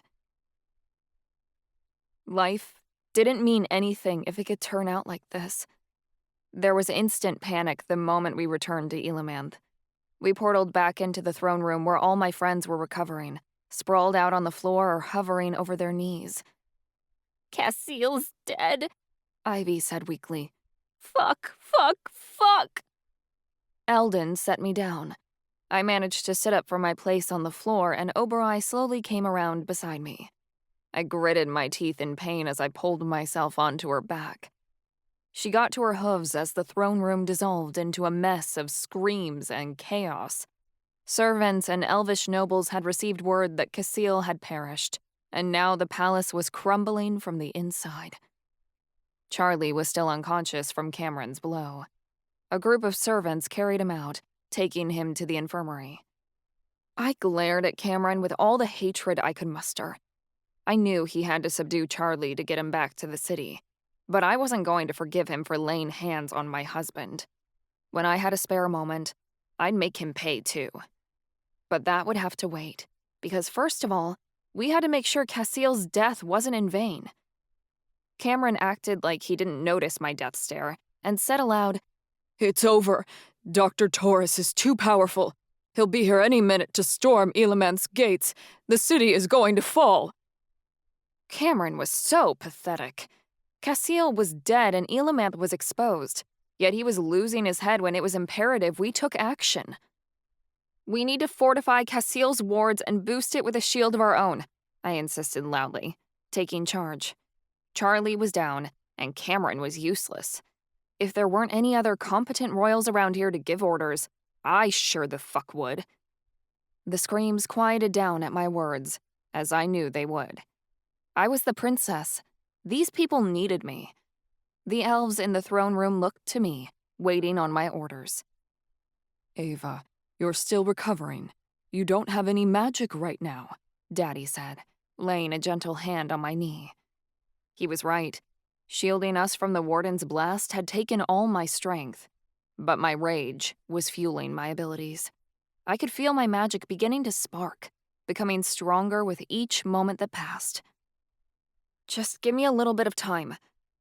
My demigod powers would regenerate. We needed time to recover, but not much. I need everyone who can make a shield at the outskirts of Elimanth with me. It'll take everyone's power to do this. "We'll come," Marcus said, holding Callie against him. "And me," Danny said. "We can use simultension to fuse my blood magic into the shield. Anyone who attempts to break the shield will have their magic siphoned, and the shield will continue to drain the Warden's magic the more he tries." "That's good," I said. "We'll add layers onto the shield, so it'll have more defenses. He's got a lot of power. Unlimited maybe, but it'll definitely slow him up. Even if it doesn't hold, it'll buy the citizens time to flee. We'll craft the shield so nobody can portal in or out of the city." "I'll help too," Alistair volunteered, coming forward. "The more casters we have to hold the shield up, the better," I confirmed. I turned to Eldon. "I want my command broadcasted throughout the city. Every magic caster of every race is to come to the city's border and lend their aid. We're going to need everyone we can to make this shield as powerful as possible." "Yes, Princess," she said, bowing to me before running out of the throne room. "What's the use?" Cameron wailed. "Nothing we can do will stop that man." I couldn't believe Cassiel, once the most powerful elven emperor on Earth, had raised this worthless excuse for a son. Cameron was no leader and couldn't even begin to fill a sliver of the void Cassiel had left. That meant I would have to. "Shut up," I snapped, and Cameron blanched. "I'm sorry you lost your father, but Cassiel is gone, and we need to protect the city before the Warden destroys the rest of us. If Cassiel's wards fall, his death will have been for nothing. Go to the barracks and order the generals to start stationing soldiers around the perimeter. Hurry up!" Completely cowed, Cameron obeyed. He hustled off, and the rest of us immediately left for the edge of the city. I hustled to take action, urging Oberai forward while my companions followed behind. Supernaturals of all kinds were waiting for us when we arrived at the edge of Elamanth a short time later. Everyone was here. Callie's parents, all of our aunts and uncles, the demigod guardians, and all the elvish nobles. Thousands had gathered to help me create the defensive barrier. Oberai carried me on her back as a unicorn as I approached the city's edge. The crowd followed me, waiting on my signal. Though Cassiel was dead, I could still feel his wards holding across the city. He'd been powerful, so his magic had still held after his death. "Peanut, be careful. You could hurt yourself," Daddy warned at my side, sounding worried. "No one has ever been able to fuse the power of so many different races into one spell before." I narrowed my eyes. Just fucking watch me. I raised my voice, and air elementals used my magic to project my commands to the crowd as I cried, "I need everyone to cast their magic at once. I'll do the rest." There was a resounding response from the crowd. Then thousands of small shields began blooming all over the city, blossoming like white flowers as veins of magic grew across the sky. It was a spectacular sight, watching as the shields expanded against Cassiel's ward. But I didn't have time to observe it. My mother, Lucas, Nadine, Emma, Marcus, Callie, and Alistair were at the front near me, and their shields were the most powerful, growing to become miles wide. I used simultension and began weaving all the shields into one, combining each shield into one massive barricade that fused with Cassiel's wards, preventing any kind of entry. I used intrafusion to combine other kinds of magic into the shield, melding the city's powers together into one.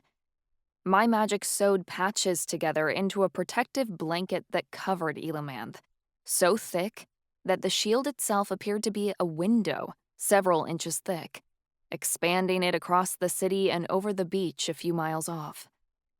When I'd fused everyone else's power, I called upon my own and funneled it into the shield, making it 10 times stronger than it already was. I wouldn't have been able to do this as a prisoner at the Institute, or perhaps even a few months ago. This kind of magic had never been attempted on such a mass scale. But I was done playing the Warden's games. He'd chosen the wrong bitch to fuck with, and I was going to show him how big of a mistake that was. At the camps, I'd had to make the shield that protected us from the Warden's attack at the last second, and it caught me off guard, stunning me and leaving me weak. Now, I was fully aware of what I was doing, and I could craft this shield to stand up to any magical attack that came, even if that bastard showed up here right now. When I was certain the shield was secure, I took Danny's demigod magic and channeled it into the shield, merging his blood magic with the protective power. Danny had a spectacular wealth of power at his disposal, almost as much as Charlie's, and I took every drop of it I could without harming him to make the shield stronger. The shield flashed a deep red for a moment, before it returned to its usual translucence, indicating the blood magic had taken.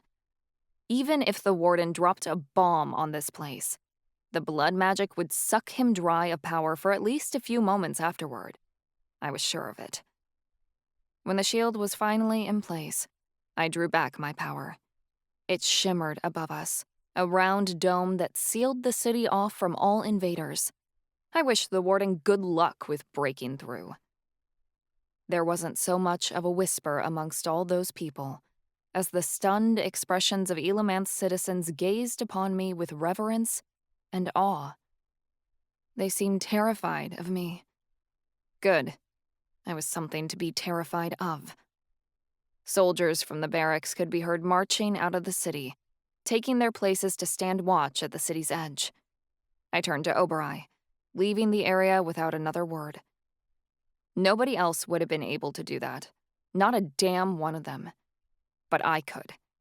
I was the strongest supernatural there ever was, and unlike the Warden, I was born that way. I didn't need to be a pathetic little whelp and steal from others in order to gain strength, because I'd been created with it from the beginning of my existence. People bowed away from my presence, creating a path for me as Oberoi carried me back to the palace, looking at me as if I had the power of a god. Maybe I did, and that's why the Warden was still afraid of me. Very soon, I was going to make his fear all too real. 7 days passed after Cassile died in a monochrome, tasteless blur. The entire city was in mourning. Ealamanth had once been vibrant and full of life, but now the palace was quiet, and everyone dressed in black. People walked with their gazes toward the ground, heads bowed. There were so many whispers infecting the palace, I often wondered if the voices were coming from around me, or were merely the ones echoing inside my head. Everyone in the city had loved Cassile and adored him as a ruler.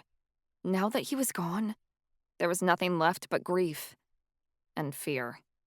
People were so terrified I could feel it every time they walked by. Just being in the presence of others caused my heartbeat to quicken in terror. I heard what people said. How were we going to defeat the Warden when Cassile, the most powerful emperor that had ever lived, had done everything he could to kill him and failed? I didn't know. All I knew was that it was on my shoulders to take his life. If no one else had the ability to kill the Warden, I would. I just had to figure out how. The shield remained untouched, and neither the mission nor the Warden showed up to try and break it. It confirmed for me that my power was enough to hold the Warden off, at least for now. If he thought he could get past my defenses, he would have already tried. My shield would buy us some time to come up with a plan to put him in the ground for good. The beast appeared to me frequently now. He didn't say anything, just stood in the corner of the room and stared at me. I stared back, my thoughts lingering on the pointlessness of it all, wondering where any of this was going or why it mattered. Cassile's funeral would be in a few days, as Elvish tradition dictated that a mourning period of 9 days had to be held before the ceremony took place on the 10th. After the funeral, Cameron would be crowned emperor. Things would move on, but they'd never be right again. Charlie stayed in his quarters and didn't come out. He refused the food the servants brought him and locked himself away in our bedroom for a week straight. I laid beside him at night, but that was the extent of our contact. He hadn't said a word to me since we'd come back from the camps, just turned his back to me and pretended I wasn't there. I knew he was grieving terribly. I couldn't imagine the deep, bottomless loss he felt. His grandfather, the only person who'd ever been a parent to him in the entire world, was gone. His grief devoured him, changing him into someone I couldn't recognize, nor reach. I wondered if he blamed me. It'd been my idea to go to the camps after all. I wanted to apologize and beg for his forgiveness, yet I was petrified at the thought of giving him more pain, so I said nothing. Our friends weren't around. Like Charlie, everyone stayed in their rooms and kept to themselves, though the others had all coupled off. Chansey and Ivy, Ez and Opal, Eddie and Alistair, they leaned on each other. Since we'd been married, I didn't think Charlie and I had ever felt more apart. Callie and Marcus came by to talk here and there, but I told them Charlie wasn't ready and sent them off. Callie didn't need to deal with this, not after what she'd been through with the Dollmaker, and Marcus needed to focus on taking care of her. I'd done enough damage trying to fix the unfixable. Repairing Charlie's broken spirit was my job, and no one else's. Me? I was depressed as fuck, though I did my best to hide it from everyone, especially Charlie. Nobody else needed to be brought down due to how I felt, if we could sink any lower. But when I was alone, I completely crumbled into pieces. Oberoi was the only one who got me. He stayed by my side and wagged his tail, trying to cheer me up. It's not your fault, dearest, Oberoi insisted, laying his head on my lap as we hid in a parlor room that was far away from Charlie's quarters. It was late afternoon and I'd come here to break down. I didn't want anyone to see or hear me doing it, so I'd taken off. This wasn't about me. I needed to be strong for everyone right now. It is my fault. I stroked Oberoi's ears as tears leaked down my cheeks. If I had taken a second to think, Cassiel would still be alive. Charlie doesn't blame you in any way for his grandfather's passing. I can tell, Oberoi promised. Neither his thoughts nor his heart lay guilt upon you. You were trying to help people. The only one to despise for this atrocious act is the Warden. Even if Charlie didn't blame me, I wasn't sure it mattered, because I blamed myself. After my tears slowed, I left the parlor room and took an elevator to the dungeons below the castle. The agony in my heart turned to rage when I saw Abigail in a cell against the far wall, exactly where I'd put her. She sat on the floor, looking sad and alone. I hadn't seen her since we'd left for the camps, and you know what? I didn't want to. If I wasn't going to blame myself for Cassiel's passing, then I blamed Abigail.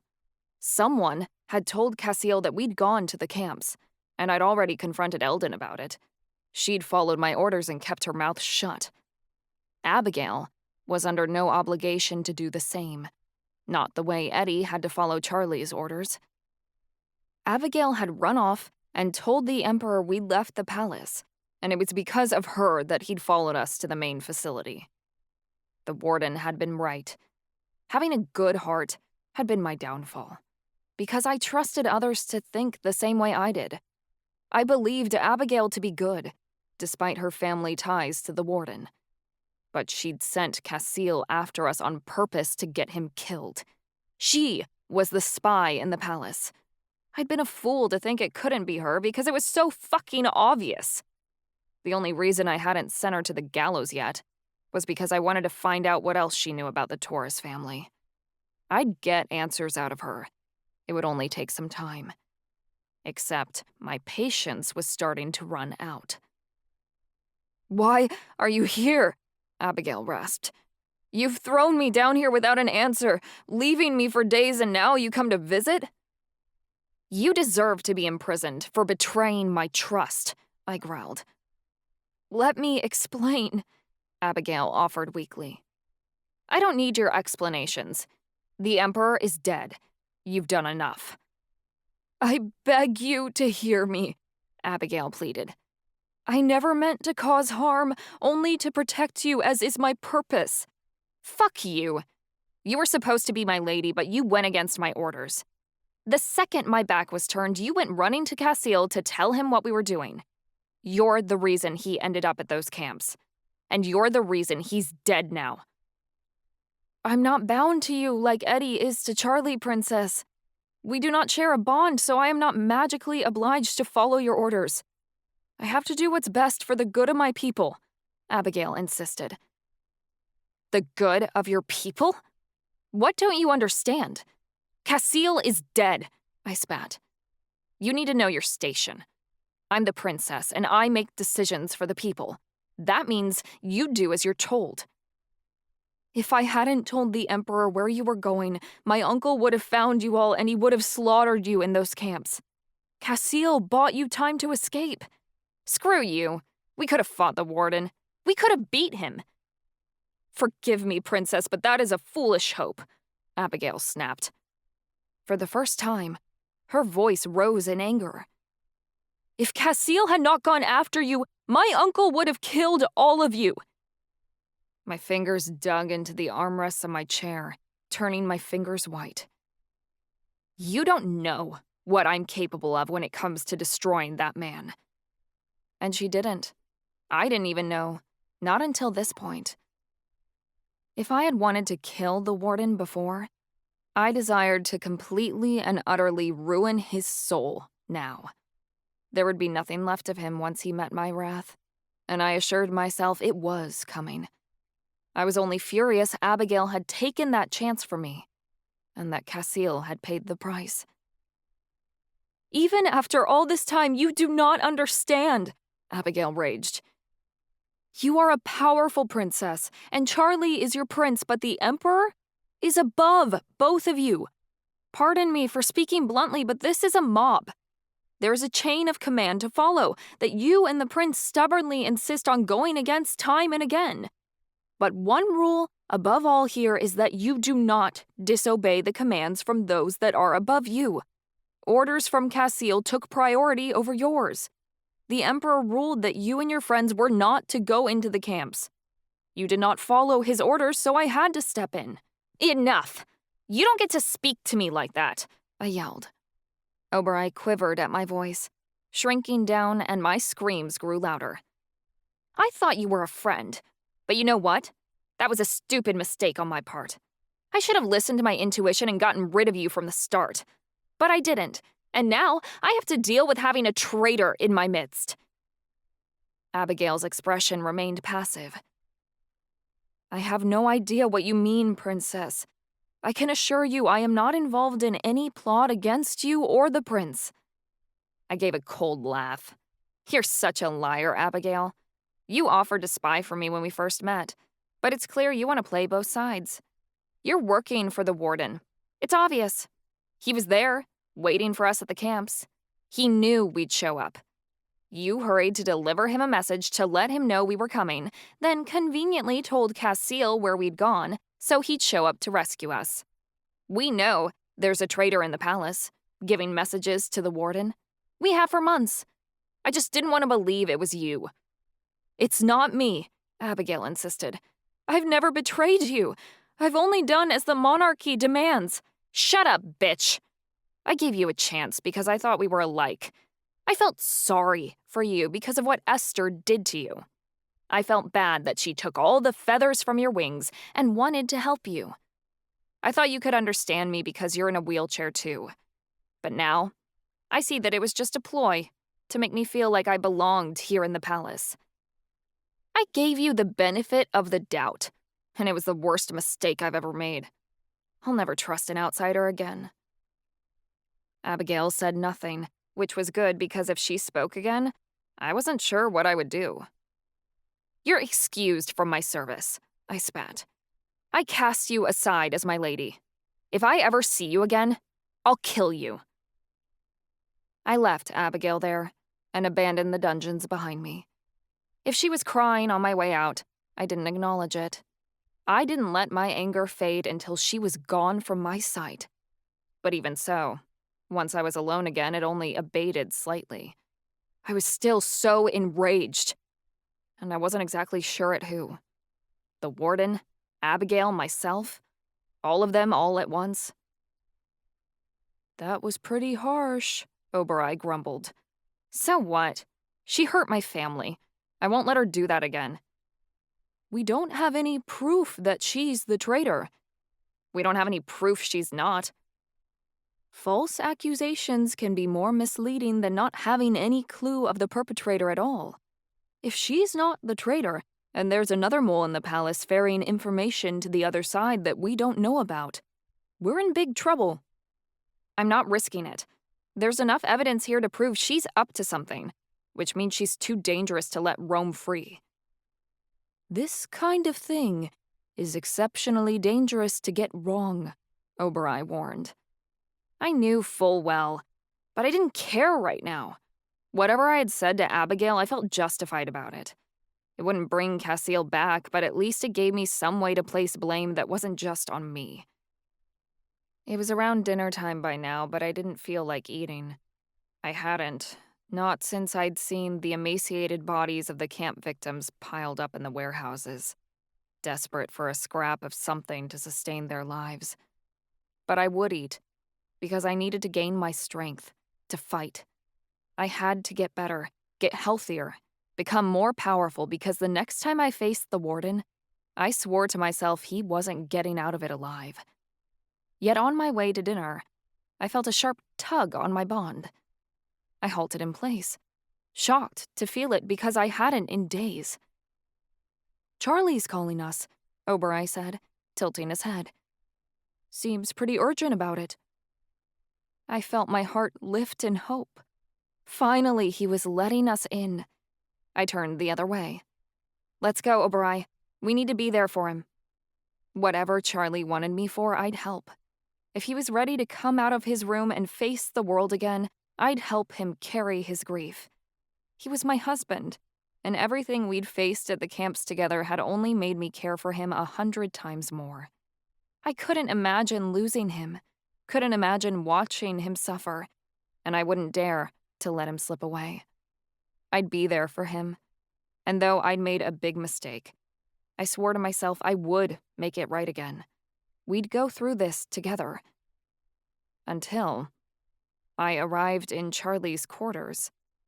All of our friends were gathered in the living room and everyone looked anguished. It was a sorry sight. Everyone dressed in black and in mourning. Ez's eyes were bloodshot and Opal's cheeks were pale. Ivy huddled in the corner, their arms wrapped around their torso as they turned away from it all. Alistair slumped on the couch, seemingly defeated. Chansey appeared dumbstruck, like he didn't want to believe whatever had just been said. Callie leaned over her knees in the armchair, shaking with rage. Marcus had a hand on her shoulder to comfort her, but his expression seemed dark. Danny stuck his hands in his pockets and scowled at the floor, as if he'd seen this coming and had done everything he could to stop it, but it still happened anyway. I knew we were all devastated by what had happened at the camps, but this was something different. The moment he saw me enter, Chansey sprinted toward me, reaching out his hands to plead. "Ava, you gotta stop it," Chansey begged. "Eddie told us everything. The guy's lost his mind." "What?"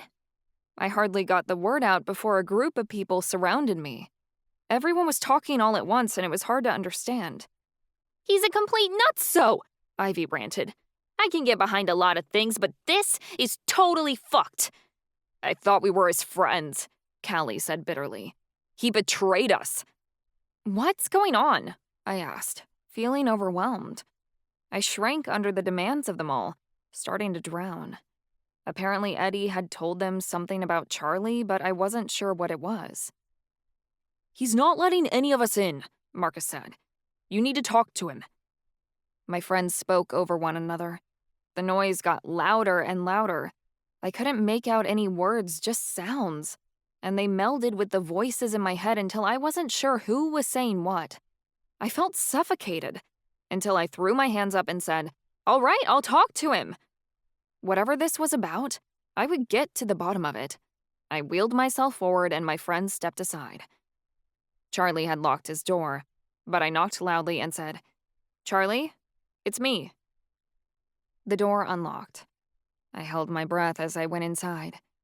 Oberei shut the door behind us, closing me in. Charlie stood in our room. His hands were clasped behind his back, like he was waiting for me. He moved forward to lock the door again, even though I hadn't asked him to. I wasn't sure what this was about, but clearly this was going to be an important conversation. Charlie beckoned me forward. "Come with me."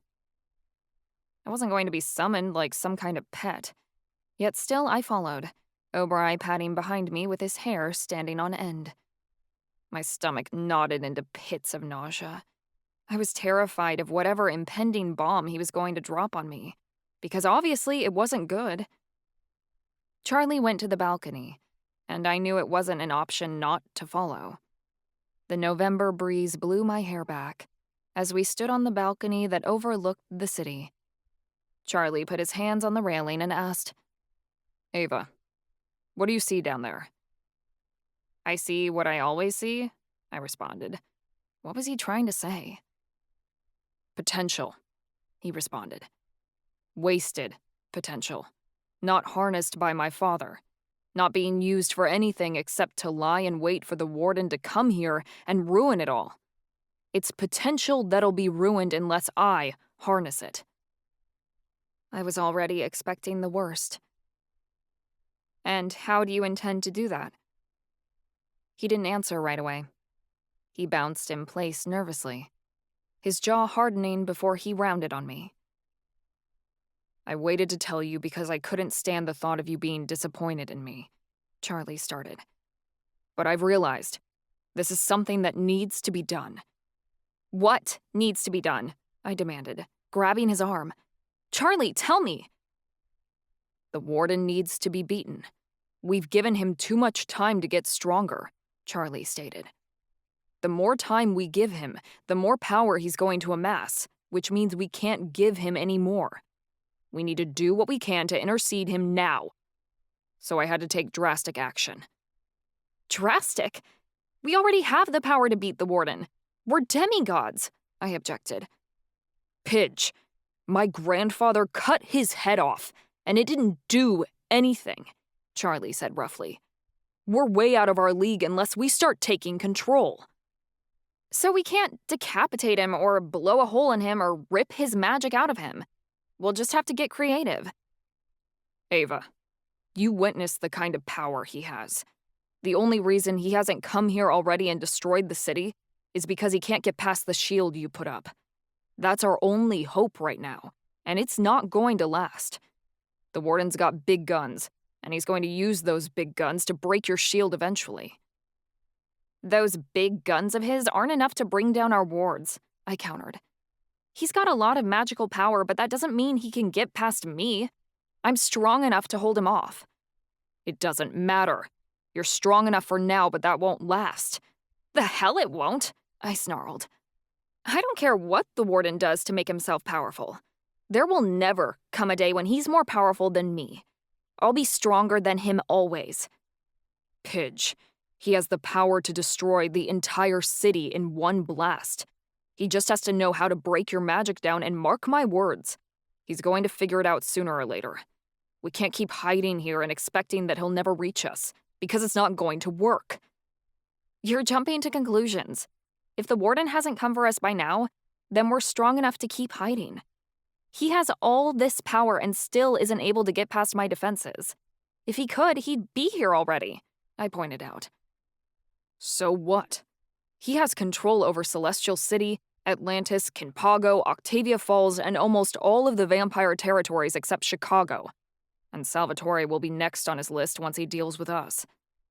Then he'll go on to bully the Astromancers into joining him, and they won't have a choice but to take his side.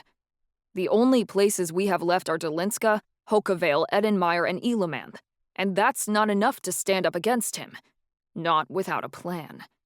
He could destroy Fae-owned territories or what's left of Elementai land within days. We need to stop him before that happens, by fighting fire with fire and throwing our army at his. This war is personal, I argued. We need to target him, not all of his soldiers.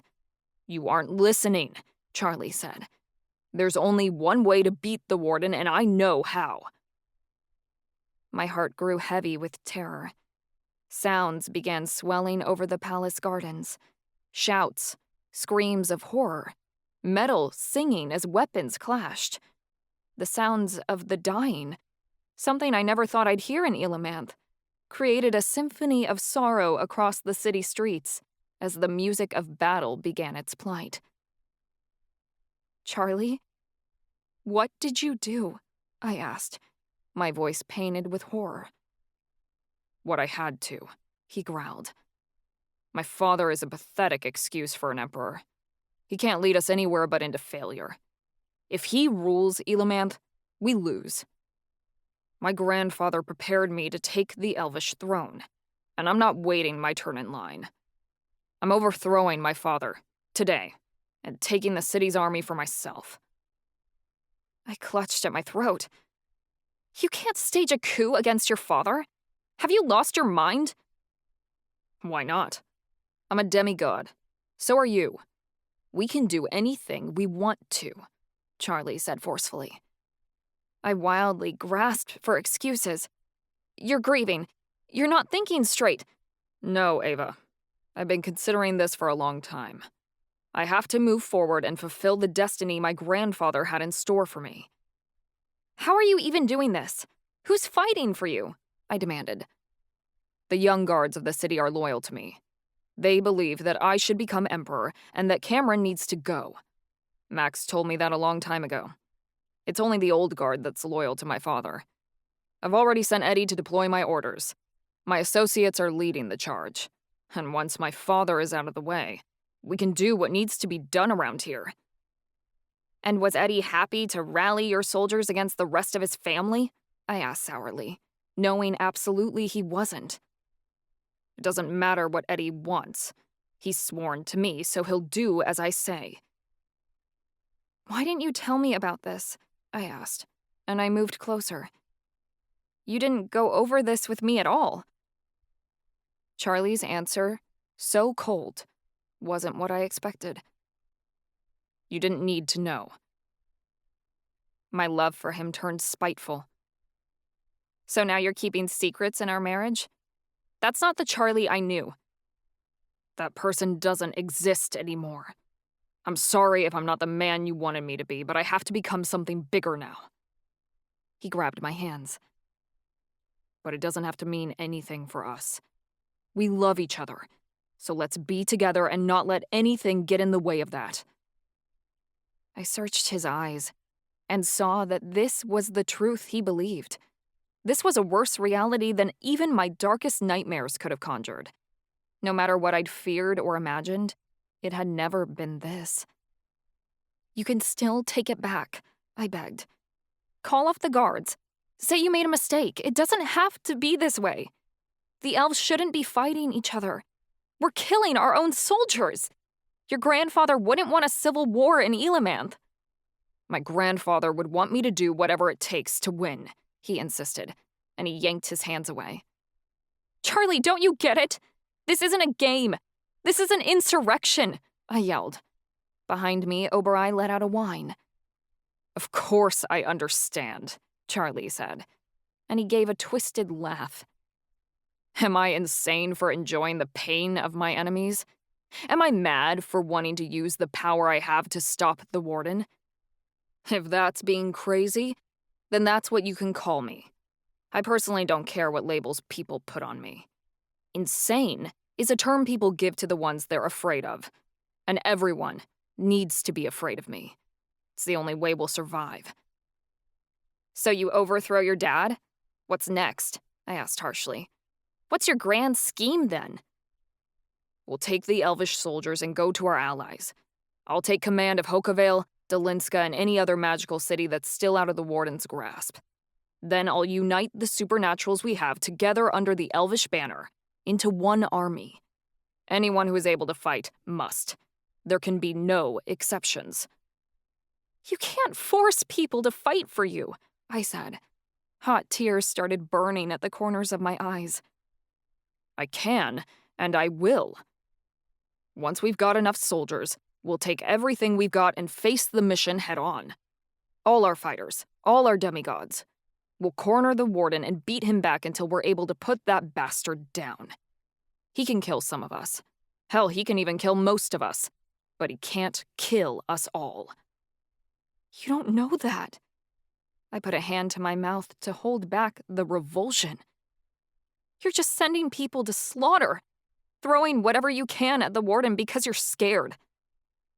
If you aren't scared, you aren't taking this seriously, Charlie hissed. I've got to make hard choices, because I'm the only one who can. Okay, so let's pretend it all works out and the Warden's dead. You really think the supernatural community is going to forgive you once you've done this? I snapped. You still aren't seeing the big picture. Ava, look at the opportunity we have, Charlie said, spreading his arms out wide. We're demigods, and we've been given this power for a divine purpose. The gods gave us our magic so we could set things right, and it would be wasteful not to use our abilities.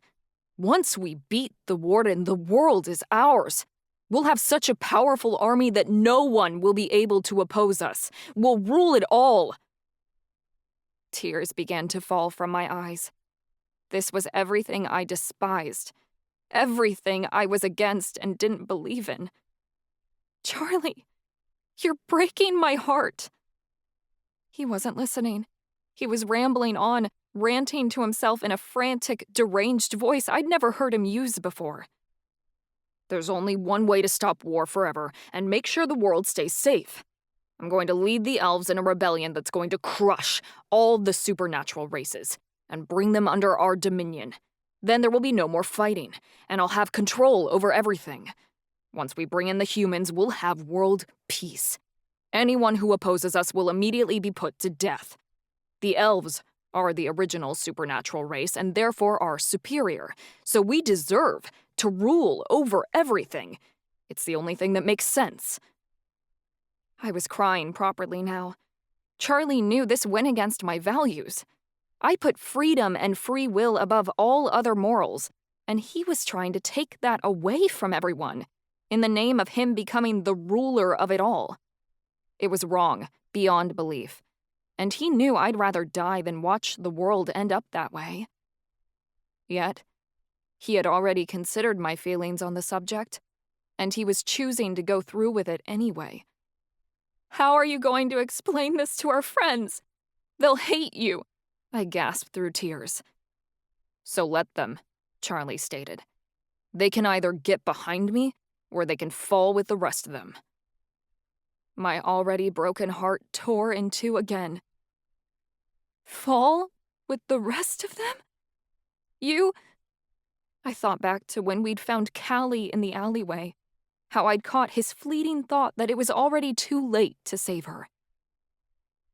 You were going to leave Callie, weren't you?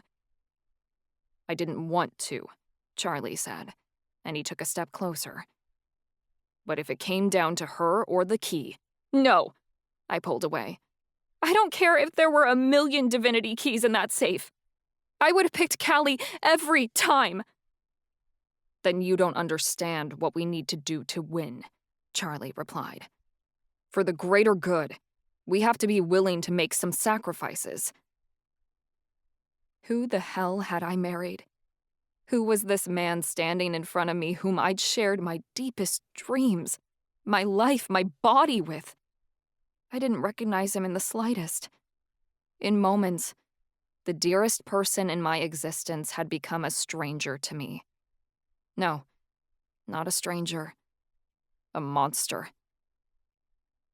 When did you come up with this? I whispered. Danny's warning came back to me. I was horrified with the thought of how long Charlie had been plotting. Weeks? Months? And I'd known nothing. My marriage was an illusion. It was created out of lies and now was being blown to pieces. I've been considering this for a long time. I didn't want to at first, because it seemed so cruel. But now I know it's what has to be done, Charlie said. He extended a hand to me.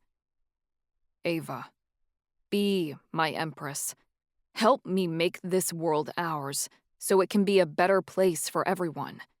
With me as the king of this planet, and you as my queen, we can end suffering forever. I know that's what you want more than anything. Once this is all over, no one else ever has to be in pain. We can bring justice, hope, accessibility, and safety to the people of this world. We just have to get our hands a little dirty. I didn't take his hand. I backed my chair away and stated, The Warden wants to end suffering too, and your plan sounds a hell of a lot like his. I think I'm finally starting to see his point, Charlie said through clenched teeth. It's him or us. All of this was going to happen either way. It simply comes down to who's stronger. Oberoi hadn't said anything this entire time, only listened to what Charlie had to say. But now he spoke up, coming forward with bared teeth. Charlie, this is unacceptable. I can't let this happen. You're just a familiar, Charlie screamed, and Oberoi lunged away. I'm your Elementi, and I say we do this. I'm his Elementi too, I yelled, coming to Oberoi's aid and planting myself in front of Charlie to defend my beloved dog. You're not the only one in control here. Ava, the elves need you. I need you, Charlie said firmly. You can't turn your back on this. Do you want to become the Warden's prisoner, or do you want to rule with me? Because those are your options. I never cowered away when I was backed into a corner, even by my own husband. My mind rushed to wickedly devise a plan. I had to do some damage control. I wasn't going to be able to talk him out of this, so I had to play the long game. I could lie and say I wanted to go along with his plan. Then I would manipulate him to change his mind about all of this. Over time, I could make him understand what he was doing was wrong, and he'd back off. We'd beat the Warden the right way, without using anyone, and we could still have our happy life at the end. Charlie wasn't in his right mind. Once enough time passed and he grieved his grandfather properly, I could set him back on a good path. He'd realize what he was doing was wrong, and then we'd put things back the way they should be. This wasn't really him. He was just hurting and lashing out. I was his wife. Nobody understood him like I did, and though I'd miscalculated, I could still rectify the situation. I'd promised Danny that I could control him. So I would. I could fix this. I pulled myself together. You're right. The last thing I want is to become a slave to the Warden. And if that happens, I won't be able to save anyone. At least if you and I are on top, we can do this our way. We don't have a choice if we want to keep people safe. I understand where you're coming from. We have to do this to make the world a better place. So, where are we going first? You're not going anywhere, Charlie replied. You're staying in the palace. The world's axis shifted. I felt reality narrowing inward, enclosing me into a box that had little air to breathe as the earth tilted below me. What? You're too precious to lose, Charlie pleaded. He came before me on his knees, grasping my hands again, which were already turning cold. You're not just valuable to me. You're priceless to the elves as well. The Empress must always be kept safe. He brushed back a lock of my hair and whispered, Don't you realize how much I love you? That's why you have to stay here, where you're protected and won't get hurt. You've already died once. I can't bear to lose you again. He turned into a raving lunatic. I guess we all had our breaking point. I should have seen this coming, but I'd willfully ignored it. Now I had to deal with the consequences. Do you really think this is the life I would have chosen for myself? I asked, quivering with rage. Ava, I will give you whatever you wish, Charlie offered. I'll make this life a paradise for you inside this tower, and you'll never have to ask for anything. You want it, it's yours. I'll have everything except my freedom, I spat. Because that's too much to ask for. Charlie began pacing, walking the length of the balcony. I know you want to travel, to explore and see the world, but that's not an option anymore. You're too much of a treasure, and we have too many enemies. You can still have a full life in Elamanth without leaving the palace. I'll make sure of it. That's not what I want! I was bawling now. I wish I had some of that fiery courage I was known for, but I wasn't able to summon it against Charlie. At least not at the moment, because I was dying inside. My entire spirit was decaying, and he could feel it, and he didn't care. I know what's best for you, Charlie said, dropping his voice to a gentle croon. You promised me that I could make the decisions and you'd be okay with them. This is what I've decided. This is nothing like what we agreed to. I hated that he was using my choice to trust in him to lock me into a prison. I wiped more tears away with the heel of my hand. The villain? Keeping his trapped princess inside a tower? Might as well be a storybook. You're being dramatic, Charlie replied patronizingly. You'll be living in luxury and with our friends. I'll be here as often as I can. I adore you. I won't be apart from you for long." "You will not keep Ava in a cage," Obereye warned, and his hackles raised as he defiantly put himself between Charlie and me. "I'll do whatever it takes to honor my marriage vows and keep her safe," Charlie barked. "Why won't either of you accept that I'm trying to protect my wife?" There was nothing left to say. I'd become empty. Charlie had hollowed me out and made me into a shell. He'd rather chain me up than lose me, and that was nothing resembling love. I never wanted him to touch me again.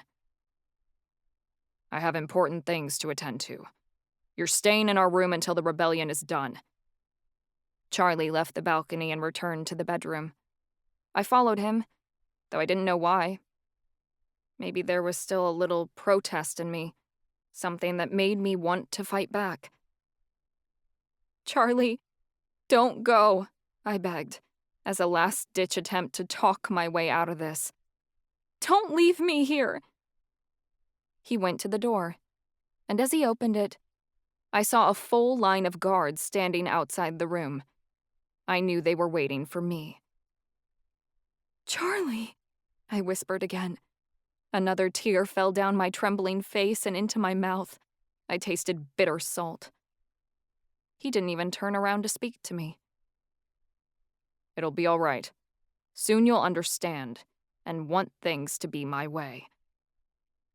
My tears slowed as I sneered. "Cassile would have never done this to Apony." Charlie paused at the door. His response was heartless as he replied, "My grandfather didn't have someone like you." Then he turned to the head guard. "Keep the princess inside. Don't let her out until I come to get her." "Yes, Your Highness," the guard replied, giving a short bow. Then he left me there. He left me. Charlie abandoned me in my new jail, closing the door and leaving our marriage in a complete state of destruction, so he could go on to do as he pleased and get what he wanted. I ceased to feel, as I realized this tower was just another prison I'd found myself locked in. The palace had become my new institute, but it was far worse than anything Dr. Taurus had ever put me through. Because this time, Charlie was my new warden. My husband had become my captor, and everything I thought I knew about us, our love, and everything we shared exploded into dust. Memories shattered in my vision. Days Charlie had spent by my side, and nights I'd given up all of me to him. I wasn't sure if it'd been real. I didn't know if it ever was. Whatever his motives, his reasons, doing this to me was unforgivable. Obereye was in shock. He stood at my side, unable to function as he fought against the truth of what had just happened. "I don't understand how we didn't catch this. We share a bond," I said brokenly. "We can hear his thoughts. Marcus looked inside his mind and Danny felt his desires, but we still didn't see this coming." "He was lying to himself about what he truly wanted," Obereye said somberly. "It is the only way he could have misled us, and Danny and Marcus as well. To deceive us, he first had to deceive himself." At his words, I realized something crippling. I thought back to the vision the elven goddesses had sent me not so long ago. The images that had flashed across my mind of the rampaging armies across the world, the old bearded king upon his throne, and the dead woman at the base of the tower. The full truth of the visions hit me hard, and I clutched at my chest, feeling a sharp pain. The king I'd seen hadn't been the warden, and the marching armies hadn't been the mission. Those had been Charlie's soldiers, and the old king was Charlie himself. The goddesses had tried to give me a forewarning of what was coming. They had seen that Charlie would take the world over for himself, and that everything would suffer and die because of it due to famine and disease. The entire planet would turn to nothing but barren ash, all the realm's people at the mercy of a dictator emperor. The woman who'd thrown herself from the top of the tower was still me. But my end wasn't a result of being the warden's prisoner. In my vision, I'd endured years of sadness watching Charlie rule over all, and my love for him eventually faded and turned to agonized hate. Charlie didn't let me wander free, nor did he permit me any sort of happiness within the palace except the kind he desired. One day, I wasn't able to take it anymore, and I jumped from the tower to end my life. The cry of the wyvern within my vision had been Oberai, grieving for me, as I abandoned Charlie to rule over his vast and empty kingdom alone. This wasn't what could happen. I understood deeply that this was what would happen if Charlie achieved his goal. He'd bring the entire world under his command and destroy it. I wouldn't be able to talk him out of it, no matter what I did. And any affection we had for each other would eventually wither away under the shadow of his greed. I thought about the future and what it held. I could tell Charlie of this new interpretation, but I already knew he wouldn't listen. The years would drag on by. I'd still be an elvish mystic, but he wouldn't take my vision seriously if I foresaw something negative. He'd ignore my warnings and forge ahead anyway, like he was doing now. I'd become no more than a spiritual figurehead without any power, if I wasn't that already. There were no options. Either the warden was going to take over the world, or Charlie would, and both options would bring agony and anguish to anyone who managed to survive the all-encompassing war. Those who died in battle would be the lucky ones. For those who made it to whatever new world was built would live in misery until the day they died. Neither one of them would get to build the utopia they desired, for they would bring nothing but suffering. Oberai observed every thought I had, trembling with each passing image as it flitted through my mind. "So, the goddesses have spoken," Oberai marveled. "If Charlie wins, this is what will be." "Yes, and we're powerless to stop it." I hung my head. Oberai put a paw on my knee. "You are not powerless, for the prophecy is not yet done." He was correct. There was still one verse in my prophecy that hadn't been fulfilled. A new world formed from gods of old, one from ashes or one from light. The choice is hers alone. I still had a final last option. One choice. A choice that I needed to make quickly. The ending of my prophecy was never about us beating the warden. It was always about me defeating Charlie. He had chosen to curse me to a cruel fate in order to turn the world to dust at his command. A fate worse than death was my destiny, and I knew that fate was one where I remained locked in a cage. But I wouldn't be the only one. Charlie was going to lock us all in his prison, and we wouldn't be able to escape him on Earth or in the afterlife, because it was his destiny to open the Elven Gate. Once he did that, he would have control over the Blessed Haven. The divinity keys were going to give him that kind of power, and I'd put them right in his hands. Yet I still had a chance to change this fate. I could save people by wiping the entire universe off the map, because being an eternal prisoner was worse than not existing at all. I recalled the dying Earth from my vision the goddesses had sent me, and knew I couldn't allow that to happen. I needed to save this world from the person I loved, because the fate he would give it would be a more painful one than the ending I'd bestow. My magic was strong, and you know what? I think this was where everything was leading to after all, right from the very beginning. My mother had taught me that I could connect with the Earth's soul and pull from it to strengthen my own magic. I'd tried to use that spell for good, and had desired to get stronger so that once I was powerful enough, I could use it to heal every soul and heart on the planet at once. Now I accepted that spell would never work. There were too many bastards like the Warden roaming this realm, and they would never let me heal them. So that meant the world would always be this way unless I took a different path.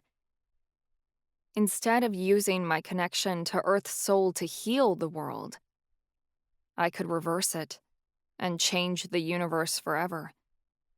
I could feel the connection between the Earth and the spiritual realm strained and fighting to survive. All I would have to do was tie my spirit magic to that bond and yank it tight.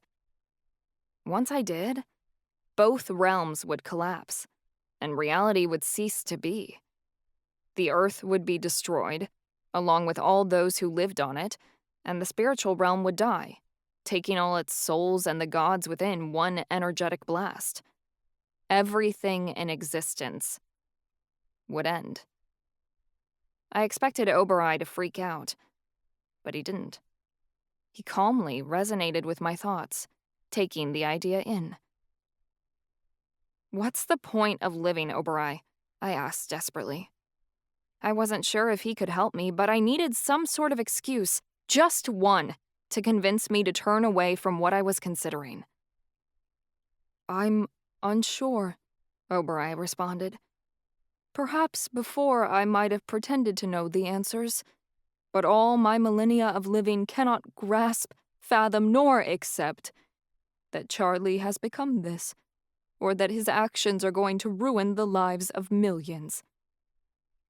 If this can happen to Charlie, and the world can make him into a monster like this, it can happen to anybody," I insisted. "He'll be worse than the Warden. He'll be more ruthless. I know he can be." I took Oberai's furry face in my hands. "And then what'll I be? His pretty pigeon that he takes out of a gilded cage whenever he wants to play with me? He'll ruffle my feathers every now and then, but he'll never let me out, long enough for me to spread my wings. Since the start, he's called me his little bird, and that's exactly what he's gonna make me into. I'm merely his pet, a sacrificial lamb he's willing to slaughter for his enjoyment. He's willing to bargain my freedom to get what he desires. Then what'll happen to you, huh?" Oberai's big black eyes got sadder. "I will be his weapon, as he desires to use me as one. I am too powerful to be kept in a cage, and unlike you, I cannot die. Since he cannot lose me, I will become an asset, a tool of war against his enemies. So you understand. This is the only way. It'll be beautiful, glorious even. If he is capable of imprisoning you and taking away your freedom, as I did not think he would be, then he is capable of anything," Oberai said. "He is something we must protect the world from. But can we protect it by ending it?" It wasn't even a question, really. More of asking permission. "There are far worse things than death, and this world has been left scarred by people like him. We cannot allow this to go on any longer," Oberai said firmly. "This cycle of suffering and purposeless pain needs to be drawn to a close. Whatever you decide, I will support you and be behind you all the way." Clearly, he wasn't going to convince me otherwise, and I didn't want him to. "Do you really think this is the right decision?" "I cannot say," Oberai mused. "All I can say is that I love you and trust you. If this is your choice, as the prophecy says, then I am bound to your fate. May it be that something good comes out of this after all." I think so. After all, energy can neither be created nor destroyed, save by demigods. If I destroy the Earth and the afterlife, all that energy has to go somewhere. So it'll recreate the universe and start everything over. Give life a better chance. It'll be like the Big Bang, all over again from the beginning of creation. Except I'll be the one creating the universe this time. If I sacrifice myself and everyone else, it could create a better world. An ideal world. One without all this hate. It could, Oberai offered. Or it could bring about a new universe full of calamity. Are you willing to risk that? I took a moment to really consider what I was contemplating. I thought about all the wars in the world, how they destroyed people's lives and ruined families. I thought about Callie, what the Dollmaker had done to her, and all the girls in the future who would become victims to evil men. I thought about all those poor souls in the camps, and how cruelly they'd been treated before their miserable end. Nothing like that should ever be permissible. Yet genocide similar to it had happened time and again throughout history, and they would continue to persist if something wasn't done. Then I thought about all the vile, evil monsters who'd done all those awful things to innocents who didn't deserve it. Even if we killed the warden, or convinced Charlie to stand down, another creature just as cruel as them would come in to take their place. And I figured, if all those terrible things could happen in the world, it wasn't worth sparing anyway. I needed to protect others from enduring horrible things, even if protecting them meant ending their existence. I couldn't allow the afterlife to go on. The circle of reincarnation would just keep going. Souls would find another plane of reality to return to, and the cycle would start up all over again. No. If I was destroying everything, I was destroying it all. No one would know if everything faded. They wouldn't have any comprehension of it, because they'd be gone. I would be too. I could wipe out the entirety of suffering forever, for all of life in one single stroke. I had one thing the other demigods didn't. My demigod magic gave me a connection to the earth, and I could break her spirit. Once that happened, nothing could stop this realm from breaking at the seams, sending a ripple of chaos through the other realms and destroying them all entirely. It was all I ever desired, to stop the suffering of others forever. But I never thought it would end up like this. But either way, if I did this, I'd finally get what I wanted. Emperor Cassiel was right. Someone would always have to pay the price to end suffering. This time it would be us all. I'll risk whatever it takes to make sure something like what happened in the camps never happens again, I promised Oberai. I landed on a decision.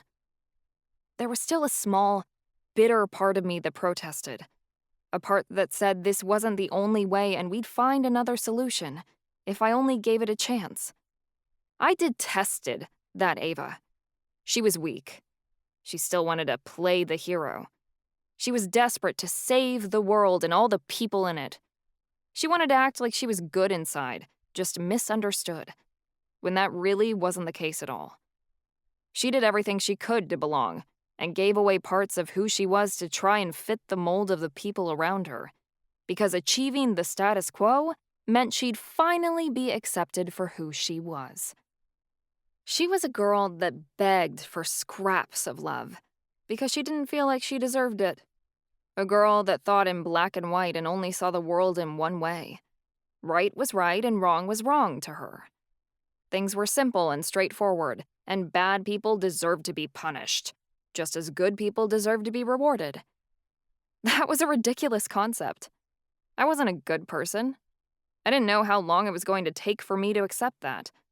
On top of it, I didn't want to be. Good people got used and mistreated. I was always going to be an outcast, and I was never going to be accepted for the person I was born to be. I was sick of carving parts out of my heart in order to fit into a role that wasn't mine. I knew the world wasn't black and white, and that everyone had good and evil inside of them. It only depended on what parts people chose to show. In this world we lived in now, no one was a hero. Punishments and rewards weren't given out depending on a person's actions, but by chance, and by people deciding what they deserved and taking it for themselves, despite any morals that might say otherwise. I wasn't a hero, and I was tired of trying to play the part. There was a dagger inside of me that had been plunged into my back long ago by all the good people of the world. A dagger that cut deep and said that I'd never belong. You know what? I loved that dagger.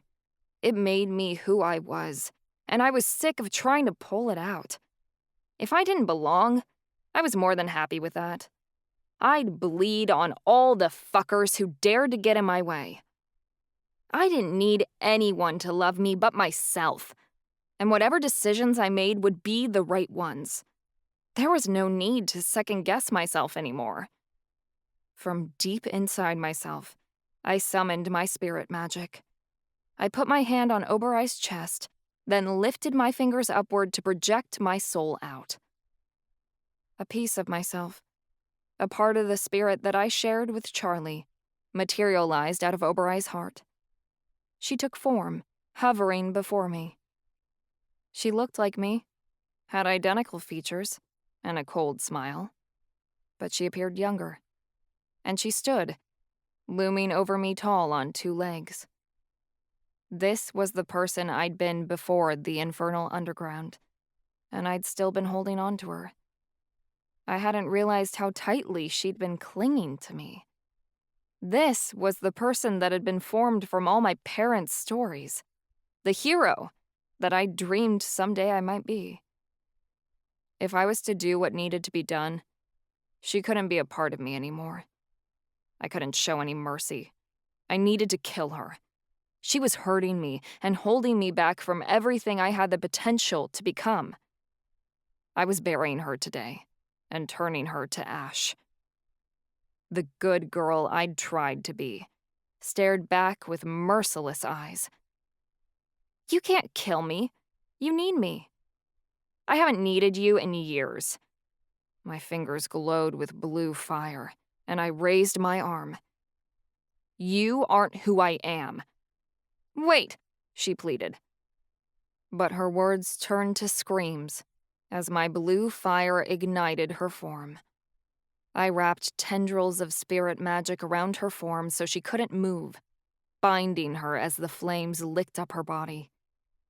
My flames consumed the part of my soul that still dared to hope I could be someone I wasn't, and she cried out in pain as her flesh singed away by the fire.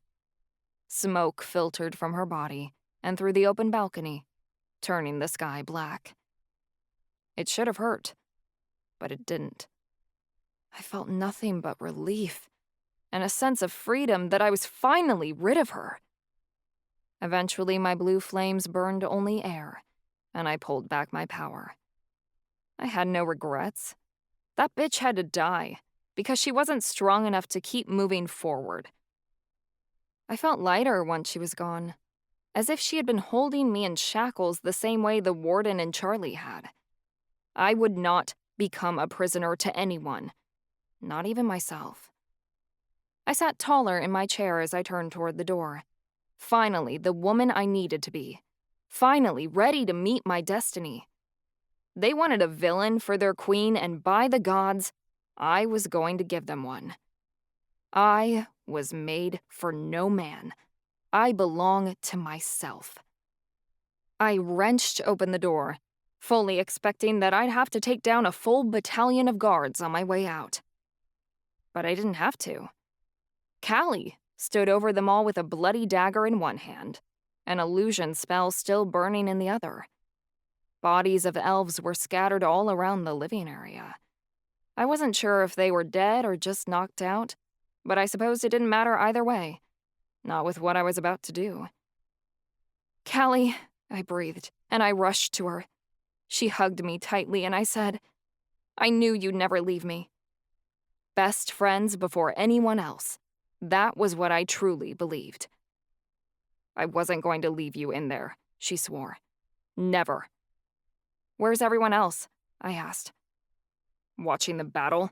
The one he started. Callie couldn't bring herself to say Charlie's name. I stayed behind because I didn't trust him. He locked me up, Callie.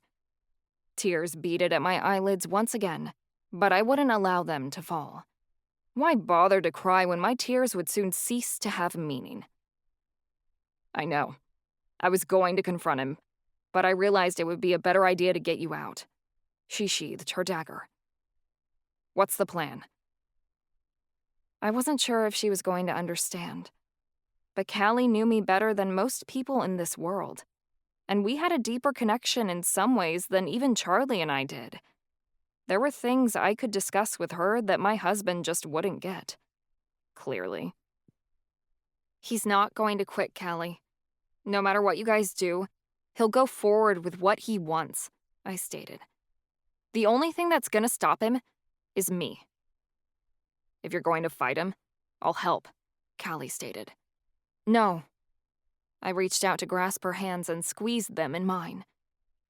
I'm going to make sure he can't do this ever again, or anyone else for the rest of time. Callie blinked as she slowly caught my meaning. You're going to do it. You're going to break the connection between the spirit realm and Earth. And the world? The world, the afterlife, the universe, all of it. Callie nodded and squeezed my hands back. Okay. I'm with you. Really? I was shocked beyond belief. Didn't she want to give any kind of protest? Callie nodded again. After going to the camps, I don't see the point in fighting anymore. All the bloodshed is just going to continue, even centuries after we're gone. Our descendants are going to forget about this war just so they can fight in another. Callie's lips trembled as she struggled to hold the tears inside. And I don't know if I'm strong enough to keep enduring flashbacks of what the Dollmaker did to me for the rest of my life. Or the fact that every day, there's another woman out there who's meeting the same fate, and I can do nothing about it. I love Marcus, but I don't want to keep living like this. I don't think it's fair for anyone else to either. I just want it all to be over. It will be over, Callie. We'll do it together, so not you or me or anybody else has to suffer anymore, I promised. Best friends until the end. Always. Callie shuddered. You know Charlie is going to try and stop you. I dropped her hands, and my mouth fell into a thin line as I steeled my tone. I refuse to be afraid of my husband. Then let's go, Callie said. Where are you going to do it? The beach, on the city limits, I told her. It's going to be deserted. No one will be able to stop me out there. I'll find Charlie and the others. I'll distract them to give you enough time to get the job done. We hesitated, and it was for the same reason. I somehow managed to process that this would be the last time I was going to see her. Ever. There'd be no afterlife for us to reunite in. It would be like that for everyone I loved. I would never see my parents again, my siblings, my friends. I'd never see Monica again. I was willingly choosing not to. Ancestors, it nearly broke my will and made me turn back. Let Charlie and the Warden destroy it all, just so I could see her smile and say my name one last time. Yet my cause was greater. I wished upon wish that maybe one day, the new stars that would be created from the fragments of our souls would come together, casting out stardust. Perhaps in another eternity, we'd be reunited again. She embraced me again. You've been the best friend I could have ever asked for, Ava. I wish things could have been different. I hugged her back as tightly as I could, praying I could mold her into me so we didn't have to be separated. It was the best, Callie. You were one of the greatest joys of my life. And you mine." She lifted a watery smile as Oberai shifted into a unicorn beside me. Callie helped me onto her back. I grasped Callie's hand, locked onto her gaze, and held on for as long as I could before our fingers trailed apart as Oberai carried me away. There were guards warring and killing each other in the halls, but Oberai swerved me around the various battles as we galloped through the palace. I glanced to my right as we passed the main hall and saw Cameron surrounded by his men, shouting orders as he battled Charlie's warriors off with magic and his sword. All this death and unnecessary war, merely to decide who would rule over what. It was stupid. That cycle would end today. Oberai burst into the gardens. Once she did, her body morphed and became larger, growing scales and wings. The wyvern lifted into the sky, taking flight and carrying me far away from the palace. Oberai flew me toward the beach. As he did so, words that the warden spoke to me years ago came back to haunt my thoughts, his voice creeping at the edges of my being. "One day, the four of you will have a disagreement, a difference of opinion that'll lead to division. Then it'll be as simple to pick you apart as it is to pick the wings off a fly." Well, he was right. We were broken apart now. Charlie and me, our friends, all of us. But I wouldn't give the warden enough time to divide our group in order to conquer them, because I was finishing them off myself. The best part about this was even though I was destroying the people I cared for, I was destroying the warden too, and he was going down with us. As I flew over the city, I looked down. I observed elves battling in the streets, fighting with each other and spilling blood as Charlie's side and Cameron's fought to take control. Let them. It would all be over soon. Then, my eyes locked upon a lone figure on the top of a nearby penthouse. I recognized her as I flew overhead. Our eyes connected, and her gaze, it looked so sad, but full of acceptance, like she'd been waiting for this day to come and no longer had to carry the burden of it upon her shoulders. Aunt Maddie. She knew I was going to do this all along, because she'd foreseen it. She tried to warn me, but I hadn't listened. She could have killed me in the crib, stopped all this from happening. But she didn't. She'd left the choice up to me. I was grateful for that. She'd done the job of a Natarai and hadn't interfered, despite what she'd foreseen. Oberai landed on the beach. I was still inside the shield, but it wasn't like that made a difference now. I held on to Oberai's head as he lifted me off his back, setting me in the sand. He shifted back into a husky as he stood beside me, waiting for me to take action. The waves crashed onto the shore, my most beloved sound. As high tide met its peak, I gave a sad smile at the ocean I loved so much. The horizon line called to me as it always did, promising adventures I'd never have and incredible sights that I'd never see. It was a shame we were losing all this beauty, the brilliance of the natural world and all its biodiversity. All because we couldn't get along. An orange hue broke out over the sea, purple and pink colors racing throughout the sky. What a beautiful sunset. A perfect way to conclude our story. "Are you going to do it now?" Oberai asked as he tilted his head. "Yes," I replied. It was the only way. I put both hands on the ground, digging into the sand. I felt the Earth's energy deep within the ground, going down to the core of the planet. There was the bond that linked our realm to the spiritual one. The vibration of the blessed haven and all the afterlives it contained sent an echoing call to Earth, and I felt that connection tremor as souls ferried back and forth along that tethered rope. once I set off a chain reaction that couldn't be stopped, all of it would fall apart. Harnessing all my power, I wrapped my spirit magic around the rope and began to pull. Immediately, there was resistance, but I pushed harder. The bond began to crack under my pressure, and there was a great moan that spread throughout the land as the earth started to protest. I became enraged at this realm and outraged by her spirit. Back in the garden with my parents, when I first felt Earth's spirit, I saw her beauty. She showed me her divine feminine energy, her desire to nurture and spread joy.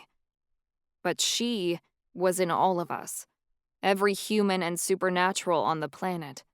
And while she could build mountains and create life, we were the part of her that would always be destructive. There was a dark side to her feminine beauty, and it was us. People would continue to sabotage each other, to starve, rape, murder, and abuse. This was never going to end unless I put an end to it. Images of war passed behind my lids. I recalled photographs and artist depictions of the Hawkeye Civil War, along with stories my parents had shared with me.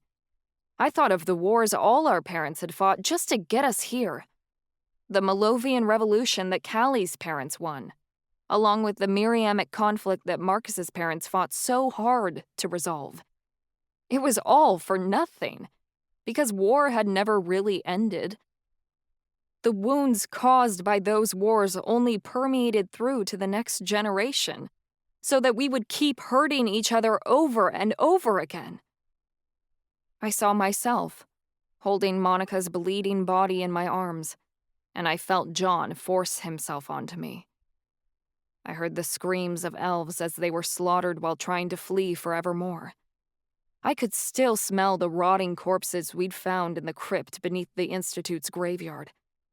I felt the agonizing invasion of Inferikite as Jamin's spell invaded my magic in the infernal underground, and the crushing weight of death as my spirit was torn from my body that night.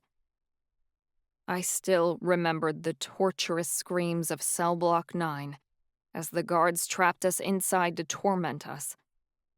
Terror rocked my soul as I relived the night the Institute fell and the Warden summoned the Dark Gods. I recalled the devastation we'd witnessed at the main facility, and my heart shredded at the thought of all the lives lost there. I brought up images of the bloody battle back at the palace as my own people turned upon their brothers and sisters in arms. I showed the Earth all of this, because if I was going to break her, I had to break her spirit, as she had done to mine. The Earth's resistance was futile, as I forced my magic to keep going, breaking the connection apart. This was going to take some time. A deep connection like this wasn't going to break unless I forced it to, and there was already so much strain upon it from the fight between the gods. Reality was bending. I only had to shape it to my will. When I began breaking the connection, there was an immediate reaction. The firmament underneath me began vibrating, and cracks appeared in the ground over a mile long. Earthquakes rumbled throughout the area, and I watched as a skyscraper in the distance collapsed within Elamant's borders, crumbling to nothing as an earthquake rattled it to the ground. The lovely sunset faded as the sky turned dark, and pitch-black storm clouds thundering with lightning raged overhead. A windstorm picked up, sweeping my hair around my face. I watched waterspouts form on the waves in the distance, waves that were quickly forming into a tsunami. I was doing it. I was bringing a stop to it all. I heard more screams resonate from the city and nearly held myself back. But I kept going, because I reminded myself these people deserved better, and so did I. I wasn't doing this because I no longer loved Charlie. Not at all. I was destroying everything because I loved him. He was the fire within me, driving me onward, and he was the ocean inside my heart that gave me life. That fire would consume me, and that ocean would drown me if I allowed it. So I was killing it, just like I'd killed my old life. As I continued ripping apart the connection, figures materialized before me. The first was the image of a ghostly bear, so transparent I could hardly make him out in the quickening darkness. The bear transformed into a man, and my Grandpa Liwanu stood across from me, his eyes creasing in unhappiness. Ava, please think about what you're doing, he pleaded. No, Grandpa, I hushed. A tear slipped from my eye and into the sand. This is what needs to be done. The second figure was more solid. Coyote, hunched down, dropping his head and approaching me with his tail between his legs. My spirit magic went so deep, it touched the other realms, and they'd used it to cross the divide and come to me. Ava, my love, I cherish you, Coyote begged. This is not the way you were to go, not what your destiny foretold. Stop this and come be with me. I will not, I whispered. Forcibly, I sent them both away, and they faded as they returned to the other side. I disappointed Coyote, all the gods, and everyone in the spiritual realm who'd given me a chance. They never should have let me come back to Earth and return to my life. I should have stayed in the ancestral lands.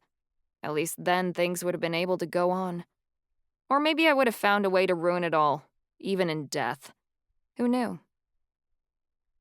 I heard a darling voice cry out, the wind calling my name as he approached from the east. What a precious thing, to hear my name fall from his tongue. Despite being furious with him, I wanted to see him one last time.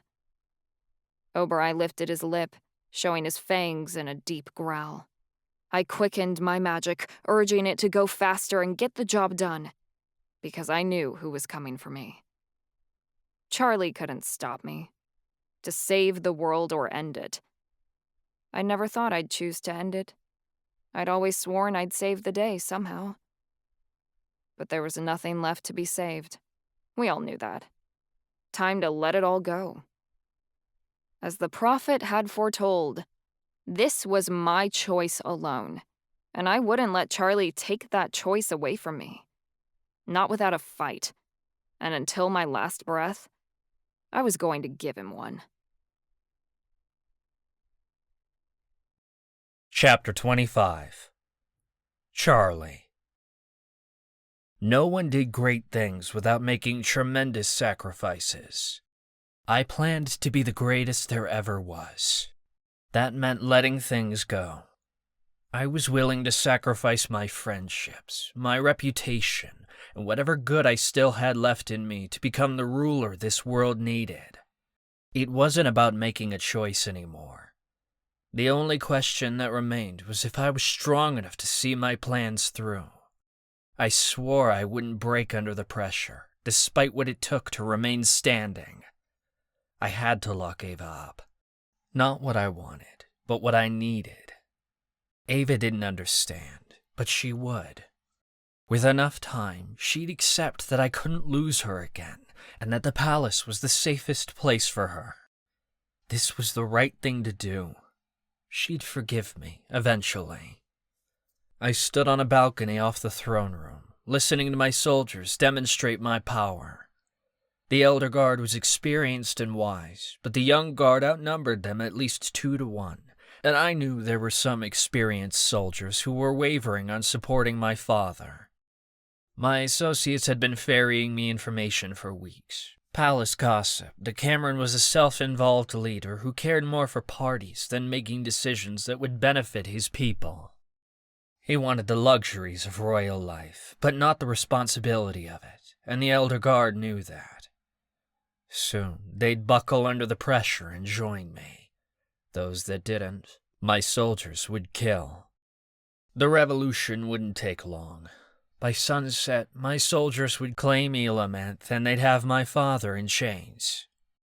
I wasn't sure what I was going to do with him yet. It would be unwise to let him live, as he'd always pose a threat to my command, and I blamed him for pulling me away when there was still a chance I could have saved my grandfather's life. Cassiel was gone because of my father, and I wanted to punish Cameron for it. He was still my father, though, and taking his life would be distasteful in the eyes of the public. I didn't need their trust, but this would be easier to do if I had it. I was already going to face some opposition from uprooting the line of succession. I could allow my father to live, keep him prisoner for a while, until the city agreed that Cameron would have been a poor emperor and nobody wanted him back on the throne. Then I'd let him go free, give him some meaningless position of ceremony within the palace to keep him busy and satisfy any whiners who still complained that I'd overthrown him. The elves valued power. This was a mob. I just had to prove I was more worthy than Cameron was, and they'd all fall in line. I heard footsteps behind me. I knew you were capable of some bad things, but I never thought you'd go this far. Chansey's tone was full of accusation, but I wasn't going to let him goad me into an argument that would take my attention away from the mission. I'll do whatever I have to in order to make my grandfather proud, I responded. Don't act like you thought I was some saint, because I never was. You need to call this off. People are dying, Charlie. The screams of perishing soldiers rose up from the gardens, and I replied, People die every day. Better they die for me than for someone else. Fuck you, Chansey spat. When the hell did you turn so goddamn cold? I don't even know who you are anymore. Because you can't. Letting people get too close is a recipe for disaster. I kept my words even and plain. Fighting was a waste of energy right now. Your father... My father has no spine! I bellowed, rounding on him. Do you think he has what it takes to defeat the Warden? Because we all know he's incapable of ruling a nation. I deserve to be emperor. I'm stronger, smarter, younger, and more willing to do what it takes. My father doesn't deserve to lick the bottom of my shoes. You could have told me about this, Chansey growled. What for? I didn't think I'd have to enact this plan for years, if ever. I was happy to let my grandfather keep the throne for as long as he lived, but I knew I would never allow my father to rule. Because my grandfather died so suddenly, I've had to set my plans in motion and take action quicker than I expected. So excuse me if this isn't going as smoothly as I hoped. You're a real piece of work, aren't you, Charlie? Chansey said in disgust.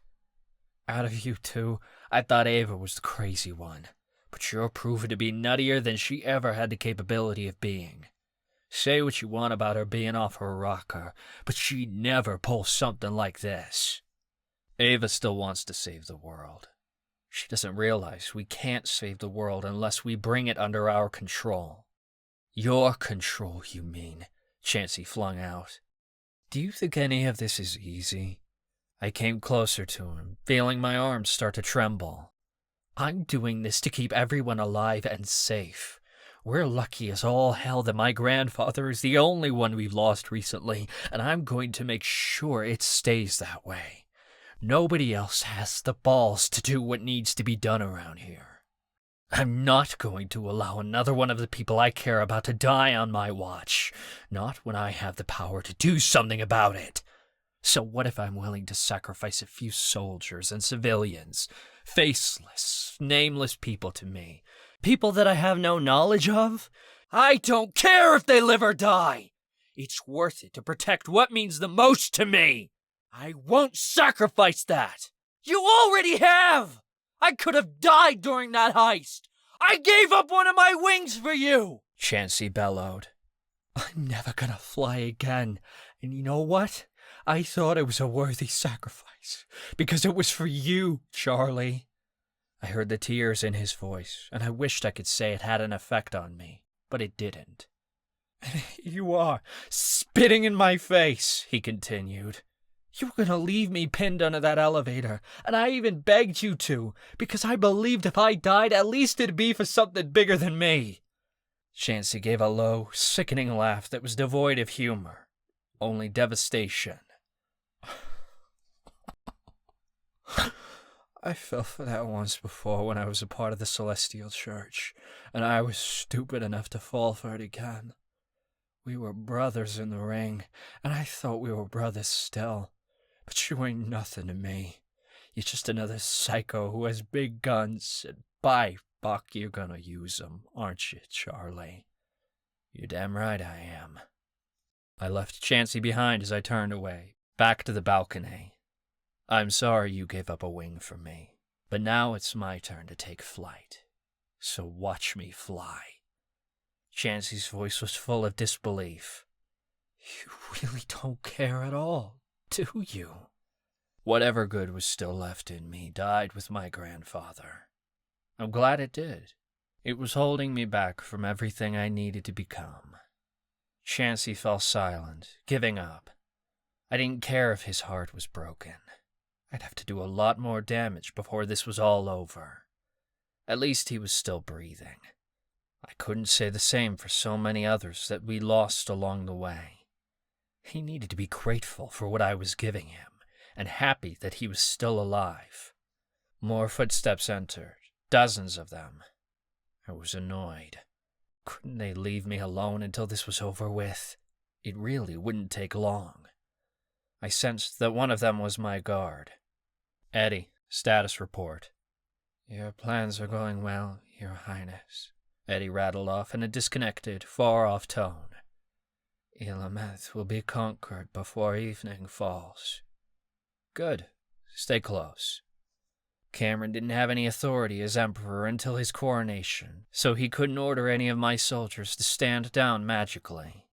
Even so, I didn't trust Eddie not to turn on me, so I made sure my orders were clear and he remained in a place where I could make sure he wouldn't go running off. Everyone's here, Eddie announced. Callie, Marcus, Ivy, Danny, Alistair, Ez, Opal, all your friends.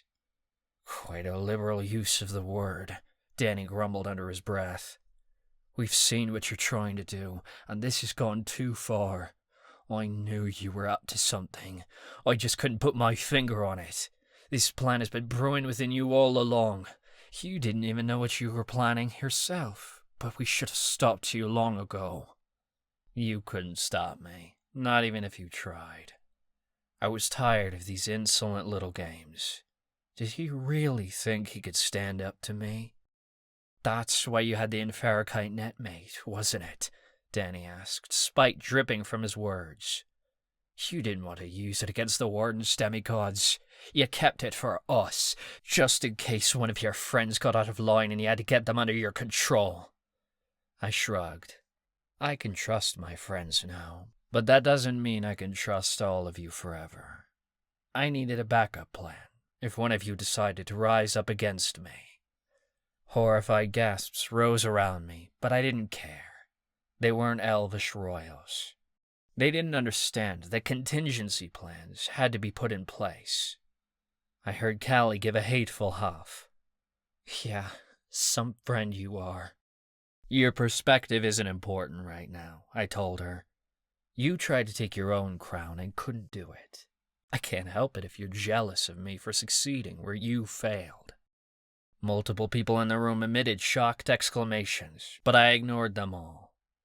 Callie gave a comical laugh. That crown wasn't worth it, and you're going to find out pretty fucking quick yours isn't either. Where's Ava? Marcus asked, and he didn't sound like he was fucking around. Whatever. He could be mad at me, too. I didn't care. Where she needs to be. They didn't need to be concerned about what I did with my wife. She wasn't theirs to keep. What the hell is that supposed to mean? Ez shouted, storming my way. Where did you put my sister? She's in my quarters, which is where she'll be confined until this is over with. Once I have control of the city, she can roam throughout the palace as she wishes, but she can't leave these walls. Not for the rest of her life, I stated bluntly. I turned from them as I mumbled, "She's too valuable." You locked my sister in a fucking tower?" Ez screamed. "How fucking dare you! You know that's the biggest nightmare she could ever face! I should kill you where you stand!" "Stop trying to threaten me, Ez. It's embarrassingly pathetic," I told him, swatting his words off as if he was a fly buzzing in my ear. He might as well be. "She's not yours to control!" Ez cried out. "I care for her far more than any of you do. She's a danger to herself and others. This is the best option for her," I replied. "She's in that tower, and that's where she'll stay." From behind me, I heard Callie quietly whisper, "No, she's not." I went still. I rigidly turned as I whispered, "What did you say?" "I set her free." Callie's words were triumphant, goading me. She and O'Brien are off to do what they promised they would. I gave a scream of rage. I started toward Callie, my arms outstretched, but Marcus planted himself in my way and shoved me backward. "You heard her. I will put you down right here, right now." Marcus's voice was dark, daring me to take one step closer. I was powerful, and I could take both of them down in an instant if they did anything to prevent my plans from falling into place. But I didn't want to hurt them. Not unless I had to. "Callie, why did you do that?" I asked desperately. "If Ava interferes, she'll stop this rebellion! All of this will have been for nothing!" "She's not going to stop the rebellion. She's going to stop it all," Callie stated bluntly.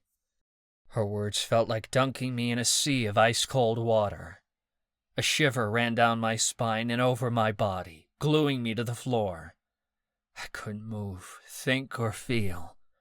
Since the rebellion had started, I'd been living in a dream, floating throughout space and unable to come down. But Callie's words forcefully woke me up. Hurriedly, I checked the connection between me and Ava. I found with terror that she'd shut me out. I tried to pry my way through, but her mind was a steel fortress, and she wasn't letting me in. O'Brien wasn't responding either, and his replies to my prodding questions were just as silent. I screamed through our bond for them to hear me, but neither of them listened. I couldn't even tell what Ava was thinking right now, let alone what she was doing or where she was. Dear ancestors, did that mean she'd already started? What does that mean, Callie?" Opal questioned. She was asking the question aloud, but she didn't really need to, because I think we all knew. "She's going to use her demigod powers to harness the Earth's soul and break the connection between the spirit world and ours.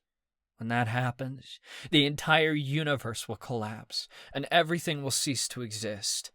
Our souls, our gods, our afterlife, and nature itself will be destroyed, and there's not a damn thing Charlie will be able to do about it," Callie said victoriously. Several people in the room began to scream.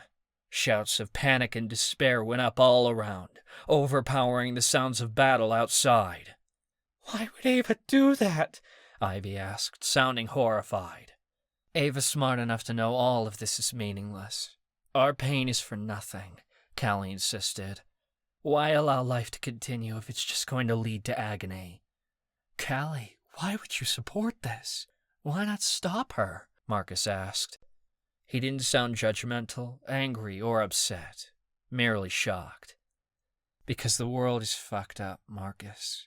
I love you so goddamn much, more than anything in existence that ever was or will be," Callie pleaded. "But how can you ask me to keep living after what I've been through? How can you ask all the people of the world who've suffered so badly to keep suffering when we could just end it all and spare living beings the pain? Isn't this the more merciful way?" "I know better than anyone what it's like to wish you could disappear," Marcus replied gently. "But this is an extreme answer to a problem that's been around for centuries, and it's not like we could take it back. This is the choice Ava's prophecy was talking about, and she's made it," Callie said flatly. "None of us can do anything about it now. Fuck that. I ain't dying because Ava is going through some existential bullcrap, Ivy spat. She don't get to make that choice for me. I get to put meaning on what I've been through and decide if it's worth it or not. She wants to cry and carry on about the meaning of life. Fine, but that's not my problem. Sorry she's having an inner crisis of faith, but I ain't going down for that. I'm not gonna let her take herself out and the rest of us with her. That's not what this is about, Chansey argued. I don't give a shit. Me looking out for myself is what's kept me alive this far, Ivy shot back. I adore Ava, but I won't take the fall for this one. I don't want to live under a dictator on either side, but living is still living. No, it's not, Chansey insisted. I grew up in the Celestial Church, and I've seen what happens when only one guy has all the power. I don't want to live in a world like that, even if that guy is my best friend. You know what? I'm with Charlie. Why not use our powers to take over the world? Alistair suggested. Alistair, how could you? Eddie asked, sincerely sounding crushed. Magic is to be used for good, not evil. Alistair sneered. Screw that. We'll all be in power if Charlie runs the world. I'm tired of getting kicked around all my life. It's time to rub everybody's face in the dirt like they did me. They showed me no mercy, so I won't give them any. You're delusional if you think Charlie's going to share anything, Callie spat. He wants it all for himself. That's not fair, Callie. I couldn't believe she saw me in such a way. Even if I was on top, I couldn't do it all. Fuck you, Charlie. I know you, Callie replied. Any power you give up would be a farce because you'd want your hands in everything. He can't run the entire world by himself. That's not possible. He'll have to delegate power, and it'll be to us, Alistair argued. We could have all the power. If we control everything, we can get back at all those fuckheads who hurt us. Every last one. In my opinion, it's a pretty damn good gig to be friends with the king of the world. Nobody would mess with us, and we'd get to make all the rules. You guys want to pass that opportunity up? Be my guest. But I'm not losing my shot at greatness. Your shot at power, you mean, Eddie replied. He sounded truly disappointed in his partner. Bullshit. This is the end of the line. It's Ava versus Charlie, and if you're not with us, you're against us. Whose side are you on? Alistair demanded. Ava versus Charlie. What kind of hellish world were we living in now? I'm not on Charlie's side. Far from it. But we can't let Ava do this either. They're both in the wrong, Marcus stated. If you try to stop Ava, then you are on his side. And you want him to take over, Callie accused. You can't have it both ways because only one person gets to win here. We can come up with another solution, Marcus demanded. Everyone needs to take a breath so we can talk it out. Charlie needs to stop what he's doing, and so does Ava. Neither of them are going to, Callie said. So what's it going to be? Marcus is right. We need to find Ava, then bring her back here so we can talk about this as a group, Danny argued. You aren't touching her. If we bring her back here, that monster will just lock her up again, Callie raged. I knew she was pointing at me. I agree. Ava should be able to do whatever she decides, Opal said. The prophecy says this is her choice to make, and we shouldn't interfere. Opal, you can't agree with this, Ez said, and the rest of them fell silent. Opal had a straight head on her shoulders, and was more level-headed than the rest of us. She'd have a rational opinion, so everyone wanted to hear what she would say. But it turned out her opinion was far from rational. Opal was quiet for a moment before she said, I don't know if I'll ever heal from what my father did to me. We all saw the terrible things that happened at the camps. Isn't it our duty to make sure something like that doesn't happen again? Ez stumbled back a few steps. But what about Marina? Don't you want her to grow up and live a full life? I am thinking about my daughter, because I want her to stay innocent and safe, Opal replied. This world isn't either of those things, and I can't always be around to protect her. It's not a question of if she'll get hurt, but when and how badly. It's morbid and sick, but what if this is the only way to protect my child? You don't believe that, Opal, Ez swore. You're sad and in pain, but I know you want Marina to live a long life. Taking that life away from her isn't solving anything. You're just becoming the person that's hurting her. Ez, I don't want her to go through anything like what I did, Opal whispered. I know your father hurts you, and there are pieces of you that are broken beyond repair because of it. But I'm glad that you're still here, and what we have together is worth fighting for, as promised. More pleas and bargains went up around the room, from the various couples talking it out or arguing their own points. I drowned in them all, unable to take each voice in. Half of our friends were so emotionally bereft from what they'd seen in the camps, they didn't care if it all ended. The other half were so pissed off and full of rage they wanted to survive, so they could make the ones who did this pay. Ava was right about one thing at least. This world was a cycle of suffering. But did that really mean she had to end it? Enough, I said loudly, and the commotion ceased. I don't care what the prophecy says. This is too big of a decision for one person to make on their own. But it's not, because some of us are agreeing with her, Eddie spoke up, and I was shocked that he had the courage to stand up to me. This isn't just Ava's choice. Many of us throughout the world would take the same option, if the choice was in our hands. Eddie, you don't get a choice, I said forcefully. You're my guard, so I order you to follow me. Now, go fetch the Infiltrating net, then come with me and help me search the city so we can bring Ava in. Eddie hesitated. You once told me I could disobey a command if I did not agree with it, and that itself was an order in which I'm inclined to obey. I do not agree with you or your plans, that you desire to usurp your father and take the world for yourself. Turning the world into a dictatorship is not what I spent my entire life training to do. No, sire, I will not follow you.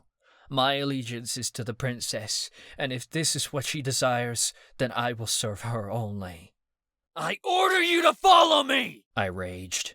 I command you to bring the Infiltrating net to me, so we can use it on Ava and stop her from doing this. I have hidden that sick object in a place where you will never find it, and even if you try, Ava will succeed before you are even close, Eddie spat. I reject your command. I will not follow your orders. You will not touch our princess, and you will not stop her. I love you, Eddie, but you're a fool, Alistair said darkly. You'll come to your senses once we put Ava down. If you desire to stop the princess, you'll have to get through me first, Eddie vowed. I am no weak challenger to defeat. Footsteps echoed throughout the room. People were taking sides within the throne room, preparing to battle. If they wanted to fight, so be it. Let the strongest survive, because only those who were willing to fight for what my idea of the world should be deserved to be in it. My heartbeat stuttered and picked up the pace inside my chest as I realized couples were starting to face off. Ivy gave a disgusted scoff. This is dumb. I'm not here for the latest episode of College Kids Have a Mental Breakdown, and it leads to the end of existence. Sorry, but there's therapy for all that. You guys want to let your trauma kill you, fine. But mine isn't going to kill me, and I won't let Ava's trauma put me in the ground neither. I ain't stupid enough for that. I don't want to fight you, Ives, Chansey warned, and I heard the rustling of feathers that came from the one wing he still had. Then don't, Ivy replied coldly. But if you get in my way, you're gonna have to. You guys are jumping to conclusions, Danny yelled. Everyone needs to slow down and think! Danny was the only one keeping a cool head, but nobody was listening. Pretty girl, please, we just got together. We have our whole lives ahead of us, Marcus hushed. Don't you want to experience more of that? We had so little time. You didn't come back to me in that alleyway just to give up now. The time we spent together mattered more than you know, but this is bigger than both of us. I have to believe that even if the universe is wiped out, we'll find our way back to each other somehow, Callie promised. You can't beat me, Callie. Marcus's tone was gentle and loving, pleading with her not to do this. I heard him summon a battle orb that he cautiously cradled in his hand. Witch magic can overpower Fey abilities. I don't have to beat you, Marcus. Callie truly sounded defeated, a woman ready to take her last breath and be done with it. I just have to buy Ava enough time. Callie struck before any more words could be spoken. She cast an illusion spell that went ricocheting by my head, and the entire room broke into chaos. Marcus tossed his battle orb, and it exploded near the door, making smoke rise throughout the room.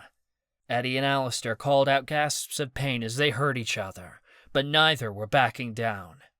A window broke nearby as Chansey tackled Ivy into a wall.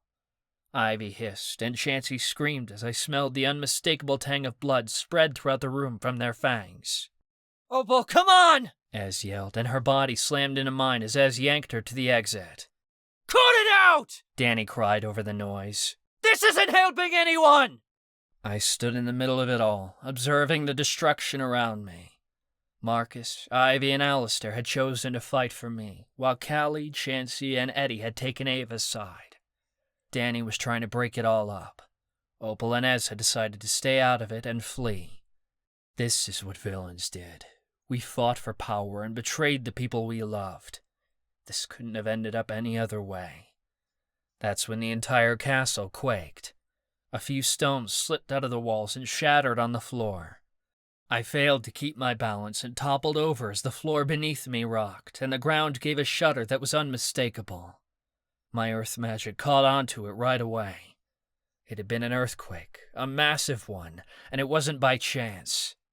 I knew Ava had started her spell to end all things. I scrambled to get to my feet and rushed to the balcony, tripping as the palace wavered again. My friends were so busy battling they didn't even notice that the earthquake had rocked the palace. They continued to toss spells at their lovers, and a couple of them grazed me, cutting open my clothes and causing blood to seep from small wounds. I jumped off the balcony and used my air magic to take to the sky. The area below me echoed with explosions, probably magic cast by my friends who were running throughout the palace, inevitably trying to kill their significant others. I flew overhead, using my earth magic to sense where the epicenter of the earthquake was. I knew Ava would be there. I sensed she was on the beach, along with Oberai. I flew in that direction, following our bond as it led me out of the city. Ava was at the same spot where my grandfather had shown me his memories of his wedding. I landed, and my feet hit soft sand. Ava's spell sent pulsing, energetic waves outward, and I shuddered every time they hit my skin. Ava! I cried, but she didn't respond. I hurried to approach her, but Oberai got in my way, giving a deep growl and stomping his paws in the sand. Oberai, move, I commanded. I went to step around him, but he snapped his jaws at me to stay back. Stay out of this, Charlie. This is not your decision, Oberai warned. I shouted over him, speaking directly to Ava. Pidge, you need to stop! Let's talk about this! Ava didn't pull back her spell. Instead, the energetic waves became more intense, almost knocking me off my feet as she yelled. You didn't want to talk earlier! That was a mistake! A mistake? Ha! It's a mistake now, because I'm not doing what I'm told, and because I'm a threat to you. That's the only reason you're out here. One of the energetic pulses blew me backward, and I was knocked down. I struggled to get onto my feet as I said, I acted irrationally, but we can still fix this! Hell yeah, you did. Oberai, take care of him. Oberai's snarls got deeper. Leave now, before I make you. I'm not going anywhere, I growled, and I went to go around him. Oberai bit my hand, digging his teeth in and drawing blood. I cried out in pain and punched him across the face to get him off. Oberai went sprawling backward, and his growls became deadlier as he morphed, our connection changing as his fur became scales and he shifted into his wyvern form. Fine, two could play that game. I yanked on our connection, and Oberai was unable to stop me as I siphoned power out of him in order to become a wyvern myself. I pulled at his magic, and my body shifted until I matched Oberai's strength and size, facing him as my tail twisted behind me. I lifted my leathery wings and roared, declaring a challenge. Oberai, let me get to her. I don't want to hurt you. This was my last chance to convince him, but if I had to do this the hard way, so be it. You already have, Charlie. It will be my last act of free will to prevent you from coming near her ever again, Oberai seethed, letting out a monstrous roar to respond to my own. He charged first. Oberai slammed into my front and tossed me backward. The tackle would have been enough to collapse a building, and it made my chest bruise. I opened my mouth and spat venom at him. Several streams of venom collided with his side, sizzling against his scales and making the air smell like burning flesh. Oberai snarled in pain, responding with venom of his own that I dodged. I would have hesitated at Oberai's pain any other time, but now I was the one doing the damage. It was unfathomable, doing this to your own familiar. I usually did everything I could to protect and care for him. I wanted to stop, even as I was hurting him, but I couldn't. There was too much at stake. Ava ignored us both, focusing her attention on the spell that was draining the world as we did our best to overpower one another. Oberai rose on his hind legs to strike at me, and I copied him, swiping out with my talons. One of his wings smacked me on the side of the head, and I responded, using my wings like I did my fists to punch him in the sides. A spike on my wing caught his shoulder and tore as I was smacking him around, and more blood poured onto the beach. Oberai screeched at the injury and swung at me with his tail. I ducked and smashed my shoulder into him, trying to knock him off his feet. I wasn't fast enough, and the venomous pincher on his tail dug into my hip. I screeched as a sensation like fire rushed through my veins and made the entire area go numb. Oberai's venom temporarily paralyzed the limb, making it so I had to drag my right leg behind me in order to move. Now that he'd slowed me up, Oberai took advantage. He stampeded forward, and my tail wasn't enough to stop his charge. He knocked my tail aside and reached out with his mouth, the acidic smell of his venom filling my nose. Oberai bit down on my neck as hard as he could. His fangs sank in, scraping against bone. I let out an animalistic scream and clawed my talons at his legs to let me go, but he held on tight. Hot blood seeped from the wound and poured down my scales. I attempted to wiggle free, but he clambered on top of me and held me down with his weight. "Get off!" I lifted my tail and stuck the barb into the side of his head. He groaned and let me go, backing off. He'd gotten away before I'd been able to deposit my venom, but the blow still hurt. My blood spilled against the sand from my torn neck, and Oberai hissed like an angry snake. We circled each other, both waiting for the other to resume the fight. "I can't believe you chose Ava over me!" I roared in frustration. I couldn't help it. I nearly hated him right now. "You left me with no choice. You've become a mad prince, deranged with the idea of what could be, and I could not stand to let you harm her in such a way," Oberai replied, as if he didn't care about me. It truly sounded like he didn't. "That has nothing to do with it. You've always secretly favored Ava over me," I spat resentfully. "You love her more."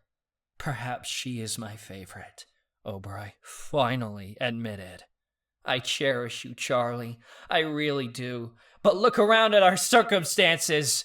You have forced me to choose, and if it comes down to protecting her or you, it will always be her. I apologize if that wounds you, but that is the way it has been and must be. You shouldn't be siding with her at all. Look what she's doing to the world," I declared. "Charlie, I tried to talk to you about this.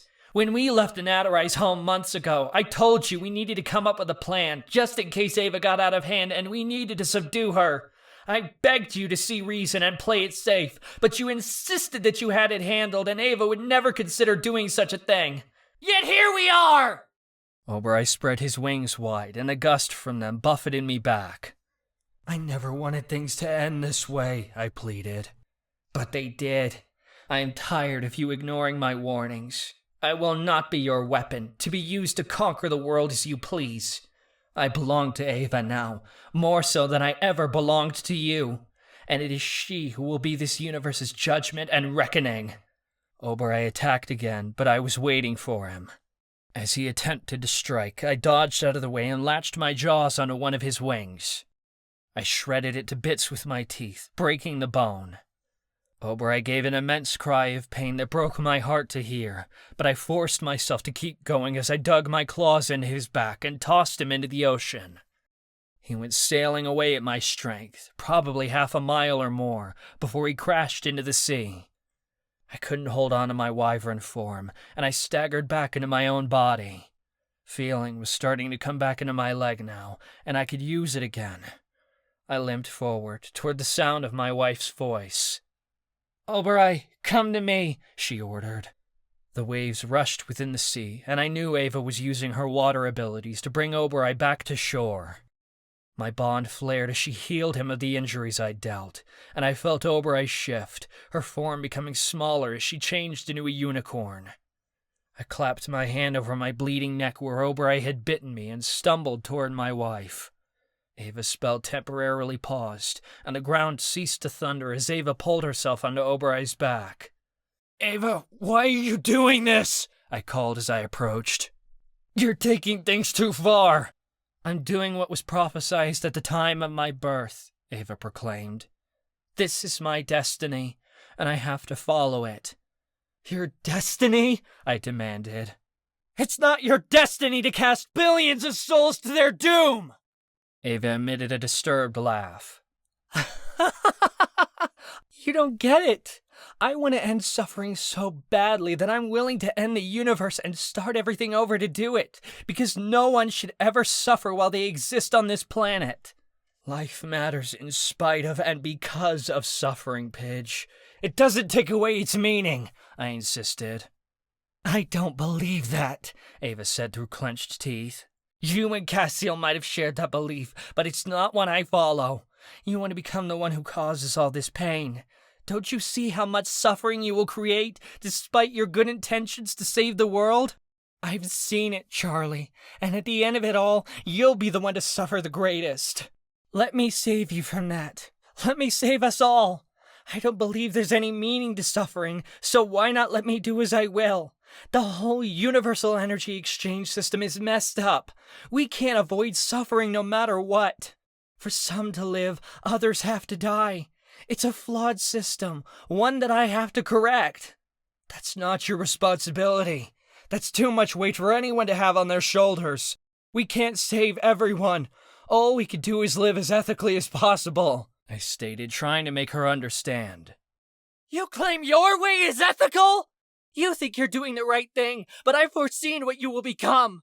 You will kill and enslave all these people to try to force them into a better life, but you will never succeed, because I will stop you. I saw you in my vision as a mad king, and it's already starting. The old ruler I saw wasn't the warden. It was you, Charlie. That is a future I will never allow to pass. You don't know that will happen. Your vision was merely a warning of the future, and we could choose to correct it, but we have to do it together." Ava chuckled. "So now you want us to have an equal relationship. Let me tell you something. It says a whole hell of a lot about our marriage when you think you could pull something like this and get away with it. I'm not yours to control." "So you destroy it all?" I asked. "We can only do the best we can to prevent others from experiencing pain, but we can't change how the world works." "That's not good enough! I'm giving the universe a chance to start over, to recreate itself to be more fair, and develop a better system," Ava said wildly, clearly believing every word she told herself. "You don't know if that's going to happen! You're taking a shot in the dark, and chances are you'll be sending everything into nothing more than oblivion!" I shouted. She was talking nonsense. Why didn't she see how psychotic all this was? "I'm willing to take that shot in the dark," Ava replied. "As long as it gets me what I want. Why is oblivion so bad? No one is going to know they don't exist, so it's not going to hurt anyone." "Yes, it is. You're trying to protect people, but you attempting to heal this world is only making it worse. We still have a chance to make things better, but you have to work with me." Don't compare me to you, Ava said harshly. I'm doing this for everyone else, unlike you, who is only doing it for himself. Pidge, don't punish the entire universe because I hurt you. If she needed me to get on my knees and beg, I'd do it. Come with me to Elamanth. We could still rule together. Nothing is worth you doing this. Too late.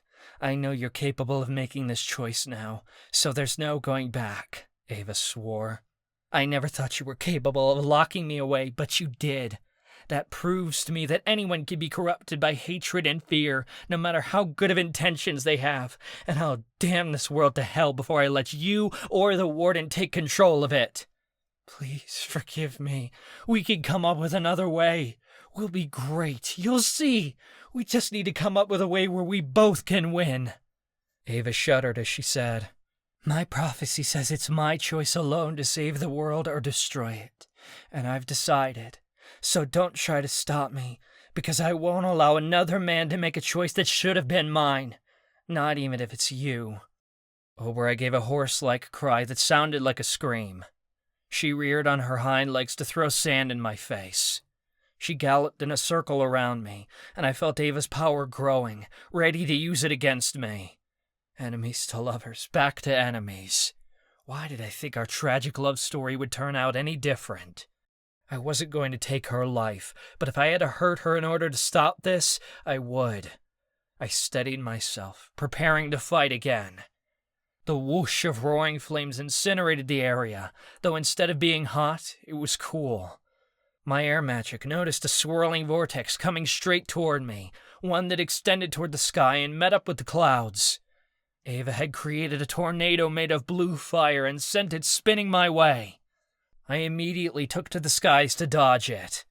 I flew around the tornado, sweeping in a circle to avoid the cyclone's path. I struggled to resist it, forcing the wind currents to obey me as Ava's blue fire reached out for my limbs. Her flames singed my clothes and made frostbite pop up along my skin, and I gasped in pain. The cyclone's power nearly ripped me into the sky until I stopped running and turned to face it. I shot out a gust of air that was so powerful it knocked the twister sideways, taking the energy out of it. The tornado disintegrated, though traces of Ava's blue fire still burned in the air and all around me. Ava was galloping below me on Oberoi, but now that the cyclone was gone, she was temporarily exposed. I conjured illusion magic using my elven abilities and followed my bond to take aim. Shackles sprung out of the sand and locked onto her wrists and ankles, yanking her off of Oberoi and pinning her to the sand. I landed, holding the illusion spell in place so the shackles remained tight. Oberoi let out a screech, but Ava merely laughed. Nice handcuffs, Charlie. Though they're not my favorite pair you've ever put on me. Too bad you'll never get to tie me up again, but you get credit for trying. There was yet another combustion of flame, and my illusion magic began peeling away. I attempted to resist, forcing the shackles to hold, but my magic faded at Ava's touch. I realized she was using her blue fire to melt the illusion shackles away, and they couldn't hold up to her vast power. I took deep breaths, trying to recover my strength. She destroyed my illusion spell like it was nothing. A spell like that was powerful enough to hold a demigod, but Ava hadn't even flinched. My turn, Ava sang. The beach was quiet, but only for a moment, for the sound of roaring water approached me from the right. My throat tightened, and fear overwhelmed my senses as I comprehended that there was a massive tidal wave rushing straight toward me, conjured from Ava's powers of the ocean. I ran further up the beach, casting my hand behind me as I fell to the sand once again. I scrambled backwards to get away as I created a mountain out of the area around me. It took a tremendous amount of effort, but I forced my demigod abilities to rush to the surface to fight for me as I raised a wall of earth that was over 1,000 feet tall. It wasn't a second too late, because just as I'd stopped building the earth wall, the tsunami struck. The mountain of sand quivered and moaned, and sand went flying everywhere at the destructive power of the sea surge. The edges of the massive waves spilled over the top of the earth wall, but I'd managed to spare myself from the worst of the damage. My earth magic cried out in pain as the cracks in the ground widened and grew larger from my creation of the mountain and the fall of Ava's tidal wave. We were completely ruining this beach. "Are you ready to give up yet?" Ava asked. Aubrey snorted, and her hoof stomped into the sand. I clambered shakily onto my feet and rasped, "Not until you quit. Never." She'd barely gotten the word out before she cast another spell. I reached out for her, but my hands were blocked by some sort of invisible force. Ava had cast a shield, one that circled around me and left no exit. I pushed against the glass-like dome, and as I did, it pushed back. My knees began to bend, and I realized that the circular jail she'd put me in was getting smaller. If she kept this up, I was going to be crushed. I punched the walls of the shield, trying to get it to break, but it held up like bulletproof glass. "Ava!" I cried, but she didn't respond. The walls of the shield only got narrower, closing me in. This wasn't working. Ava was trying to kill me, but I was trying to apprehend her without seriously harming her. It made for a lopsided fight. I needed to do something drastic, even if it caused her damage, because if I didn't, she was going to take my life.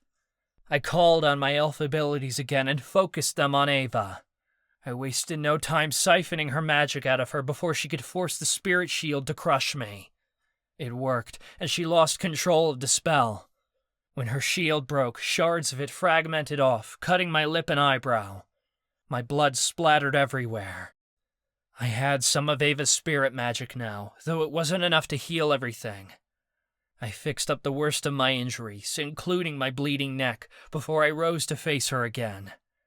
I hoped that would be the end of the fight, but it wasn't. Though I'd siphoned her power, Ava quickly regenerated, and through our bond I felt her magic instantly return to her. I started to lose hope. I couldn't take her magic, not for any longer than a few seconds. I wasn't strong enough to stop her, only delay her abilities.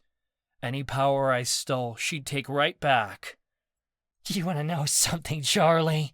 Ava asked ruthlessly, while I was still spitting blood out of my mouth. "My gut told me you were going to do something like this. You were always headed toward villainy, always playing the bad guy with your guns and torture.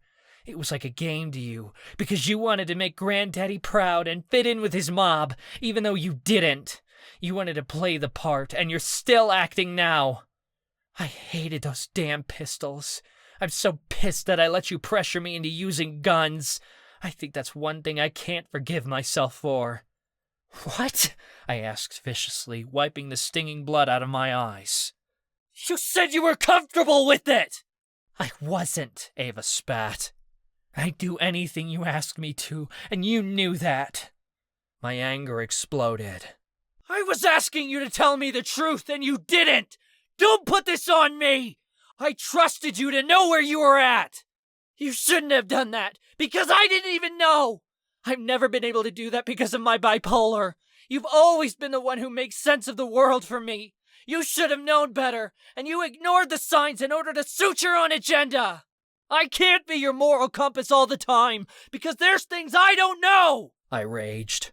"I'm in your head some of the time, but it doesn't give me perfect insight on what's going on with you, so you need to communicate with me!"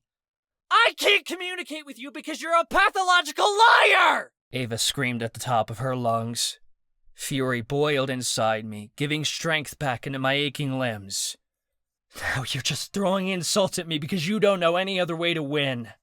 "No, it's the truth! Too bad if it hurts! Charlie, you lie all the fucking time without even realizing you're doing it! You lie to yourself constantly and delude yourself into telling your ego whatever story you want to hear, and that's why we're in this position now!" I wasn't going to take this lying down. "You want to talk to me like I'm the bad guy? You're brutally honest. You wound people because you don't know how to be tactful with the truth." "Bullshit. You've never had an honest thought in your life. Yeah, I've been harsh with the truth, and I've lied a lot too, but I never lied about how much I love you." I gasped, hardly able to believe that messed up shit had come out of her mouth. "You doubt that I love you? Are you fucking insane?" Yeah, I am, and I'm fucking owning it, because you chose to do this. I'm doubting everything you ever said to me, because I don't think someone could love me and want to keep me in a cage. Ava's voice cracked like thunder as she sobbed bitter tears of heartbreak, and out of all of this, it was the thing I regretted most of all. Maybe you loved me, and maybe you didn't. Maybe I am the person you adored, or maybe I was just a convenient weapon for you to call upon whenever you needed me. It doesn't matter now. I'm ending it all. Ava, I'm sorry that I locked you away, I wept. I never should have done that. It was wrong. I did it because I loved you so much. I wanted to keep you all to myself. I knew that went against everything you wanted, but I thought I was doing the right thing to keep you safe! I get to decide what's right for my life!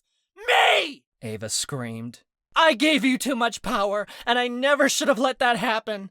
I purposefully looked the other way and lived in denial when I knew something was wrong. I loved you so much it blinded me to what I didn't wish to see. You're a monster, Charlie. I gave an unstable snicker as I hissed. You're a monster too. Damn right I am. We're in agreement that we'll do whatever it takes to put each other down, so let's just kill each other and be done with it. At least we'll die together, because even now, I don't want to go down without you. A crackle overhead made my air magic tingle with electricity. Ava summoned lightning, and it was hot and out of control as it raced across the sky. Thunder rolled so loudly above it made my eardrums ache. If I didn't get her under control, and soon, the universe was going to fall apart at any moment. She could sustain the spell to drain Earth's soul while she was fighting me, and I was running out of time. I had to get twisted and get into her head in order to slow her up. I brought my illusion magic rushing forth once again, and I caused it to conjure into something new. I pulled from our familiar, taking the smallest piece of Oberoi and fashioning it into an illusion, something living and breathing. I took from the part of Oberoi that loved Ava more than she loved me, because it wasn't fair, and I had to make things even somehow. Oberoi snorted in disbelief, and Ava showed the tiniest bit of weakness as she gave the smallest noise of torment. My illusion magic created a duplicate version of Oberoi, right down to the tail and horn. I created her so she was solid, living and breathing just like the real Oberoi. I think Ava was in disbelief, because she didn't do anything, not at first. The Oberoi duplicate shot fireballs out of her horn at Ava. The real Oberoi dodged, keeping Ava at a distance as the fake Oberoi attacked. If anything could hold her off, it was this. If Ava wanted to continue what she was doing and get to me, she had to kill a piece of our familiar. She didn't have the stomach to do it. You think an image of Oberoi can stop me? Ava hissed. It's not just an image. It's the real thing.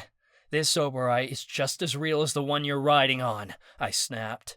It's a piece of her. A piece of us all. Oberoi took your side, but there's still a part of her that's connected to me. If you kill her, you kill a piece of Oberoi. Ava gave a heartless scoff. I've already killed a part of my spirit today. I could do it again.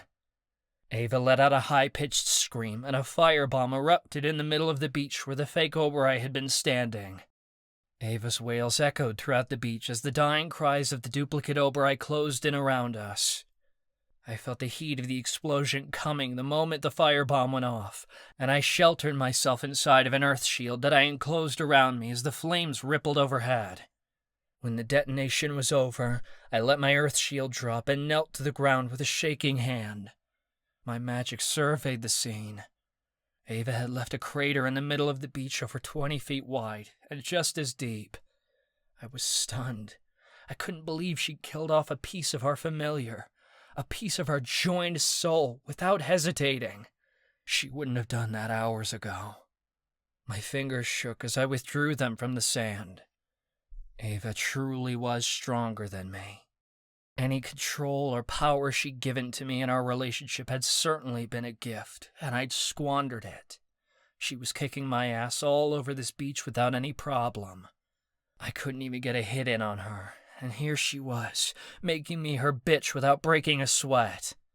Only days ago, she'd promised to get me in handcuffs, and she certainly kept true to that promise, because my hands might as well be tied behind my back while I was fighting her. I was nothing more than a doll getting tossed around at her whim, a toy to entertain her rage. You know, Charlie, you're really pissing me off today. I hadn't heard Ava use a tone full of hate toward me in such a long time, but loathing infected her voice now. I think you like playing these twisted little games. I whispered quietly to myself. I think you like them too, Ava. She'd heard me. Viciously, she responded. Even if I did, it wouldn't matter much to you, because you'd still make me play them. We'd done this for years, played mind games and gone back and forth. But Ava and I weren't playing the same game anymore. I didn't even think we were on the same chessboard. I was stupid to think I could dominate her. I'd been so naive. Childish, cruel, heartless. There weren't enough words to describe how ignorant I'd been, any way to encompass the severity of the horrible mistake I'd made. And that mistake was going to cost me more than anything I'd ever gambled on before.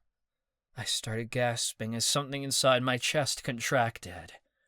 Fragments of pain projected outward from the inside, and my being withered as an unknown force tore me apart, shredding my essence like bits of paper. This felt similar to when the Warden had sucked the life force out of me, but worse. I wasn't just dying. I was ceasing to exist.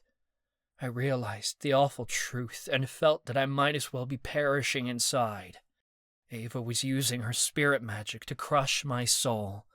Whatever piece of me that was tied to Oberoi was being torn apart, and it was all thanks to her.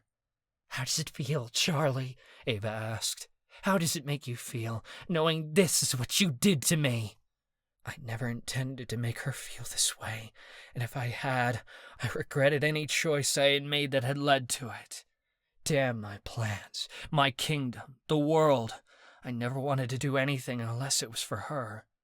Fine. If this is what you want, Pidge, take me, I rasped. Take my life. The searing agony continued for a moment longer. Then Ava pulled her magic back, and I fell onto my side as I curled up in the fetal position, trembling as I did my best to breathe. I know I want to end the world, Ava said quietly, but I don't know if I can end you. I laid there on the ground and didn't blame her. I got it. She got it. She still loved me, and I still loved her. Didn't matter what we did to each other. We just couldn't escape it. We'd damn it all if it meant we could be together. But there was no coming back from this. There was no hope for our relationship now. Not after what we had done. Ava's spell continued to grow, racking the ground with tremors and causing the sky to fracture above. A cry of defeat echoed from somewhere downshore, and it sounded like it had come from Callie. Her sobs were only 20 feet or so away, muffled as she cried into someone's front. It's all right, pretty girl. I've got you, Marcus said lovingly. I knew he had to be holding her. Marcus had beaten her, but I didn't know if it meant anything. Not at this stage of the game. Farther away, Ivy said, Stay down, Chance. I don't want to keep doing this. Chancey moaned, but gave no other response. I recognized Alistair, heaving in pain. Eddie must have hurt him badly, though I couldn't tell what the injuries could be. Our friends had followed us out here to the beach, fighting all the way. They'd finally caught up with us. They'd clearly planned to help either me or Ava, and now they were going to jump in. Ava, we're here to stop you! Ivy screamed over the noise of the roaring tempest. You'll never stop me! No one can! Ava cried. Ice rushed past my face, and I realized Ava had cast another spell. There were shouts of pain, ones that melded into panic. I can't move! Alistair shouted, and Ivy let out similar protests. She'd frozen Alistair and Ivy to the beach, and they couldn't do anything to get away. I staggered to my feet, but my head swam. Marcus took action. He ran past me, nearly knocking me over on his way to get to Ava. His arm was drawn back, the death spell in his hand grazing my face. "You're giving me no choice!" Ava cried. There was the whoosh of a fireball, and Marcus cried out, stumbling to the ground.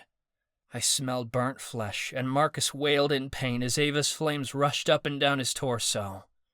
It quickly fizzled out into smoke, but Marcus still curled on the ground in pain. "No!" Callie screamed, falling to his side. He breathed heavily, trying to get up, but his injuries wouldn't let him. This was my fault. I'd done this to my friends. I'd put them in this situation, and now they were paying the price for it. "Ava, draw back the spell!" I said again. I leaned into the wind, bracing myself against the roaring currents as I came closer. "You're too late!" Ava shouted toward the skies. "Any moment now, all of this will be gone! Ava, please!" Callie pleaded, but the earth shook again and didn't stop this time. The earthquake was so violent it rattled my bones, creating caverns in the ground. Skyscrapers within the city made creaking noises as the steel ruptured, falling into the pits and burning into the earth's core. Ava's maniacal laughter resonated over it all, the last sound the universe would ever hear. "Charlie, do something!" Callie shrieked. Now that she'd seen Marcus get hurt, she'd suddenly changed her mind, as she fully comprehended exactly what was happening. She now realized what was at stake and understood that she was willing to give up the world, but not give up Marcus. She wasn't just telling me to take action. She was giving me permission to hurt her best friend in the only way I had left, because there was no other alternative. An idea rose to the surface. Something that had been on my mind since the start of this fight. It was magic that, until now, I'd been unwilling to try. There was one thing I could do to stop this. It was the only spell I hadn't tried, and it was now or never. There was only one way an elementai could lose access to their magic forever. If they lost their bond with their familiar. And if I didn't take Ava's magic away, she'd destroy us all. There was no other choice.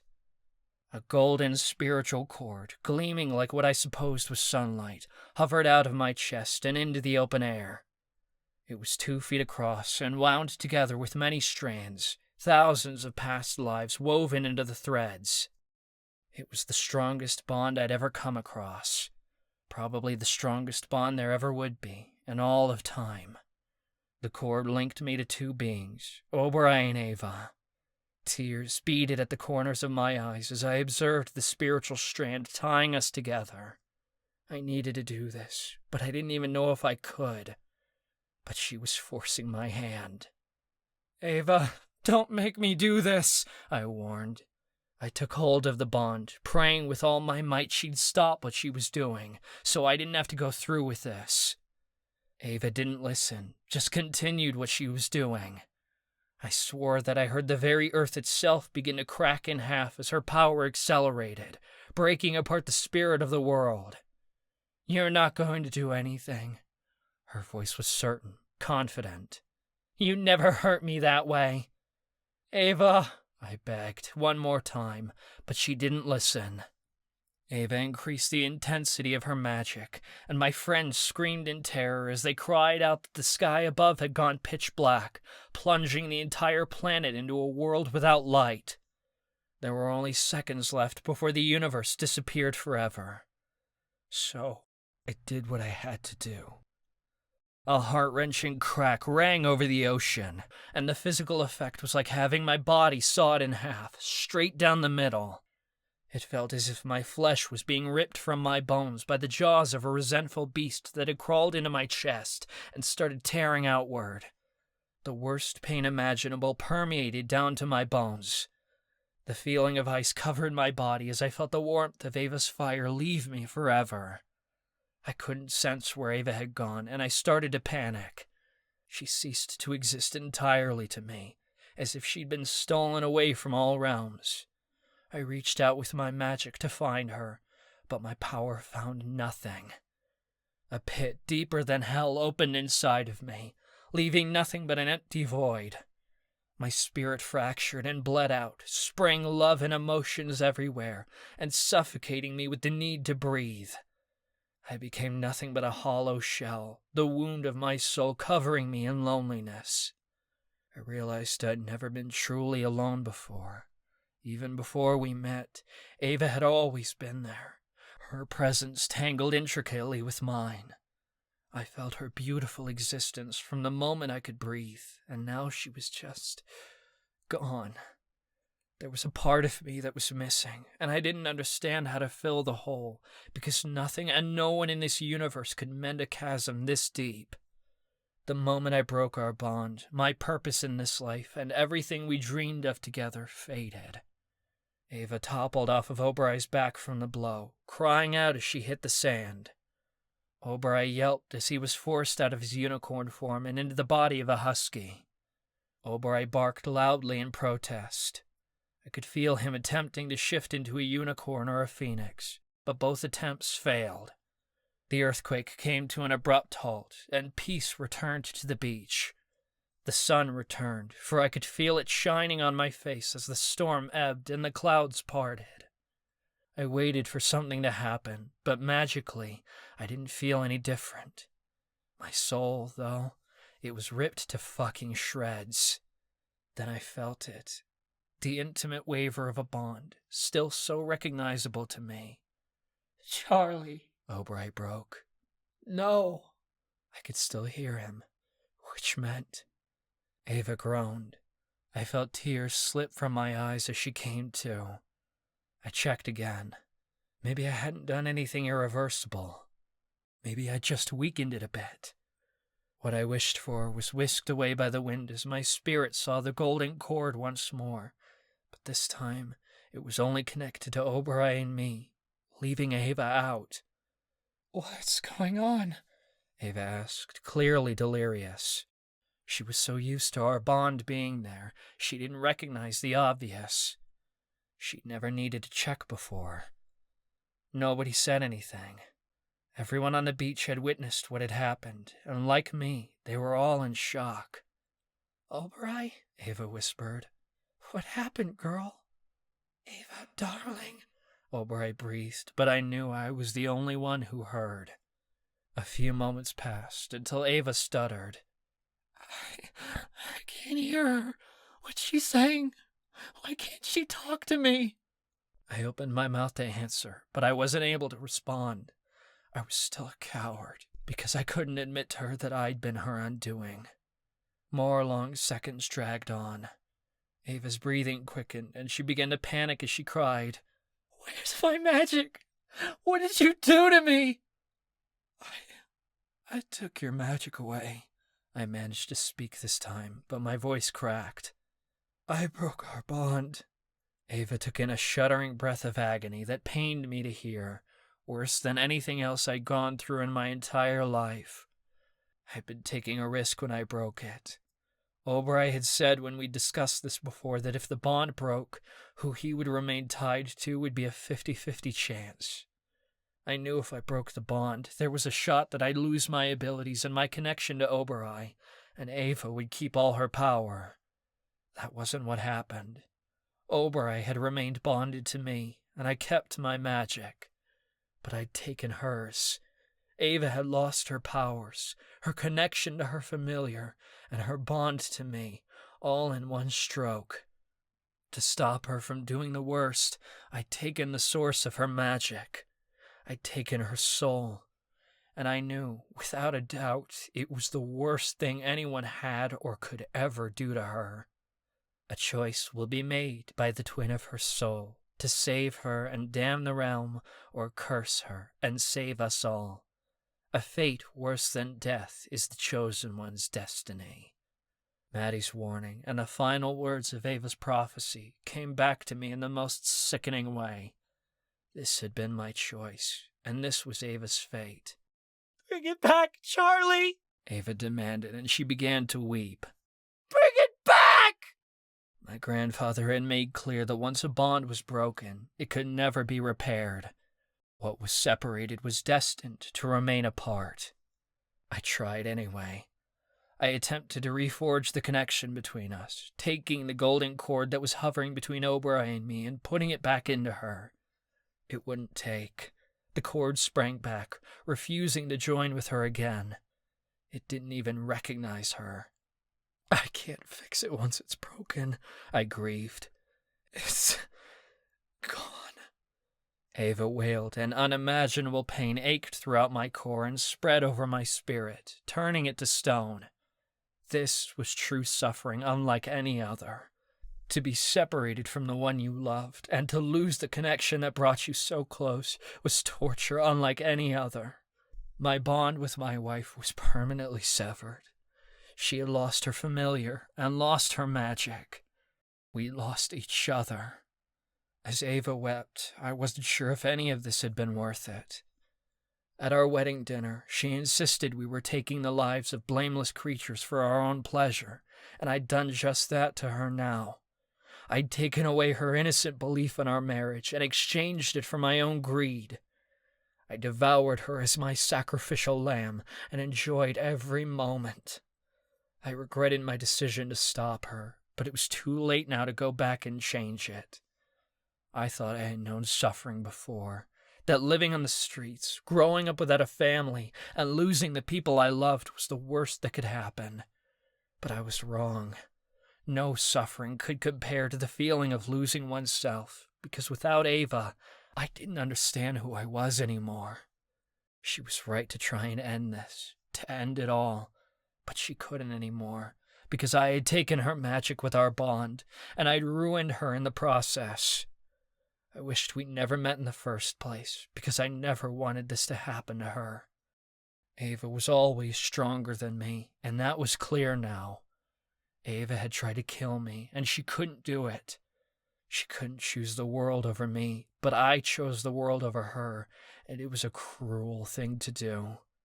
Ava loved me more than I loved her, because I had done this to her, and she would never do this to me. That's what made her stronger than I could ever be. To save the world, I'd taken upon myself unimaginable suffering, and it just wasn't worth it in the end. I'd sacrificed myself, my love, and everything that meant something to us for the good of the world. That sacrifice ultimately meant nothing, because the world would continue to be a horrible place, whether we gave ourselves up for it or not. The Warden would continue his rampage, evil people would continue to do terrible things, and there would be no heroes to survive to tell their tale. Only villains who would always come out on top. I tried to play the hero, because the hero always chose the world over the person he loved. I was wrong to do so, because the outcome I was promised turned out to be a lie. People said if you did the right thing and were a good person, that it would always turn out to be a happy ending. It was a false and empty promise that I made the mistake of believing in. I'd swallowed the lie that doing the right thing was always the best way, and doing good was just. Now I realized doing good could be just as harmful as being evil, and we didn't get to decide the outcome.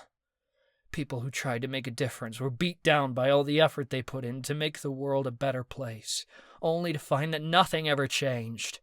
It only got worse. Eventually, the world beat them down so much that the only remaining option was to give up. I was no hero. Nobody was. I tried to make myself into something I wasn't, and that had demolished me completely, and I tore down everyone else in my path. Ava was always destined to be the villain, and she'd stayed true to herself the entire time. She had chosen me constantly in every situation, but this time, I'd chosen others over her. It didn't matter. Despite everything I'd done to protect people, our enemies were still out there, and they would rampage across the realms to continue this cycle of suffering that I could do nothing about.